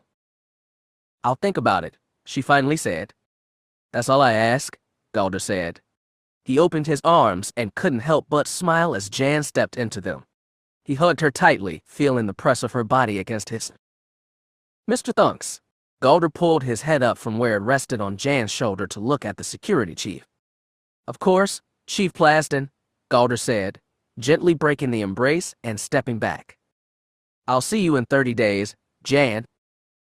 She nodded at him, and then followed Plasden as he guided her into the cell. Chapter 36. Kyle's choices. "Give it a try." He grasped the control, moved it to the left. "Nope," he said, shaking his head. Still nothing. "What?" Wexter exclaimed. "No, that's not right. Try it again." Kyle pushed the control the other way, but again the mechanism refused to respond. "I don't believe this," Wexter said, stepping down from the cockpit. As the older man made his way towards the back of the ship, Kyle couldn't help but smile at the colorful string of invectives Wexter was uttering. When they had first started working on the Crow, The older man's penchant for cursing at machinery had been a bit embarrassing. What now, after nearly a week of working together, Kyle was getting used to it. He leaned back in the cockpit chair, making himself while waiting for Wexter to discover the latest problem. When the engineer had first approached him about taking a look at the crow's innards, Kyle had been hesitant. The crow was at best a semi-reliable and extremely temperamental ship. His and Jan's attempts at repairs had produced negligible results at best and bigger problems at worst. It was almost as if the ship didn't want to be fixed, and despite recent events, he did remember Jan warning Wexter to leave the crow alone. But, after 2 days of Wexter endlessly explaining how careful he'd be, and how his magic hands could make any ship work better, Kyle finally relented. After some discussion, it was decided that Wexter would be allowed to examine the crow's faulty repulsors to determine why they kept malfunctioning at random. If he could diagnose the problem, it would be up to Kyle to decide whether or not the engineer could proceed with repairs. Wexter began by opening up the crow's engine access panels until the entire repulsor was open for inspection. Less than 15 minutes had passed before the older man had emerged from underneath the ship, shaking his head. "What?" Kyle had asked, fearing the worst. "I'm amazed this thing can't even get off the ground," Wexter said. "Half the wires connecting the port repulsor group to the control module are either frayed or connected so loosely I can give them the tiniest shake, and they come loose." He waited for the man to continue. When he didn't, Kyle asked, "What else?" Wexter gave him a confused look. "What do you mean, what else?" "I just told you what's wrong. A bunch of frayed and loose wires," Kyle said, having trouble believing it was that simple. "That's it. That's all that's wrong." Wexter stared at him with a look that said, "That's it." "Okay," Kyle replied, still trying to wrap his brain around it. "How long for repairs?" "Assuming I can find replacement wiring, 10, maybe 15 minutes. Kyle's jaw dropped open. He and Jan had once spent nearly 5 hours trying to fix the repulsors, resulting in no improvement. Lost in his reverie, it took a moment before he realized Wexter was speaking to him. "Sorry. What did you say?" "I said, do you want me to fix it or not?" Kyle nodded. "Definitely." Wexter nodded in return. He headed for the parts bins on the far side of the hangar, returning 10 minutes later with a handful of wires. As Kyle watched, the engineer slid back under the crow. Another 10 minutes went by before he slid back out again. "All done. Let's give it a try." Still not completely believing the repair had been that simple, Kyle nevertheless climbed into the cockpit. When a systems test confirmed power was flowing to the repulsors, he hit the ignition switch. With a hiccup 10 times quieter than the loud boom that used to echo from them, the repulsors came online. Kyle checked the displays, shaking his head in surprise as he verified that the entire repulsor grid was working perfectly. Applying more power, he was even more pleased to feel the crow rise smoothly off the deck. There was none of the hesitation or need for switching power between the repulsor banks to keep the ship aloft. Realizing he was grinning like an idiot and not caring in the slightest, Kyle guided the ship in a large arc across the width of the hangar bay before finally touching down with equal smoothness. Wexter walked up to where Kyle could see him, saw the younger man's wide grin. "So I take it you're happy with my work." Over the next 4 days, Wexter had gone over nearly every one of the crow's major systems, replacing even more wiring, ferreting out damaged components for the shield grid, and even having stronger springs added to the ship's landing skids so it was now capable of making a high-speed landing without fear of damage. "Kyle," Wexter had said over lunch yesterday, "I've been meaning to ask you about that large cannon hanging just under and behind the cockpit." "Yeah. Well, I've been reading over the specs for the VT-1300 and I think I know exactly what it is." "What?" "A twin-barrel turbo laser cannon." "A turboless?" Kyle started to say. "Wait a minute. You're serious?" "A turbo laser." Wexter nodded. "That's impossible. Turbo laser batteries are too large for anything but capital ships like Star Destroyers." "That's true," Wexter said, "but consider what you just said." "I said that turbo lasers are too large for anything other than a capital ship," Kyle repeated. "No, that's not what you said. Wexter corrected. You said turbo laser batteries. Okay, fine, Kyle said with annoyance. Turbo laser batteries. What difference does it make? There's no way one would fit on a ship the size of the Crow. Wexter gave him a look of a teacher correcting a student who wasn't getting it. Kyle, a turbo laser battery, a building-sized structure used on capital ships as well as space and ground bases. A turbo laser cannon, on the other hand, can be mounted on a starship. Granted, it doesn't have the same power or impact as its bigger cousin, but in a space battle, it can do quite a bit of damage to the enemy. There was a moment of silence as Kyle considered what he had been told. Everything he had been about turbo lasers focused on the large-scale variety. But, he reasoned, if they can install multiple turbo lasers on something as big as a Star Destroyer, then why could you do the same thing on a smaller scale? What about recoil? I can't remember that being a concern in ground-based units. Again, Wexter spoke to him as teacher to student. Recoil is only a factor in an area where there's gravity. Since there's none in space, the recoil is minimal. However, so that you won't worry, consider where the cannon is mounted on the Crow. Kyle thought about it for a moment. Then his eyes brightened as he figured it out. Slung beneath the ship. And there's about a 6-foot gap between the end of the cannon and the Crow's S-hull. Exactly, Wexter said, giving him a pleased look. Then I have just one other question. And that is... The smile Kyle gave Wexter was wide and genuine. What are we waiting for? But now, after nearly 12 hours of working on the cannon, it still refused to function. All their tests indicated power was flowing to it and none of the cannon's components indicating any kind of problem beyond normal wear and tear. Once again, the moldy Crow was living up to his reputation as a temperamental ship. Bang! Kyle jumped in his seat, startled by the sudden noise. He calmed down just as quickly. When Wexter got frustrated, he had a penchant of abusing the hull in frustration. At first, Kyle had asked him to be careful of damaging the Crow's exterior.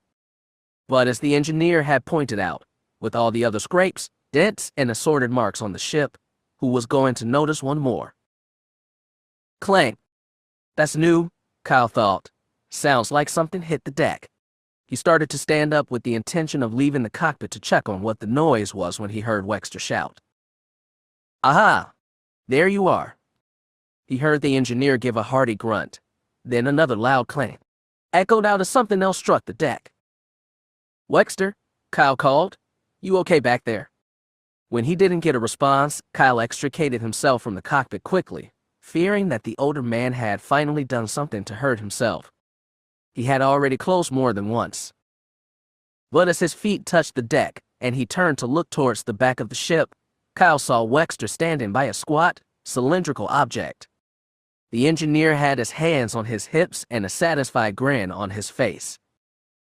Wexter, Kyle called as he approached. In response, the older man turned to see Kyle coming towards him. He pointed at the cylindrical object. Here it is. Told ya I'd find the problem. Not understanding, Kyle drew closer, eyes moving between the object and Wexter's face. Don't you see? The engineer prompted, this is it. Everything we've been trying was right, but it wasn't working because of this thing. Kyle held up a hand to stop him, then indicated the object. Okay, Wexter, I believe you, but perhaps you should tell me what it is first. The engineer clapped a hand to his forehead, closing his eyes for a moment. Of course. You wouldn't know what this is. He paused to catch his breath. Sorry I got carried away there. But once I saw it, all our failures to get the cannon working suddenly made sense. Kyle waited for him to continue. This, Wexter said, pointing at the object, is a power core, designed to provide power for the cannon so it wouldn't draw directly from any of the ship's systems. With me so far? Kyle nodded. The reason you don't recognize is the technology is about 20 years out of date. Back then, some ship reactors were supplemented with additional power cores to supply key systems. That way, if the main power core were damaged or destroyed, you could switch to the backup cores and keep the ship up and running. Okay, Kyle said, I get it now.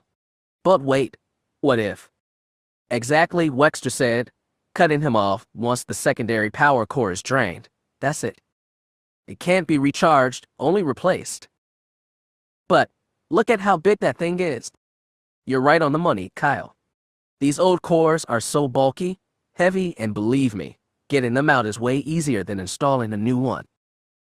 The rest of it came to the young man in a flash. And because this thing is so old, it's probably drained. Wexter pointed to an indicator panel on one side of the object. Moving over, Kyle could see an old-fashioned needle gauge with the words power level written on it. The needle was all the way over on the 0 mark. The power was indeed drained. Then that meant. The older man noticed the change in Kyle's expression. Instead of the look of excited interest, the younger man now looked disappointed. Kyle, what's wrong? In answer, he pointed at the defunct core. Well, without this thing to power it, then the cannon's completely useless. Wexter tried not to, but the look on Kyle's face was too much. He burst out laughing. Okay, Kyle said, either you're losing it or I'm missing something. Which is it? I'm sorry, Kyle, but if you could have seen the look on your face. Yeah, I get it, came the response with a roll of the eyes. So, which is it? Remember I told you the secondary power cores were used because of fear of power outages should the main core go offline? Sure. You also mentioned that the additional cores kept other systems from drawing too much power for the main one. Exactly. And back then, it was a legitimate problem. But current technology has created power cores 2 to 3 times more powerful than those old ones. Secondary systems still draw additional power, but the core can handle the load. Okay, but I still don't see how that helps us. Why not? Kyle waved his hands to indicate the ship. The Crow is a pretty old ship. I'd imagine her systems, including the power core, are 20+ years old. Wexter nodded to indicate her understood. Normally you'd be right, Kyle. But whoever had this ship before you took the time to install a few upgrades, like the turbo laser cannon. Wait a minute. You don't mean? Wexter crooked a finger at him, and Kyle followed the engineer over to a section of the hull where Wexter had removed several panels. Take a look, he said, pointing inside. Kyle did so, and almost immediately spotted the power core. While the overall shape was not unlike the one Wexter had just removed, this one was significantly smaller. Check out the manufacture date, Wexter said, pointing to a set of numbers on one side of the core. Reading them, Kyle turned to the older man and smiled. It was made about 5 years ago. Yes, Wexter acknowledged, and that means. It took Kyle a moment. We can't hook the turbo laser cannon to feed right off of it. That's right. Whoa, wait just a second, Wexter. The implication of this was a little staggering. You're saying that I'm going to have a turbo laser cannon available for space combat. I believe that is what I said. Kyle was speechless for a long moment. Then, as his grin got even wider, he said, "Me licky. I thought you would. But there is one more item." And that is? Kyle asked, almost expecting Wexter to tell him that the Crow had some kind of super shield to repel lasers. Well, it appears that whoever installed the cannon didn't want it to be stationary. No, Kyle said, no way. Wexter pointed up to where the cannon connected to the ship. 2 metal discs were visible. There's a servo motor mounted in there that will allow the cannon to traverse 90 degrees in either direction. Kyle's expression was that of a child at Christmas who got the present he had wished for all year. Can I try it? As soon as we get some power to the cannon, sure. And before you ask, I'm going to check whether recoil is going to affect how the ship handles when the cannon is traversed. Wexter, Kyle said, still grinning widely, I'd offer to buy you dinner if I could. What you've done in this past week, I couldn't begin to repay you. You've already done that, Kyle. After what happened between you, Galder, and Jan, Alessa, and I figured we'd be about as welcome as a hut before long. Oh, come on, Wexter. Mon Mothma had more to do with that than I did. She was the one who told you and Alessa you could stay aboard the New Hope as long as you wish. Maybe. But the way you spoke up for us. Well, there's no other way to say it, It was a surprise. I mean, you've known us for less than a month, Kyle. Okay, but how about the way you stood up to Jan when she slugged me? For a relative stranger, you and Alessa were there to help me when I needed it. Alessa told you about that? Yes, she did. Listen, Wexter, I know how loyal friends can be to each other. But you and Alessa chose what was right over that loyalty. I appreciate it. A silence descended between the two men. Being typical males, they were uncomfortable expressing their feelings to each other. So, Wexter said, finally breaking the silence, since I've done such a good job, explain why you can't buy me dinner. I think I've earned it. Please, Kyle said, you've more than earned it. But I happen to have plans. With Alessa. Who else? And what?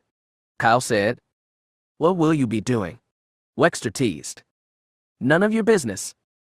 Wexter tried to look hurt, but couldn't suppress his smile, so that's how it is. Oh, please, Kyle replied, rolling his eyes. Wexter said nothing, continuing to stare at him. Fine, Kyle said, throwing up his hands in frustration. We're going to dinner. And afterward, what time may I expect her home? Before curfew, Dad. She better be. I'd like to see you say that to Alessa. Say what to me?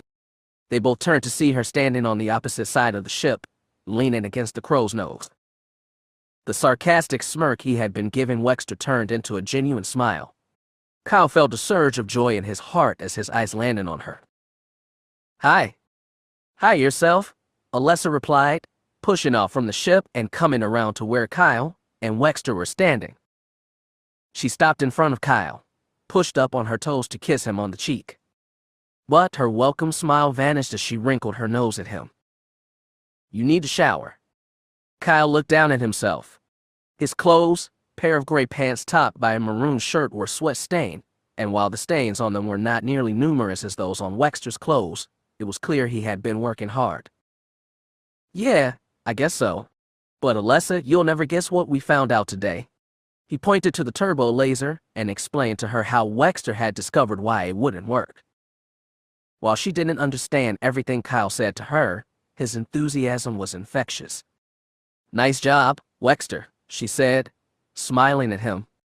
Thank you, the older man said, giving a short bow. This ship is probably the most rewarding and most frustrating thing I've ever worked on, Alessa. Some of the components are practically brand new, while others are such a mess it's a wonder that the ship is able to fly. Just make sure you're careful, Alessa cautioned. You know me, Alessa. Yes, I do. So I say again, be careful. I think I've just been insulted. Not exactly insulted, Kyle joined. But you do remember what happened the day before yesterday, when you decided to check the crow's lasers. That wasn't my fault, Wexter said quickly. Of course it wasn't, Alessa said sarcastically. And security showing up after you blasted the wall wasn't your fault either. The three of them looked at the still visible burn mark. Well, Wexter started to say. Kyle and Alessa laughed, joined a moment later by Wexter. So, Wexter, Alessa said when they had finished, can I persuade you to part with Kyle for a while? I suppose so. He's already told me you're planning to go to dinner. What about afterwards? He wants to make sure you're home by curfew, Kyle said, looking down at her. Since when do I have a curfew? Since your boyfriend there won't tell me where you're going and what you're doing. Wexter, Alessa said, the ship is only so big. It's not like we can go anywhere else. He considered that for a moment. All right then. What will you be doing? Making passionate love in Kyle's quarters, she said without hesitation. Alessa. The two men exclaimed in unison. You wanted to know, she said seriously. Then again, Wexter replied, not sure if she was kidding or not. Maybe I don't need to know. All right then, you two go on and have a good time. Oh, we will, Alessa said with emphasis. She managed to hold the serious expression for another 3 seconds before bursting into laughter. That wasn't funny, young lady, Wexter said, half seriously. Oh, pish-tosh, she replied. Encircling Kyle's left arm with her right, she pulled him forward, and they began striding across the hangar bay. You are bad, he said just loud enough for her to hear. Ask the question. You'd better be ready for the answer, Alessa replied. I suppose so. So, beyond dinner, what did you want to do tonight? She shrugged, looked up at him. I'm sure we'll think of something. Kyle looked down into her smiling face. I could get lost in those eyes, he thought. And not for the first time did he consider how it was the two of them had gotten together. His mind drifted back to the day it had started. After a miserable night where sleep only served to bring dreams of Jan, Kyle was feeling almost despondent. How could things have gone so wrong between him and Jan? Memories of the kiss they had shared made his heart ache. And try as he might, he couldn't quit asking why. Why had she sided with Galder against him? Why did she choose Galder over him? Why did he ever let her into his heart? Why was Jan giving up on what they had? The questions were legion, but the answers were few, and the ones he got only served to cause him more pain. Part of him felt like ripping the IV out of his arm, finding a ship and going somewhere, anywhere. The further away from Jan, the better. But even in his worst moments, he knew it was impossible.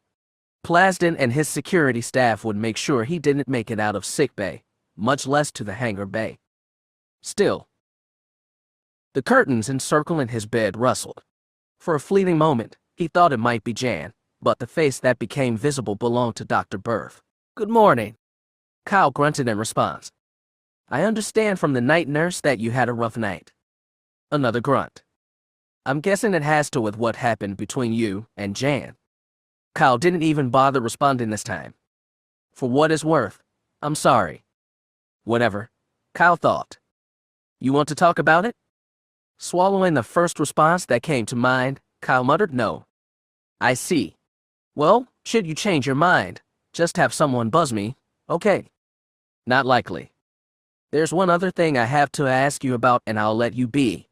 Wexter and Alessa have asked if they could come see you. It took him a moment to remember them.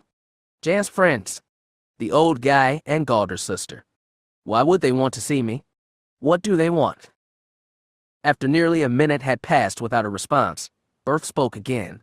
Kyle, I do need to give them an answer. I remember them now. They were with me on the Aldera when Jan hit me. Doc said they kept me from moving around until he got there, kept me from making things worse by moving around. A fragment of memory came to him. Alessa's face, etched with concern, looking down at him, her dark hair brushing his face. She was the one who told me to quit moving.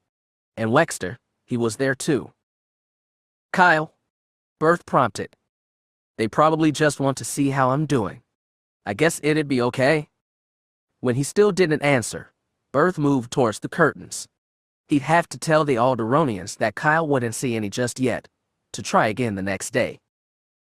Okay. Berth stopped, turned back around. Had Kyle spoken just now? He walked to the head where he could see the young man's face. Kyle, did you say something? Okay, came the mutter, they can come. Berth smiled, glad that Kyle had spoken and that he had said yes. With everything else the young man was going through, the visit might provide a distraction from it. He could only hope. Stepping into his office, he contacted their quarters. Kyle took a last sip of juice, returning the plastic glass to the tray. It was only after the doctor had threatened to feed him intravenously that Kyle had agreed to allow the mess staff to bring him a meal. When it arrived, the plethora of smells caused his stomach to growl loudly. Guess I am hungry, he thought. After the attendant had placed the tray on his bedside table, Kyle waited just long enough for the curtains to close before he dug in ravenously. As he ate, Kyle remembered that he had visitors coming. Rather than be concerned about what Alessa and Wexter, his thoughts now turned to what he would say to them. He had known for a little more than 2 days. Other than Jan, who was a topic he didn't want to discuss, what would they talk about? He had just wiped the remaining bits of potato and sauce from the meat dish with his fingers when the bedside curtains rustled, and in came Dr. Berth. Kyle here. The doctor stopped speaking, staring with shocked surprise as his patient licked his fingers clean. Well, I'm guessing you enjoyed your meal. Kyle nodded, wiping his hands clean on the last in a stack of napkins. Right then, Alessa and Wexter are here. Can I have them come in? Kyle didn't say anything at first. Berth could see he was trying to decide. I suppose so, he finally said. Berth pulled the curtain open wider. You can come in. Dressed in a dark green pair of coveralls, Wexter was the first to enter, followed by Alessa. Even with everything that had gone, Kyle couldn't help but notice her. Alessa wore a dress of pale blue, belted in the middle with a sash of dark blue. How are you, Kyle? Wexter asked. Okay, I guess. We just wanted to come by, make sure you were doing well. Thanks. So? Wexter trailed off, not sure what to say next. How about you two? Kyle asked, when the silence had become uncomfortable. Growing more and more annoyed by the second, Alessa finally spoke up. Oh, phooey on both of you. We all know what we're thinking. Wexter and Kyle looked to her, neither man speaking. What happened with Jan? Alessa ventured. Yeah, Wexter said after a moment, I suppose you're right. We just weren't sure you wanted to talk about it, Kyle. At first, Kyle was tempted to tell them he wasn't interested. But even as he thought this, he realized that he did want to talk. Talking to himself sure wasn't helping. Actually, I think maybe talking to you two might help answer some of my questions. I'm not sure what we can tell you, Alessa said, but I'm willing to try. Wexter. The older man nodded. They talked for nearly an hour about the events of the previous day. To their collective surprise, each of them found that expressing how they felt about what had happened was actually helping. At one point, Kyle asked, I know you're all from Alderaan, but Galder, I got the feeling as soon as I met him that he was a government official or maybe a prince or something like that. Alessa laughed and Wexter grinned at the analogy. What? It was the mental picture, Alessa said. Our family was one of the wealthier ones on Alderaan, but we were as far from royalty as could be. And the closest anyone in our family ever came to serving in the government was when Galder served as an advisor to one of the council members. Alessa and Wexter went on to describe growing on the peaceful world. Wexter's family had been mechanics all the way back to his great-great-grandfather. We weren't exactly luminaries on the social circuit, but when one of those muckety-mucks had a problem with their ships, they'd inevitably end up calling us. Almost 2 hours later, Kyle realized that he was actually beginning to enjoy himself. Wexter and Alessa described Alderaan in such a way that he could almost see how it had once been. However, the conversation proved taxing on him as well. Kyle felt his head begin to droop and his eyelids were getting harder and harder to hold open. Kyle. His head snapped up, eyes blinking rapidly. Yes. I think you're falling asleep, Alessa said. We should go. No, you don't. Kyle stopped speaking to let out a yawn. Then again, maybe you're right. Thanks for letting us stop by to visit you, she said with a smile. Wexter echoed her words. Thank you both for taking the time, Kyle replied. I like talking about Alderaan. It sounds like it was quite a place. Yes, Alessa said, her smile fading just a bit. It was. Well, goodbye for now. A sudden impulse struck him. Wait just a sec. Wexter paused just outside the curtain, turning round to look at Kyle, Alessa just in front of him. If you have time tomorrow, maybe you could come by again? Sure, Wexter said. I'd like that, Alessa replied. See you tomorrow then. Waving goodbye, they departed. As Kyle lay there, he realized that it had been good to talk. It hadn't been fun talking about yesterday's events, but talking out how he felt seemed to relieve some of the pain and heartache he felt. That night, he slept very well, his dreams filled with images of Alderaan. Chapter 37. A brief interlude. 2 days after the incident. Good morning, Berth said, walking into Kyle's room. Morning, Doc, Kyle said with a smile. Well, you certainly sound better. I think I actually feel better, Doc. Well, good. So what? The doctor said innocently. Come on, Doc. You know you can't fool me. I can't see the data pad. Oh, this, the doctor said, as if noticing it for the first time. Yeah, that, Kyle said, staring intently at Berth. Well, your test results look good. How's the nose? Grasping it between two fingers, Kyle moved the appendage. Doesn't hurt anymore when I do this. That's good. Let's take a look at your back. Rolling onto his side, Kyle waited patiently as Berth examined him. Well, the bruises are gone for the most part. There are still a few small patches of irritated skin, but nothing I'm overly concerned with. You know what I'm gonna ask next, eh? Berth laughed, having expected this since Kyle had asked him the same question yesterday morning. Give me one more day. Barring any problems, you'll be free to leave tomorrow afternoon. I'm gonna hold you to that, Doc. The doctor laughed again. Oh, I almost forgot. You have a visitor this morning. Kyle wrinkled his brow in confusion. Kind of early. Who is it? Me, a familiar voice said, becoming visible as she stepped inside. Mon Mothma, he exclaimed in surprise. Hello, Kyle. It's good to see you awake. Thanks, he said, then awkwardly continued. It's good to be awake. Mon Mothma's lip curled up slightly. So, how are you feeling? Better. Dr. Berth says I'll be out of here tomorrow afternoon. Barring any problems, the doctor corrected. As you say, Doc.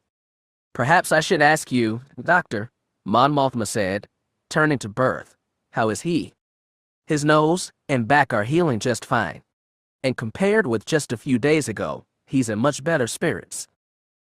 Oh, the rebel leader said, curiosity in her tone. You can probably guess why. Yes, I would imagine that I could.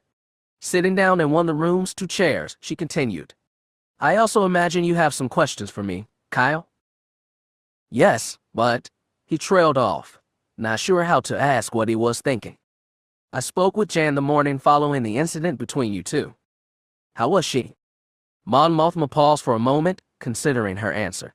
It was an unusual interview. Jan barely spoke, other than to say she didn't mean to hurt you, but was afraid of what you were going to do to Galder. She said the same thing to me when she came here. It wasn't like her. I agree. When she did not respond to my initial request to report to the briefing room, I ordered Plaston to bring her there, under threat of arrest. Kyle thought for a moment. She came here, didn't she? Mon Mothma raised an eyebrow. And how would you know that? Whatever caused her to act like she did, Jan would want to know how I was doing. The rebel leader nodded. Plaston did indeed find her here in sickbay, arguing with Dr. Berth. I had instructed him to keep Jan away from you until I spoke with her. Was Galder here too, Doc?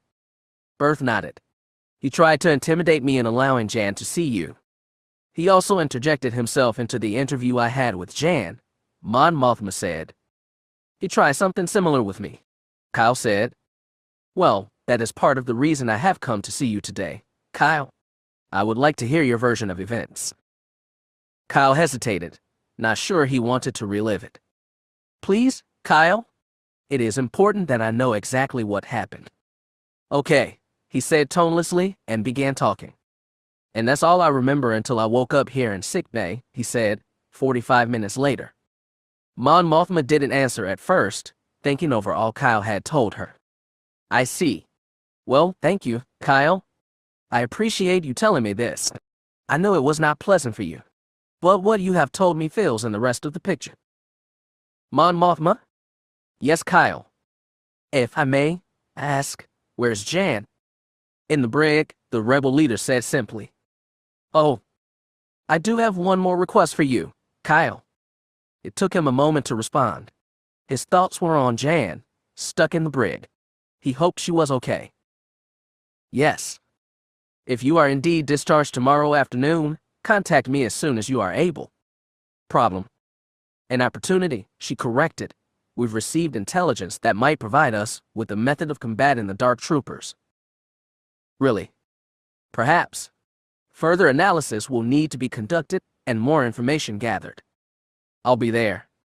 Good, she said, standing up. Then I shall see you tomorrow.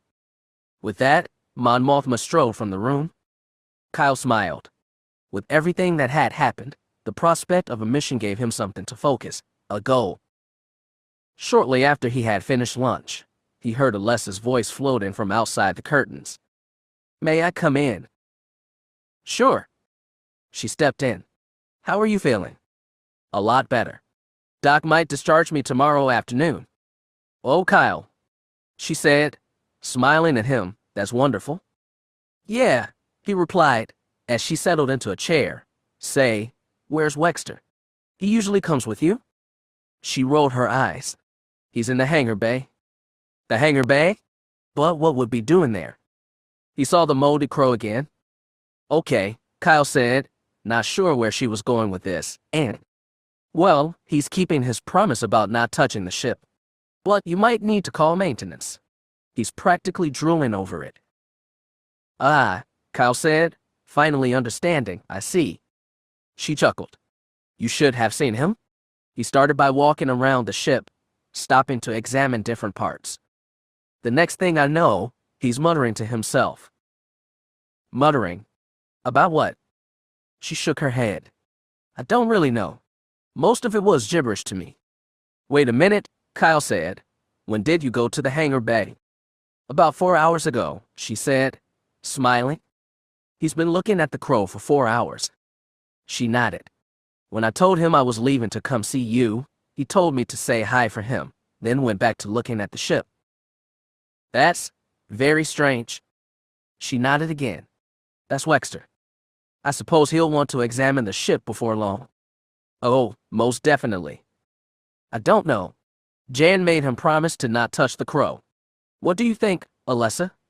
Is it safe for me to let Wexter touch the ship? She shrugged. You know Wexter's family have been starship mechanics for generations. He's always been a good mechanic. He just tends to get a little excited when he spots a ship he's never seen before. I see. Well, tell you what. I'll think about it. I'd say that's fair. So, Kyle asked, what are we going to talk about today? Well, actually, Alessa said, her tone slightly nervous, I was hoping you'd tell me something about yourself. Kyle was momentarily taken aback. Alessa and Wexter had talked so much about Alderaan and their lives there. He hadn't even considered talking about himself. I guess so, he replied, feeling a bit nervous that she would ask about his time at the academy. What do you want to know? Well, back when we were in the mess hall, I asked you about your home planet. Sulin. Yes, Alessa replied. That's it. Sulin. Would you tell me about it? Sure, Kyle said, feeling relieved at her choice of topic. Well, to begin, Sulin is an outer rim world. And I mean outer.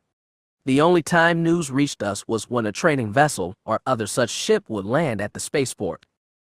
Not that I went to the spaceport very often. My mother and father owned a large farm well outside of the city. That's where I grew up. He talked for over an hour, telling Alessa of what it was like growing up as the son of a farmer.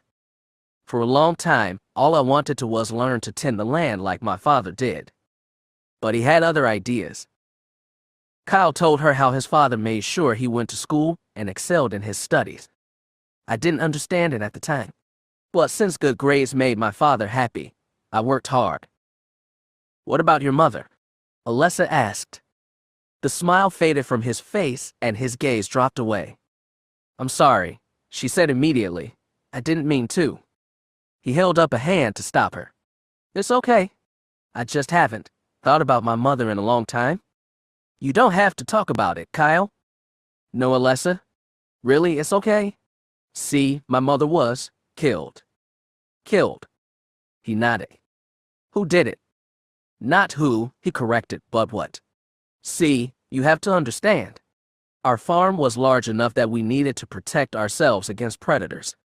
My father purchased a set of used security droids to guard the perimeter of the farm. The only problem was that one of them had some faulty programming. We didn't figure that out until after. The room went silent for a moment. Then with a gasp, Alessa spoke. One of the droids killed your mother. Kyle nodded. She had gone out like she did every evening after dinner to pick vegetables from a small garden she had created. The droid that happened upon her had a faulty recognition program. Somehow, it misidentified her as one of the predators. Kyle, Alessa said, I'm so sorry. Thanks. You should have seen my father. When we found her, he pulled out the only weapon we owned and blasted the droid. I'd never seen him so angry. Alessa got up from her chair and moved to the side of the bed, placing a hand on his shoulder. With Mother gone, things got tough for the two of us. I almost quit school a number of times, but every time, Father would convince me to go back. It's what your mother would have wanted, he would say. Kyle stopped speaking, feeling the sting of tears in his eyes. Telling the story had brought back the feelings of hurt, pain, and anger when his mother had died. I'm sorry, Kyle, Alessa offered, looking down at him.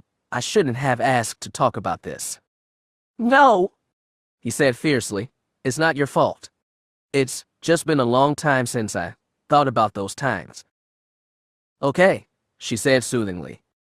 It's just that. He looked up at her, his eyes shining. I still miss her, Alessa. Of course you do, she replied. There'd be something wrong with you if you didn't. Kyle considered that. I suppose you're right. I am, she said.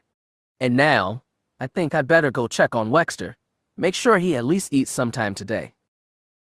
They both laughed, the mood in the room a bit lighter. That's probably a good idea. See you two tomorrow. If I can drag Wexter away from the crow, yes. Okay?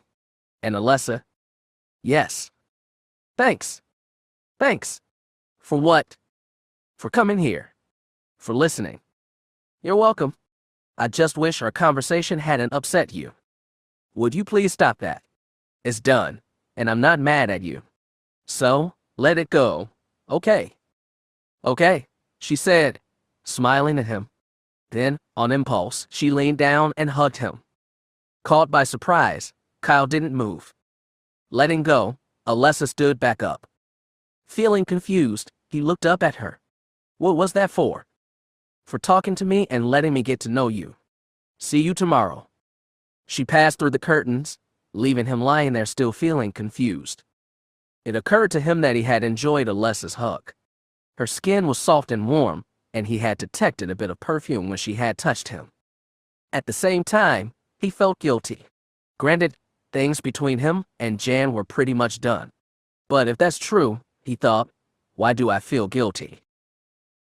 True to his word, Dr. Berth discharged Kyle the next day, pronouncing him fit for duty. But rather than making Kyle wait till that afternoon, the doctor released him about mid-morning. Kyle contacted Mon Mothma, who told him to come to the briefing room in 4 hours. He had just finished dressing and was ready to leave when the curtains parted to admit Alessa. She was by herself again. Don't tell me Wexter's still ogling the crow, Kyle asked. No, but he stayed up late last night writing up a bunch of notes regarding what he had seen. He finally fell asleep early this morning. You said he gets excited, not obsessive. She shrugged. Kyle rolled his eyes, wondering what was coming next with Wexter. So I see you've been discharged, Alessa observed. Yep. I was just getting ready to leave when you came in. Oh, so I guess lunch is off today. Well, Kyle said thoughtfully, I was planning on going to the mess for something to eat. You hungry? Alessa gave him a sheepish look. I've eaten already. Oh, well that's okay. Maybe we. But if you didn't mind some company, she interrupted, I could come with you. It took him all of a second to respond. Sure. I'd like that. She smiled at him. Stepping past her, Kyle pulled aside the curtains and made a half bow. Why thank you, Kyle, she said sweetly. He grinned back at her. They had walked beside each other to the mess hall, where Kyle alternated between eating and telling Alessa of the years between his mother's death and his appointment to the Imperial Academy. When I think back to that day, it was like a dream. Most of us Rimmers figured the Academy was for core world citizens only. So when I received the letter offering me admission, I didn't hesitate to accept. Father was so happy for me. He told me how proud he was, and that I was going to get the kind of education I deserved and opportunities I couldn't yet imagine. Was it hard leaving home? Alessa asked. Not at first, but when the time to leave approached, I began to question whether I should go. For years it was Father, and I, no one else. And now, it'd just be me? So what happened? Shaking his head slightly as he gave a low sigh, Kyle said, It was father. He kept telling how important a good education was, and that the Imperial Academy was the best place to get it. He also kept saying how proud mother would be were she there. And he said it again and again and again. He wore you down. Exactly, Kyle replied, but the time the Academy shuttle showed up to collect me, I was determined to go just to get him to quit saying it. Alessa laughed and he joined her, remembering the last time he had seen his father, standing on the landing platform, a wide grin on his face and waving. Hey, Alessa. Kyle. A voice called over the din in the room. They turned to see Wexter coming across the room towards them. Guess he woke up, Kyle observed. Guess so, Alessa returned. Sitting down heavily next to Alessa, Wexter grinned at Kyle. Good to see you up and around. I went by sickbay looking for you both and Dr. Berth told me you'd been discharged, Kyle. You feeling okay? Sure am. And just as glad to be out of sickbay. I can understand that, Alessa said. Me too, Wexter added. Listen, Kyle, about that ship of yours. Wexter, she said, putting a hand on his arm. Kyle just got out of sickbay. He needs a little time before you ask him about the ship. Okay, the older man said, disappointed. Kyle waited a moment, then laughing, said, Go ahead, Wexter. Kyle. It's okay, Alessa. Besides, how you can resist that face? She looked over at Wexter, who was trying his best to give a puppy dog eyes look. She laughed. All right, Wexter, go ahead. The older man began to speak rapidly. That ship of yours, the Moldy Crow. It looks like an old Corellian freighter design, at least 10 years old, I guess. It looks like... Pausing only long enough to breathe, Wexter continued for nearly 45 minutes, telling them his impressions of the Crow. So, he said, summing up, I was wondering if you might let me take a closer look at it. I told Alessa I'd think about it. Wexter. And... The older man prompted. And I'm still thinking. Well, listen, Kyle, Wexter began. Rapid fire. If you're worried that I might do anything to the ship, you could be there with me and make sure I... The dinging sound of a communicator interrupted him. Pulling the device from his belt, Kyle activated it. Cat aren't here. Kyle, this is Mon Mothma. You did remember that we had a meeting. Shifting his eyes to a time display, Kyle's eyes went wide. He was over 20 minutes late. I'm on my way, Mon Mothma. Cat aren't out. Quickly returning the communicator to his belt, he stood up from the table. Sorry, but I've got to go. I'm late. Well, maybe we can talk about the Crow later. Yeah, maybe, Kyle said, moving past them. How about dinner? We'll see, Kyle called over his shoulder as he reached the mess hall doors and passed through them. When they had closed, Alessa turned to him. Honestly, Wexter, the man is barely out of sickbay, and you're pestering him about his ship. But, Alessa, this one is special. They all are, Wexter, she replied tiredly. I've heard it before. Okay, but Alessa, if I'm right, Kyle is flying one of the classics of Corellian engineering. I'd guess the power plant must generate. She held up a hand to stop him. Wexter, I've told you before I don't understand your tech talk. Now, supposing Kyle is able to have dinner with us, can you behave yourself or do I have to leave you in our quarters? He waited a long time before answering. I'll try. Mon Mothma lightly drummed her fingers on the table as she studied the report again. I wonder if I'm doing the right thing. Kyle has had to deal with so much lately. But the moment of emotion was overcome by the self-control and logic that made her such a good leader. He's the best choice, if not the only choice. A mission is exactly what Kyle needs right now to forget his problems. And in any case, the needs of the rebellion have to come before the needs of one person. Still, it bothered her that she was likely going to have Kyle solo on this mission.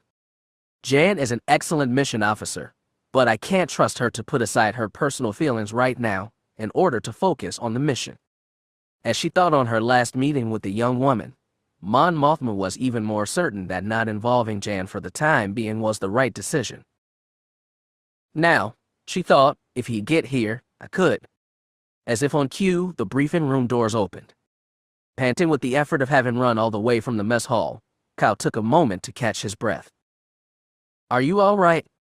He nodded, his breathing began to slow. "Sorry, I'm late."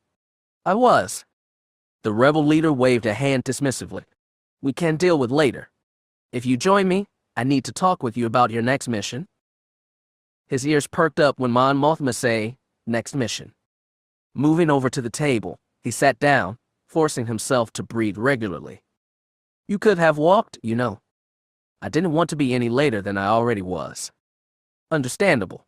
But next time try a fast walk. It's a lot less strenuous."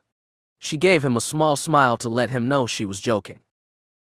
Returning the smile, Kyle replied, "I'll remember that." "Good. Now, take a look at this." She passed him a data pad. It's a report from Lieutenants Aldarian and Undomiel. They have been using the nav card you retrieved to track the Arc Hammer. Kyle read through the text, stopping when he came to one particular report. "Is this confirmed?" he asked. She nodded. "Yes, it is. A resupply stop. And with Lord Vader's flagship, no less. That alone tells us how important the Dark Trooper project is to the Empire, Kyle. And how important it is that we destroy it before it's too late. So you want me to hijack the supply ship and take it to the Arc Hammer?"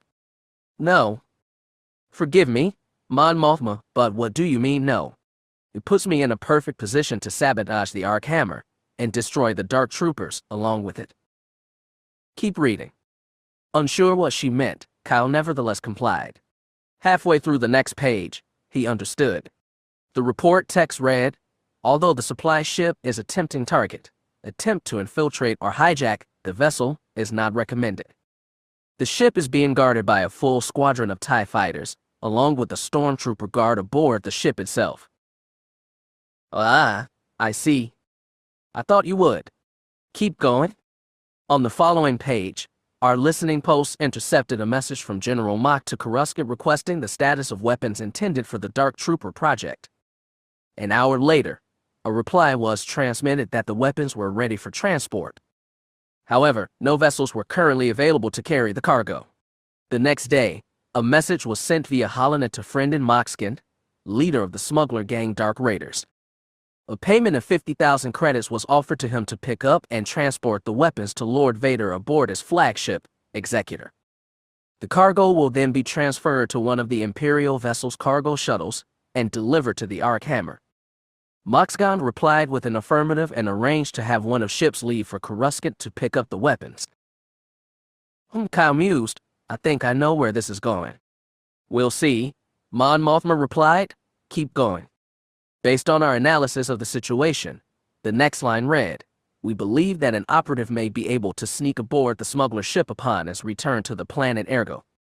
Based on what we have learned of the Dark Raiders, their ships are mostly second-hand and consist of less than a dozen Z-95s and transport vessels, some operated by droids. We will continue to monitor the situation and report in at the next scheduled time." Transmission ends. "The Dark Raiders," Kyle said. "Can't say I've heard the name." "Nor had I, Mon Mothma, but I've learned that they're mostly small-time, primarily engaging in spice smuggling. Friendin Moxkin took over leadership a little less than 6 months ago by assassinating the former leader, a Rhodian named Lux Hennitor." "Nice bunch," he commented. "Indeed. And since the Empire is clamping down on illegal spice smuggling, the Dark Raiders, along with other spice smugglers, have had their ships and cargoes impounded, making things increasingly tough for them. Friendin killed Hennator after the Empire discovered them smuggling glitterstim to the Hutts." "Ouch," Kyle said, imagining how that had gone. Mon Mothma nodded. "With this contract from the Empire, Friendin will be able to solidify his hold over the gang, which has become increasingly fractious." "And you think that with all the backstabbing, allies turning into enemies, and backroom dealings, I can sneak in?" "Exactly. The plan is for you to go to Ergo and stow away aboard the smuggler vessel as soon as it returns from Coruscant." "I see." Mon Mothma felt sudden concern. His response had been very lukewarm. Could it be that after everything that had happened, Kyle would not accept the mission? Is there a problem here, Kyle? He waited a moment before answering. No, not really. I was just thinking that after what happened on Coruscant, this mission seems rather dull in comparison, he finished, giving her a smile. Well, Mon Mothma said, shrugging her shoulders, I'm sorry I couldn't find something more exciting for you, Kyle. If you want, I can give this mission to someone else until something more to your liking comes along. With a bark of laughter, he said, That's okay, I'll take this one. Good. Then there's only a few more points to discuss. First, received a fresh report about an hour ago that the smuggler ship just left Ergo today. I see, Kyle replied. And what are we looking at in terms of travel time? Assuming they use a hyperspace route to Coruscant and back, intelligence is estimating 5 days. So, he replied, I've got to cool my heels until then. Yes, Mon Mothma said. Now, as to the other matter I want to discuss. With Jan in the brig through the end of month, she will be unavailable to assist you on the mission. Kyle nodded, not trusting himself to say anything about that.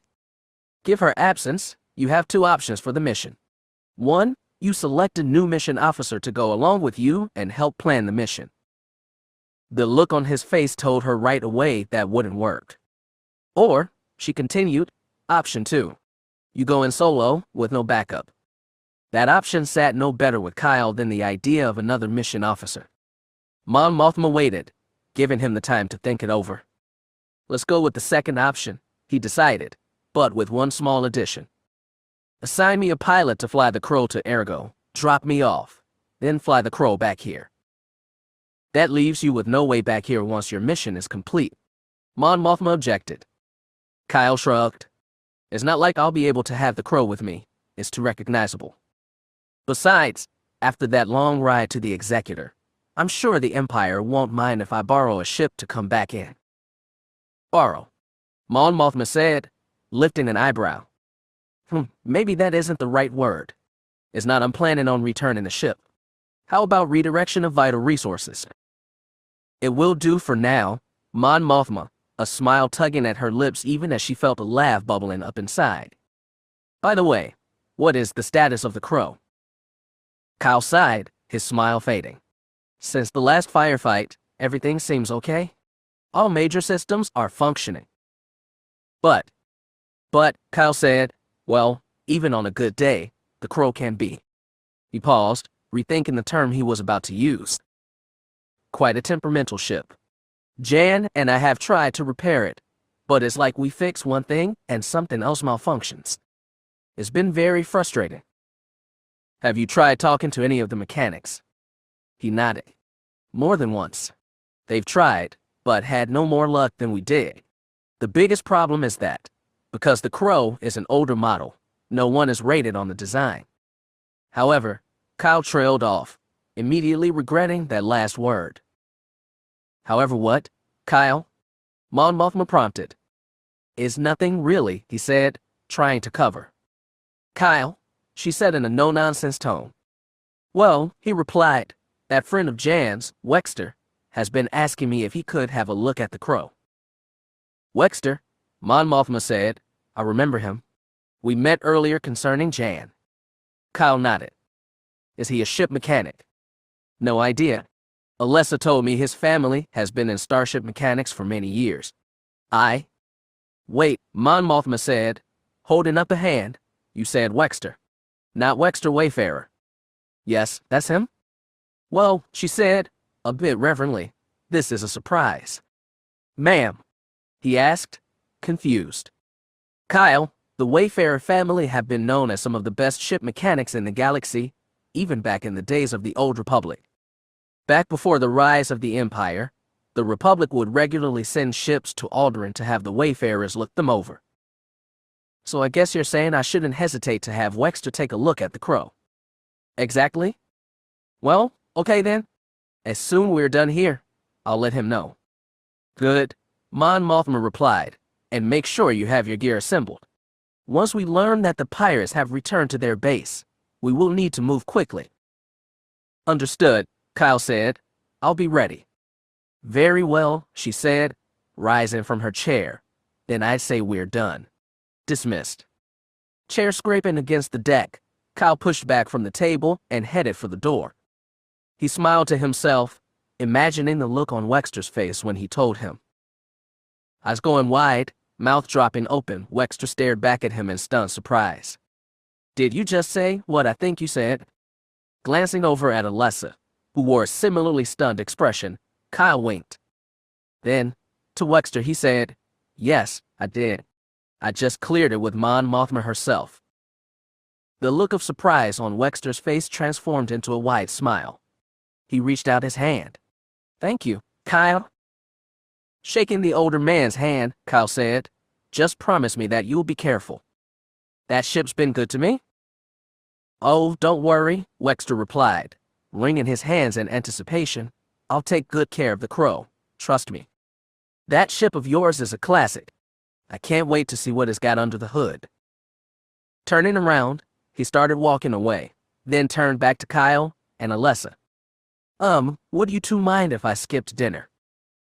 A long silence followed, Kyle waiting for Alessa to speak.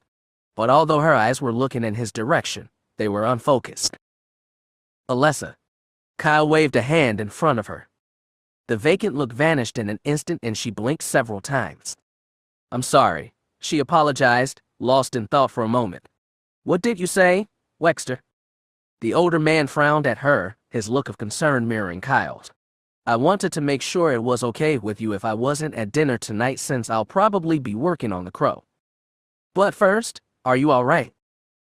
Oh yes, she answered quickly, smiling up at Wexter. I'm fine. I was just thinking. Okay, Wexter replied, not entirely convinced. Then about dinner. Yes, that's fine. Go and work on the ship. I know how you get involved. Maybe we'll see you later. Okay then, I'll see you later. As Wexter moved away, Kyle returned his focus to Alessa. So, as you can see, my meeting with Mon Mothma went very well. Did you know that Wexter's family had a reputation as ship mechanics? Gotta say it surprised me. I had no idea. Anyway, I also found out that the vacant look was in place again. Had she heard anything he had just said? Alessa, he said, raising his voice slightly. The light came back into her eyes, and she turned to look at him. Yes. Something's wrong with you. What is it? Nothing, she said, looking away as she spoke. Why do you ask? Well, just now as I was telling you about my meeting with Mon Mothma, you looked like you were a million light years away. I was just thinking. It looked like more than that. Did something happen while I was gone? No, she said, then did a slow, languid stretch followed a yawn that was clearly faked. I am feeling a bit tired, though. I'm going to go rest. All right, he said, tempted to ask her about dinner. But right now didn't seem like the right time to mention it. He watched as she stood up and headed for the exit. Her outfit, consisting of a long-sleeved shirt of white, pleated turquoise, and matching vest only adding to her beauty. Still, the visual feast was tempered by his knowledge that something was bothering Alessa. So what do I do about it? Easy, Cadarn, a part of his mind said, follow her. Moving blindly through the corridors of the New Hope, Alessa fought the urge to run. Her heart pounded painfully inside her chest. She fought back the tears that threatened to come. The ache she felt was nearly as physical as it was mental. Just when it seemed that everything had settled down, coming aboard the rebel ship, finding Jan, meeting Kyle. Things had been going so well. And now, coming around a corner, she noticed a large viewport in a far corner. It was dark there, dark enough to hide in. Stepping up to the transparent steel bubble, Alessa crouched in the darkness and let the tears come.